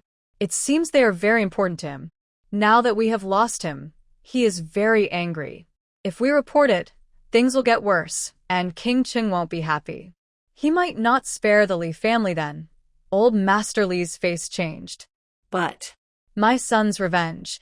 Lee Fudi was unwilling to accept this. Revenge for my brother must be taken, but not openly. A hint of ruthlessness flashed in Lee Nanyu's eyes. Lee Nanyu, what do you mean by that? Lee Fudi narrowed his eyes, suspicious and doubtful. Dad, this matter can only be investigated secretly. That servant girl and the young master both fell into the mother and child river. No one knows if they are alive or dead. If they are dead, it's their bad luck, and they got what they deserved. If they are alive, what will you do? Lee Fudi asked further. Kill them. Eliminate the threat. Lee Nanyu made a swift, decisive gesture, as if drawing a sword. If they are still alive, I would gladly cut them into pieces. Lord Lee gritted his teeth and cursed.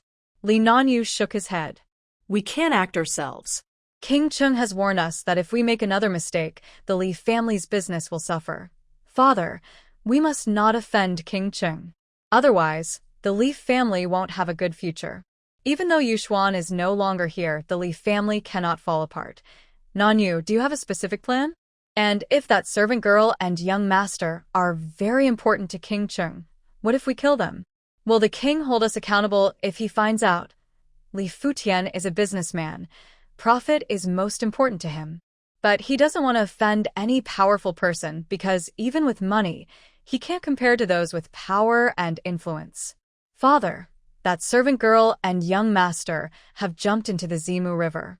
King Cheng's soldiers are still searching for them. If we find them first, kill them, and throw their bodies into the river, the palace guards will think they drowned, and it won't be related to us.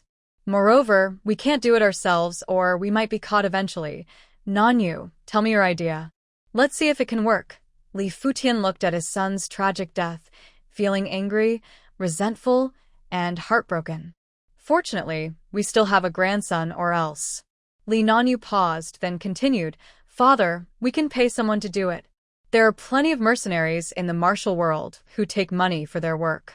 They won't trace it back to us. Lord Li was silent for a long time, then finally nodded. All right, do as you say. But Nanyu, what about King Chung? How will you explain it? Li Nanyu forced a smile. I can't go personally now.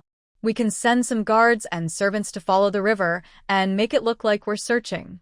Then, secretly, hire a killer to find that servant girl and young master. That servant girl, Tawa, and the young master jumping into the river and dying inside is quite possible. When King Chung sees the bodies, he won't blame us, and he certainly won't kill everyone in the Lee household. Over 100 people. Anyway, for now, we should just delay. He might suspect. He will, but for now, he needs the financial support of the Lee family. He doesn't dare to act against our Lee residents yet. Father, for now, let's focus on handling my brother's funeral. Li Nanyu analiza. The Lee family's business spreads across Jiangnan with money flow and social connections, all things King Chung needs. As long as they are useful to King Chung, he won't easily target us. At most, like today, he might give her 20 lashes. Although she said this, Li Nanyu felt uncertain and only said it to comfort her father. King Chung Xie Jingxing is suspicious and ruthless. Today's 20 lashes are just a small warning. If he ever finds out he was played by the Lee family, he might seek revenge harshly. She dared not think further. But right now, she couldn't afford to think too much. She had to stay strong. That servant girl Tower, she must die. She didn't hate her before, but she shouldn't have killed her own brother. Yes, your brother is dead, and your mother. Li Futisiga. He knew his wife cared deeply for the son. Seeing her father nod in agreement, Li Nanyu felt relieved and said, Father, don't tell the truth to mother. Just say that my brother suddenly fell ill and passed away. Ask the family doctor to examine the body, but only look, don't record anything. Let's give them extra hush money. Old Master Li nodded tiredly. That's all we can do. The family doctor was quickly summoned. Seeing how Li Yuxuan died, He was terrified and pale. Under old Master Lee's pressure and threats, he tremblingly examined the body. The young master was stabbed in the heart with a dagger and died instantly. The family doctor stammered, and what? Old Master Lee shouted angrily. His lower body was severely damaged, likely by the same weapon. Lee Fudi felt a wave of nausea and spat out a mouthful of blood. Father, Master. Lee Fudi sighed, waved his hand to dismiss the doctor, and paid him a large sum to keep silent. The doctor hurriedly left, vowing not to reveal a word. Late at night, the Lee residents hung white banners, but they dared not hold a funeral, only quietly setting up the spirit hall. Lee Nanyu, injured and exhausted, directed the servants to arrange the funeral, but her heart was icy cold. She remembered how Peach had looked when she first entered the mansion, that shy little maid, speaking softly and acting diligently and carefully. Who would have thought that such a seemingly gentle woman could be so cruel and ruthless? She truly regrets everything. Nanyu, you shouldn't have brought her into the house. Li Futian shook his head, then let out a sigh. Li Nanyu was silent for a moment. Father, I know I was wrong. But have you ever thought that if Yu Xian hadn't had inappropriate thoughts, that servant wouldn't have taken such drastic action? Old Master Li was stunned, then sank into sadness. His son's romantic affairs happened every month. He never paid much attention or disciplined him. Now, looking back, he realized he had unknowingly caused his own downfall. Misfortune. All because of misfortune. Old Master Li muttered to himself. Father, the incident has already happened. From now on, just teach the nephew well. Li Nanyu comforted him. The next day, Li Nanyu asked Dong Kue to lie on the bed instead of herself, then quietly left the house. Under her veil, her face was pale, but her eyes were very determined. The soft sedan moved through the busy streets. She looked through the thin veil and saw that Shengjing's market was normal, but she keenly noticed that the wanted posters that had been plastered all over the city were gone. The emperor suddenly withdrew the wanted order, which made her heart race, but it also strengthened her resolve. The sedan stopped at an inconspicuous alley in the south of the city. Li Nanyu signaled the guards to wait here, then quietly slipped into the alley. This was a place she had painstakingly found out about by spending money. The wind blew through the narrow alley, lifting her veil slightly. She instinctively pressed her hand to it and quickened her steps. Miss, please wait. A deep voice came from the shadows at the corner. Li Nanyu stopped and took out a black wooden token from her sleeve. The token looked ordinary, but it cost a lot of silver. Otherwise, she wouldn't be able to see anyone. A hand wearing a black glove reached out from the shadows, took the token, looked at it, then signaled her to continue forward. She followed that figure through twists and turns, finally arriving in front of what looked like an abandoned house. The door opened silently. Inside, it was a different world, very different from the dilapidated exterior. She was led into a windowless room, where candlelight flickered on a brass lamp, casting long, twisted shadows of the person behind the screen. You understand the rules. The voice behind the screen was steady, with no hint of age, and it was impossible to tell if it belonged to a man. Of course, the job of killing should probably be done by a man. Li Nanyu nodded, took out a thick silver note and 2 scrolls from her pocket. A gloved hand reached out from the side of the screen, and the silver note and scrolls disappeared instantly behind it. After a moment of silence, the voice spoke again. Aren't these the people the court wanted to catch earlier? This order might be hard to complete. We don't take every job. I can pay a high price. I have plenty of silver. Li Nanyu hesitated for a moment, then took out another stack of silver notes and placed them on the ground. Her hand trembled slightly, whether from cold or nervousness. Deadline. The voice paused, then finally spoke. The sooner, the better. Can it be within 3 days? Preferably before they leave Xingjing. That. I can't promise. Maybe they've already left the city. Then. Please hurry. All right, the deal was made.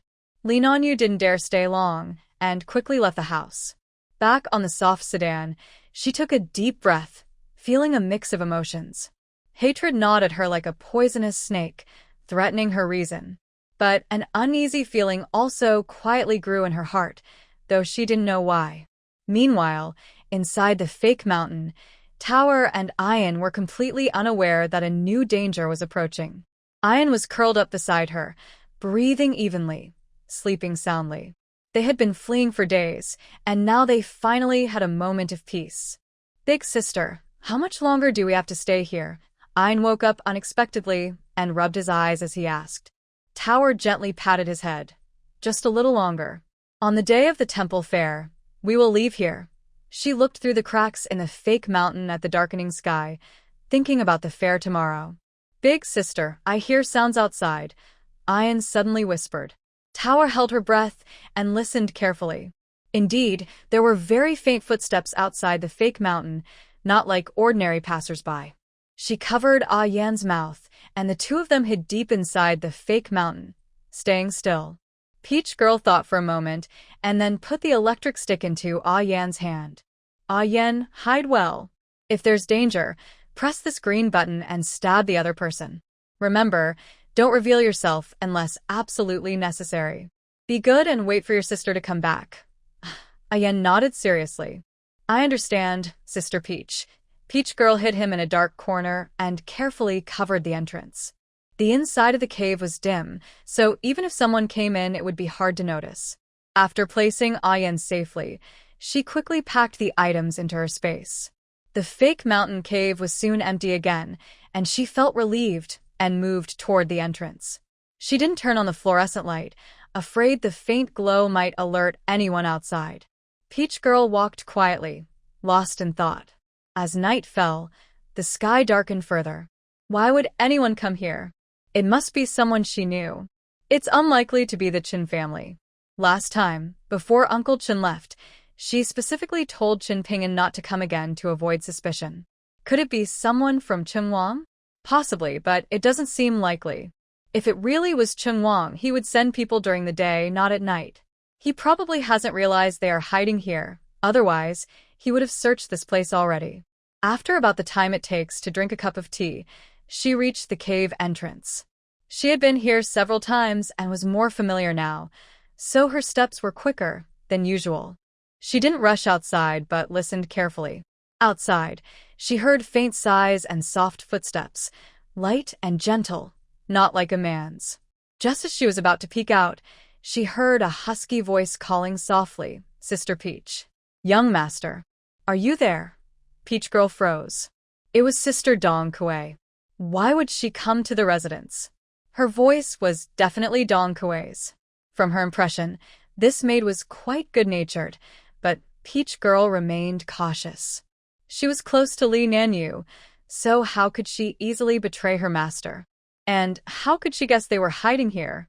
She held her breath and observed for a moment. Dong Kuei was alone, calling anxiously, her tone genuine, not fake. Peach Girl hesitated for a moment, then quietly stepped forward and gently patted Dong Kuei's shoulder. "Sister Dong Kuei, are you looking for me?" Winter Sunshower trembled with fear and turned around to see Peach. Her eyes lit up with surprise. Peach. "You're alive." "Of course I am," Peach exclaimed. "Where's the young master?" Winter asked. Peach's eyes reddened, and she lowered her head, choking back tears. "The young master? I don't know. Maybe he's already." That night, we crossed the mother and child river together, and I was lucky to survive. But no matter how Ian is searched for, he can't be found. She looked up with tearful eyes. "Sister Winter, how did you find this place? Did Miss from your family send you?" Her words hinted at uncertainty, not revealing the full truth that Ian was still alive. She still couldn't fully trust Winter, partly to protect Ian. "What?" "The young master." Winter's pupils shrank in shock, her face full of disbelief. Suddenly, she grabbed Peach's hand, her voice quick and frantic. "I'm sorry, Peach." "It's all my fault. I brought the young lady to find you that day. I caused the young master to be in danger. I really didn't know the young lady would do such a thing. Peach, you must run away now, as far as you can." Peach sensed there was more behind her words. Winter hadn't come with them that day, and her reaction now suggested she had seen through Lee Nanyu's true nature. Peach believed Winter was kind-hearted, or she wouldn't have come here alone in the middle of the night.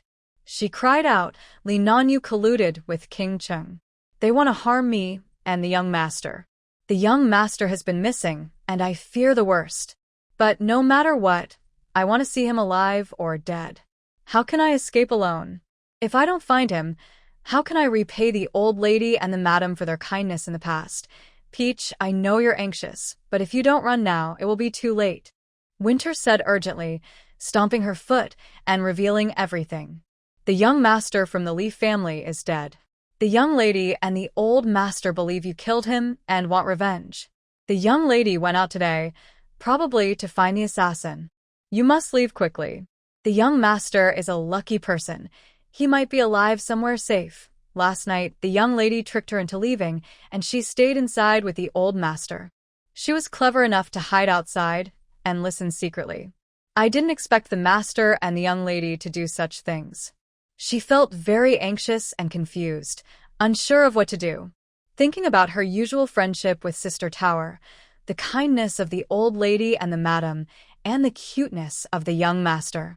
Most importantly, she remembered how she had a high fever that wouldn't go away, and even the family doctor shook his head. If it weren't for the divine medicine that Tower found for her, she might not have survived until today. So she had to inform them about the plans of the young lady and the master. Since Tower and the young master's lives were still uncertain, she decided to try her luck at the residence. Since the young lady and Chung Wang hadn't been caught yet, it meant they were probably still alive. If they were alive, they might come to this place. So, after applying medicine to the young lady's wound and waiting for her to fall asleep, she planned to sneak out. Fortunately, she was lucky. Tower and her younger brother were really here. But she never expected that the young master had gone missing. Tower's heart tightened. She guessed that Lee Nanyu hated her, but she didn't expect the hatred to be so strong. She probably already suspected that she was the one who killed her brother, and now she wanted to take revenge. "Elder sister Donkue, Lee Nanyu wants to harm me and Ian. Is this really true? How did you find out?" Tower asked further. "This is absolutely true. I overheard it myself. You should run away quickly." "Tower, I have to go back now. If I stay too long, the young lady might become suspicious. Take care of yourself. I won't tell anyone you're hiding here. But it's not safe to stay here for long. You should find a way to leave the city. Here's some silver. That's all I have." Donkue looked around nervously, handed Tower a purse, then tightly held her hand. "Thank you, Sister Donkue, for telling me this. I will be careful. But I can't accept this money. Please take it back. You also need to be careful. If it gets too dangerous, you should leave the Lee residence." Donkue shook her head. "Tower, no matter what, I almost starved on the streets before. Lord Lee gave me a meal, saving my life. They might not be good people, but I can't just leave like that. Moreover, my selling contract is still with the young lady. Where can I go? I have no parents, no family ties." "You don't need to worry about me. The young lady may have a bad temper, but she won't hurt me. You don't need to worry. Don't think this money is too little. Take it as a token of our sisterly bond. You found the life-saving medicine for me back then, and I have always remembered that. When I left the Xian residence, I planned for you and me to go to the Lee residence together, but I knew the old lady hadn't spoken, so you couldn't leave either. Now I think it's good you didn't go to the Lee residence. Peony, sister, I won't say more. I have to leave now." After saying this, Donkue didn't stay and hurriedly left. Watching Donkue's hurried departure, Peony looked at the purse in her hand, still warm, and her expression grew colder. "Lee Nanyu, you want to hurt me, and you want to hurt Ian too.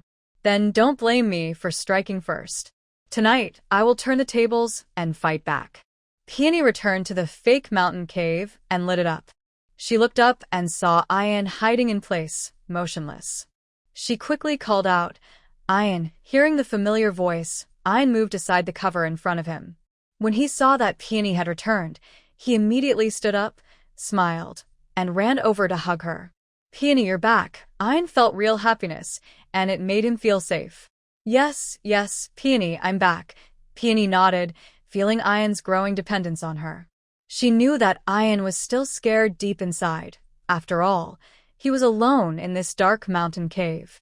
But he was very obedient, probably because of what had happened before. He had become much more well-behaved. Peony, is there really someone outside? Are we discovered because we're hiding here? Ian quickly stopped being afraid and asked about the situation outside. Yes, someone came. Ian, you heard right. But it's someone we know, not a bad person. You don't need to worry. Peony squatted down and whispered softly. Oh, that's good. That's good. I was worried you might encounter danger outside. He had thought about going out to find Peony, but remembering what had happened before, he was afraid of causing trouble for her. So he had been curled up there, not daring to move, listening carefully to the sounds outside. You don't need to worry. Keep resting. Your sister is very capable and will protect herself. My sister has already thought of a plan, and we will be able to leave the city tomorrow. Ian's tense shoulders relaxed, but he still looked up with a small face and asked, Sister Tower, are you really sure everything is okay? Tower patted his head. It's fine. Why do you ask the same questions several times? Ian smiled shyly, showing a row of clean white teeth. Then Tower arranged for Ian to go to sleep. She tucked him into bed, sat quietly nearby, and listened until she heard his steady, even breathing. After waiting for a while, she confirmed that Ian was asleep. Tower silently got up. She took out a dark green silk dress from her space, elegant but not flashy, and also took her makeup set. Using the light, she skillfully changed her facial features, applied lipstick, and styled her hair into a common wealthy lady's hairstyle from Shengjing, inserting a gold hairpin with an emerald. Finally, she put on a dark cloak, hiding her face in the shadow of the hood. It was late at night and the town was quiet. Tawa knew her way through a few dark alleys and arrived at a seemingly ordinary street in the west of the city. At the end of the street was a small, unremarkable two-story building. A dim yellow lantern hung above the door, with a faint 7 character visible on it. This was one of the secret branches of the 7-Kill Pavilion in Shengjing. She had heard about this place during a dream when she was helping the old lady handle some secret matters. She raised her hand and knocked 3 times on the door, paused, then knocked twice more. This was a special secret code, similar to Morse code in modern times. The door silently opened a crack, and a sharp-eyed person looked her over from behind it. What's the matter? His tone was flat and emotionless, as if lacking a soul. To discuss a business deal, Tower lowered her voice but deliberately sounded refined and elegant. The door opened wider, and a thin, gray-clad old man stepped aside to let her in. Inside, the room was simply furnished, with only a table and 2 chairs, and no paintings on the walls. The old man motioned for her to sit. Madam, who do you want to kill? Tower didn't answer. Instead, she took out a seemingly high-quality wooden box from her sleeve, actually from her space, and placed it on the table, untying the cord. A bright, golden glow immediately lit up the table, revealing 10 gold ingots, each worth 100 taels. 2,000 taels of gold to buy 2 lives. Peach's voice was calm. Madam has not yet told me who to kill. Do you even understand the rules of our 7-Kill Pavilion? The old man only glanced slightly at the gold ingots in the box, his tone still cold and stiff. However, Peach caught a faint glimmer in the old man's eyes as he quickly looked away. Even though the reward for killing was high, it wasn't that high. After all, 2,000 taels of gold equals 40,000 taels of silver. Not many people wouldn't be tempted. I know. Your 7-Kill Pavilion doesn't involve the court officials. Don't worry. The people I want you to kill are Merchant Li Futian and his daughter, Li Nanyu. The old man's eyes flashed with sharpness, but his face remained calm. Reason? Business rivals. They blocked my way to wealth. Peach's tone turned colder. Is that enough reason? This doesn't seem like something your 7-Kill Pavilion should ask about. The 7-Kill Pavilion only cares about money and the difficulty of the target, not personal grudges. The old man weighed the gold ingots, pondering for a moment. Li Futian isn't exactly a court official, but his son is a 6th-rank officer, so he's part of the government. Madam should know this, right? Lee's family no longer has official status. Their eldest son has already died. Your 7-kill pavilion must know this. Even if Lee's family secretly mourned, with the information network of the 7-kill pavilion spreading across the land, how could they not know? Madam has indeed come prepared. But Lee's family is still the richest in Xinjiang, with many guards. Li Nanyu has been frequenting King Cheng's residence recently, and she might have bodyguards around her. As for the price, Peach took out another pouch and pushed it over. Add 500 taels. Also, do me a small favor. Steal a contract for a maid named Dongkue and hide it somewhere. The old man opened his cloth bag, glanced inside, and finally showed a faint smile. Madam is straightforward. Deal. Remember, be quick and clean like an assassination or accident. Leave no trace related to hiring a killer. The 7-kill pavilion does its work. Rest assured, madam. Peach said no more, stood up, pulled her hood back on, and left the small building silently, just as she had arrived. On the way back to the mansion's fake mountain cave, the night wind was cool. Peach walked quickly, her heart cold and resolute. Since Li Nanyu has already guessed that her brother's death is related to her and plans to hire someone to kill her and Ian, she is trapped in a dead end. Being kind to enemies is cruel to oneself. Although she is not from here, she has watched many short stories and dramas, so she understands the tricks and schemes involved. She wants to protect Ian, so she can live to see the end, complete the task given by the space system, and return to her modern life of freedom. Therefore, any potential threat must be eliminated early. The Chungwang forces are too powerful for her to challenge. But the Li family father and daughter are just dependents of powerful people and have personal grudges against her. Removing them would end the current danger and let her vent her anger. As the saying goes, if others don't offend me, I won't offend them. Back in the cave, Ian is still sleeping. Tower changes out of her wealthy lady clothes and puts on her simple maid outfit, sitting quietly beside Ian. She feels no regret. In this world where the strong prey on the weak, sometimes you must become a fierce warrior to protect what matters. She gently smooths Ian's furrowed brow with a firm look in her eyes. Tomorrow, when Ian wakes up, they will leave Xinjiang as planned. The bloody conflicts involving the Li family will have nothing to do with them anymore. She closes her eyes and begins to plan their route out of the city and their future destination. She takes out the map she has already drawn and looks at it carefully again. Thinking about the gold she just spent makes her feel a bit distressed, but it was all taken from the Li family's treasury. Anyway, it wasn't her own money, so she feels less guilty. After Tawa leaves, a man wearing a mask and a black snake-patterned robe steps out from behind the bamboo curtain in the room. Master. The old man changes from his previous cold attitude to a very respectful and humble posture. Tonight, go kill that person. Remember, do it cleanly. Yes. Master, the man's face is hidden. Only a pair of sharp, deep eyes can be seen, cold and mysterious, like icy winter. Night falls, and the Li residence is shrouded in a gloomy darkness. The white banners in the courtyard hang low, and the candle flames in the morning hall flicker in the night breeze, casting long, twisted shadows. The noise of the day has faded, leaving only silence and sadness. Madame Li kneels in front of the morning hall, tears long dried, leaving only hollow eyes and a hoarse sob. Her son, Li Yuxuan, her only male heir, died tragically last night. Madam, it's late at night. You should rest, Wang Mama softly advises, her eyes full of worry. Madame Li shakes her head, her voice hoarse. Yuxuan is still here. How can I rest? Before she finishes, a faint sound comes from afar, like a night bird flying past the eaves. Wang Mama looks alertly toward the door, but finds no one outside. She shakes her head, thinking she might be overthinking. Mama, have you found out who harmed Yuxuan? Madame Li's voice is hoarse, clearly having cried for a long time. Her husband and Nanyu only said they hadn't yet found out how Yuxuan died, but she feels they are hiding something. So she secretly asks Wang Mama to investigate. Madam, I have found out. The young master was stabbed to death by a maid brought back by the young lady, Wang Mama whispers. Madame Li is shocked. Is that true? Yes, it is. I secretly asked the servant who took care of Yuxuan, Xiao Dong.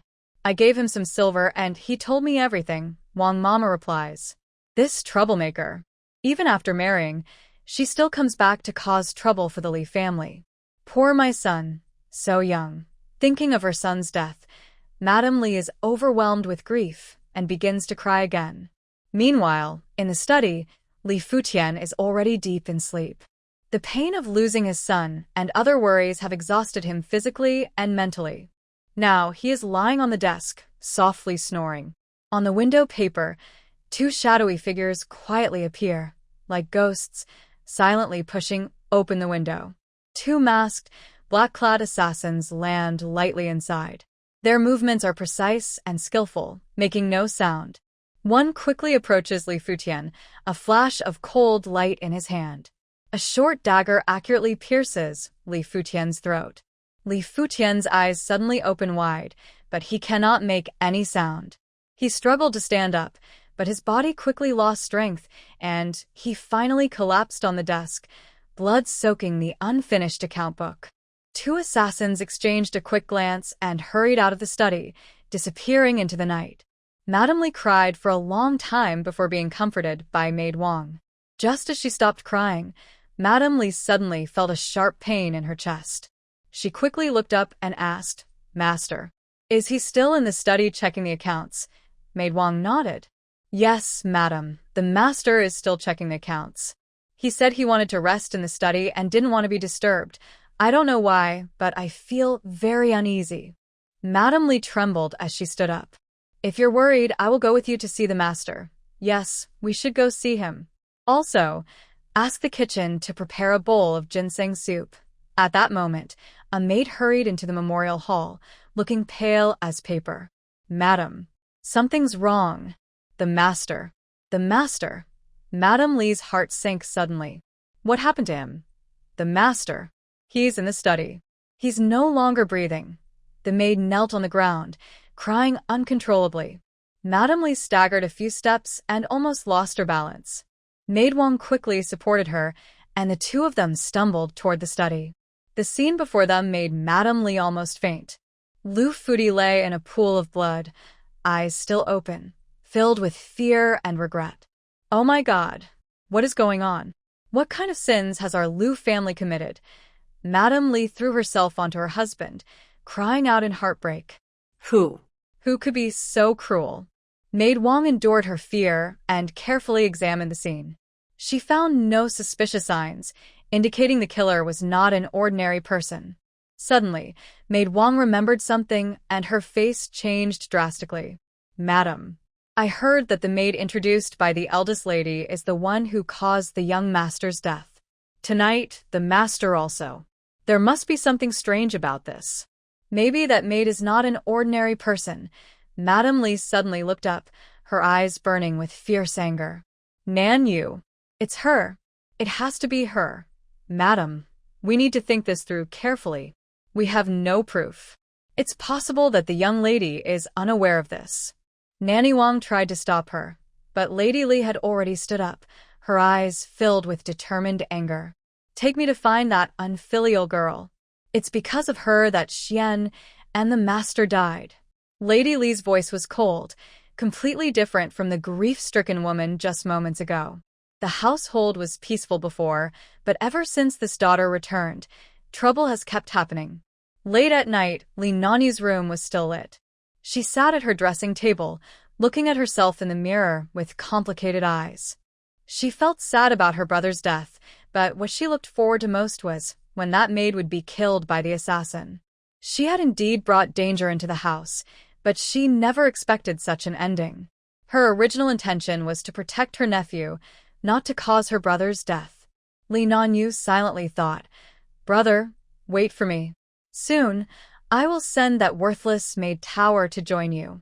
And that damned young master? Miss, it's late. You should rest," Dong Kue gently reminded as she saw her young lady sitting on a cushion, lost in thought. She was Li Nanyu's personal maid, and if her mistress didn't sleep, she couldn't either. Li Nanyu sighed. "Dong Kue, do you think I did wrong? If I hadn't brought that worthless maid into the house, Wouldn't Yuxuan still be alive? Dongkue lowered her head without speaking, truly unsure how to answer. Suddenly, hurried footsteps and anxious voices came from outside. "Young lady, open the door quickly. The madam is here." Li Nanyu's heart tightened. She wondered, wasn't her mother at the memorial hall in the middle of the night? Why was she here looking for her? Could it be that she found out the truth about her brother's death? She took a deep breath, tidied her clothes, and went to open the door. Lady Li stood outside, her eyes burning with anger. She didn't enter but stood at the door, her voice cold. "I ask you, is that maid you brought in the one who killed your brother?" Li Nanyu lowered her head. "Mother, sure enough, secrets couldn't be hidden forever." Her mother had found out. "Answer me." Lady Li's voice suddenly rose. Yes. "But I don't know about that servant girl, Tower." Lady Li's voice was as soft as a fly's buzz. Lady Li interrupted her, trembling. "You don't know? You don't know? Then do you know that your father was just killed too? He was found dead in his study." Lady Li looked full of grief and anger. Li Nanyu suddenly looked up, her eyes full of shock and fear. "Father? Impossible. How could he be dead?" Li Nanyu stared wide-eyed in disbelief. Lady Li stepped closer. "How is that impossible? I saw it with my own eyes, along with Maid Wang. How could it be fake? Your father was mysteriously killed in his study? Could all this be connected to you? Mother, how can you think that of me? How could I possibly harm my father?" Li Nanyu took a step back, tears welling in her eyes, her heart stormy with worry. Her father was dead? Was it an enemy or a rival from business? Then tell me, who exactly is that maid? Why did you bring her into the house? Lady Li pressed her further. Li Nanyu clenched her lips tight. She knew she couldn't hide it anymore. "Mother, are you saying that Tower, that servant girl, killed my father? That can't be. Tower isn't skilled in martial arts." Finally, Li Nanyu understood her mother's meaning. Lady Li sneered. "How would you know if she has any skills? Don't forget, she's just a young girl who killed your own brother. Your brother was at least a grown man, which is probably harder to do than killing your father. Mother, that's not the same. The reason that servant girl killed my brother was because—" "Never mind, Mother. I won't argue anymore. Now please take me to see my father." Li Nanyu was confused about who really killed her father. "Stop looking. You don't deserve to be his daughter. You caused his death, and your brother's too. You're just a bad omen.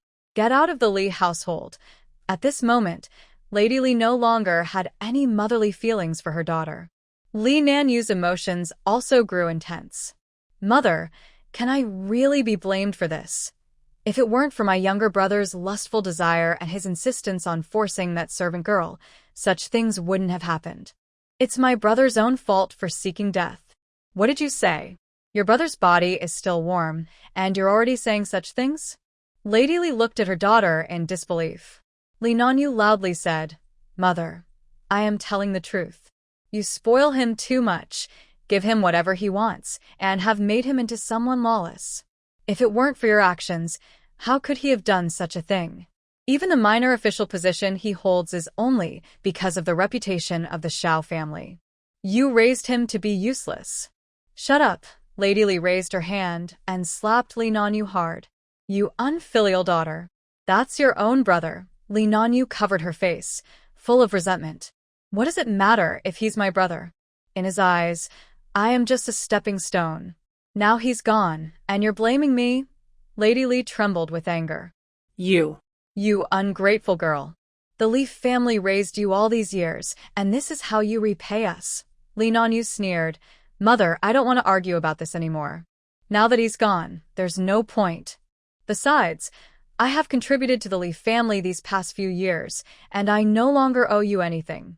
Please stop scolding me and think about how to handle father's funeral." Lady Li looked at her unfamiliar daughter with a cold heart.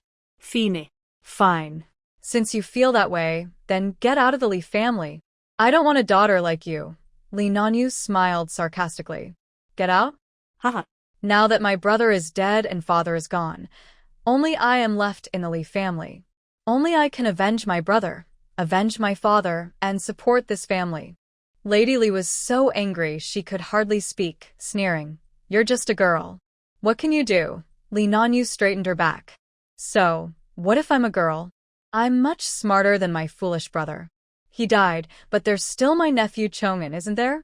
I will train him to be talented and carry on the Lee family's legacy. Right now, the Lee family needs me to take charge. The entire Lee estate cannot do without me. From now on, I will be in charge of everything in the Lee household.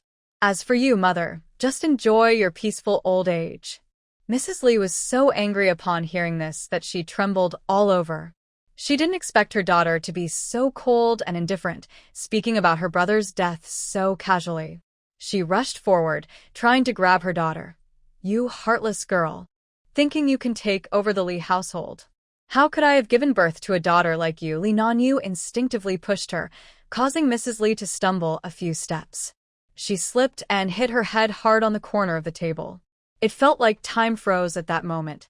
Blood poured from Mrs. Lee's forehead, quickly staining the floor red. Her eyes widened as if she couldn't believe what had happened, then slowly lost their light. Mother. Mother, Lee Nanyu trembled as she reached out, but dared not touch her fallen mother. Nanny Wang let out a sharp scream. Madam. Madam, what's wrong? She rushed to Mrs. Lee's side, checked her pulse, then turned pale. No. She's gone. Madam is dead. Miss, you caused her death. Lee Nanyu took a few steps back, hitting the wall, her eyes full of fear. No. It wasn't me. I didn't mean to. Nanny Wang looked up, her eyes full of resentment. Miss, you killed your own mother. I will report this to the authorities. Lee Nanyu suddenly grabbed Nanny Wang's arm. Nanny, don't report it. Nanny Wang struggled. You murderous daughter, I must report this. Nanny Wang was the lady's maid, and they shared a close bond. Fear and despair overwhelmed Lee Nanyu. She knew that if this got out, she would be finished. In her panic, she saw a blue porcelain vase on a nearby table, decorated with a beautiful lotus pattern. Without thinking much, Lee Nanyu grabbed the vase and smashed it hard at Nanny Wang's head. A dull thud sounded as the vase shattered, and Nanny Wang collapsed softly, blood mixing with shards of porcelain. The room fell into complete silence. Only Lee Nanyu's heavy breathing could be heard. Dongkue stood in the corner, already terrified out of her mind. She saw everything with her own eyes. The young lady killed the lady of the house, then killed Madame Wang. She wanted to scream, but couldn't make any sound. She wanted to run away, but her legs felt heavy, as if filled with lead. Lee Nanyu slowly turned around, her gaze fixed on Dongkue. Her eyes were empty, and her face was still stained with blood, looking like a ghost from hell. Lee Nanyu's voice was hoarse. Dongkue. You saw everything just now. Trembling, Dongkue silently shed tears. Mississippi Eye. I didn't see anything. Lee Nanyu forced a bitter smile. Do you think I will believe that? She slowly approached Dongkue, holding a dagger that shimmered coldly in the candlelight. Dongkue, I'm sorry. I can't keep you anymore. Lee Nanyu's voice carried a hint of regret, but mostly determination. Don't blame me. Dongkue wanted to run, but fear had taken away her ability to move. She could only watch in horror as Lee Nanyu raised the dagger, its cold light flashing, stabbing straight at her chest. Just at that critical moment, a shadow leapt in from outside the window, moving as fast as lightning. The person in black held a dagger too, but aimed not at Dongkue, rather at Lee Nanyu. A flash of cold light appeared, and a thin line of blood showed on Lee Nanyu's neck. She suddenly stopped moving, her eyes full of shock and confusion. She opened her mouth, seeming to want to say something, but only strange sounds came out. Then her body slowly collapsed, and the dagger in her hand clanged to the ground. Dongkue was stunned and frightened, staring blankly at the bloody scene before her. Her vision darkened, and she fainted. The person in black continued searching, found some papers in a drawer, looked at them briefly, then tucked them into his clothes. He turned to look at Dongkue with a complex expression. He seemed hesitant but finally made a decision. He walked toward Dongkue. He lifted her up easily, then went to the candle holder, knocking it over onto the ground. The candle flame quickly ignited the curtain, and a fierce fire began to spread. The person in black carried Dongkue lightly and leapt out of the window, disappearing into the night. Behind him, Lee Nanyu's room was already engulfed in flames. The fire spread quickly, alarming the entire Lee residence. The household servants, panicked, carried buckets of water to put out the fire. The sounds of shouting, crying, and collapsing objects mixed together, turning the Lee house into chaos. When the fire was finally extinguished, it was almost dawn. People found 3 charred bodies among the ruins. Based on their positions, they were likely Lee Nanyu, Madame Wang, and Lady Lee. In just one night, the Lee family lost all their owners, leaving only young Master Lee Chong'an. The butler, holding back his grief, handled the funeral arrangements and sent people to report the incident to the authorities. Officials came to investigate, but the scene had been badly damaged by the fire, making it hard to find useful clues. In the end, the case was classified as a robbery-murder followed by arson to hide the crime, turning it into a mysterious case. The next day, news spread throughout the streets that the old master, madam, young master, and young lady of the Lee family had all died. Tawa was dozing off when she suddenly heard footsteps outside the fake mountain. The sound was soft, like footsteps on fallen leaves or deliberately slowed breathing. Tawa's heart tightened. She opened her eyes and could only see the uneven stone patterns on the cave's ceiling in the faint light. She listened carefully. The footsteps drew closer, and then suddenly stopped. It was late at night. Who could be coming here?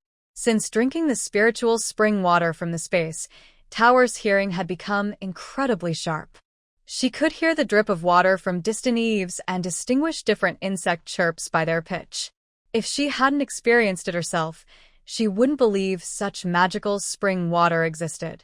She used to envy the characters in short dramas and novels who drank spiritual spring water. She never thought she would get to experience it herself someday.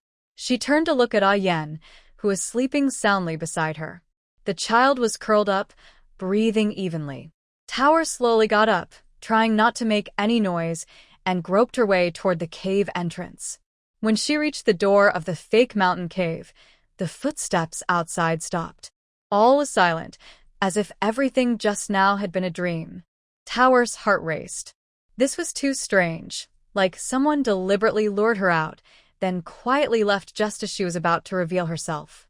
She held her breath, pressed her back against the cold stone wall, and listened carefully for any movement outside. There was only the sound of the wind and the occasional distant insect chirping. Peach waited for a while, making sure there was no danger, then carefully peeked out and stepped out of the cave entrance. The moonlight was blocked by clouds, only faint light shining through.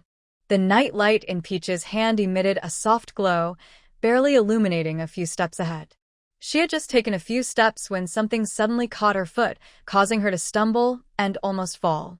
Peach steadied herself, her heart pounding. She raised the night light and shined it downward, revealing a person. Looking at the figure, it was still a girl. Peach's heart jumped into her throat. In the middle of the night, how could a girl be lying outside the fake mountain cave? Thinking of the strange footsteps earlier, Peach felt tense and suspected someone had deliberately left her here. She trembled as she crouched down, shining the light on the girl's face. When the light fell on that pale but familiar face, Peach gasped in shock. It was Dongkue. Dongkue, who had risked everything to deliver their message. Why was she here? Not good, Peach muttered softly, her mind flashing with Lee Nanyu's harsh face. Could it be that Dongkue was caught delivering the message and was harmed by that wicked woman Lee Nanyu? Dongkue, Peach whispered in a low voice, trembling as she reached out to check her breath. She felt a faint but steady airflow at her fingertips. Thank goodness, she was still breathing. She was alive. Peach almost scared herself to death. She didn't want to cause harm to an innocent life. Relieved, she quickly checked Dongkue's body, lifting her sleeve and collar to examine her. Strangely, Dongkue had no visible injuries, and her clothes were intact, but she was unconscious. Looking closer, Peach noticed that Dongkue was clutching something tightly in her hand. It was a letter. Gently, Peach pried open Dong Kuei's fingers and took out the letter and a neatly folded piece of paper. Under the light of the night light, she unfolded the paper and found it was Dong Kuei's contract of sale. Peach froze in surprise, then suddenly remembered something and quickly opened the envelope. Inside was only a piece of paper with a few words written sharply. The prey is dead. The Lee family is destroyed. Below was a signature, 7 Kill Pavilion. Peach's hands trembled. The 7 Killers Pavilion is a famous assassin organization known in the martial world. Rumors say they are secretive and ruthless, always successful when they accept a job. But she only asked them to steal a contract for selling herself. Why would does the prey is dead refer to Lee Nanyu? And what does the Lee family is destroyed mean? Tower is confused. She just wanted to escape Lee Nanyu's pursuit, never to wipe out the entire Lee family. Could it be that the 7 Killers Pavilion killed everyone in the Lee family? That would be too cruel. Such a massacre would surely attract the authorities' attention, bringing her big trouble. And what about Dong Kuei? Why did they knock her out and send her here? Does the leader of the 7 Killers Pavilion like to act on their own? Tower feels helpless, putting the letter and the contract into her space. Fortunately, the 7 Killers Pavilion found her hiding place so quickly, and they are not her enemies. She looks down at Dong Kuei, still unconscious, sighs, and shakes her head. She can't just leave Dong Kuei here. With great effort, Tower drags Dong Kuei into a fake mountain cave. Ian is still sleeping peacefully, unaware of everything. Tower takes some spiritual spring water and carefully drips it onto Dong Kuei's lips. A few drops, and Dong Kuei's eyelids flutter. Then she slowly wakes up. When she opens her eyes and sees Tower's face, she is stunned for a moment, her eyes full of confusion and wonder. Taya sister? Am I dreaming? Dong Kuei's voice is weak and hoarse. Where am I? How did I get here? Tower shakes her head. I don't know either. I heard sounds outside, went to check, and found you fainted at the cave entrance. She pauses, then takes out the contract from her pocket, actually from the empty space, and shows it to Dong Kuei. This is what I found in your hand. Dong Kuei takes the contract, looks at the writing under the moonlight, her eyes widening suddenly, tears welling up. Tower sister, her voice chokes with emotion. Sewa quickly stops her. Sure. Be quiet. Ian is sleeping. What happened? Why did you come here? Peony helped Dong Kuei sit up, letting her lean against the stone wall. She took a coat and draped it over her, then fed her a few sips of water. After drinking, Dong Kuei's pale face regained some color. The Lee family is gone. Dong Kuei trembled as she spoke, tears falling uncontrollably. Master, Madam, and the young lady, all dead. Peony was shocked. Although she had a feeling this might happen, hearing it aloud still made her feel cold inside. Master Lee and his daughter, Lee Nanyu, were the ones she ordered someone to kill. No one else was involved. Take your time, don't rush, Peony said, holding Dong Kuei's cold hand. Dong Kuei took a deep breath and started to tell her story bit by bit. Tonight, I don't know what happened, but Grandpa was suddenly killed. Madam came over crying and demanding answers, upset and heartbroken. She thought the young lady was responsible for Grandpa's death, and of course, the young lady denied it. And then, what happened next? Peony knew she shouldn't tell Dong Kuei that she had sent someone to kill Master Lee. Dong Kuei's voice trembled badly, and Peony could feel her hand shaking. Then, Madam said that the young master was harmed by you, and she scolded the young lady as a bad omen, ungrateful and disloyal. She accused her of bringing danger into the house and causing the young master's death. The young lady was very angry and argued with Madam. Madam slapped her twice, and they argued more fiercely. During the struggle, Madam fell, hitting her head on the corner of the table and dying instantly. And then, Lee Nanyu caused Madam's death, so almost 3 members of the Lee family had died. Yes, and then, Wang Mama wanted to report everything to the officials, but the young lady stopped her. She wouldn't let Wang Mama go, and Wang Mama refused, insisting on reporting it. And then, Peony, my sister, you weren't there, you didn't see it, it was too terrifying. The young lady. She was so ruthless. Donkue continued, her words coming out in a rush. Big sister Donkue. Take your time, tell me what happened to Wang Mama. Did she go to report it? Or did Li Nanyu do something even more shocking? Peach had her own guesses in her mind. Madame Wang. She died. It was a terrible death. Really? She's really gone? How did she die? It's probably because Li Nanyu killed her. She was hit on the head with a big vase by the young lady and died from the blow. Boo-hoo. The young lady is so scary. Madame Wang treated her like her own daughter. Silly sister, don't cry. Madame Wang is going to report this to the authorities. Li Nanyu definitely won't let her go. Remember, she's basically killed her own mother. If this gets out, Li Nanyu's life will be ruined forever. She's so selfish and ruthless. How could she let Madame Wang go? Then, why did you faint? Peach kept asking. Donkue smiled bitterly. The young lady said I saw all this, so I must die. She took a dagger, and I was so scared I couldn't even move. Just when I thought I was going to die, the door suddenly burst open, and a masked person in black rushed in. He moved so fast I was terrified. I only saw a flash of cold light, and the young lady collapsed. There was blood all over her neck. It was so quick like lightning, a single strike to the throat. Then I fainted. When I woke up, the first thing I saw was you. Peach, I really never thought she would want to kill me too. Donkue closed her eyes, trying to forget the terrifying scene. After she finished speaking, tears started to flow again. Peach, what is going on? I don't know who that man in black is.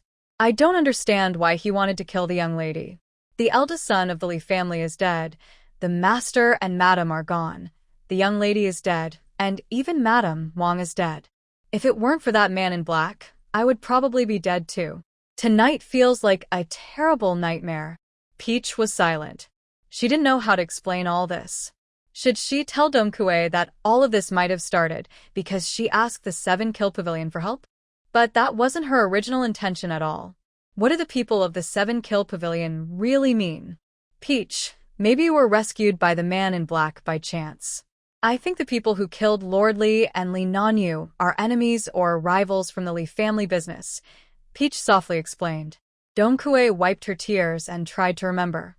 When the man in black took me away, I was dizzy, but I think I still heard someone in the house shouting to stop the water. But I can't be sure. I was so scared I fainted, and I only have a vague impression. Peach, sister, do you think the Lee family really is completely gone? Peach couldn't answer. She remembered the cold words on the letter from the 7-Kill Pavilion. The Lee family is destroyed. Maybe someone burned a room to hide the evidence. Donkue, don't think too much now. The most important thing is that you're safe. Your selling contract is here, and you're free. Peach comforted her with a smile. Donkue looked at the contract in her hand. Tears blurred her eyes again. She was no longer a servant. This paper was in her hand, and she was free. Then she tore up the contract. Peach, it was you. You saved me, right? Donkue suddenly asked. The more she thought about it, the more strange it seemed. Peach hesitated for a moment, then nodded, then shook her head. I really wanted to help you, but I don't have that ability. Donkue, don't think so much. Just remember, from now on, you are free. Donkue held Peach's hand. Peach, you don't have to hide it from me. Maybe you didn't directly save me, but I was definitely saved because of you. If it weren't for you, I might have been killed by the young lady. Thank you, Peach. The masked man didn't know her, so how could he have helped her easily? And he brought her unconscious to this place. The only reason could be that he knew Peach or was grateful to her. Donkue couldn't continue, feeling deeply grateful inside. Donkue, what has happened. Now, all we can do is live well. By the way, what are your plans for the future? Peach changed the subject. If she had somewhere to go, she could give her some silver and she could start a small business to make a living. Winter Sunflower shook her head and said, Sister Tower, you know I have always been alone, with no parents or family. I am already without a home. Now I don't know where to go. Before, I thought I would spend my life at the Lee family's house.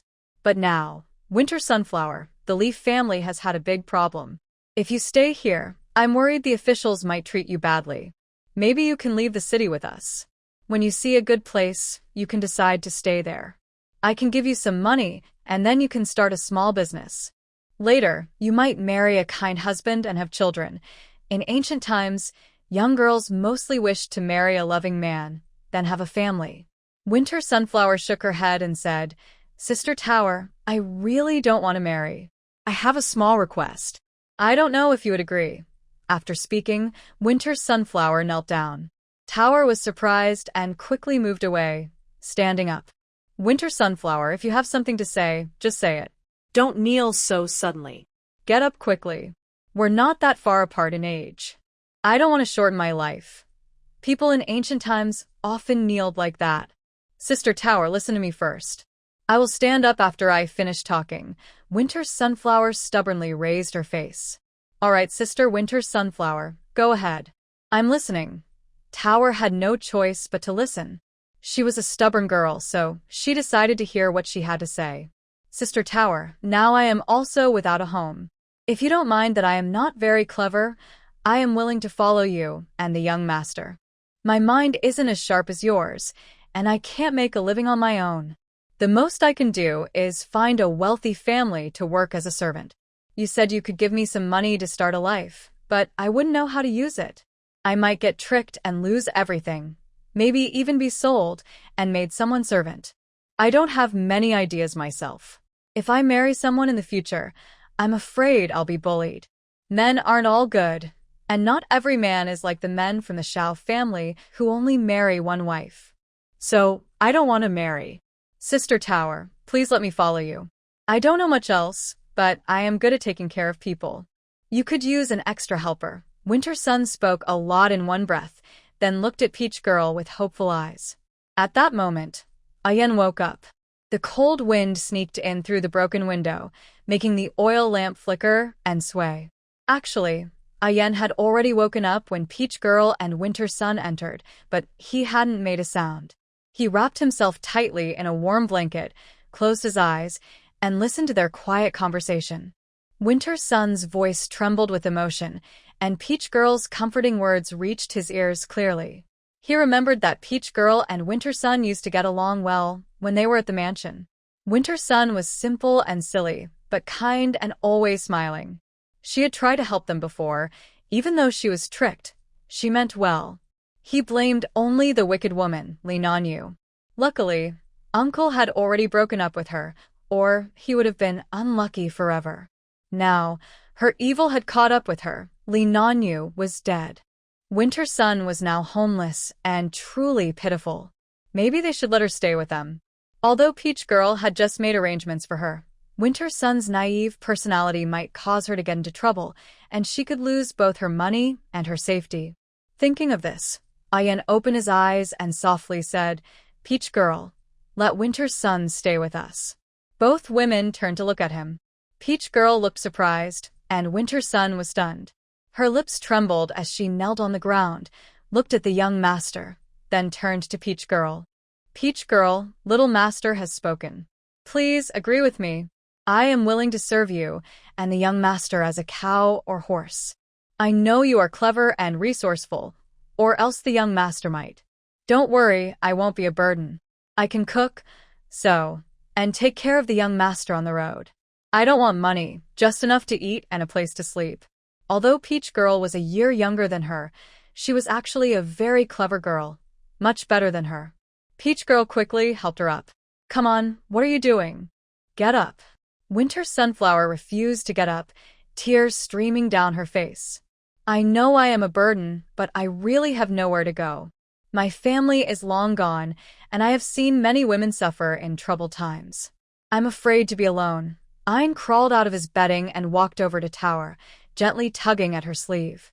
Sister Tower, Sister Winter Sunflower has helped us. She begged us, so please accept her. The three of us can go together and keep each other company. He paused, his voice young but firm. Tower looked at Ayn, then at Winter Sunflower kneeling on the ground.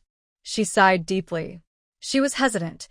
Traveling with just Ian was already dangerous, and adding Winter Sunflower made their goal even bigger.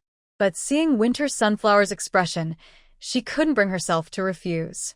After all, Winter Sunflower could have lived peacefully at the Lee residence if she hadn't helped her and Ian before, which led to her being involved now. "All right, get up," Tower said. "But I want to be clear with you, Winter Sunflower. If you marry a simple, honest man with some silver, you might live a peaceful life. But if you follow me and Ian, there will be many dangers ahead. If you're not afraid of risks and hardships, then come with us. Just remember, you'll need to follow my plans." She paused. "If you agree, come with us. If not, I can give you some silver. After you leave here, find a good place to settle down and live a quiet life." Winter Sunflower nodded quickly. "Tower, I'm not afraid of danger or hardship. Don't worry, I'll listen to everything you say." Tower had a plan. She knew her followers well, obedient and loyal. She then said, "Let's go together." Winter Sunflower was stunned for a moment, then burst into tears of joy, bowing repeatedly. "Thank you, Tower. Thank you, young master. I will do my best and not cause any trouble for you too." After saying this, she was willing to help herself up from the ground, and Tower quickly reached out to support her. Tower shook her head. "Winter Sunflower, from now on, there's no need to treat us as master and servant. No more bowing. From now on, we are like sisters. You are a year older than me, so I will call you sister." Winter Sunflower nodded repeatedly. Then she looked shyly at Ian. "Young master, just call me Ian," he said. "There are no longer any young masters from the noble family. Only a yen remains." A yen said seriously, "Sister Donkue, I will no longer be a young master in the future. Just remember to call me by my name." Donkue's eyes welled up with tears again, this time from being touched.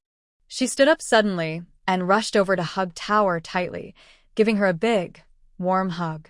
"Thank you, Sister Tower. From now on, you will be my good sister. I, Donkue, now have my own family." Tower could only let her hug her. Though a little uncomfortable, she didn't want to push her away. Since Tower is much older than Donkue in real age, but the original owner was about a year younger than Donkue. Then she bent down and picked up a yen, spinning him around. "That's wonderful. That's wonderful. The three of us will be together from now on." A yen felt a bit shy from her sudden action. Donkue also realized she had been rude and quickly put a yen down, apologizing awkwardly. Sorry. I was so happy I forgot the rules." Seeing her flustered, Tower couldn't help but chuckle softly. She patted Donkue's shoulder and said with a smile, "Donkue, you're too excited. Look at a yen, he's feeling shy too. His little face is turning red like a monkey." "Big Sister Tower, what are you saying? Don't say those two words. They're too unpleasant." A yen hurriedly interrupted Tower, afraid she might say the words about a monkey's backside. He had seen a monkey's backside before, and it really wasn't pretty. Haha. Tower burst out laughing at a yen's expression. This was the first time in days that a yen saw Tower laugh so freely. The heavy atmosphere in the room seemed to lighten a bit. Well, as long as Sister Tower is happy, she can laugh however she wants. Donkue fidgeted nervously, feeling completely at a loss. She looked up hesitantly and said softly, "A yen, I really didn't mean to do it just now. Please don't be upset." A yen quickly shook his head. "Donkue, it's okay. I'm not angry at all. Look at how happy Tower is. As long as she's happy, it's fine." Then the three of them smiled together again. Winter Sun was genuinely happy inside.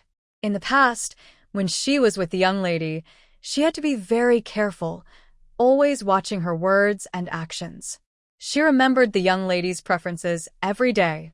Just a glance was enough to know what the young lady would do next. Her mind was always tense, afraid of making mistakes that could lead to punishment or being made to kneel without food. When they arrived at the residence, her life improved a lot. The young lady no longer dared to punish her easily. Peach looked out the window at the dark night and then said, "All right, no more fussing. It's almost dawn, and we need to plan how to leave the city." The three of them sat around a faint fire. Peach took out a rough map from her bag and spread it on the ground. It was something she had prepared earlier. The east gate of the city is the strictest. The west gate is a bit easier, but we'll have to take a longer route. Our destination is the south in Jiangnan. The old lady has a distant relative there. Although we don't know him well, we have her personal letter, so it should be fine. Peach thought carefully and decided to find the old lady's relative. Jiangnan is far from Xingjing, so it should be safer. Originally, she planned to take Ayan back to her hometown, but now with Winter Sun, it's better not to take that route. If the old lady's distant relative is there, he's Ayan's uncle. Winter Sun leaned in to look closer. To go out through the west gate, we need to pass through Qing Shiling of Jingmeng Mountain. I heard bandits have been spotted there recently. It's the same bandit gang that everyone fears. Even the court can't seem to catch them all. But there's a temple fair tomorrow, and the temple is near the mountain peak on the west side of the city. It will be crowded then, so it's a good chance to leave the city. Winter Sun thought of this. Because of the bandits, we need to change our identities, Peach said, her eyes moving between Winter Sun and Ayan. Winter Sun, you need to disguise yourself as a man and pretend to be my husband. Ayan will pretend to be a girl, and her identity will be my younger sister. Ayan widened her eyes. I have to pretend to be a girl? Peach patiently explained, Ayan, you'll have to endure this. It's easier to avoid suspicion that way. 2 women with a boy might attract attention. But a married couple with a sister-in-law looks more normal. Plus, Ayan, you're young, so dressing as a girl isn't hard. The young master. No. Ayan has a delicate face, and if dressed as a girl, it would definitely look convincing. Although Ayan was a bit reluctant, he trusted Pear's careful planning and nodded, saying, I'll listen to my sister. Ayan now, in just an hour or 2, it will be dawn. You rest for a while. Pear will go outside with Dongkue to change clothes and discuss the details further. Pear arranged for Ayan to continue sleeping. He was only a few years old, so resting a bit longer was good. Ayan nodded and then obediently crawled into his quilt to continue sleeping. Pear took out a bundle which was actually from her space.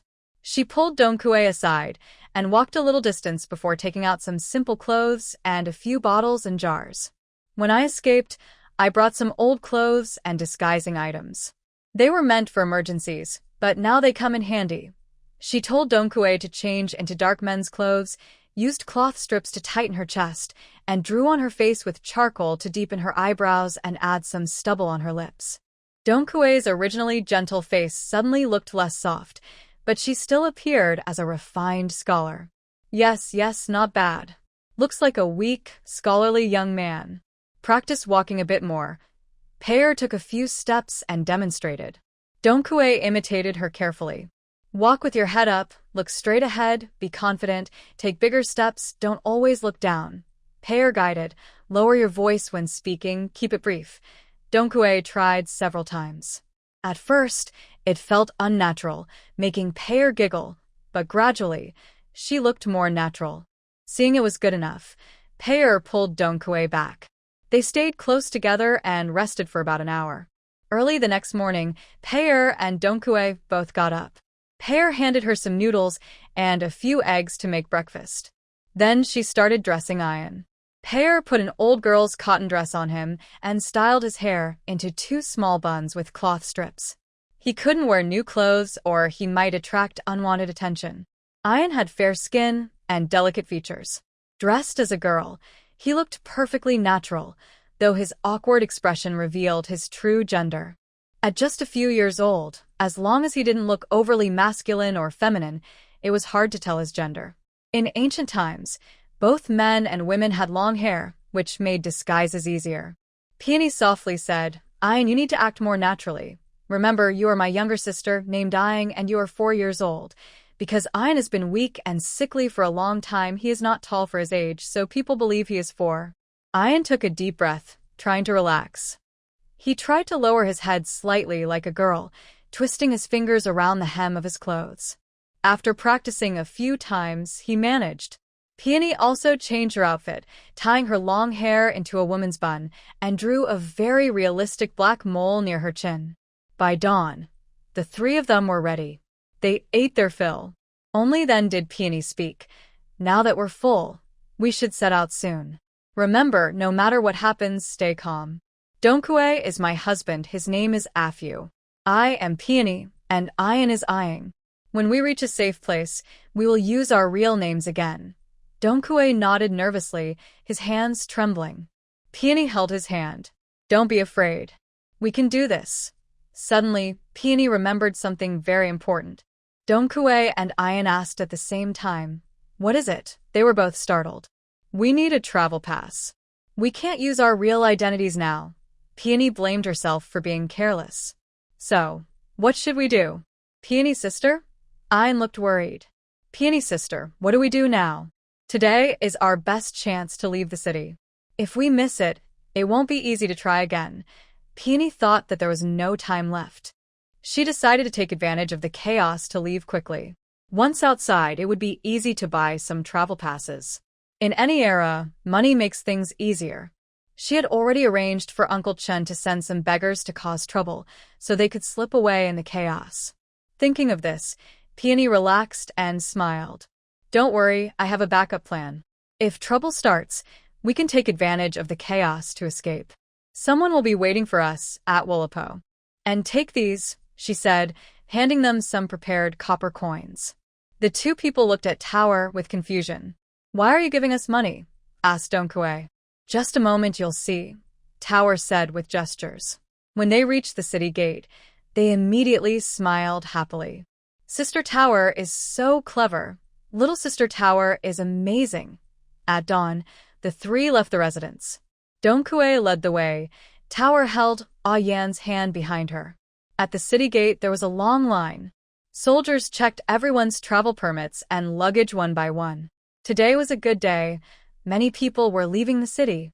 When it was their turn, the soldier looked at Donkue. Where is your travel permit? Donkue listened to the soldier's questions. Her body trembled slightly, and cold sweat appeared on her palms. Sir, the travel permit. Donkue's voice trembled slightly. She hesitated and looked at Tower beside her. Tower seemed much calmer. She held Ah Yan's small hand. Ah Yan was only 5 years old, pretending to be innocent as he looked around at the crowd, as if he didn't understand why adults were so nervous. Actually, he was worried for his sister Donkue. Tower was more anxious than anyone. Didn't they agree to ask Uncle Chen to pay the beggars to create chaos? Then they could sneak out of the city during the confusion. But why haven't they seen any beggars yet? Where is your travel permit? Why are you hesitating? Hurry up and show it. The gatekeeper was a man about 40, with a rough face from years of sun and wind. His eyes were sharp like an eagle. He looked impatient, tapping his spear on the ground with a thud, each sound making Donkue more nervous. Afraid that Donkue might reveal something, Ayen quickly spoke in a childish voice. Brother-in-law, you forgot. The travel permit is in sister's bag. Oh, right. I forgot. Sir, the permit is with my wife. Donkue quickly agreed. Sir, don't be angry. The permit is with me.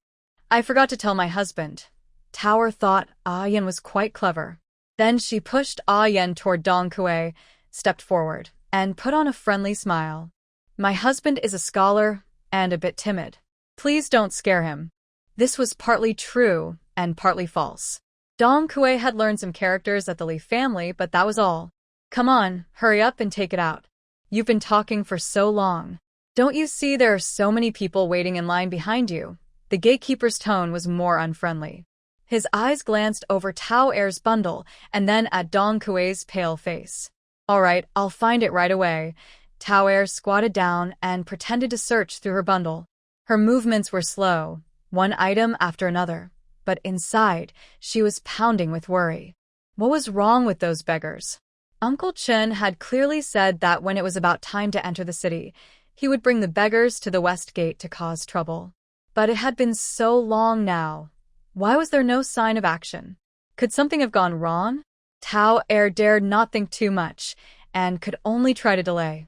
Her fingers unconsciously rubbed inside the bundle and touched the silver ingot, which gave her a new idea.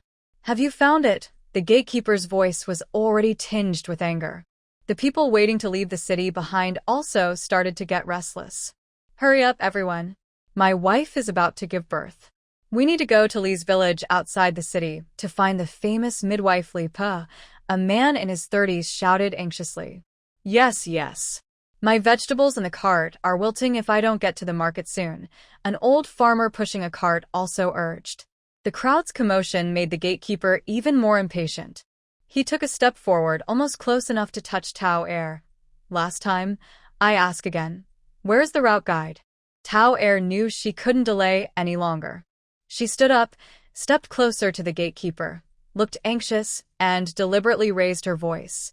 Sir, we 3 lost the route guide somewhere on the way. I looked everywhere but couldn't find it. Last night, I put the route guide in the bundle, and now it's gone. The 5 taels of broken silver inside the bundle are also missing. The gatekeeper frowned. What does losing your silver have to do with me? Without the route guide, you can't leave the city. You 3 should go back and get a new route guide before trying again. Without mercy, the gatekeeper waved his hand and pushed Tao Air. Winter Sun was full of anger and wanted to step forward, but seeing Sister Tower's expression, she held back. Ian's small fist clenched tightly inside his sleeve. How dare you push Sister Tower? Damn it! Tower was not angry. Instead, she raised her voice again, with a hint of crying. Our family back home has lost a loved one, and we need to go back quickly for the funeral. We can't delay, or our family will be seen as unworthy descendants, and people will look down on us forever. Please, kind officer, let us leave the city.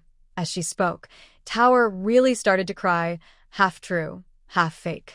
The fear and worry of these days, the wandering and instability, all poured out as real tears now. She cried while telling how kind her relatives back home were, how they used to take care of their family, and now that they had suddenly passed away, if they couldn't return in time, they would be ungrateful. Seeing this, Winter Sun quickly acted sad too, thinking Tawa was really good at pretending. She thought she should learn a bit more. She realized she had been too nervous earlier and was useless. Ian also started to sob. Officer, please be kind, let us go. Are you guys lying to me? How could it be so coincidental? Did the travel pass suddenly get lost? Did the relatives back home suddenly die? The gatekeeper didn't quite believe Tower's story. Sir, look at how sad they are, it doesn't seem fake. A kind lady in the team said. Yes, a funeral is a big deal, just let them go through. Someone else agreed. Exactly, who would lie about such a thing? You have relatives too, just do us a favor. Look at that child, her eyes are red from crying. The gatekeeper frowned, eyeing the 3 of them back and forth. The man wore a faded blue long robe, old but clean and tidy. The woman wore plain cloth clothes, with only a wooden hairpin in her hair. The little girl was very thin and small, timidly clutching Tower's clothes. They looked like an ordinary family. Seeing the gatekeeper was wavering, Tower quickly took advantage of the moment when others weren't paying attention and secretly slipped the silver ingot she had prepared into his hand. Her palm was sweaty, and the silver felt slippery. The gatekeeper felt the weight in his palm and subtly brightened his eyes. He calmly tightened his fingers, weighing the object, about 2 taels in weight. For a city guard earning only 5 coins a month, this was no small amount. People can be soft-hearted when it suits them. The gatekeeper cleared his throat and looked calmer. Sigh, you seem truly pitiful. But since there's no way out of the city, if the higher-ups find out, don't worry, sir. We're just going back to our hometown for a funeral. We'll be back in a few days, and we won't cause any trouble for you. Tower quickly assured him. The gatekeeper hesitated for a moment, then finally waved his hand. All right, go quickly and don't delay those behind. Thank you, sir. Thank you, sir. Tower kept thanking him, pulling Yen and signaling Dong Kue to hurry. Just as the 3 of them stepped outside, Wang Cheng's voice suddenly came from behind. Hold on, his voice was not loud but carried the authority of someone used to commanding and not to be questioned. The crowd instinctively parted to the sides. Wang Cheng, dressed casually, looked calm but his sharp gaze swept over Tower, Yen, and Dong Kue's backs. Immediately, 2 guards ran over and blocked their way. Damn. Why is Wang Cheng here? Where is your hometown again? Peach forced herself to keep calm and answered with a crying voice. To the noble person, I am from Chuzhou. We received news that my eldest uncle has passed away, so we hurried to leave. A travel guide. It was a hurried journey, and she didn't know where she dropped it. As she spoke, she secretly pinched Ah Yen.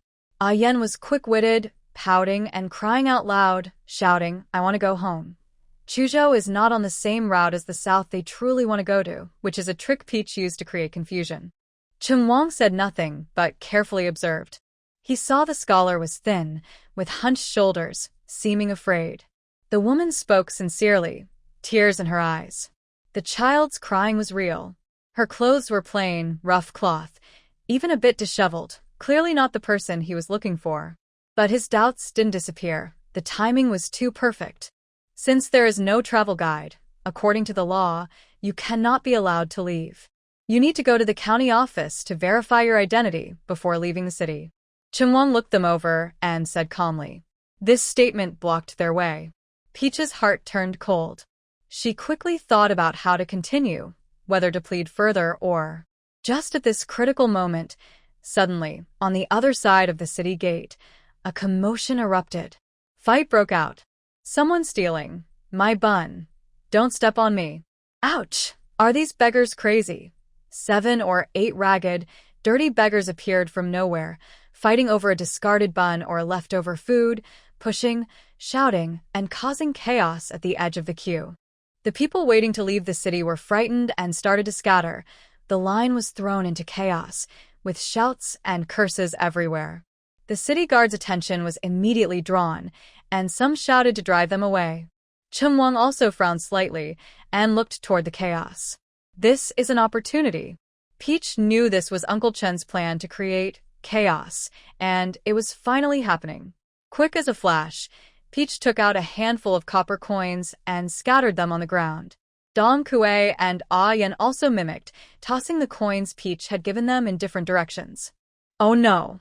My coins fell. The coins rolled everywhere.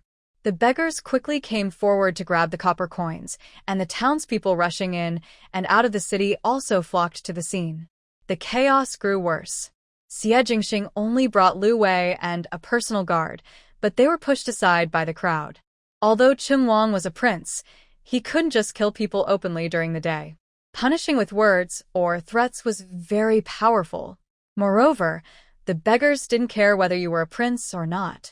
They didn't value the few copper coins, but the 2 guards couldn't care less and also joined the crowd to pick up coins. They didn't want to miss out. Taking advantage of the chaos, Tower quickly made a decision. She tightly held Dong Kuei's cold wrist and whispered urgently, Lower your head. Let's go quickly. Dong Kuei, strong and capable, carried Ah Yen on her back. While Chunwang and the guards' attention was diverted and the crowd was chaotic and pushing forward, the 3 of them shrank their bodies and slipped into the frightened crowd, trying to leave the trouble spot as quickly as possible. They moved along the edge of the city gate, heading outward. Their hearts pounded like drums, each step feeling like walking on a knife's edge. They felt like needles pricked their backs, afraid of being scolded or caught by iron clamps. The chaos lasted a short while before being suppressed, and the beggars were dispersed. The guards looked back and saw that the family of 3 had disappeared. They were surprised. Huh? Where did those 3 go? One of them thought to himself. Well, if they want to leave, let them go. Anyway, they had already got the 2 silver coins. Chunwang had already turned his gaze back and looked toward the city gate exit. Outside, people hurried by, all heading to the temple fair. The 3 figures seemed to have merged into the crowd, making them hard to distinguish immediately. His sharp eyes narrowed slightly, and he whispered a few words to a close attendant. The attendant immediately received the order and quickly left the city, chasing toward the main road heading to Chuzhou to investigate. What Chunwang didn't know was that Tower's report of the place name was far from the actual location they went to. Outside the city gate, Dong Kuei was almost dragged and pulled by Tower. They mixed into a small group of people, hurried along the official road, not daring to look back, then quickly turned onto a dirt path leading into the countryside. Until they could no longer see the city gate, the 3 stopped at the edge of a small forest, all gasping for breath and sweating coldly.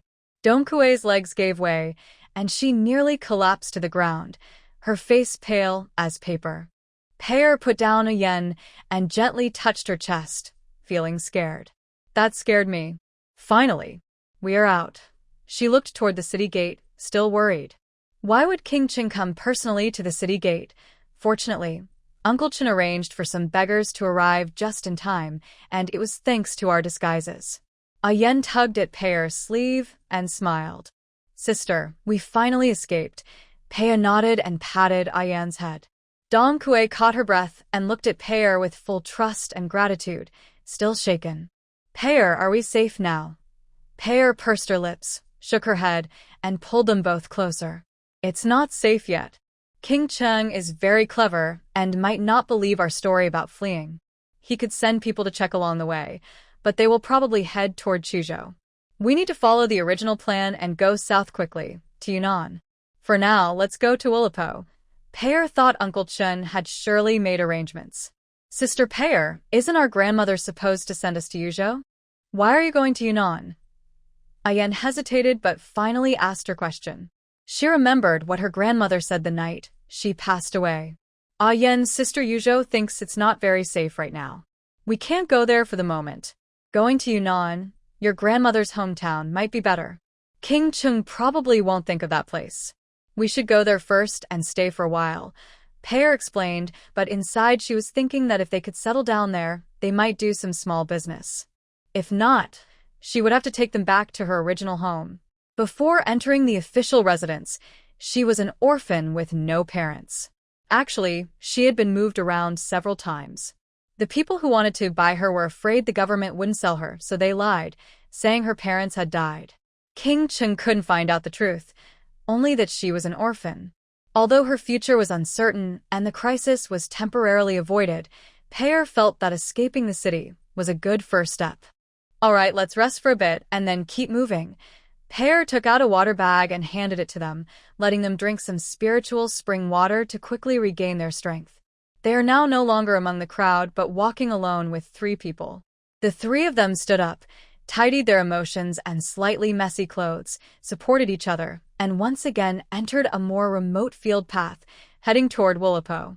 Walking on small paths is also to avoid passers-by, making it less likely to reveal their identities.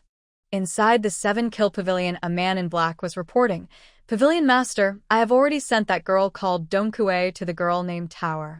I just saw the 3 of them leave the city." However, King Chung and Lu Wei also went to the city gate. The man's eyes darkened and he spoke coldly. Does King Chung suspect anything? Replying to the Pavilion Master, "Not yet, but King Chung is cunning and suspicious. He might figure it out soon. Send someone to follow them secretly. Do not let them notice." "Yes, Pavilion Master. I will arrange it immediately." The man waved his hand. "Go now." Tower led Ayan and Dongkue for about half an hour until they finally saw a carriage parked by the roadside in the distance. Standing beside the carriage was Chen Ping'an. When he saw them, he clearly relaxed a little. "Uncle Chen," Tower and Ayan called out together, quickening their steps. Chen Ping'an stepped forward, but when his eyes fell on Dongkue, he frowned slightly. This young person dressed as a man, with a fair face, made him suspicious. Who was this stranger? How could he be with Tower and the young master? Could he be tricking them, then selling Tower and the young master? "Miss Tower, who is this young man?" Tower immediately sensed Chen Ping'an's suspicion and hurriedly explained, "Uncle, don't misunderstand. This isn't a young master, but a girl. We call her Sister Dongkue. We used to work together at the Prime Minister's residence. She dressed like this to make it easier to leave the city." Chen Ping'an then understood and showed a relieved smile. "I see. Since she's an old acquaintance, that's good." He secretly admired Dongkue's skill in disguising herself, so well that she could pass as a boy. Tower looked around and asked with concern, "By the way, Uncle, why are those beggars so late today? Did something happen?" Pear still wanted to ask clearly. Chen Ping'an sighed and lowered his voice, saying, "There were some unexpected events, but luckily, no serious danger. It just took some extra time. That beggar leader didn't return last night after going out, so everyone was afraid to act rashly. Fortunately, he finally came back at dawn, though he was a bit injured. He is fine." It turns out he was questioned by the night patrol officers, and it took a lot of effort to escape. Payer frowned and asked, "Are they okay?" "Yes, they are fine now and have been settled." Chinpingen shook his head. "Being a beggar seems free, but there are rules in the underworld. Without the leader, no one dares to act on their own."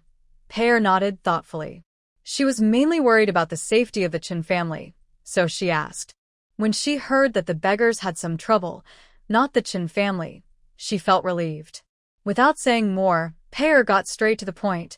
"Uncle Chun, is the carriage matter settled? Is the driver reliable?" Chinpingen turned and pointed to the carriage a few meters away, where the driver was feeding the horses. "Everything is arranged. The driver's name is Zhao. He's been working around here for over 10 years. He's very dependable. I told him you are my distant relatives visiting family and that you will be returning to your hometown afterward." Paya nodded happily. Uncle Chun, though honest and simple, is quite reliable in his work. The three of them followed Chinpingen to the carriage. It was a nearly new green-covered carriage, with a strong red-brown horse grazing nearby. The driver, Uncle Zhao, was about 50, with a face marked by wind and weather, and he smiled kindly when he saw them. "Brother Zhao, I entrust these three to you. Make sure to deliver them to the place they specify," Chinpingen said seriously. Uncle Zhao patted his chest and promised, "Don't worry, Brother Chen. I've been driving for years and never had any problems. I will safely deliver your relatives." Payer took a small cloth bag from her pocket and handed it to Chinpingen. "Uncle Chen, this is the fare and a little token of thanks. When you go back, please tell Uncle Chen that we are safe out of the city. You and your family should focus on running the wonton shop. No need to worry about us. Miss Tao, you've already given me a lot. I can't take any more. You will still need money on your way back." Chinpingen refused politely. "Uncle Chen, this is just some broken silver. You don't need to be polite with us. Just take it. Otherwise, we won't be happy." Chinpingen had no choice but to accept the cloth bag, his eyes slightly moist. "Take care on your journey. If you settle down someday, send me a message." Tao nodded firmly, and Ayan and Dongkue bowed deeply to Chinpingen. Chinpingen took 3 steps back, then turned to walk into the city, his figure gradually disappearing. The 3 of them got on the carriage.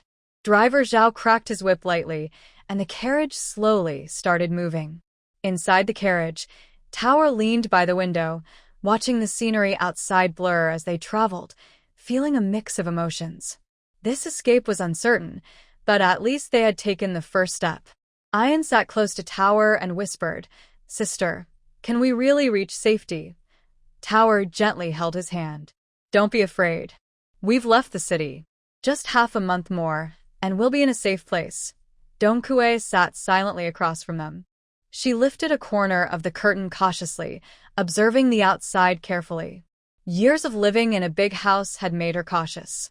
Even after escaping that prison, her alertness remained.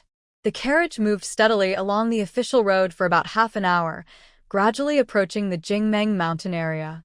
In the distance, the mountain outlines appeared faint and hazy, like sleeping giants.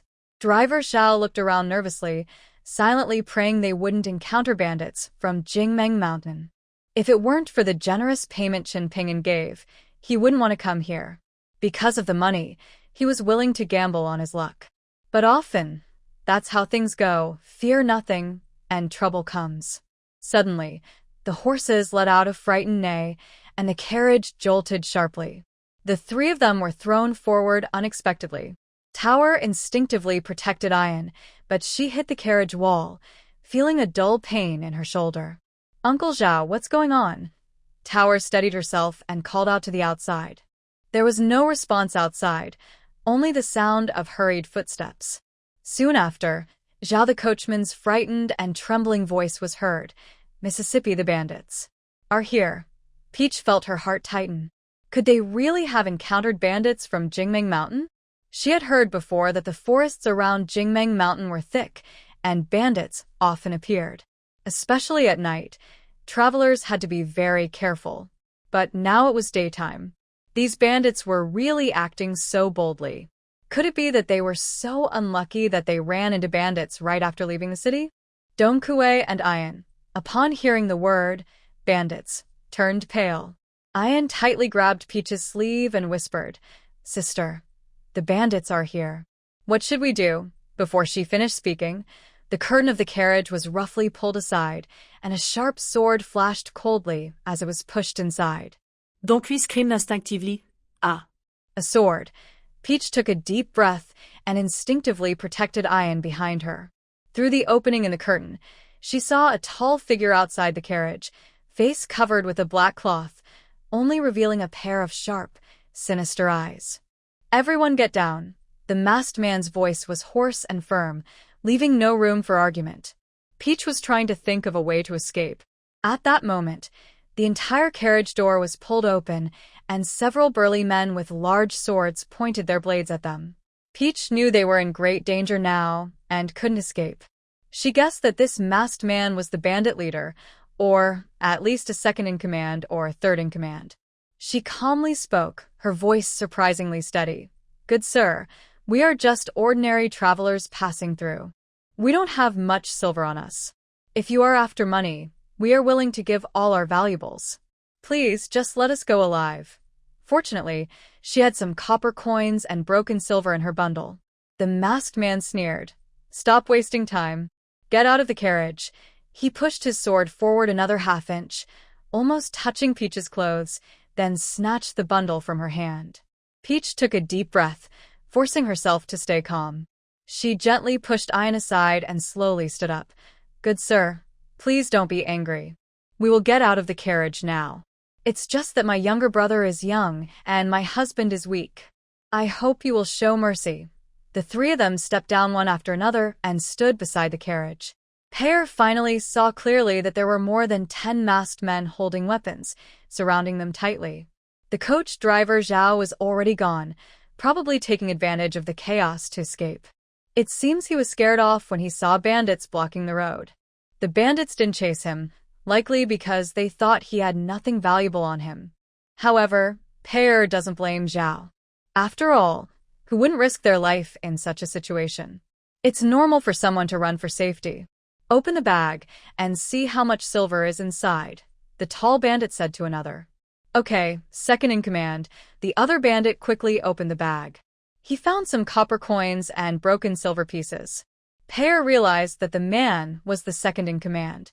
Usually, leaders don't come down from the mountain easily. "I've heard there are about 500 or 600 bandits in Jingming Mountain, which is quite a large group." "That's all, just some clothes too," the second in command said. "Wow, they're really poor. Such a few copper coins and silver. Not even enough to fill your teeth." The second in command spat and cursed. "Second in command, they don't look like rich people from their clothes.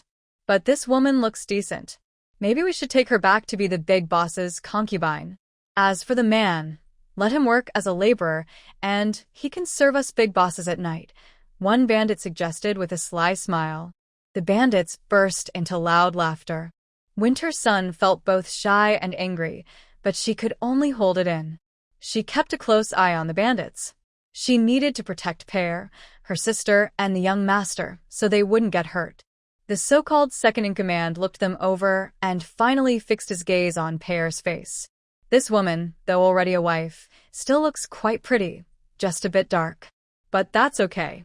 Our big brother's woman hasn't had a son yet. We should take her back so she can give him an heir. The bandits laughed again loudly. Pear suppressed her anger inside, forced a smile, and said politely, "Good bandits, we are just returning home to visit family. We are passing through your land. Please be kind. We have already given you all the silver and coins. Please, let us go. I am already a married woman. How can I become your boss's wife? This is not possible, and I am not pretty. Your boss would definitely dislike me." Another bandit sneered, "Traveling to visit family with such simple luggage? You look more like you're fleeing from danger. Also, don't worry, our boss won't mind your looks, as long as you can give him a son. As for your husband, he looks weak and lacks courage. He might as well stay with us and kneel every night, begging for mercy." He then let out a lecherous laugh. Suddenly, Dong Kuei interrupted, "Hey, watch your words. If you dare insult my wife again, I swear I'll smash your head." Dong Kuei couldn't hold back and shouted loudly, "Are you looking for trouble? Daring to insult our second-in-command, another bandit stepped forward, waving his knife fiercely. Tower quickly stepped in. Big brother, don't be angry. My husband loves me very much, so he can't stand others bullying me. Please don't argue with her. Honestly, our family has fallen on hard times, and we need to go back to our hometown to stay with relatives. All our money is here. You can take it and have some drinks as a token of our respect. Please, let us go. She then took a small bag of money from her pocket and handed it to the bandit leader. The bandit took the bag, weighed it, and seemed satisfied, but his eyes kept scanning the three of them. Tower thought that if she gave them some silver, they might let them go. After all, bandits are usually just after money. Killing them wouldn't benefit the bandits either. The second-in-command paused to think. Suddenly, his gaze fixed on Ayen. This girl looks quite fair. Maybe we should take her back. She might fetch a good price. Tao was shocked and quickly protected Ayen behind her. No. You can take the money, but you can't take her. Who says you can refuse? The bandit sneered and stepped forward, reaching out to grab Ayen. Tower held a stun baton but hesitated, worried because there were many enemies and they had big knives. What if? After thinking carefully, she decided not to take the risk. The three of them couldn't run fast enough. They wouldn't escape. So she quietly put away the short stick again. At that moment, Donkue suddenly moved.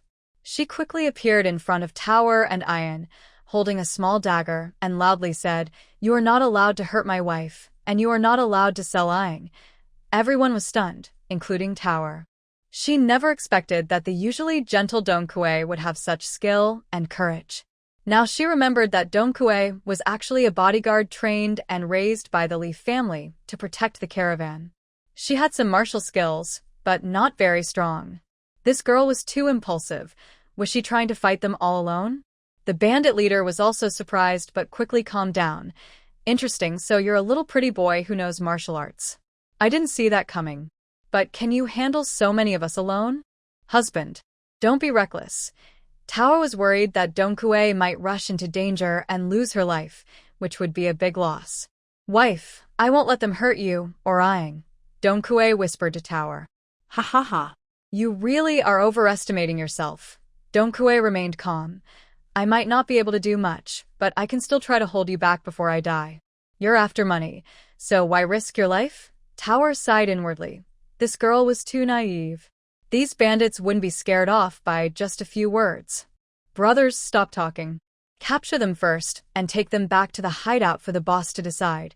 The second-in-command, tired of talking, quickly threw a flying dart, knocking the dagger out of Donkue's hand. Tower didn't expect that among these people was a skilled dart thrower. These bandits from Jingmeng Mountain were not simple. Luckily, she hadn't acted rashly earlier, or she would have lost her life. Tawa helped the injured Donkue to her feet and whispered in her ear, "Don't fight hard. Just listen to my plan." An hour later, they were blindfolded and taken to a mountain hideout with large characters on it. Tigerhead Village. The first thing I saw was the large characters, Tigerhead Village, hanging above the gate, painted in bold black and silver, giving off a strong, rough aura. Peach and Winter Sun looked around and found that this Tigerhead Village was much bigger than they had imagined. Even Ayen was curious and looked around carefully. This village was much larger than he thought. The walls were tall and strong, with watchtowers and sentry posts all around. The guards on duty looked alert, holding long spears and patrolling back and forth. The entire village was built along the mountain, with scattered wooden houses following the slope. A main stone road led straight to the hall at the top, making the place look quite large. The terrain was easy to defend but hard to attack, giving the impression that one person could hold off many. No wonder the government couldn't deal with the bandits on Jingmeng Mountain. They were helpless. They had tried to attack many times but failed every time. Just as Peach wanted to observe the village layout more closely, a rough-looking man with a face full of scars shouted loudly, "What are you looking at? Be quiet, stop looking around, and don't even think about running away. I tell you, once you're outside Tigerhead Village, you'll have no way to fly away. If you even think about escaping, it's a dead end." Winter Sun shivered in fear, and Ayen frowned deeply. They all knew very well that Tigerhead Village had many people and was heavily guarded. The chance of escaping was almost zero. "Let's go." Second-in-command Hu Biao waved his hand, and a few guards pushed the three of them deeper into the village. Only then did Peach see what second-in-command Hu Biao looked like. It turned out he wasn't disfigured or scarred. Maybe he covered his face when robbing in the mountains to avoid being recognized, or for revenge later. Hu Biao was a slim middle-aged man with sharp eagle-like eyes. He carried 2 short knives at his waist and walked with a vigorous stride. He ordered his men to lock the 3 in a woodpile shed on the west side, warning, "Watch them carefully. This is a gift I'm giving to the boss. If they escape, be careful. You'll lose your heads." His men nodded repeatedly. After saying that, Hu Biao left with the others. The shed was dark and damp, filled with firewood and dry grass. Their guard was a young guard, about 17 or 18, holding a wooden stick, nervously staring at them. He pushed them into the shed and gruffly said, "Get in, be honest." Then he shut the door, and Peach heard the sound of it being locked.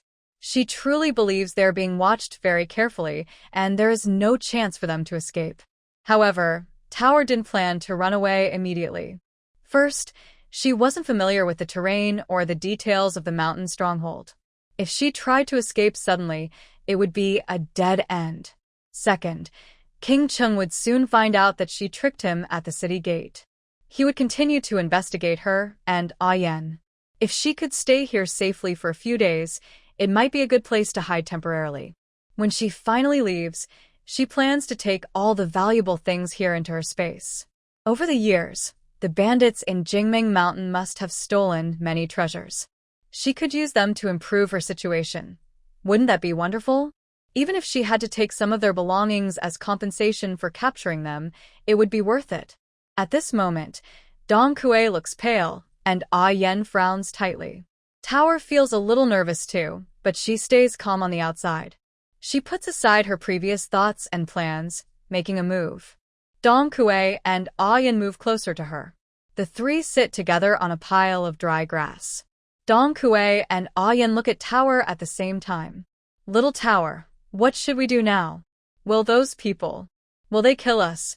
Dong Kue's voice trembles, so soft only they can hear. She had escorted the merchant convoy with Oldly, but her skills are just average. Compared to these fierce bandits, she is far weaker. She worries she won't be able to protect the young master and the others. Tower gently shakes her head, confidently saying, "They wouldn't kill us. We don't look like rich people, and we don't have money. Killing us wouldn't benefit them. At most, they might sell us for money or marry us to have children. But that big boss said he wants to marry you. What if he really makes you have his children?" Dong Kue looks worried, her eyebrows almost fighting. Tower smiles slightly, a clever glint in her eyes. "Don't worry, Dong Kue. I have a plan." She lowers her voice. "Think about it, just because we were robbed doesn't mean we're doomed. What does this mountain stronghold lack the most? It's people who can handle things well. If we can prove our worth, maybe we can earn our way out of here." Yen looked at her with doubt. "Sister Tower, what are your plans?" Just as Tower was about to speak, footsteps and voices came from outside. She immediately made a shushing gesture, then tiptoed along the wall, crouched down, and pressed her ear against the wooden door to listen carefully. The big boss is angry again," a rough voice complained. "He said the food today didn't suit his taste and flipped the table," another voice replied. "How many cooks have there been now?" "The 8th one, right? If this keeps up, no one in our village will have food to eat." "That's true. One thing after another, either too bland or too salty, not enough flavor or too greasy. I think Chef Qian is pretty good. Home-cooked meals are like that. Can't he make palace dishes?" "Lower your voice. If the big boss hears, he'll give us a beating. Everyone knows he loves eating the most. Nothing else matters. Forget it, just hurry and deliver the food." There are still 3 people locked in the woodshed. The delivery person sighed and walked away. Soon after, a crack appeared in the door of the woodshed. The guard pushed in a broken bowl containing 3 dark, hard buns, a small dish of pickled vegetables, and a clay jar filled with water. "Eat up," Don't starve to death, the guard muttered before closing the door. Tower didn't complain about the food, but she was cautious. She took out a silver needle from her pocket, tested the buns and vegetables to make sure they weren't poisoned, then relaxed. Eat up. Only when you're full can you think of a way out, she said, dividing the food into 3 portions. One bun wouldn't be enough, so Tower took out 3 pieces of mung bean cake from her bag, actually from her space, kept one for herself, and gave the other 2 to Ian and Donkue. I bought these earlier, meant to eat on the way, Tower explained casually. The 3 of them ate silently. Tower let the others rest a moment while she closed her eyes to conserve energy, actually listening carefully to the sounds outside. She needed more information, more about this mountain village, about the habits of the big boss, Zhang Fei, and so on. Around 2 o'clock in the afternoon, footsteps came again, this time more chaotic. The door of the woodshed was opened, and second boss Hu Biao personally came with people to take them away. Let's go, the boss wants to see you. The 3 were led out of the woodshed and walked along the main stone path. Peach Blossom thought, I wonder what kind of person this boss is? The Tigerhead Village was truly impressive. Pine and cypress trees lined both sides of the road. Several larger buildings had upturned eaves and sharp corners. Although not as delicate as official government houses, they had a unique heroic style of the martial world. The hall at the top of the mountain was the grandest. A large plaque hung above the door with the words, Gathering Hall, written on it. Inside, the space was wide and bright. In the center, a tiger skin armchair stood out. On each side, there were 4 chairs, clearly the seats for the village leaders. Peach Blossom thought, they really pay attention to details. The bandits of Jingmeng Mountain know how to enjoy life. At this moment, someone sat on the tiger skin chair. It was the legendary leader of Tigerhead Village, Zhang Fei. This person looked just as his name suggested, tall and strong, with a broad back and muscular build. He wore tight black clothes that showed off his powerful muscles. He was about 40 years old. His face was square, and the most noticeable feature was a fierce scar on his right cheek, stretching from the corner of his eye to his mouth. It made his already rugged face look even more fierce. On his left and right sides sat 2 women. One was elegant and modest, the other heavily made up and dressed brightly, but she looked a bit petty. Peach Blossom even felt that she seemed to look at her with some hostility. How strange. She didn't know her at all. Was she sick? Zhang Fei's gaze swept over the 3 of them and finally settled on Peach Blossom's face. He stroked his chin thoughtfully. Hu Biao stepped forward. Big brother, these are the 3. This girl is the one I told you about. She looks lively, has a big butt, and is very fertile. Peach Blossom was startled but kept her calm on the surface. She thought, the original body was only 16 years old. Big butt. At most, it's just round and firm. Maybe people back then hadn't seen what a big, but really looked like. She slightly lowered her head, pretending to be scared, but secretly observed everything in the hall with her peripheral vision. Zhang Fei looked at Peach Blossom for a long time and suddenly asked, What is your name? Replying to the boss, My name is Little Peach, Peach Blossom said softly, with just the right trembling in her voice. Where are you from? From the south. My hometown was hit by a disaster. I, my husband, and my little sister are heading north to find relatives. Pear had already prepared her words. Zhang Fei nodded and looked at Ian and Donkue. Are they your husband and younger sister? Yes, this is Ian, my younger sister, and this is my husband, Afu. Pear replied according to their previous plan. So, you have a husband now, Zhang Fei asked further. Paya quickly nodded. Yes, big boss, I do have a husband. Second brother, what's wrong? She has a man, and you still want me to marry her? Zhang Fei asked sharply. Zhang Fei's keen eyes swept over Hu Biao, the second boss. Hu Biao, who had been fierce and intimidating at the foot of the mountain, now bowed respectfully. Big brother, what's there to worry about with a husband? They haven't had children yet anyway. This one looks like a weak scholar. Just send him away, sell him, or make him leave the mountain. Hu Biao said dismissively. That's true. Little lady, your husband doesn't look impressive, thin as a weak chicken. Why not come with me? Eat well and live comfortably, Zhang Fei suggested. Thinking Hu Biao had a point, Zhang Fei asked Pear again. Dong Kui was furious and immediately shouted, "Madam, you can't agree to him. Big sister, you can't agree to this big villain." Ain also scolded. "Zhang Fei, you're a big boss. How can you do something so wrong as snatching someone's wife?" Dong Kui cursed angrily. Pear was so angry she couldn't stand it. These two really couldn't keep their cool. If they angered these bandits, what would happen? There were so many people in the hall. They could easily be chopped like watermelons. Before she could say anything, Hu Biao's sword was once again pressed against Dong Kui's neck. "Little weak chicken, if you speak again, I'll end you with one strike. Then your wife will be a widow. She can remarry, right?" Hu Biao said fiercely. "Big boss, if the girl doesn't want to, then forget it.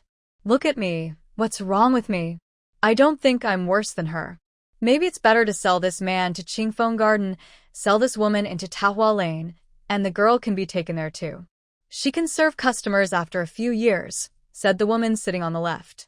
Pear thought to herself, "This woman is so vicious. She seems to see me as a rival, afraid I might take her favor away." Just as I was about to speak, the woman sitting on the right side of the head of the household also spoke. "Second madam, isn't that going too far? You were also among those who rushed up the mountain back then. Shouldn't you be sent to that peach blossom alley too, older sister? How can I be the same as her? I truly love the head of the household with all my heart." After saying this, she coquettishly touched the head of the household's chest. "Head of the household, look at what older sister is doing. She's just trying to pick a fight with me." Zhang Fei took her hand away. "Enough, you two, stop arguing. You're giving me a headache. Arguing all the time, but I haven't seen either of you give me a grandchild." Peach thought to herself that Zhang Fei really acts like a local tyrant here, enjoying it quite comfortably. "Big brother, I think we should just marry this young man directly. You've always wanted a son, right?" Hu Biao spoke harshly again. "Head of the household, I think the second wife is right. This scholar looks very weak. It's better to settle him quickly so he doesn't cause trouble." That second madam spoke again.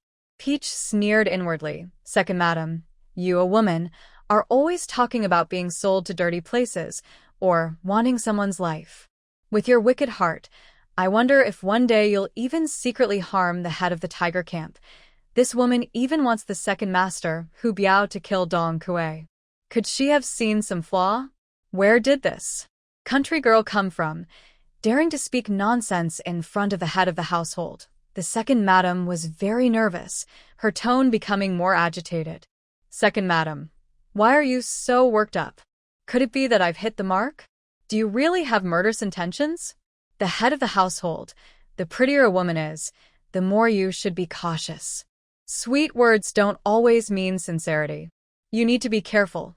Peach again accused the second madam and then added a few words to provoke her further. Zhang Fei shot a sharp glance at the second madam, making her face turn pale with fear. She hurriedly explained, "Head of the household, don't listen to this village woman's nonsense. She's just saying this on purpose. Enough, just shut up. A woman who constantly calls for fights and violence, what kind of behavior is that? With this effort, you should focus on making a big, healthy son." Lady Second glared fiercely at Taoa, then shut her mouth. "Big brother, don't listen to this woman's endless talk. She says her husband doesn't want to marry you. I've now taken care of her husband, so that solves the problem, doesn't it?" Hu Biao's knife moved closer to Dong Kui's neck, almost drawing blood. Dong Kui tilted her head back and cursed, "Dog. If you want to kill or cut me, go ahead, but spare my wife and sister. Stupid scholar, if you want to die, I'll make it happen for you." Taoa knew she had to speak now, or Hu Biao might really kill sister Dong Kui. "Hold on, big boss. Let your men release my husband. You want to marry me because the second wife hasn't given you a son, right? I have a way." Big boss Zhang Fei quickly waved his hand. "Second, let him go. Stop thinking about fighting all the time." Then he pointed at Tower. "Young lady, keep talking." "Big boss, I think having a son depends on fate, not in a hurry. Besides, you're in your prime, and the two wives are young. Having a son will happen sooner or later. There's no need to marry me, a married woman. It's not a good look if it gets out. You're a famous, mighty leader of a strong village. Actually, if you want a son, it's quite simple as long as getting the big boss of Tigerhead Village, Zhang Fei, to stay calm, their lives could be saved. When Zhang Fei heard about having a son, he immediately perked up. Young lady, what do you mean by that? What do I need to do? Big boss, actually, it's not because of the 2 wives that you can't have a son. It's also related to your poor appetite and mood. If you improve your diet and stay in a good mood, maybe the 2 wives will soon be able to have a son. Tower spoke casually, thinking that what the bandit henchman said earlier in the woodshed probably wasn't false. How do you know I usually have a poor appetite? And that I'm in a bad mood? Zhang Fei squinted and looked at Tower. My grandfather is a doctor. When I was young, I often went with him to treat others. I learned a little about face reading and observing features. I have carefully observed and confirmed that you do have symptoms of stomach cold, spleen deficiency, and kidney weakness. Big boss, do you often wake up at night and…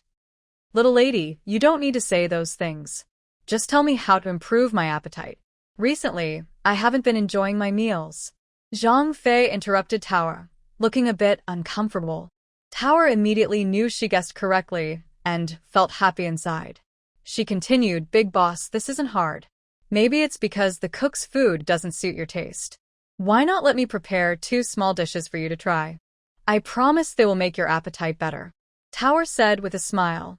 Are you saying you're a cook? Can you cook? Zhang Fei's eyes lit up a little. Yes. I learned cooking for 2 years before I got married. Taya nodded. Then what are we waiting for? Bring someone to let her cook 2 dishes for us. The big boss quickly ordered. Big brother, don't be fooled by this woman. She's probably just stalling, trying to find a way to escape from the mountain camp. Hu Biao hurriedly stopped him. Second brother, I haven't even started yet. How do you know I'm lying? Besides, there are hundreds of people in the Tigerhead camp. Our family of 3. How do you think we can escape? Or are you afraid that I, a woman, will cause trouble? Maybe you just don't want your big brother to have a good appetite and enjoy his food? Tower looked at second brother, Hu Biao, with disdain. Hu Biao, seeing Tower slander him, looked very unhappy. You wicked woman, what nonsense are you talking? How could I not want my big brother to have a good appetite? I just think you have bad intentions. Maybe you're trying to poison my big brother while cooking? Hu Biao choked on his words, but it was clear he lacked confidence. Ha! That's really funny. With so many people here, if I wanted to poison him, wouldn't I be risking my own life? I'm not that stupid. Besides, later you can test the food with silver needles, or I can taste it myself.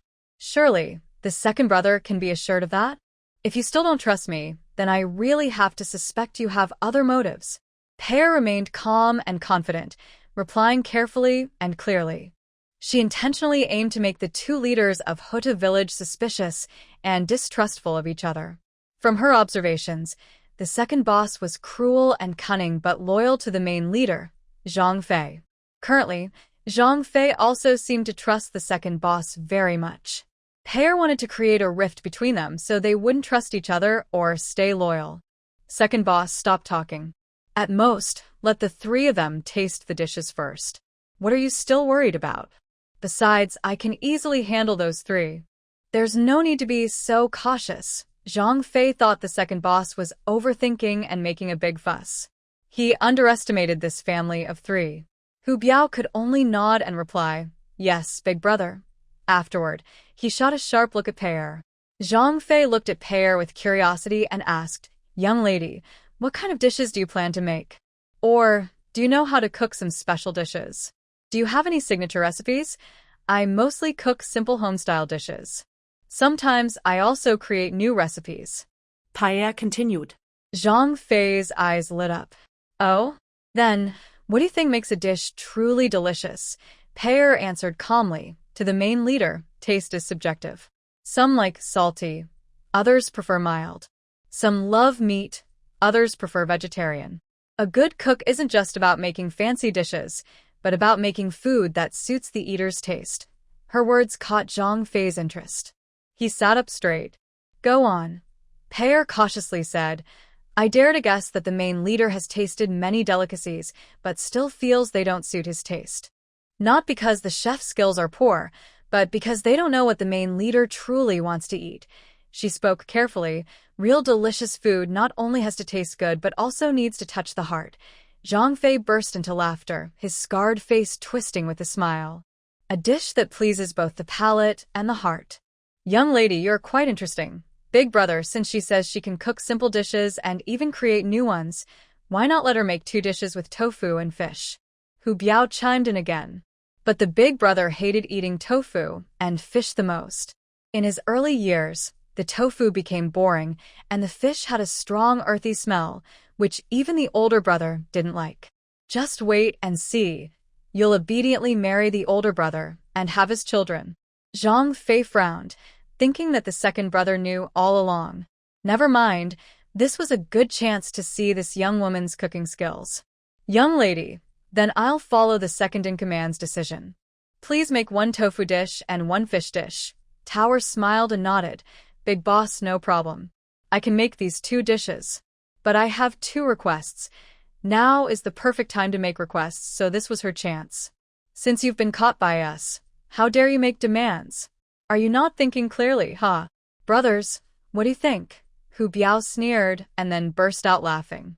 The bandits also laughed along. Haha. Tower wasn't angry. Instead, she calmly looked at Zhang Fei sitting above and asked, as the boss, what do you say? Tell me your conditions first, and I'll see if I want to agree. Zhang Fei thought that although this woman looked young, she was quite assertive. First, if I cook dishes you like and you're satisfied, you can't think about marrying me as your 3rd wife, nor can you break up our family.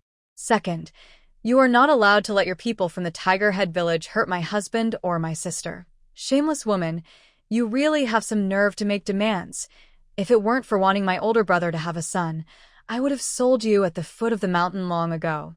Hu Biao was stunned, and then scolded loudly. Is that so? What a pity, second in command. You didn't do that. And I'm making my demands to the big boss, not to you. What does that have to do with you, second in command? Or do you think you can speak for the big boss and make decisions for him? Tower turned her head without even looking at him, only gazing at Zhang Fei sitting above. Hu Biao was so angry his teeth clenched. He didn't expect this seemingly young woman to be so sharp-tongued. Once again, he had no words to reply. But you must be my cook, responsible for my 3 meals a day. All right, boss. Since you've said that, I'll write a formal document. What if your people here don't follow the rules or change their minds at the last minute? Peacher said again. The boss, Hu Biao, waved his hand. Go get pen, ink, paper, and inkstone. Wait, big brother. She only made a request. If the dishes she makes don't suit your taste, you can't just ignore her. We need to set some conditions too. Hu Biao had another idea and looked at Peacher with a sneaky gaze. Zhang Fei nodded. Second brother is right. Little lady, if you don't do as asked, you might face punishment too. Peacher wasn't afraid. She calmly replied, Big boss, of course.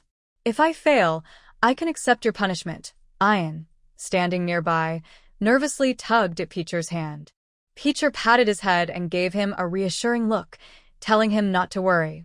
Dong Kue also wanted to speak but hesitated, looking at Peacher. Peacher shook her head, signaling her not to say anything. After all, she was a woman. If she spoke too much and someone recognized her voice, it wouldn't be good. So, she kept quiet. Dong Kue saw Peacher's expression and held back, quietly waiting. Big brother, why don't I suggest the punishment? Hu Biao's eyes flashed with a plan and he spoke. All right, second brother. You decide, Zhang Fei said without stopping him. Though he knew second brother was doing it on purpose, he didn't stop him. Hu Biao was the second in command of the Tigerhead Village and didn't want to lose face. Thanks, big brother. Hu Biao then proudly said to Peacher, listen carefully, you scrawny girl. If you fail, you must obediently become my big brother's woman and give him a son. And your husband will stay here, serving us at night and chopping wood during the day. Your sister will be sold to Peach Blossom Alley. Plus, you'll get 30 lashes. Do you agree or not? If you refuse, don't cook anymore. Kneel and apologize to me and big brother, then obediently become my big brother's woman. These are your 2 choices now. Hu Biao thought she would choose the second option if she was smart. This way, I can also regain some of my dignity. All right, I choose the first option. If I fail, I will accept the punishment. Big boss, but if I succeed, I want to add one more condition. I want the second-in-command to be whipped 30 times and to apologize to our family because he just insulted us multiple times. Peach pointed at Hu Biao and said. Hu Biao, the second-in-command, looked very upset and immediately lost his temper. You woman, want me to apologize to you 3? And you want me whipped 30 times? Dream on. Big brother, I think this woman isn't good. Just sell her and later, second brother can bring back a pretty girl to marry you. Second in command, why are you so angry? I can't accept losing? Are you still a real man? Or, Peach mocked again. Who says I'm not a man? Fine, I'll do as you say. Hu Biao was provoked by Peach's words and agreed. The second wife, Wang Qiulan, sitting above, cursed silently. Idiot. The big boss ordered someone to record everything. Everyone watched Peach embarrass herself, waiting for her to be punished. Come, take the young lady to the kitchen, Zhang Fei said. Big boss, I have one more request, Peach said. Why do you have so many requests? Are you trying to fool me, Zhang Fei? Zhang Fei looked impatient. My request is simple. I want my husband to help me in the kitchen, and I also want my sister to come along. I don't feel safe without them. I can't focus on cooking if I'm worried. After all, some people here might sell our family off at any time, Peach said, glancing at Hu Biao, who looked furious. Big brother, don't listen to her. I think she's just trying to escape, Hu Biao immediately shouted angrily. At this moment, the lady of the house spoke. Big boss, it's normal for a young girl to worry. Anyway, there are so many guards in the camp. Their family is weak and fragile, and it's hard for them to escape. Why not let the two of them stay with this girl? That way, she can also feel at ease to cook for you. The head of the household nodded and said, the lady of the house makes sense. Young miss, then let them go with you. Peach thanked them politely and pulled Dongkue and Ian, who were led by 2 other bandits, to the kitchen. The mountain camp's kitchen was larger than expected, with all kinds of cooking tools, but it was messy and poorly maintained. The cooks stood nervously to the side, casting complicated looks at Peach when she entered, some sympathetic, some curious, and some amused. Peach ignored them and went straight to check the ingredients.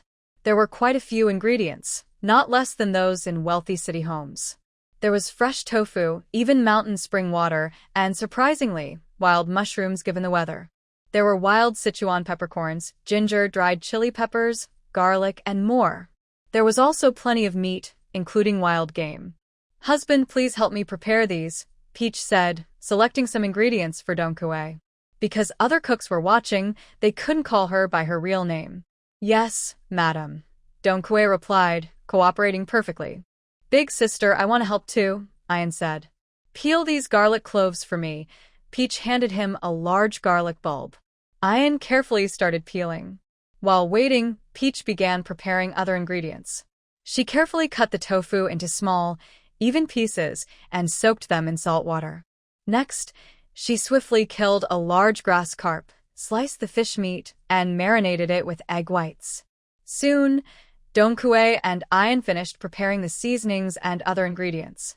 Peach took over, chopping the ingredients and cutting dried chili peppers into sections. She carefully selected the freshest wild mushrooms, slicing them. All was ready. She took a deep breath and started cooking. Meanwhile, the cooks whispered among themselves, their voices growing louder. That young girl looks only about 10 or so, and she dares to cook for the head of the household. I think she's fighting for food in the underworld. She's got a death wish. I heard that this young lady even argued with the second-in-command and made a bet. Oh my, she dares to offend the second-in-command. She's asking for trouble. Just a little girl, and she can make such dishes? She really doesn't know her limits. The second-in-command asked her to make 2 dishes with tofu and fish. Everyone knows that our boss hates eating tofu and fish. That's right. Last time, the boss got a fishbone stuck in his throat and almost lost his life. And tofu, now the boss looks at it and feels like vomiting. TSK. This family of 3 probably won't last long. Ian and Dongkue listened to their words, feeling scared and worried as they looked at Tao. But Tao was calm and steady, going about her work smoothly. Everyone in the hall was waiting to see Tower mess up. The fog in the mountain camp hadn't cleared yet. The winter sun shone through the clouds, casting dappled light on the stone steps of Exile Village. In the backyard kitchen, Tower was busy at the stove. She looked up at the sunlight shining in and showed a gentle smile. She thought to herself that today was a good day, with no worries on her face. Ian stood beside Tower, seeing her calm expression, and thought she must have a good plan. In his mind, Tower always handled things confidently and never boasted. Whenever danger appeared, she could turn bad luck into good fortune. This time, she would surely get through safely too. Tower, aren't you worried at all? Just now, those people said the boss doesn't eat tofu or fish. Dongkuei's voice was very low, but her tone was anxious. Tower still didn't answer. Dongkuei became more worried. She walked over to Tower again, pretending to pick something up, looked around, and then continued. Those people just now were talking about how last month, the boss of Exile Village got a fishbone stuck in his throat while eating fish, coughing until his face was red, almost losing his life. Why do you still have to prepare fish for him? Tower looked up, her delicate face smiling softly in the morning light. Her gaze was steady, showing maturity beyond her age, and she spoke softly. Dongkuei, don't worry. I know what I'm doing. Dongkuei was anxious and stomped her foot. How can you not worry? That second-in-command, Hu Biao, is clearly trying to make things difficult for you. And the boss himself is afraid of eating fish, but still lets the second-in-command arrange it. Isn't that leaving you with no way out, pushing you to your death? It might be easier just to kill the three of us with one stroke. Pear helplessly shook her head, then deliberately raised her voice. Husband, don't worry. Since the head of the family is afraid of fish bones getting stuck in his throat, let's make a fish without any bones. Madam, what are you talking about? A fish without bones? Dongkuei looked confused. She had never seen a fish without bones before. Some workers in the kitchen, who had been pretending to be busy, immediately started laughing. A burly man put down his knife and mocked. Oh, this girl is talking nonsense. Fish can't have no bones. Do you think you can make the bones disappear? Another tall, thin woman chimed in. Listen, girl, you better go apologize to the second-in-command. Maybe he'll let you go alive. This Tigerhead Village isn't a place for runaways to cause trouble. The second-in-command is known for being fierce. No one who crosses him ends well. Pear didn't get angry or upset. Instead, she smiled even more brightly. Not only can I make the head of the family eat all the fish today, but I can also make him swallow the bones. As soon as she said this, the whole kitchen erupted. Crazy! This girl must be out of her mind. How can fish bones be eaten? Won't that choke him to death? I think she's just bored and wants us all to take the blame. Even Dongkuei widened her eyes and gently tugged at Pear's sleeve, thinking, Pear, you're talking too big again. Pear just shook her head and looked around at the faces in the kitchen, some sneering. But she noticed a young, strong man in the corner showing a hint of worry. His eyes were different from the others, but Pear didn't think much of it. She figured he was probably caught and brought here just like the rest. At that moment, the second-in-command, Hu Biao, came over. The others immediately stopped talking and busily went back to work. Hu Biao looked disdainful, swaggering like a proud rooster, and walked up to Pear and the others. Stinky woman, I heard everything you just said. It made me laugh so hard. You actually said you want my big brother to swallow all the fish bones. That's the funniest joke I've heard all year. You're full of hot air. Aren't you afraid you'll hurt your tongue? Peony coldly replied, second-in-command. Since I said I could do it, I will. I won't back down. Please, second-in-command, don't worry about it. Ha, who doesn't boast sometimes? It's just talk. Here's an idea. As long as you go and admit to my big brother that you can't cook, kneel and apologize to me, then take 30 lashes. After that, just obediently give my big brother a son, and I'll consider this matter settled. As for the two of them, staying in the Tigerhead Village to work isn't a problem. It's better than risking your family's safety later. Second-in-command, Hu Biao looked very generous. Second-in-command, our game has just started, and it's not over yet. How do you know I lost? Second-in-command, this is the kitchen. It's quite messy. You should just wait here for the result. Peony responded calmly and confidently. You good-for-nothing woman. You're pretty stubborn. I'm just waiting to see how you beg me on your knees later. Hu Biao, the second in command, angrily turned away with two people. At that moment, a young, strong man who looked worried approached, then gestured for a while. Peony understood what he meant. In translation, it was, Young lady, maybe you should just soften up and apologize to the big and second in command. Everyone in the village knew that the big boss really didn't like fish or tofu. Because she had learned some sign language in the orphanage, she could understand a little. She also knew that this young man was mute.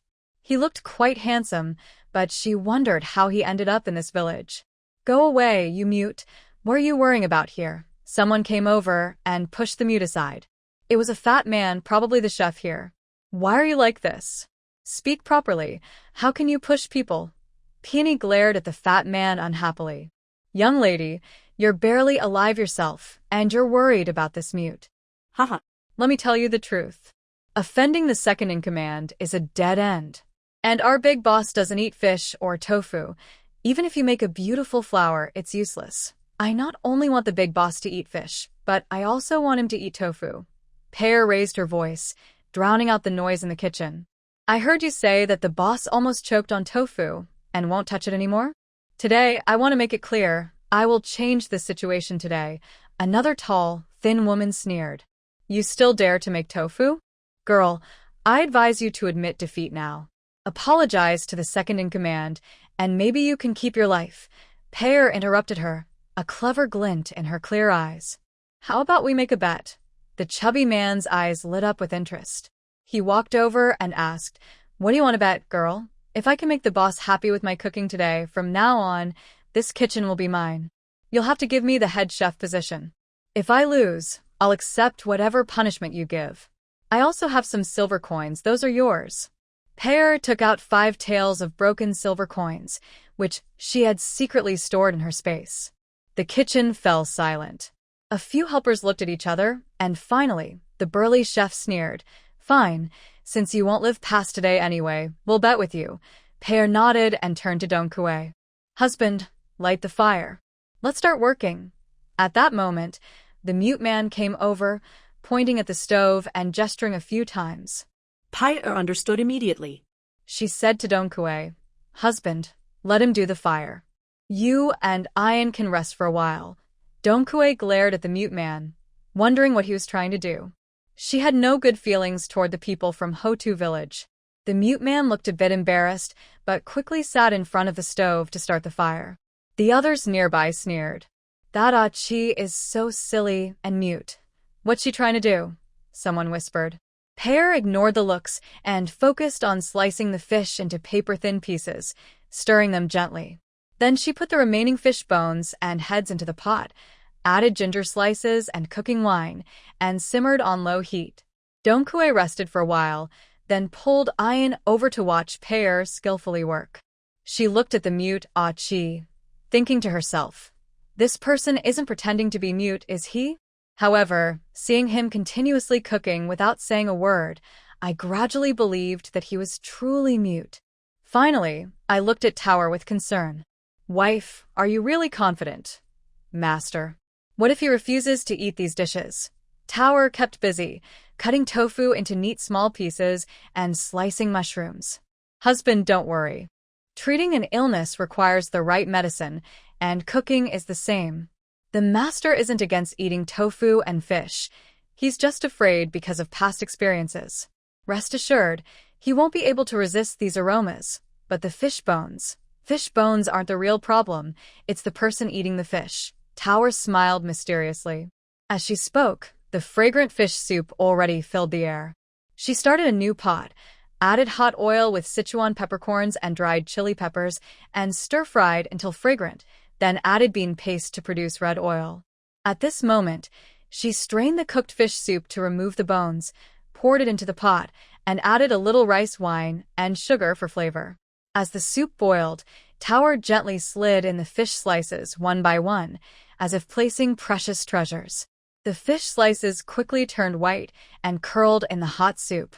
She then scooped them out and placed them into a large bowl lined with bean sprouts and greens. Is this Fish? Why are there no bones? The chubby cook leaned in to look, puzzled. The fish meat looked tender and white, each piece resembling blooming lilies. Tower didn't answer. Instead, she poured hot chili oil over the fish slices. With a sizzling sound, the aroma spread everywhere. Green scallions and cilantro floated on the red oil, and the tender fish slices appeared faintly through the oil, making anyone hungry just by looking. Next, she coated the previously removed fish bones with a thin layer of batter and fried them until golden and crispy. After frying, she sprinkled them with salt and chili powder. Are these fish bones? A tall, thin woman nearby looked surprised at the golden strips. How can you eat those? Tower only smiled mysteriously and turned to prepare the tofu. She cut some tofu into cubes, blanched them in boiling water, then took them out. Another part was mashed into a paste and mixed with chopped mushrooms, then shaped into small balls. The aroma of mapo tofu quickly overshadowed the fish flavor. The tofu simmered in red oil, absorbing the essence of bean paste and minced meat, and topped with Sichuan pepper powder, which was the finishing touch. The mushroom and tofu balls were gently simmered in clear broth, which was transparent and light. The balls looked soft and white, decorated with a few goji berries, making them very attractive. After an hour, 4 dishes were neatly arranged on a tray. There was the bright red, tempting boiled fish slices, golden crispy salt and pepper fish bones, spicy and fragrant mapo tofu, and delicate, elegant mushroom and soft tofu. People watching whispered to each other, "It smells so good. That fish really has no bones." She even made a dish with the fish bones, and look at that tofu, so delicate and beautiful. And that bright red tofu looks delicious. Everyone was talking and salivating. Even a mute boy, a chi, couldn't help but swallow hard. Tower left some boiled fish slices, mapo tofu, and a bowl of fluffy white rice for a chi. She gestured with her hands for him to carry the food and eat. Others wanted to grab some, but Tower gave them a stern look. "If anyone dares to take it, I will tell the boss. From now on, a chi is my helper." Tower's voice was cold but firm. When everyone heard, the boss, they didn't dare to move. A chi made a thank you gesture and then ran out with the tray. Everyone was jealous and envious, but didn't dare to cause trouble. These dishes were new to them, and most likely, the boss would really like them. If she became the boss's personal cook, they might have to look up to her in the future. But for now, nothing was decided, and they didn't want to offend her. "Let's go, husband, Aing. We'll bring the food to the boss to taste," Tower said to Dong Kue and a yen behind her. Dong Kue looked at the dishes and couldn't help but sniff, thinking, "They smell so good." A yen almost drooled, having never seen Tower make these dishes before. Tower really is amazing. In the hall, the boss of the Tigerhead Village, Zhang Fei, was tapping impatiently on the table. He was tall and strong, with a full beard and fierce tiger eyes that commanded respect. He was the feared leader of the Tigerhead Village in this area. "Second, what are you up to? You know I don't like fish, yet you let that girl make fish," Zhang Fei asked loudly and roughly. If it weren't for respecting his face, he would have asked earlier. Second in command Hu Biao, who looked gentle and soft, had sharp, calculating eyes. He forced a smile and said, "Big brother, you don't know. That stubborn woman is very hard to deal with. I just went to the kitchen to persuade her, but she boasted about wanting to make fish without spines. I was trying to make her give up and obediently listen to you. Do you want her to give you a big, healthy son? If you don't have a son who will inherit the Tigerhead Village in the future." Zhang Fei slammed the table. "Nonsense. I do want a woman to have a son. That's true. But that girl is fiery, and I like that. Forced things aren't sweet, understand? Even if I want her to give me a son, I can't pressure her like that." A flicker of displeasure crossed Hu Biao's eyes, but he still smiled. Yes, Big Brother is right. But since that girl made a big promise, let's see what she can do. If she can't do it well, punishing her is justified, isn't it? Don't forget, I made a bet with her. You wouldn't want to see your second brother embarrass himself in front of the brothers, right? Second brother, Why are you arguing so much with the woman? Just then, an announcement came from outside the door. Big boss, Miss Tao has brought food. Let her in. Tower carried a tray into the hall, followed by the nervous Dongkue and Ian.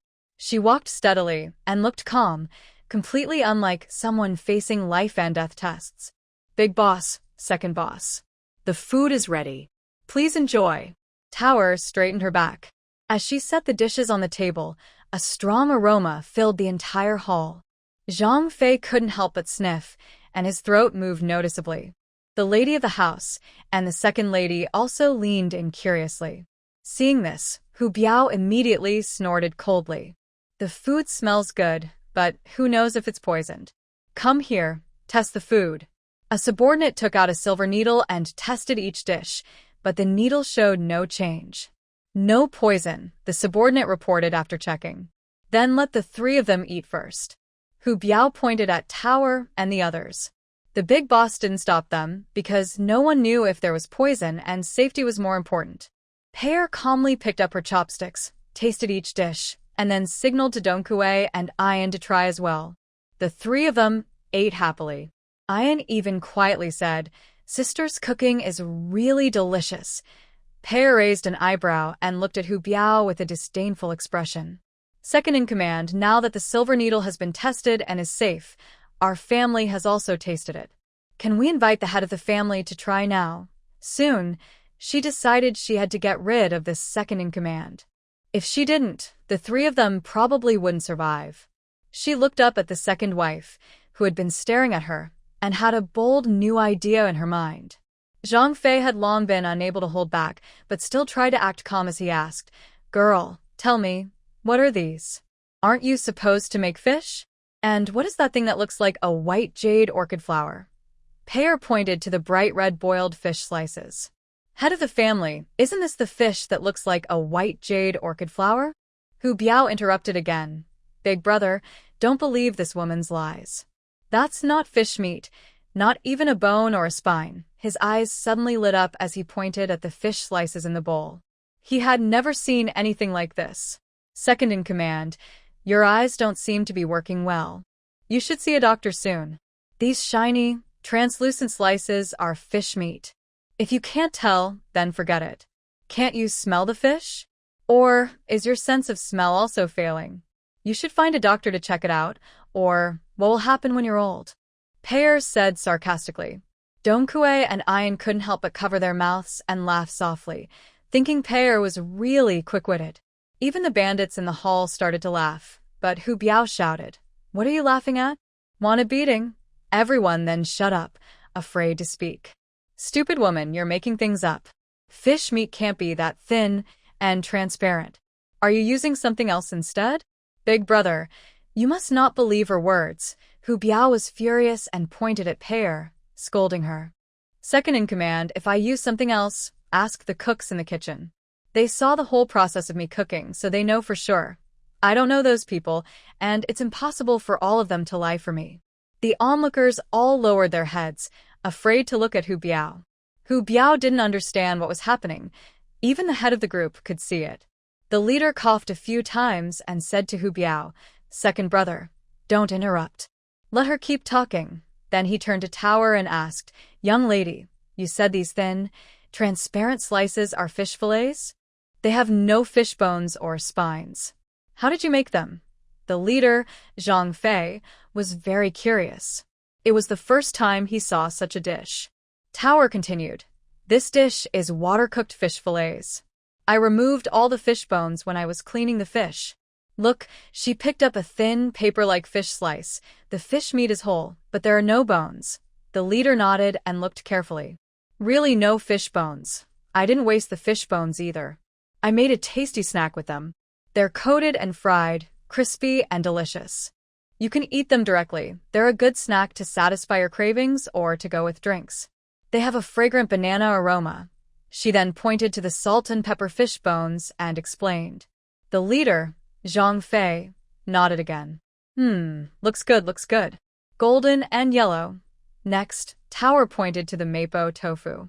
"This dish is soft and smooth, melts in your mouth, and won't cause choking. You can try it too, leader."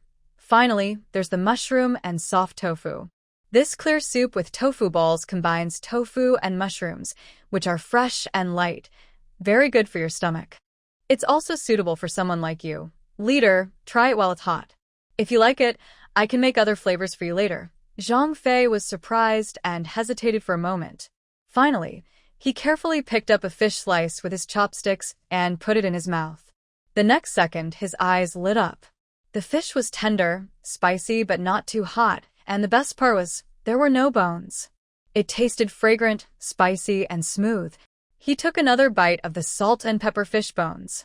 With a crunch, they were crispy and salty, completely different from the hard, difficult-to-chew bones he imagined. Zhang Fei's chopsticks moved faster and faster, trying the water-cooked fish fillets, salt and pepper fish bones, mapo tofu, and mushroom tofu balls. With each dish he tasted, his eyes shone brighter. Rice. Serve me some rice, he shouted loudly. A bowl of rice was finished quickly, and then another bowl followed. Zhang Fei ate so much that he was sweating heavily but couldn't stop. In the dining hall, everything was silent. Only the sound of swallowing could be heard. Everyone listened quietly to the sound of him eating and the occasional satisfied sigh. After 5 large bowls of rice, Zhang Fei finally put down his chopsticks, patted his round belly, and let out a loud burp. He suddenly stood up and said loudly, "Delicious food." So tasty. Absolutely amazing flavor. Tower smiled slightly and bowed, saying, "I'm glad you're satisfied, boss. Very satisfied." Extremely satisfied, Zhang Fei wiped his mouth and looked at Tower with admiration. "Young lady, your cooking skills are truly impressive. If only you had come to our Tigerhead Village earlier. From today on, you will be my personal cook. 3 meals a day are all yours to prepare, boss, since you're happy with the food, about the conditions we agreed on earlier." Tower reminded him. Now that the boss is finally satisfied, he really is a true foodie. Zhang Fei paused, recalling the previous bet, and coughed awkwardly. "Well, forget about the 3rd wife and such. I keep my promises, I won't pressure you anymore. Your family can stay peacefully in the village. With me, Zhang Fei, around, no one will dare to bother you." Tower felt a big weight lift from her heart, but kept her face calm. "Big brother, I went through a lot to tie you up. Are you really going to let that annoying woman go?" Hu Biao looked angry and resentful. She turned to Hu Biao, whose face was pale with anger, and said confidently, "Boss, I remember the bet between me and the second boss just now. If I can satisfy the boss today, I will take charge of the kitchen. And does the second boss still have to face 30 big punishments and apologize to our family?" Tower raised an eyebrow and looked at the second boss. "Well, I haven't forgotten. Since the boss hasn't forgotten, and now the boss is full and happy, I wonder if the second boss can fulfill the bet." Hu Biao's eyes nearly shot fire, but he dared not show his anger in front of Zhang Fei. He could only force a smile and say, "Big brother, this girl is quite capable, but the kitchen work is complicated. As a young girl, she might." Half of the kitchen staff were his people. "Second in command, you are also the second leader of the Tigerhead Village. Do you want to go back on your word? Or do you want the big leader to also regret and lose face?" Tower pressed forward, bringing up the big leader. Seeing the hesitant look on the big leader's face, Tower interrupted before he could speak.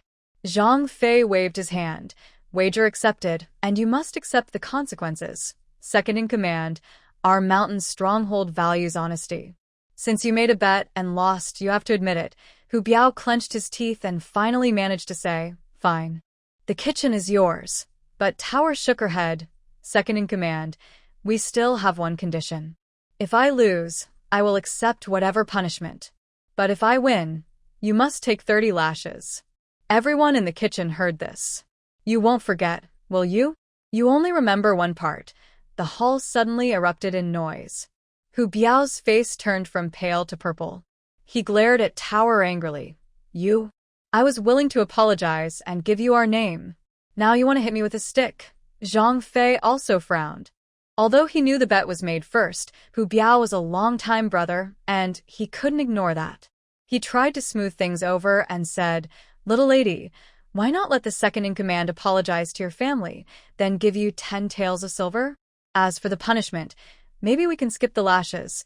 Tower calmly responded, Big leader, the Tigerhead Village is famous far and wide.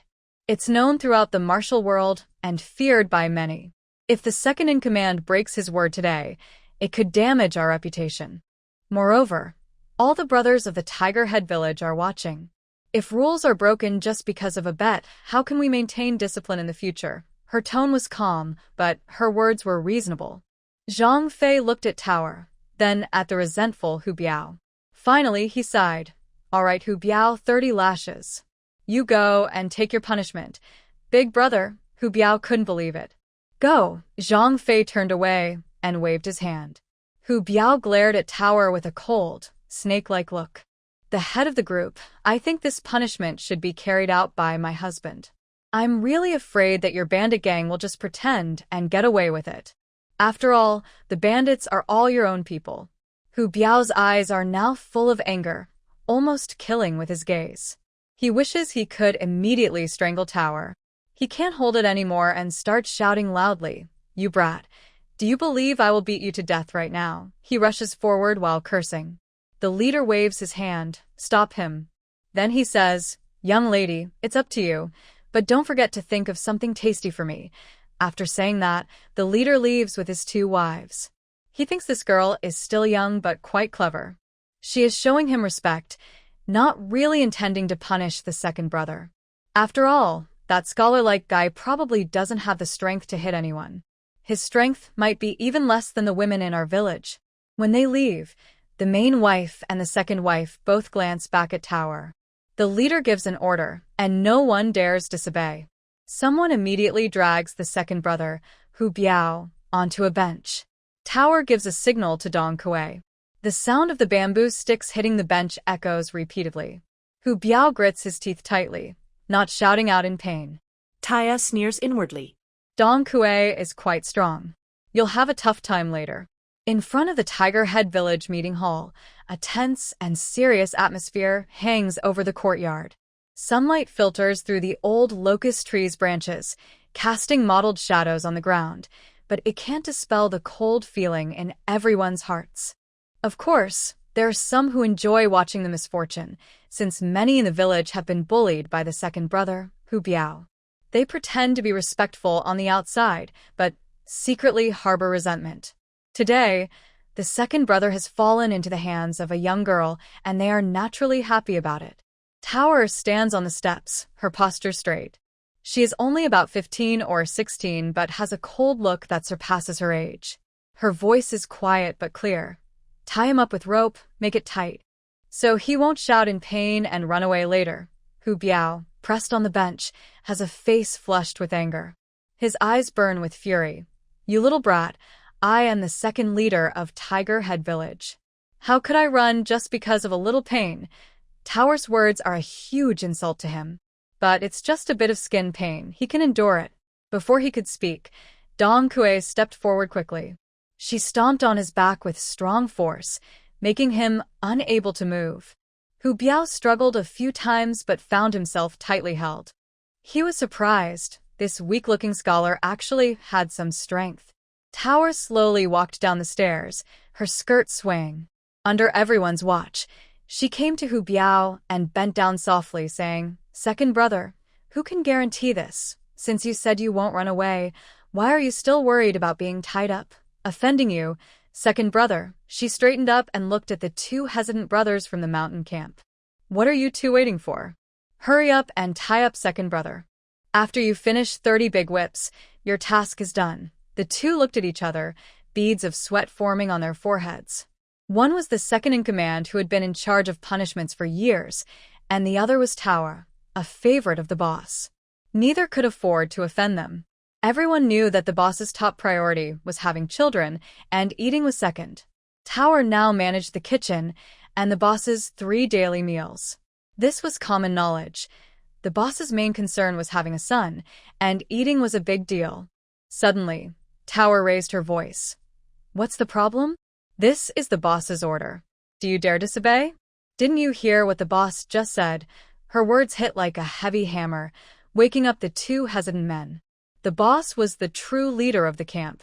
Even though the second-in-command handled many daily affairs, he still had to follow the boss. The two gritted their teeth, grabbed thick ropes, and tied Hu Biao tightly to a bench. Hu Biao struggled desperately. His strong arms bulged with veins, but Dong Kuei's foot stayed rooted, pressing on his vital points. Soon, the once mighty second-in-command was tied up like a dumpling. Only his head could turn. His eyes stared fiercely at Tower, as if he wanted to swallow her whole. The onlookers whispered among themselves, looking at Tower with more respect. This girl was really brave. She looked gentle and fragile, only about 15 or 16, but now she showed such courage. It seemed she was quick to take revenge. She was probably a fierce little girl, not afraid of anything. They didn't yet see how ruthless the second-in-command could be. In the future, he might suffer. But her gaze, her presence, was so sharp and commanding that it made many men feel a little afraid. Winter Sun took the wooden stick used for punishment from someone nearby, tested its weight, then turned to Peach and gave a slight smile. That smile showed understanding, trust, and a hint of hidden satisfaction. Smack! The first strike landed solidly on Hu Biao's back. Hu Biao grunted, clenched his teeth, and his forehead veins bulged. Smack! Smack! Smack! The stick struck rhythmically, each sound hitting everyone's heart. They also moved in time with the rhythm. Hu Biao initially tried to endure, but by the 10th strike, he couldn't hold back and let out a suppressed cry of pain. His eyes turned red, sweat poured down his forehead, and his clothes were soaked with sweat. Peach stood nearby, expressionless, watching the scene, but inside, she was thinking about causing a rift between the second-in-command and the boss of the Tigerhead Village. She had completely offended this second-in-command, but luckily, the boss needed her as a cook. Hu Biao wouldn't dare trouble them openly, but secretly, he might cause problems. This matter could be dealt with slowly. There was no rush. Hu Biao would need at least 5 or 6 days to recover in bed, maybe longer. Do you still want me to go give the bandit leader a son and dream about spring and autumn? Peach thought about the second-in-command's purpose in catching her, sneered inwardly, and her eyes grew colder. 20 strikes, 25, 30. When the last strike fell, Hu Biao was nearly unconscious from pain, his clothes torn, skin torn open. 2 of his subordinates trembled as they stepped forward to untie the ropes and helped him up. Hu Biao barely managed to stand, then turned to stare fiercely at Peach. The hatred in his eyes was almost impossible to hide. Anyone with eyes could see it. "Stinky woman. I will remember this insult today," he said hoarsely, word by word. Peach met his gaze without fear. "Second-in-command, you're overreacting.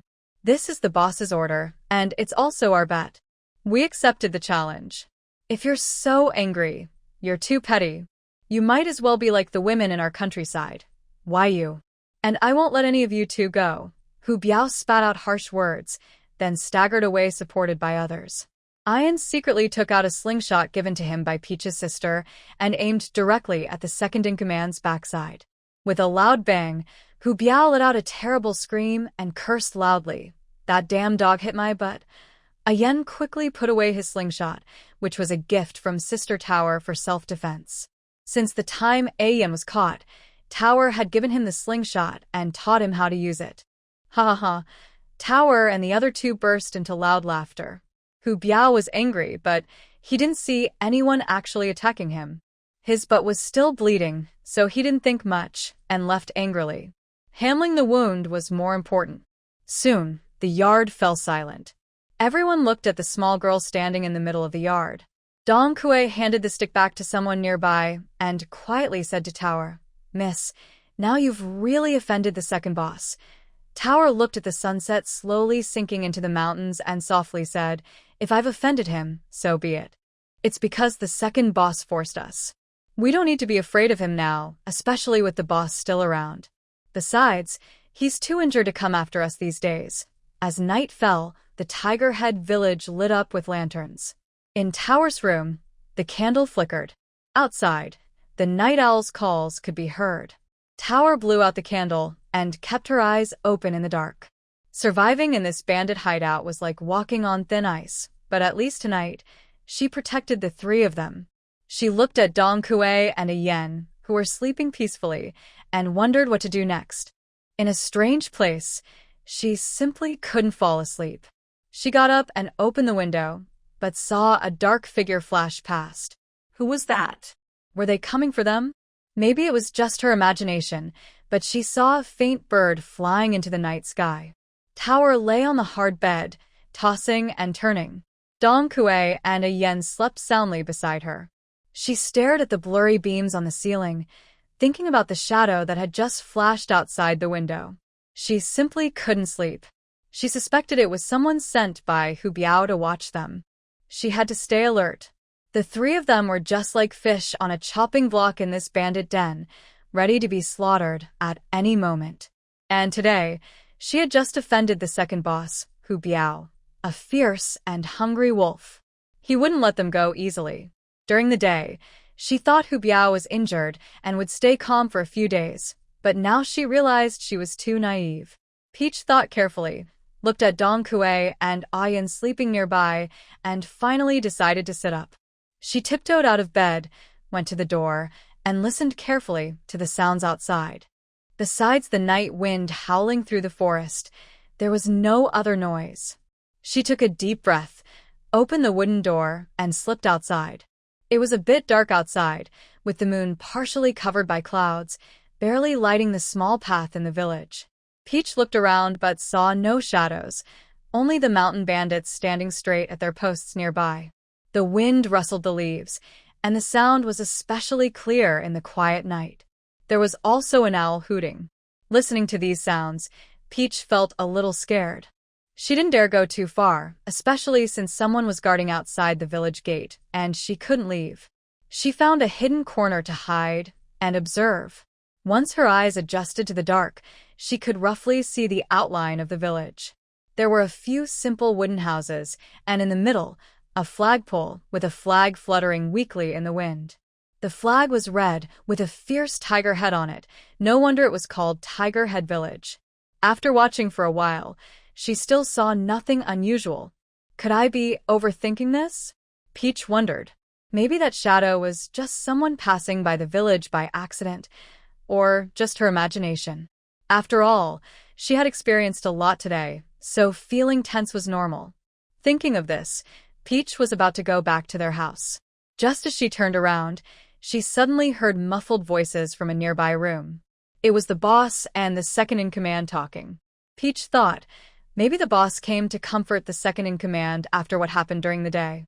The room's paper window was faintly lit by a candle, and it was Hu Biao's room. She had spent half the day asking Dong Kuei to spend some silver to find out where each master of Tigerhead Village lived.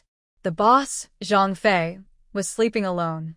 The rooms on either side belonged to the madam and the second madam. Madam Zhou Ying lived on the left with her daughter, and Madam Lu Ruyan lived on the right. The boss could go to sleep in whichever room he wanted. He never stayed overnight, always returning to his own house to sleep. This made Tower confused, but also thought it was normal. Maybe the big boss liked someone to sleep with, since sleeping alone is indeed comfortable. Tower thought that since she couldn't sleep anyway, and happened to overhear something, she might as well listen to what they were saying. She held her breath and quietly moved to the window. Inside, she heard the second boss, Hu Biao, speaking with obvious resentment. "Big brother, today's matter was really disrespectful to me. Let that annoying woman mock me in front of everyone, making me lose face in front of the brothers. How can I gain their respect in the future?" 3 big slaps. Tower immediately recognized Hu Biao's voice and knew he hated her very much. Then, Zhang Fei, the big boss, spoke calmly. "Second brother, this isn't entirely my fault. You lost the bet, and I am the leader of this village. If I betray my trust, how can the brothers follow me? There's nothing I can do. You know the rules of the village better than anyone, but I was thinking for the big brother. I wanted to find a woman to have a child for you. The main wife only has a daughter, and the second wife hasn't had any children. All my efforts are for the big brother. Don't you understand?" Hu Biao's voice rose a little, showing clear frustration. Zhang Fei sighed. I understand your good intentions. But that young girl doesn't want to, and we can't rush her now. Besides, her cooking is really good. I haven't had a good meal in a long time. The cook's food isn't tasty at all. You should think about my stomach too.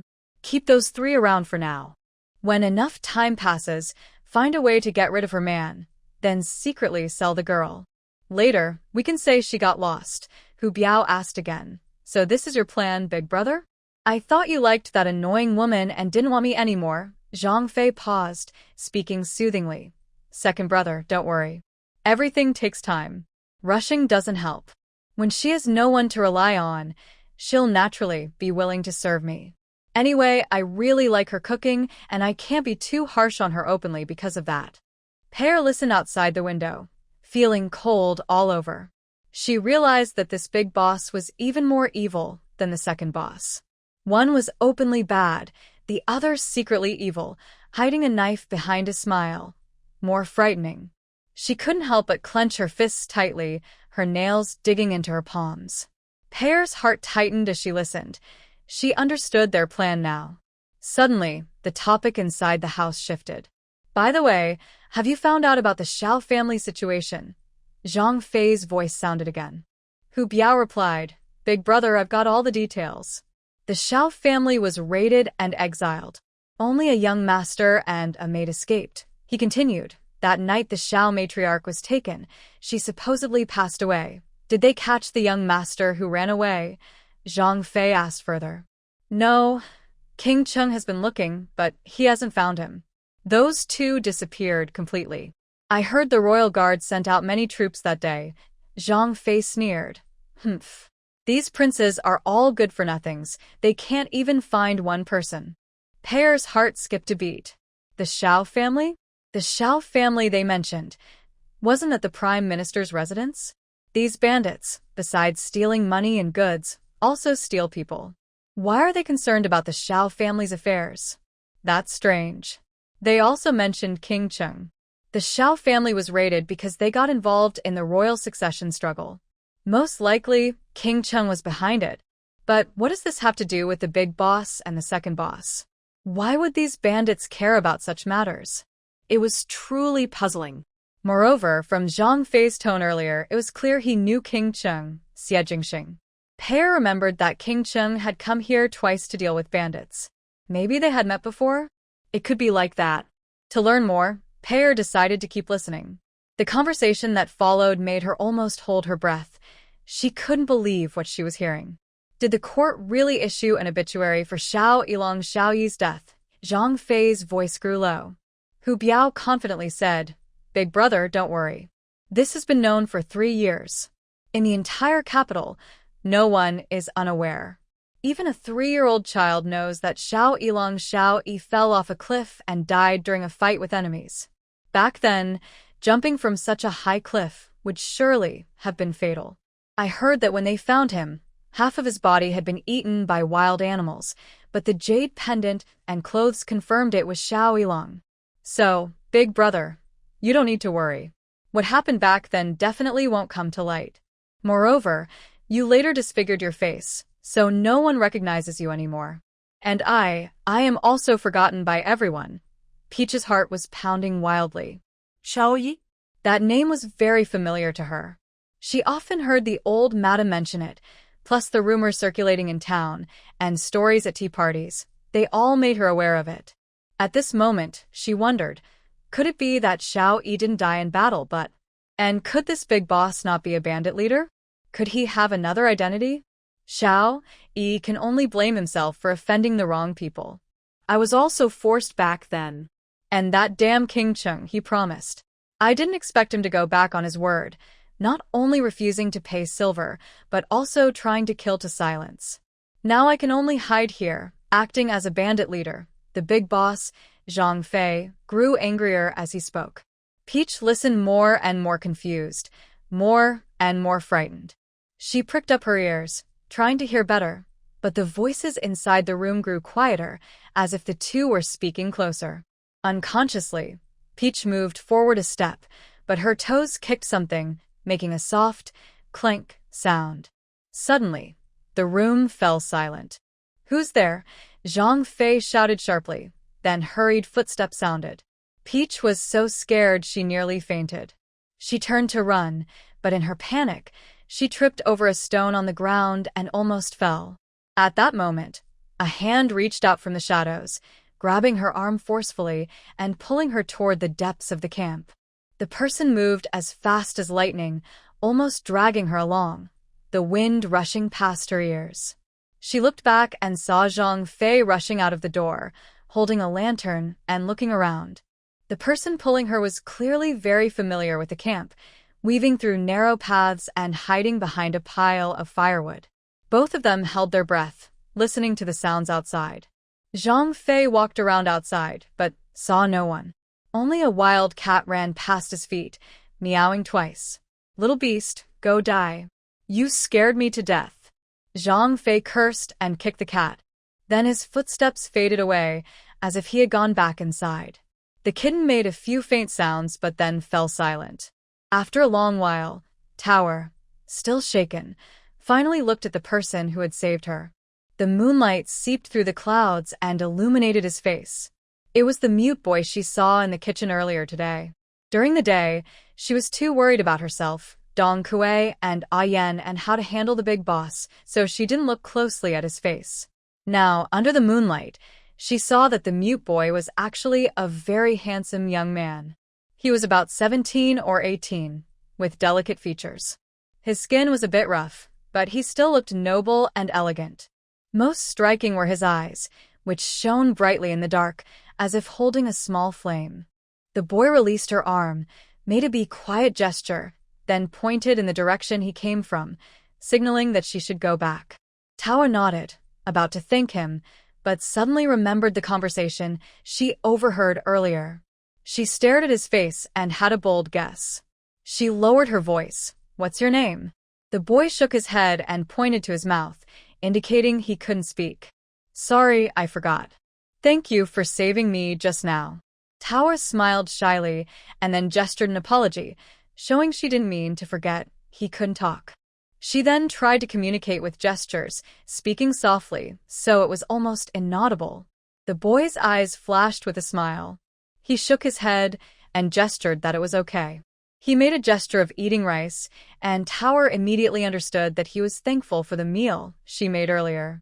Tower shook her head and smiled, saying he could help her in the future, like chopping firewood or cooking. He nodded happily and then took out a piece of paper. From his pocket, he pulled out a brush and wrote 3 words. "I am willing." Tower was surprised. He not only knew how to write, but did so very beautifully. He felt that the character looked familiar, but he couldn't remember it. Then Tower urged him to hurry back, so he wouldn't be caught. He nodded and turned to leave. Tower looked around and saw no one, so she quickly slipped back to their house. When she got inside, she saw a small oil lamp burning brightly. Yan and Dong Kuei were sitting on the Kong, as if waiting for her. She pretended to be calm and asked with a smile, "Sister Dong Kuei, Yan, why are you both awake?" These 2 guys, when she left earlier, were clearly sleeping. Could it be that they were pretending to sleep and weren't really asleep? Dong Kuei shook her head and explained, "Tower, I was already awake when you went out, but I was worried about the young master, so I didn't follow you." Soon after, Yan also woke up. Seeing Tower safe and sound, they felt relieved. Suddenly, Tower thought of something. She quickly got into bed, blew out the oil lamp, and covered their mouths to keep them from talking. At this moment, footsteps came from outside the window. Tower and the others heard it, so they deliberately made snoring sounds. The noise wasn't loud, but enough for someone outside to hear. After about a tea's time, the footsteps gradually faded away. Tower finally felt at ease. The danger was temporarily gone. It seemed that the head of the household still suspected them, but she hoped the snoring would dispel his doubts. This head of the household looked strong and rough, but he wasn't just an ignorant brute. The second-in-command was bad, but not very clever, so he was easier to deal with. The real challenge was the head of the household himself. It looked like they needed to be even more careful from now on. They had to take it step by step. Although the second-in-command was foolish and quick to anger, he was very loyal to the head of the household. He seemed to be his right-hand man. To deal with the head of the household, they first needed to cut off his right-hand man, eliminate the second-in-command. Tower, what did you do just now? Did something happen? Donkue asked with concern. Tower replied, nothing much. I just came to a strange place and went out for some fresh air. Winter Sister Donkue, remember, I didn't go anywhere last night. I was always with you all. Donkue replied, I understand, Sister Tower. It's getting late. Sister Donkue, Ayen, time to sleep. Tower closed her eyes but still couldn't fall asleep. She kept thinking about what she had just heard. Because she had many questions in her mind, but she couldn't tell Donkue. One reason was that it might be dangerous, and the other was that it wouldn't help. Meanwhile, a shadow slipped into the second-in-command's house. Reporting to the boss, the second-in-command, the cook and the others are already asleep, and they're sleeping quite soundly. You have nothing to do here. Go back to sleep. Zhang Fei waved his hand and said. The person responded with a nod, turned around, and left the house, closing the door behind him. Big brother, you're just a cat, but you're still so cautious. This is Tigerhead Village, and that nasty woman doesn't have the guts of a dog, second-in-command Hu Biao said with a smile, not taking it seriously. Yes, it's better to be cautious. Second brother, rest well. These days, the village's affairs will be handled by the third brother. You should take a good rest. I'll go back to my room and sleep now. I'm sleepy. Big brother, take care on your way. After Zhang Fei left the house, he looked in a certain direction with a darkened gaze before turning away. At dawn, the village was just beginning to wake up.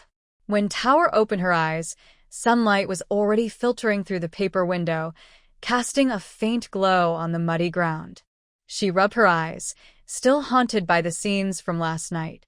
The words spoken by the boss, Zhang Fei, and the second-in-command, Hu Biao, made her think of them and Xiao family Wu Lang together.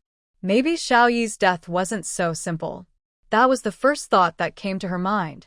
She took a deep breath and pushed these suspicions back into her heart. But her biggest worry now was whether boss Zhang Fei had dismissed his doubts last night. Although the mute Chi saved her last night, boss Zhang Fei didn't see her, but she always felt that he wasn't an ordinary person. At least, he wasn't just a simple bandit leader. Judging from the layout of Tigerhead Mountain Village, it was quite complicated. Although this village was only established for 3 years, even the imperial court couldn't completely eradicate it. Is that mute Chi just an ordinary mute? Last night, he appeared so suddenly. Was it a coincidence or intentional? His speed when running with me was not normal.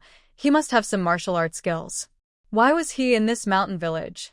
But the only thing certain is that mute Chi wouldn't hurt us. Otherwise, there would be no need to risk rescuing him. Could he have another identity?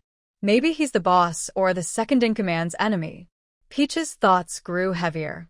She shook her head and thought, never mind, don't think too much. Take it step by step. When faced with trouble, adapt and face it. When the time comes, things will work out naturally. Take it slow and see how it goes. Anyway, there's no way to escape right now. She opened the window and looked outside, taking a deep breath. At this moment, Dong Kue had already sat up and quickly put on her coat. She looked up at Peach, who was staring out the window, wanting to ask something but didn't speak. After dressing, she put on her shoes and got off the bed, pulled back the curtain, and was about to help Ayen, who had just woken up, get dressed. Big sister Dong Kue, I can do it myself. Ayan's voice was childish and a little awkward. Peach's sister had said he was 5 years old and needed to do small things like dressing himself. Peach nodded and smiled at Ayen. Dong Kue, no need to help him. He can dress himself. Dong Kue paused and then smiled. This habit was formed back when she was a maid in the mansion, serving Lady Qingyu every morning, helping her dress and wash. All right, you do it yourself. Dong Kue withdrew her hand and then looked at Peach, whose eyes were a bit swollen. Peach, did you sleep poorly last night? A little probably because I'm not used to it. It will be better in a few days. We need to get up now. Although the lady said it could be later, it shouldn't be too late, since they weren't guests. The three of them tidied up their clothes and washed briefly. While combing her long hair, Peach lowered her voice. Big Sister Dong Kue, our danger isn't completely gone yet. You shouldn't wander around the village either. I'm worried there might be traps or mechanisms around. Walking around carelessly could put your life at risk. From now on, you should trust Ian and ensure both his safety and your own. Here, some things are better left tolerated. Avoid causing trouble. Dong Kue quickly nodded. I understand, Sister Tower. I don't know this village well, so I won't wander around. When she entered the village yesterday, she indeed saw strange wooden stakes around the wall, and the ground in some areas looked different. If Tower hadn't reminded her, she might have wandered around looking for an exit. Ian, you too. When you're in front of those bandits, try to speak less outside so they don't realize you're a boy. Tower turned to advise Ian. Ian raised his small face, looking serious for a 5-year-old. Sister Tower, I understand. With them here, I will speak less, and about last night, no matter who asks, tell them we didn't go out at all. If you must answer, say we were scared, shocked, tired, and went to bed early. Tower repeated her instructions from last night, her gaze lingering on their faces for a moment until she saw them nod seriously. She took a deep breath and pushed open the door. Morning light flooded in instantly. A cool, damp smell of earth and plants filled the air. The mountain village's morning was not completely quiet. From the distant training ground, sounds of weapons clashing could be heard, and the aroma of cooking and rice porridge drifted from the kitchen. The village was built along the mountain, with wooden buildings arranged neatly. If it weren't for the bandits patrolling with knives, it would feel like a peaceful mountain village. Tower led Dong Kue and Ian through the courtyard onto a solid dirt path, with hardy wild vegetables planted on both sides. A few early rising bandits sat at the wall, munching on flatbread, their eyes passing over the three without stopping. Inside the kitchen, activity was lively. For cooks were busy at the large stove, steaming baskets releasing white steam, and a big pot of porridge was boiling. Seeing Tower and the others, the cooks exchanged glances. The chubby cook who had mocked Tower yesterday even forced out a faint smile. Hello, little Tao cook. Everyone greeted in unison. Yesterday, the whole village knew about a very skilled cook called Little Tao. So, everyone called her Little Tao cook. Pear nodded with a gentle smile as a response, then walked straight to a small stove in the corner. This small stove was built separately for the leader of the village. In front of the stove, Ah Chi, the mute, was already sitting there. When he saw her, he immediately smiled at her, showing his white teeth. Yesterday, Pear asked the leader to assign this mute helper to her, and the leader agreed quickly. As long as she could make delicious food, it was no problem to have several helpers. At this moment, he slightly lowered his head and didn't straighten his back. It was unclear if he was deliberately pretending to be like this during the day. Last night, Pear clearly saw him standing straight, without any hunchback. Or perhaps it wasn't a hunchback but just a habit of bowing and kneeling. Pear guessed that he was probably doing this on purpose, maybe because of some hidden reason. But this didn't concern them much, as long as he wasn't an enemy.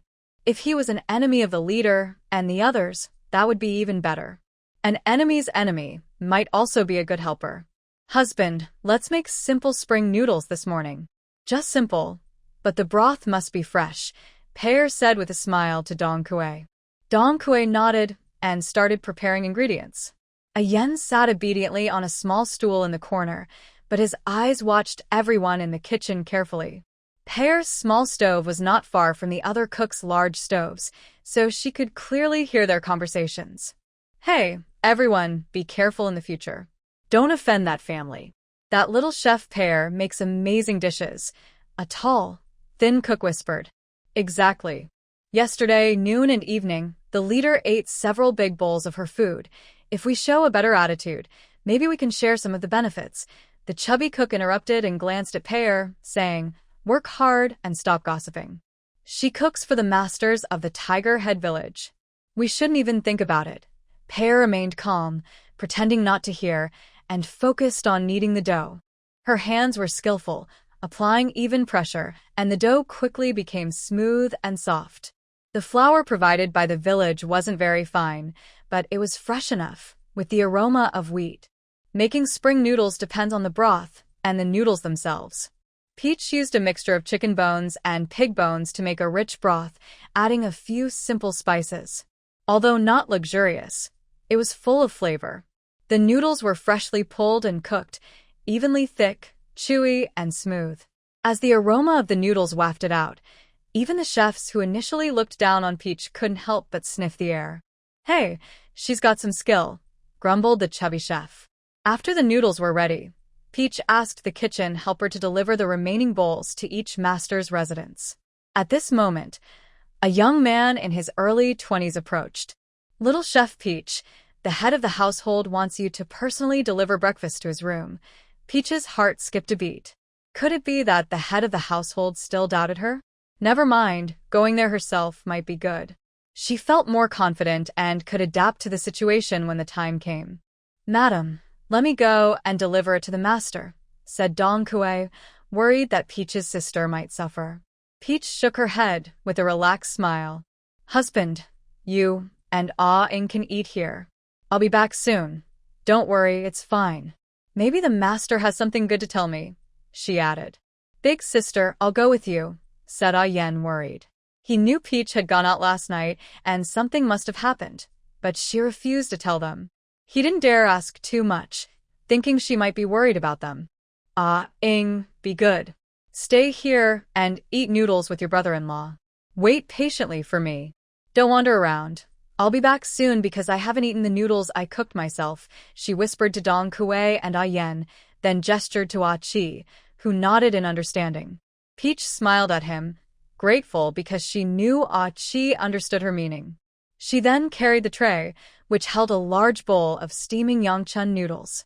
The master's residence was at the highest point of the mountain village, a 2-story wooden building with a wide view overlooking the entire village. She thought to herself, Zhang Fei really knows how to enjoy life. Peach climbed the steps steadily, her pace slow but her heart beating faster and faster. After the guards announced her, she was allowed to enter. Zhang Fei was sitting in the main seat in the main hall, and there was no one else inside. The second wife and the third wife were both absent.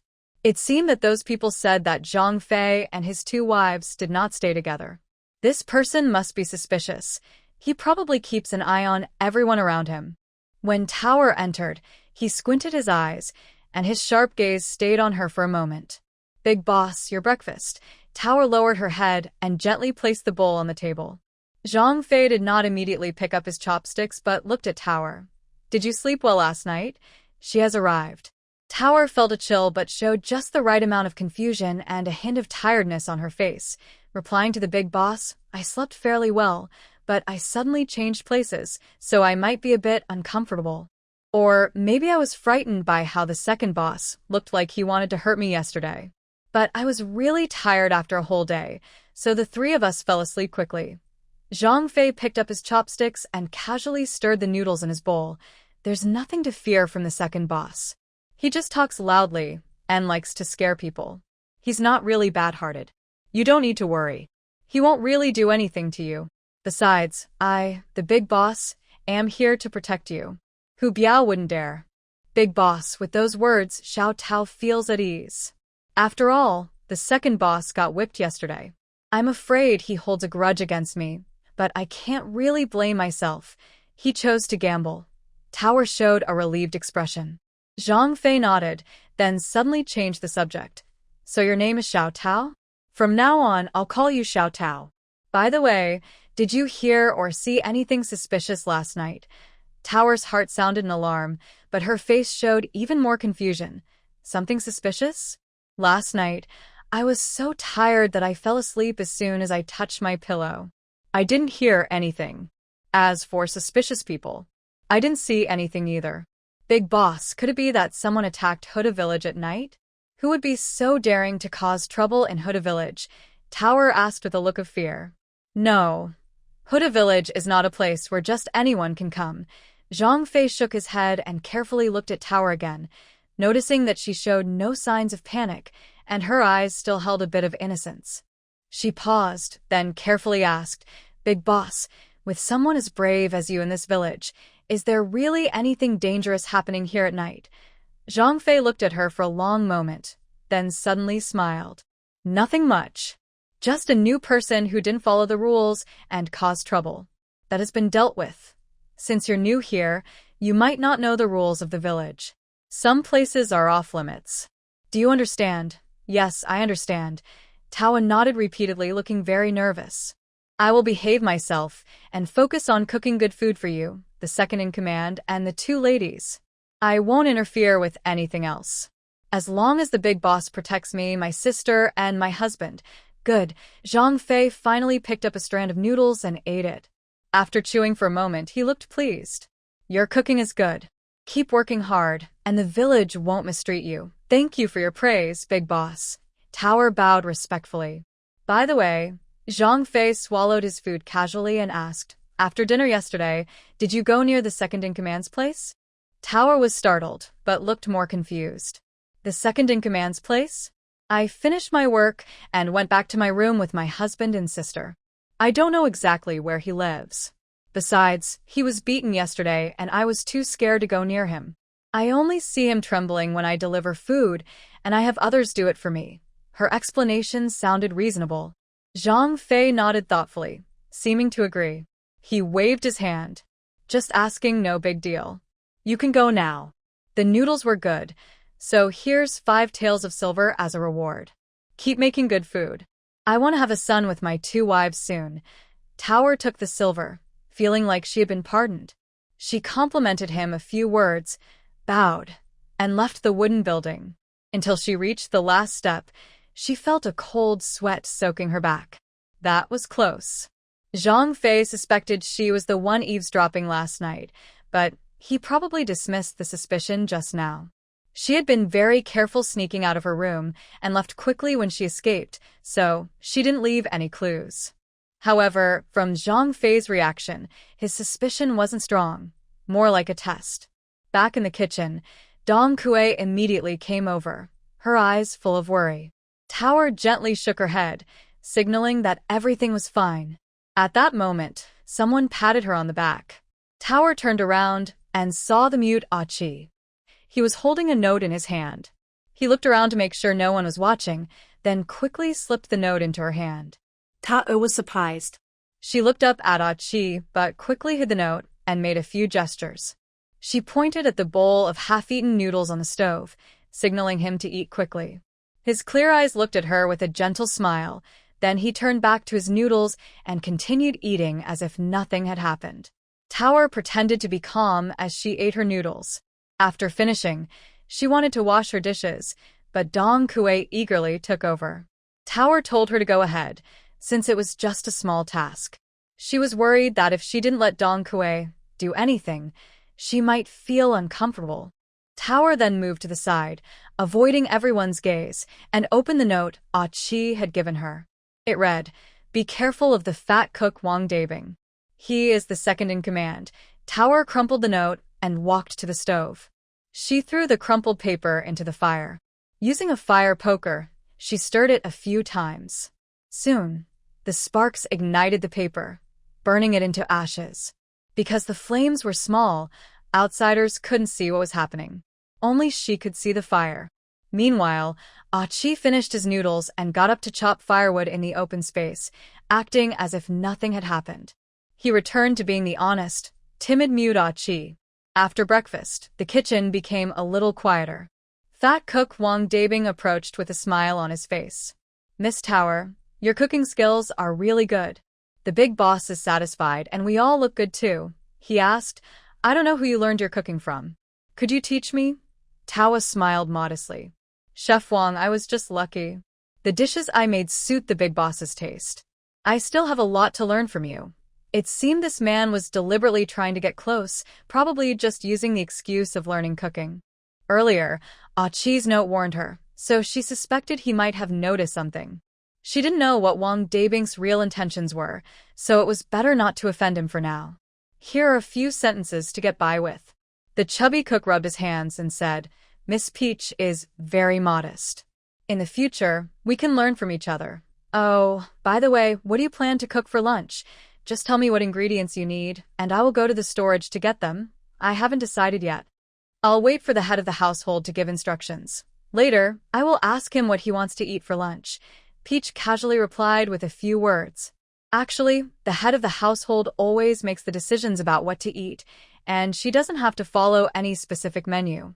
This chubby cook is deliberately asking about her cooking plans, probably with some hidden purpose. Maybe the second-in-command gave him instructions? The chubby cook chatted for a while longer before awkwardly leaving.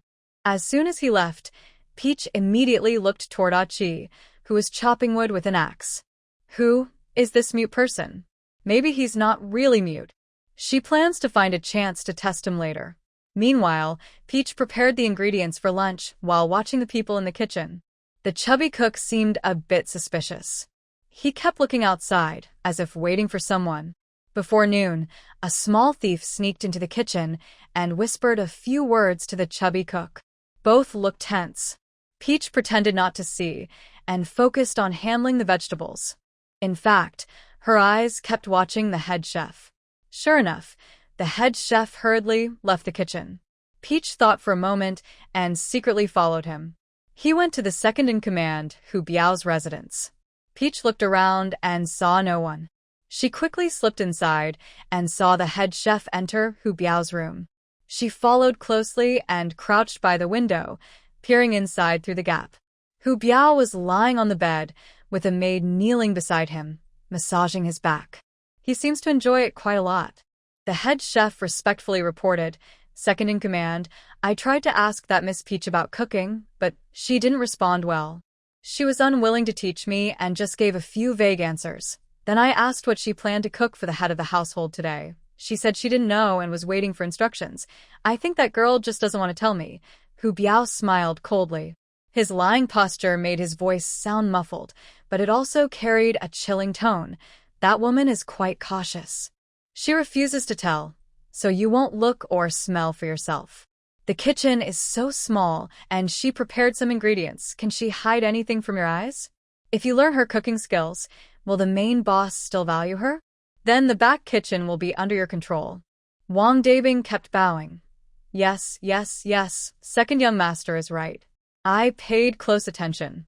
This morning, she prepared fresh river shrimp, winter bamboo shoots, and a good piece of pork belly, looking like she's going to make oil-braised shrimp and braised pork.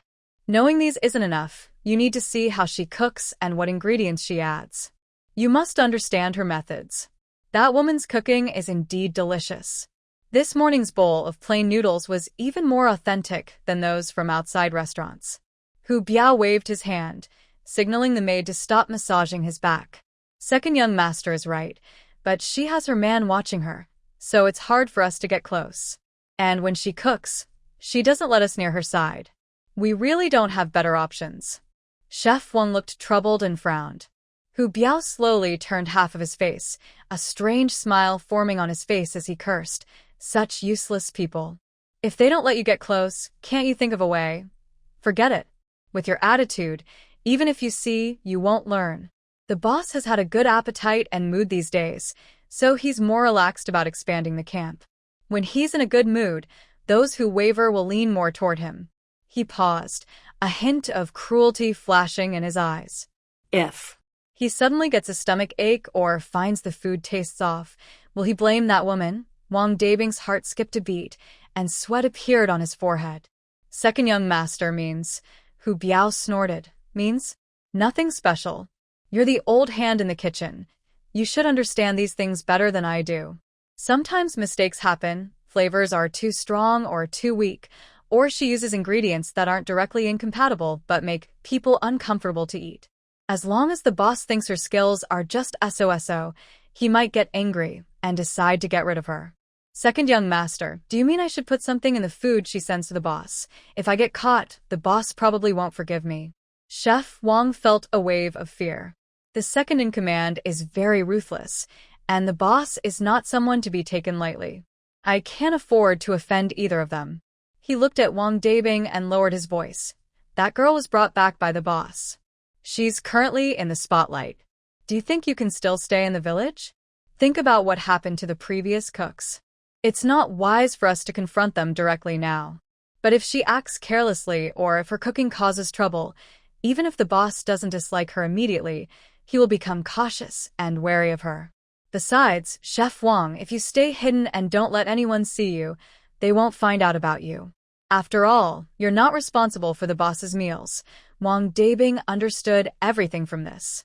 The second-in-command is trying to use him to do harm. He wiped his sweat and said, I understand. I will find a chance. But that girl is very watchful, and she has her husband and that mute helper. Hu Biao frowned. The mute? That Chi? Just a dullard who only works hard. There's nothing to worry about. The scholar can find a way to distract him. Wait for the right moment and act carefully. If it really comes to it, we can wait a few days before making a move. Chef Wang immediately responded respectfully. Understood, second in command. He waved his hand. Go now. Be careful, and don't let anyone see you often coming here. Yes, I will take my leave. Wang Dabing bowed and stepped back. Peach Blossom, behind the window, remained very calm. She held her breath, pressed her body tightly against the shadowy wall, and only dared to peek out when she heard Wang Dabing's footsteps fade away. Only then did she cautiously look around to make sure Hu Biao's room was quiet. She then tiptoed back quickly along the same path toward the kitchen. Behind Peach Blossom, a green figure swiftly turned and left, heading to the second lady's room. She stayed calm for a moment, then thought about what the second-in-command had said. Suddenly, she understood. This second-in-command didn't just want the boss to deal with her. He wanted her and others' lives. She also realized that Hu Biao was planning to use her to do harm.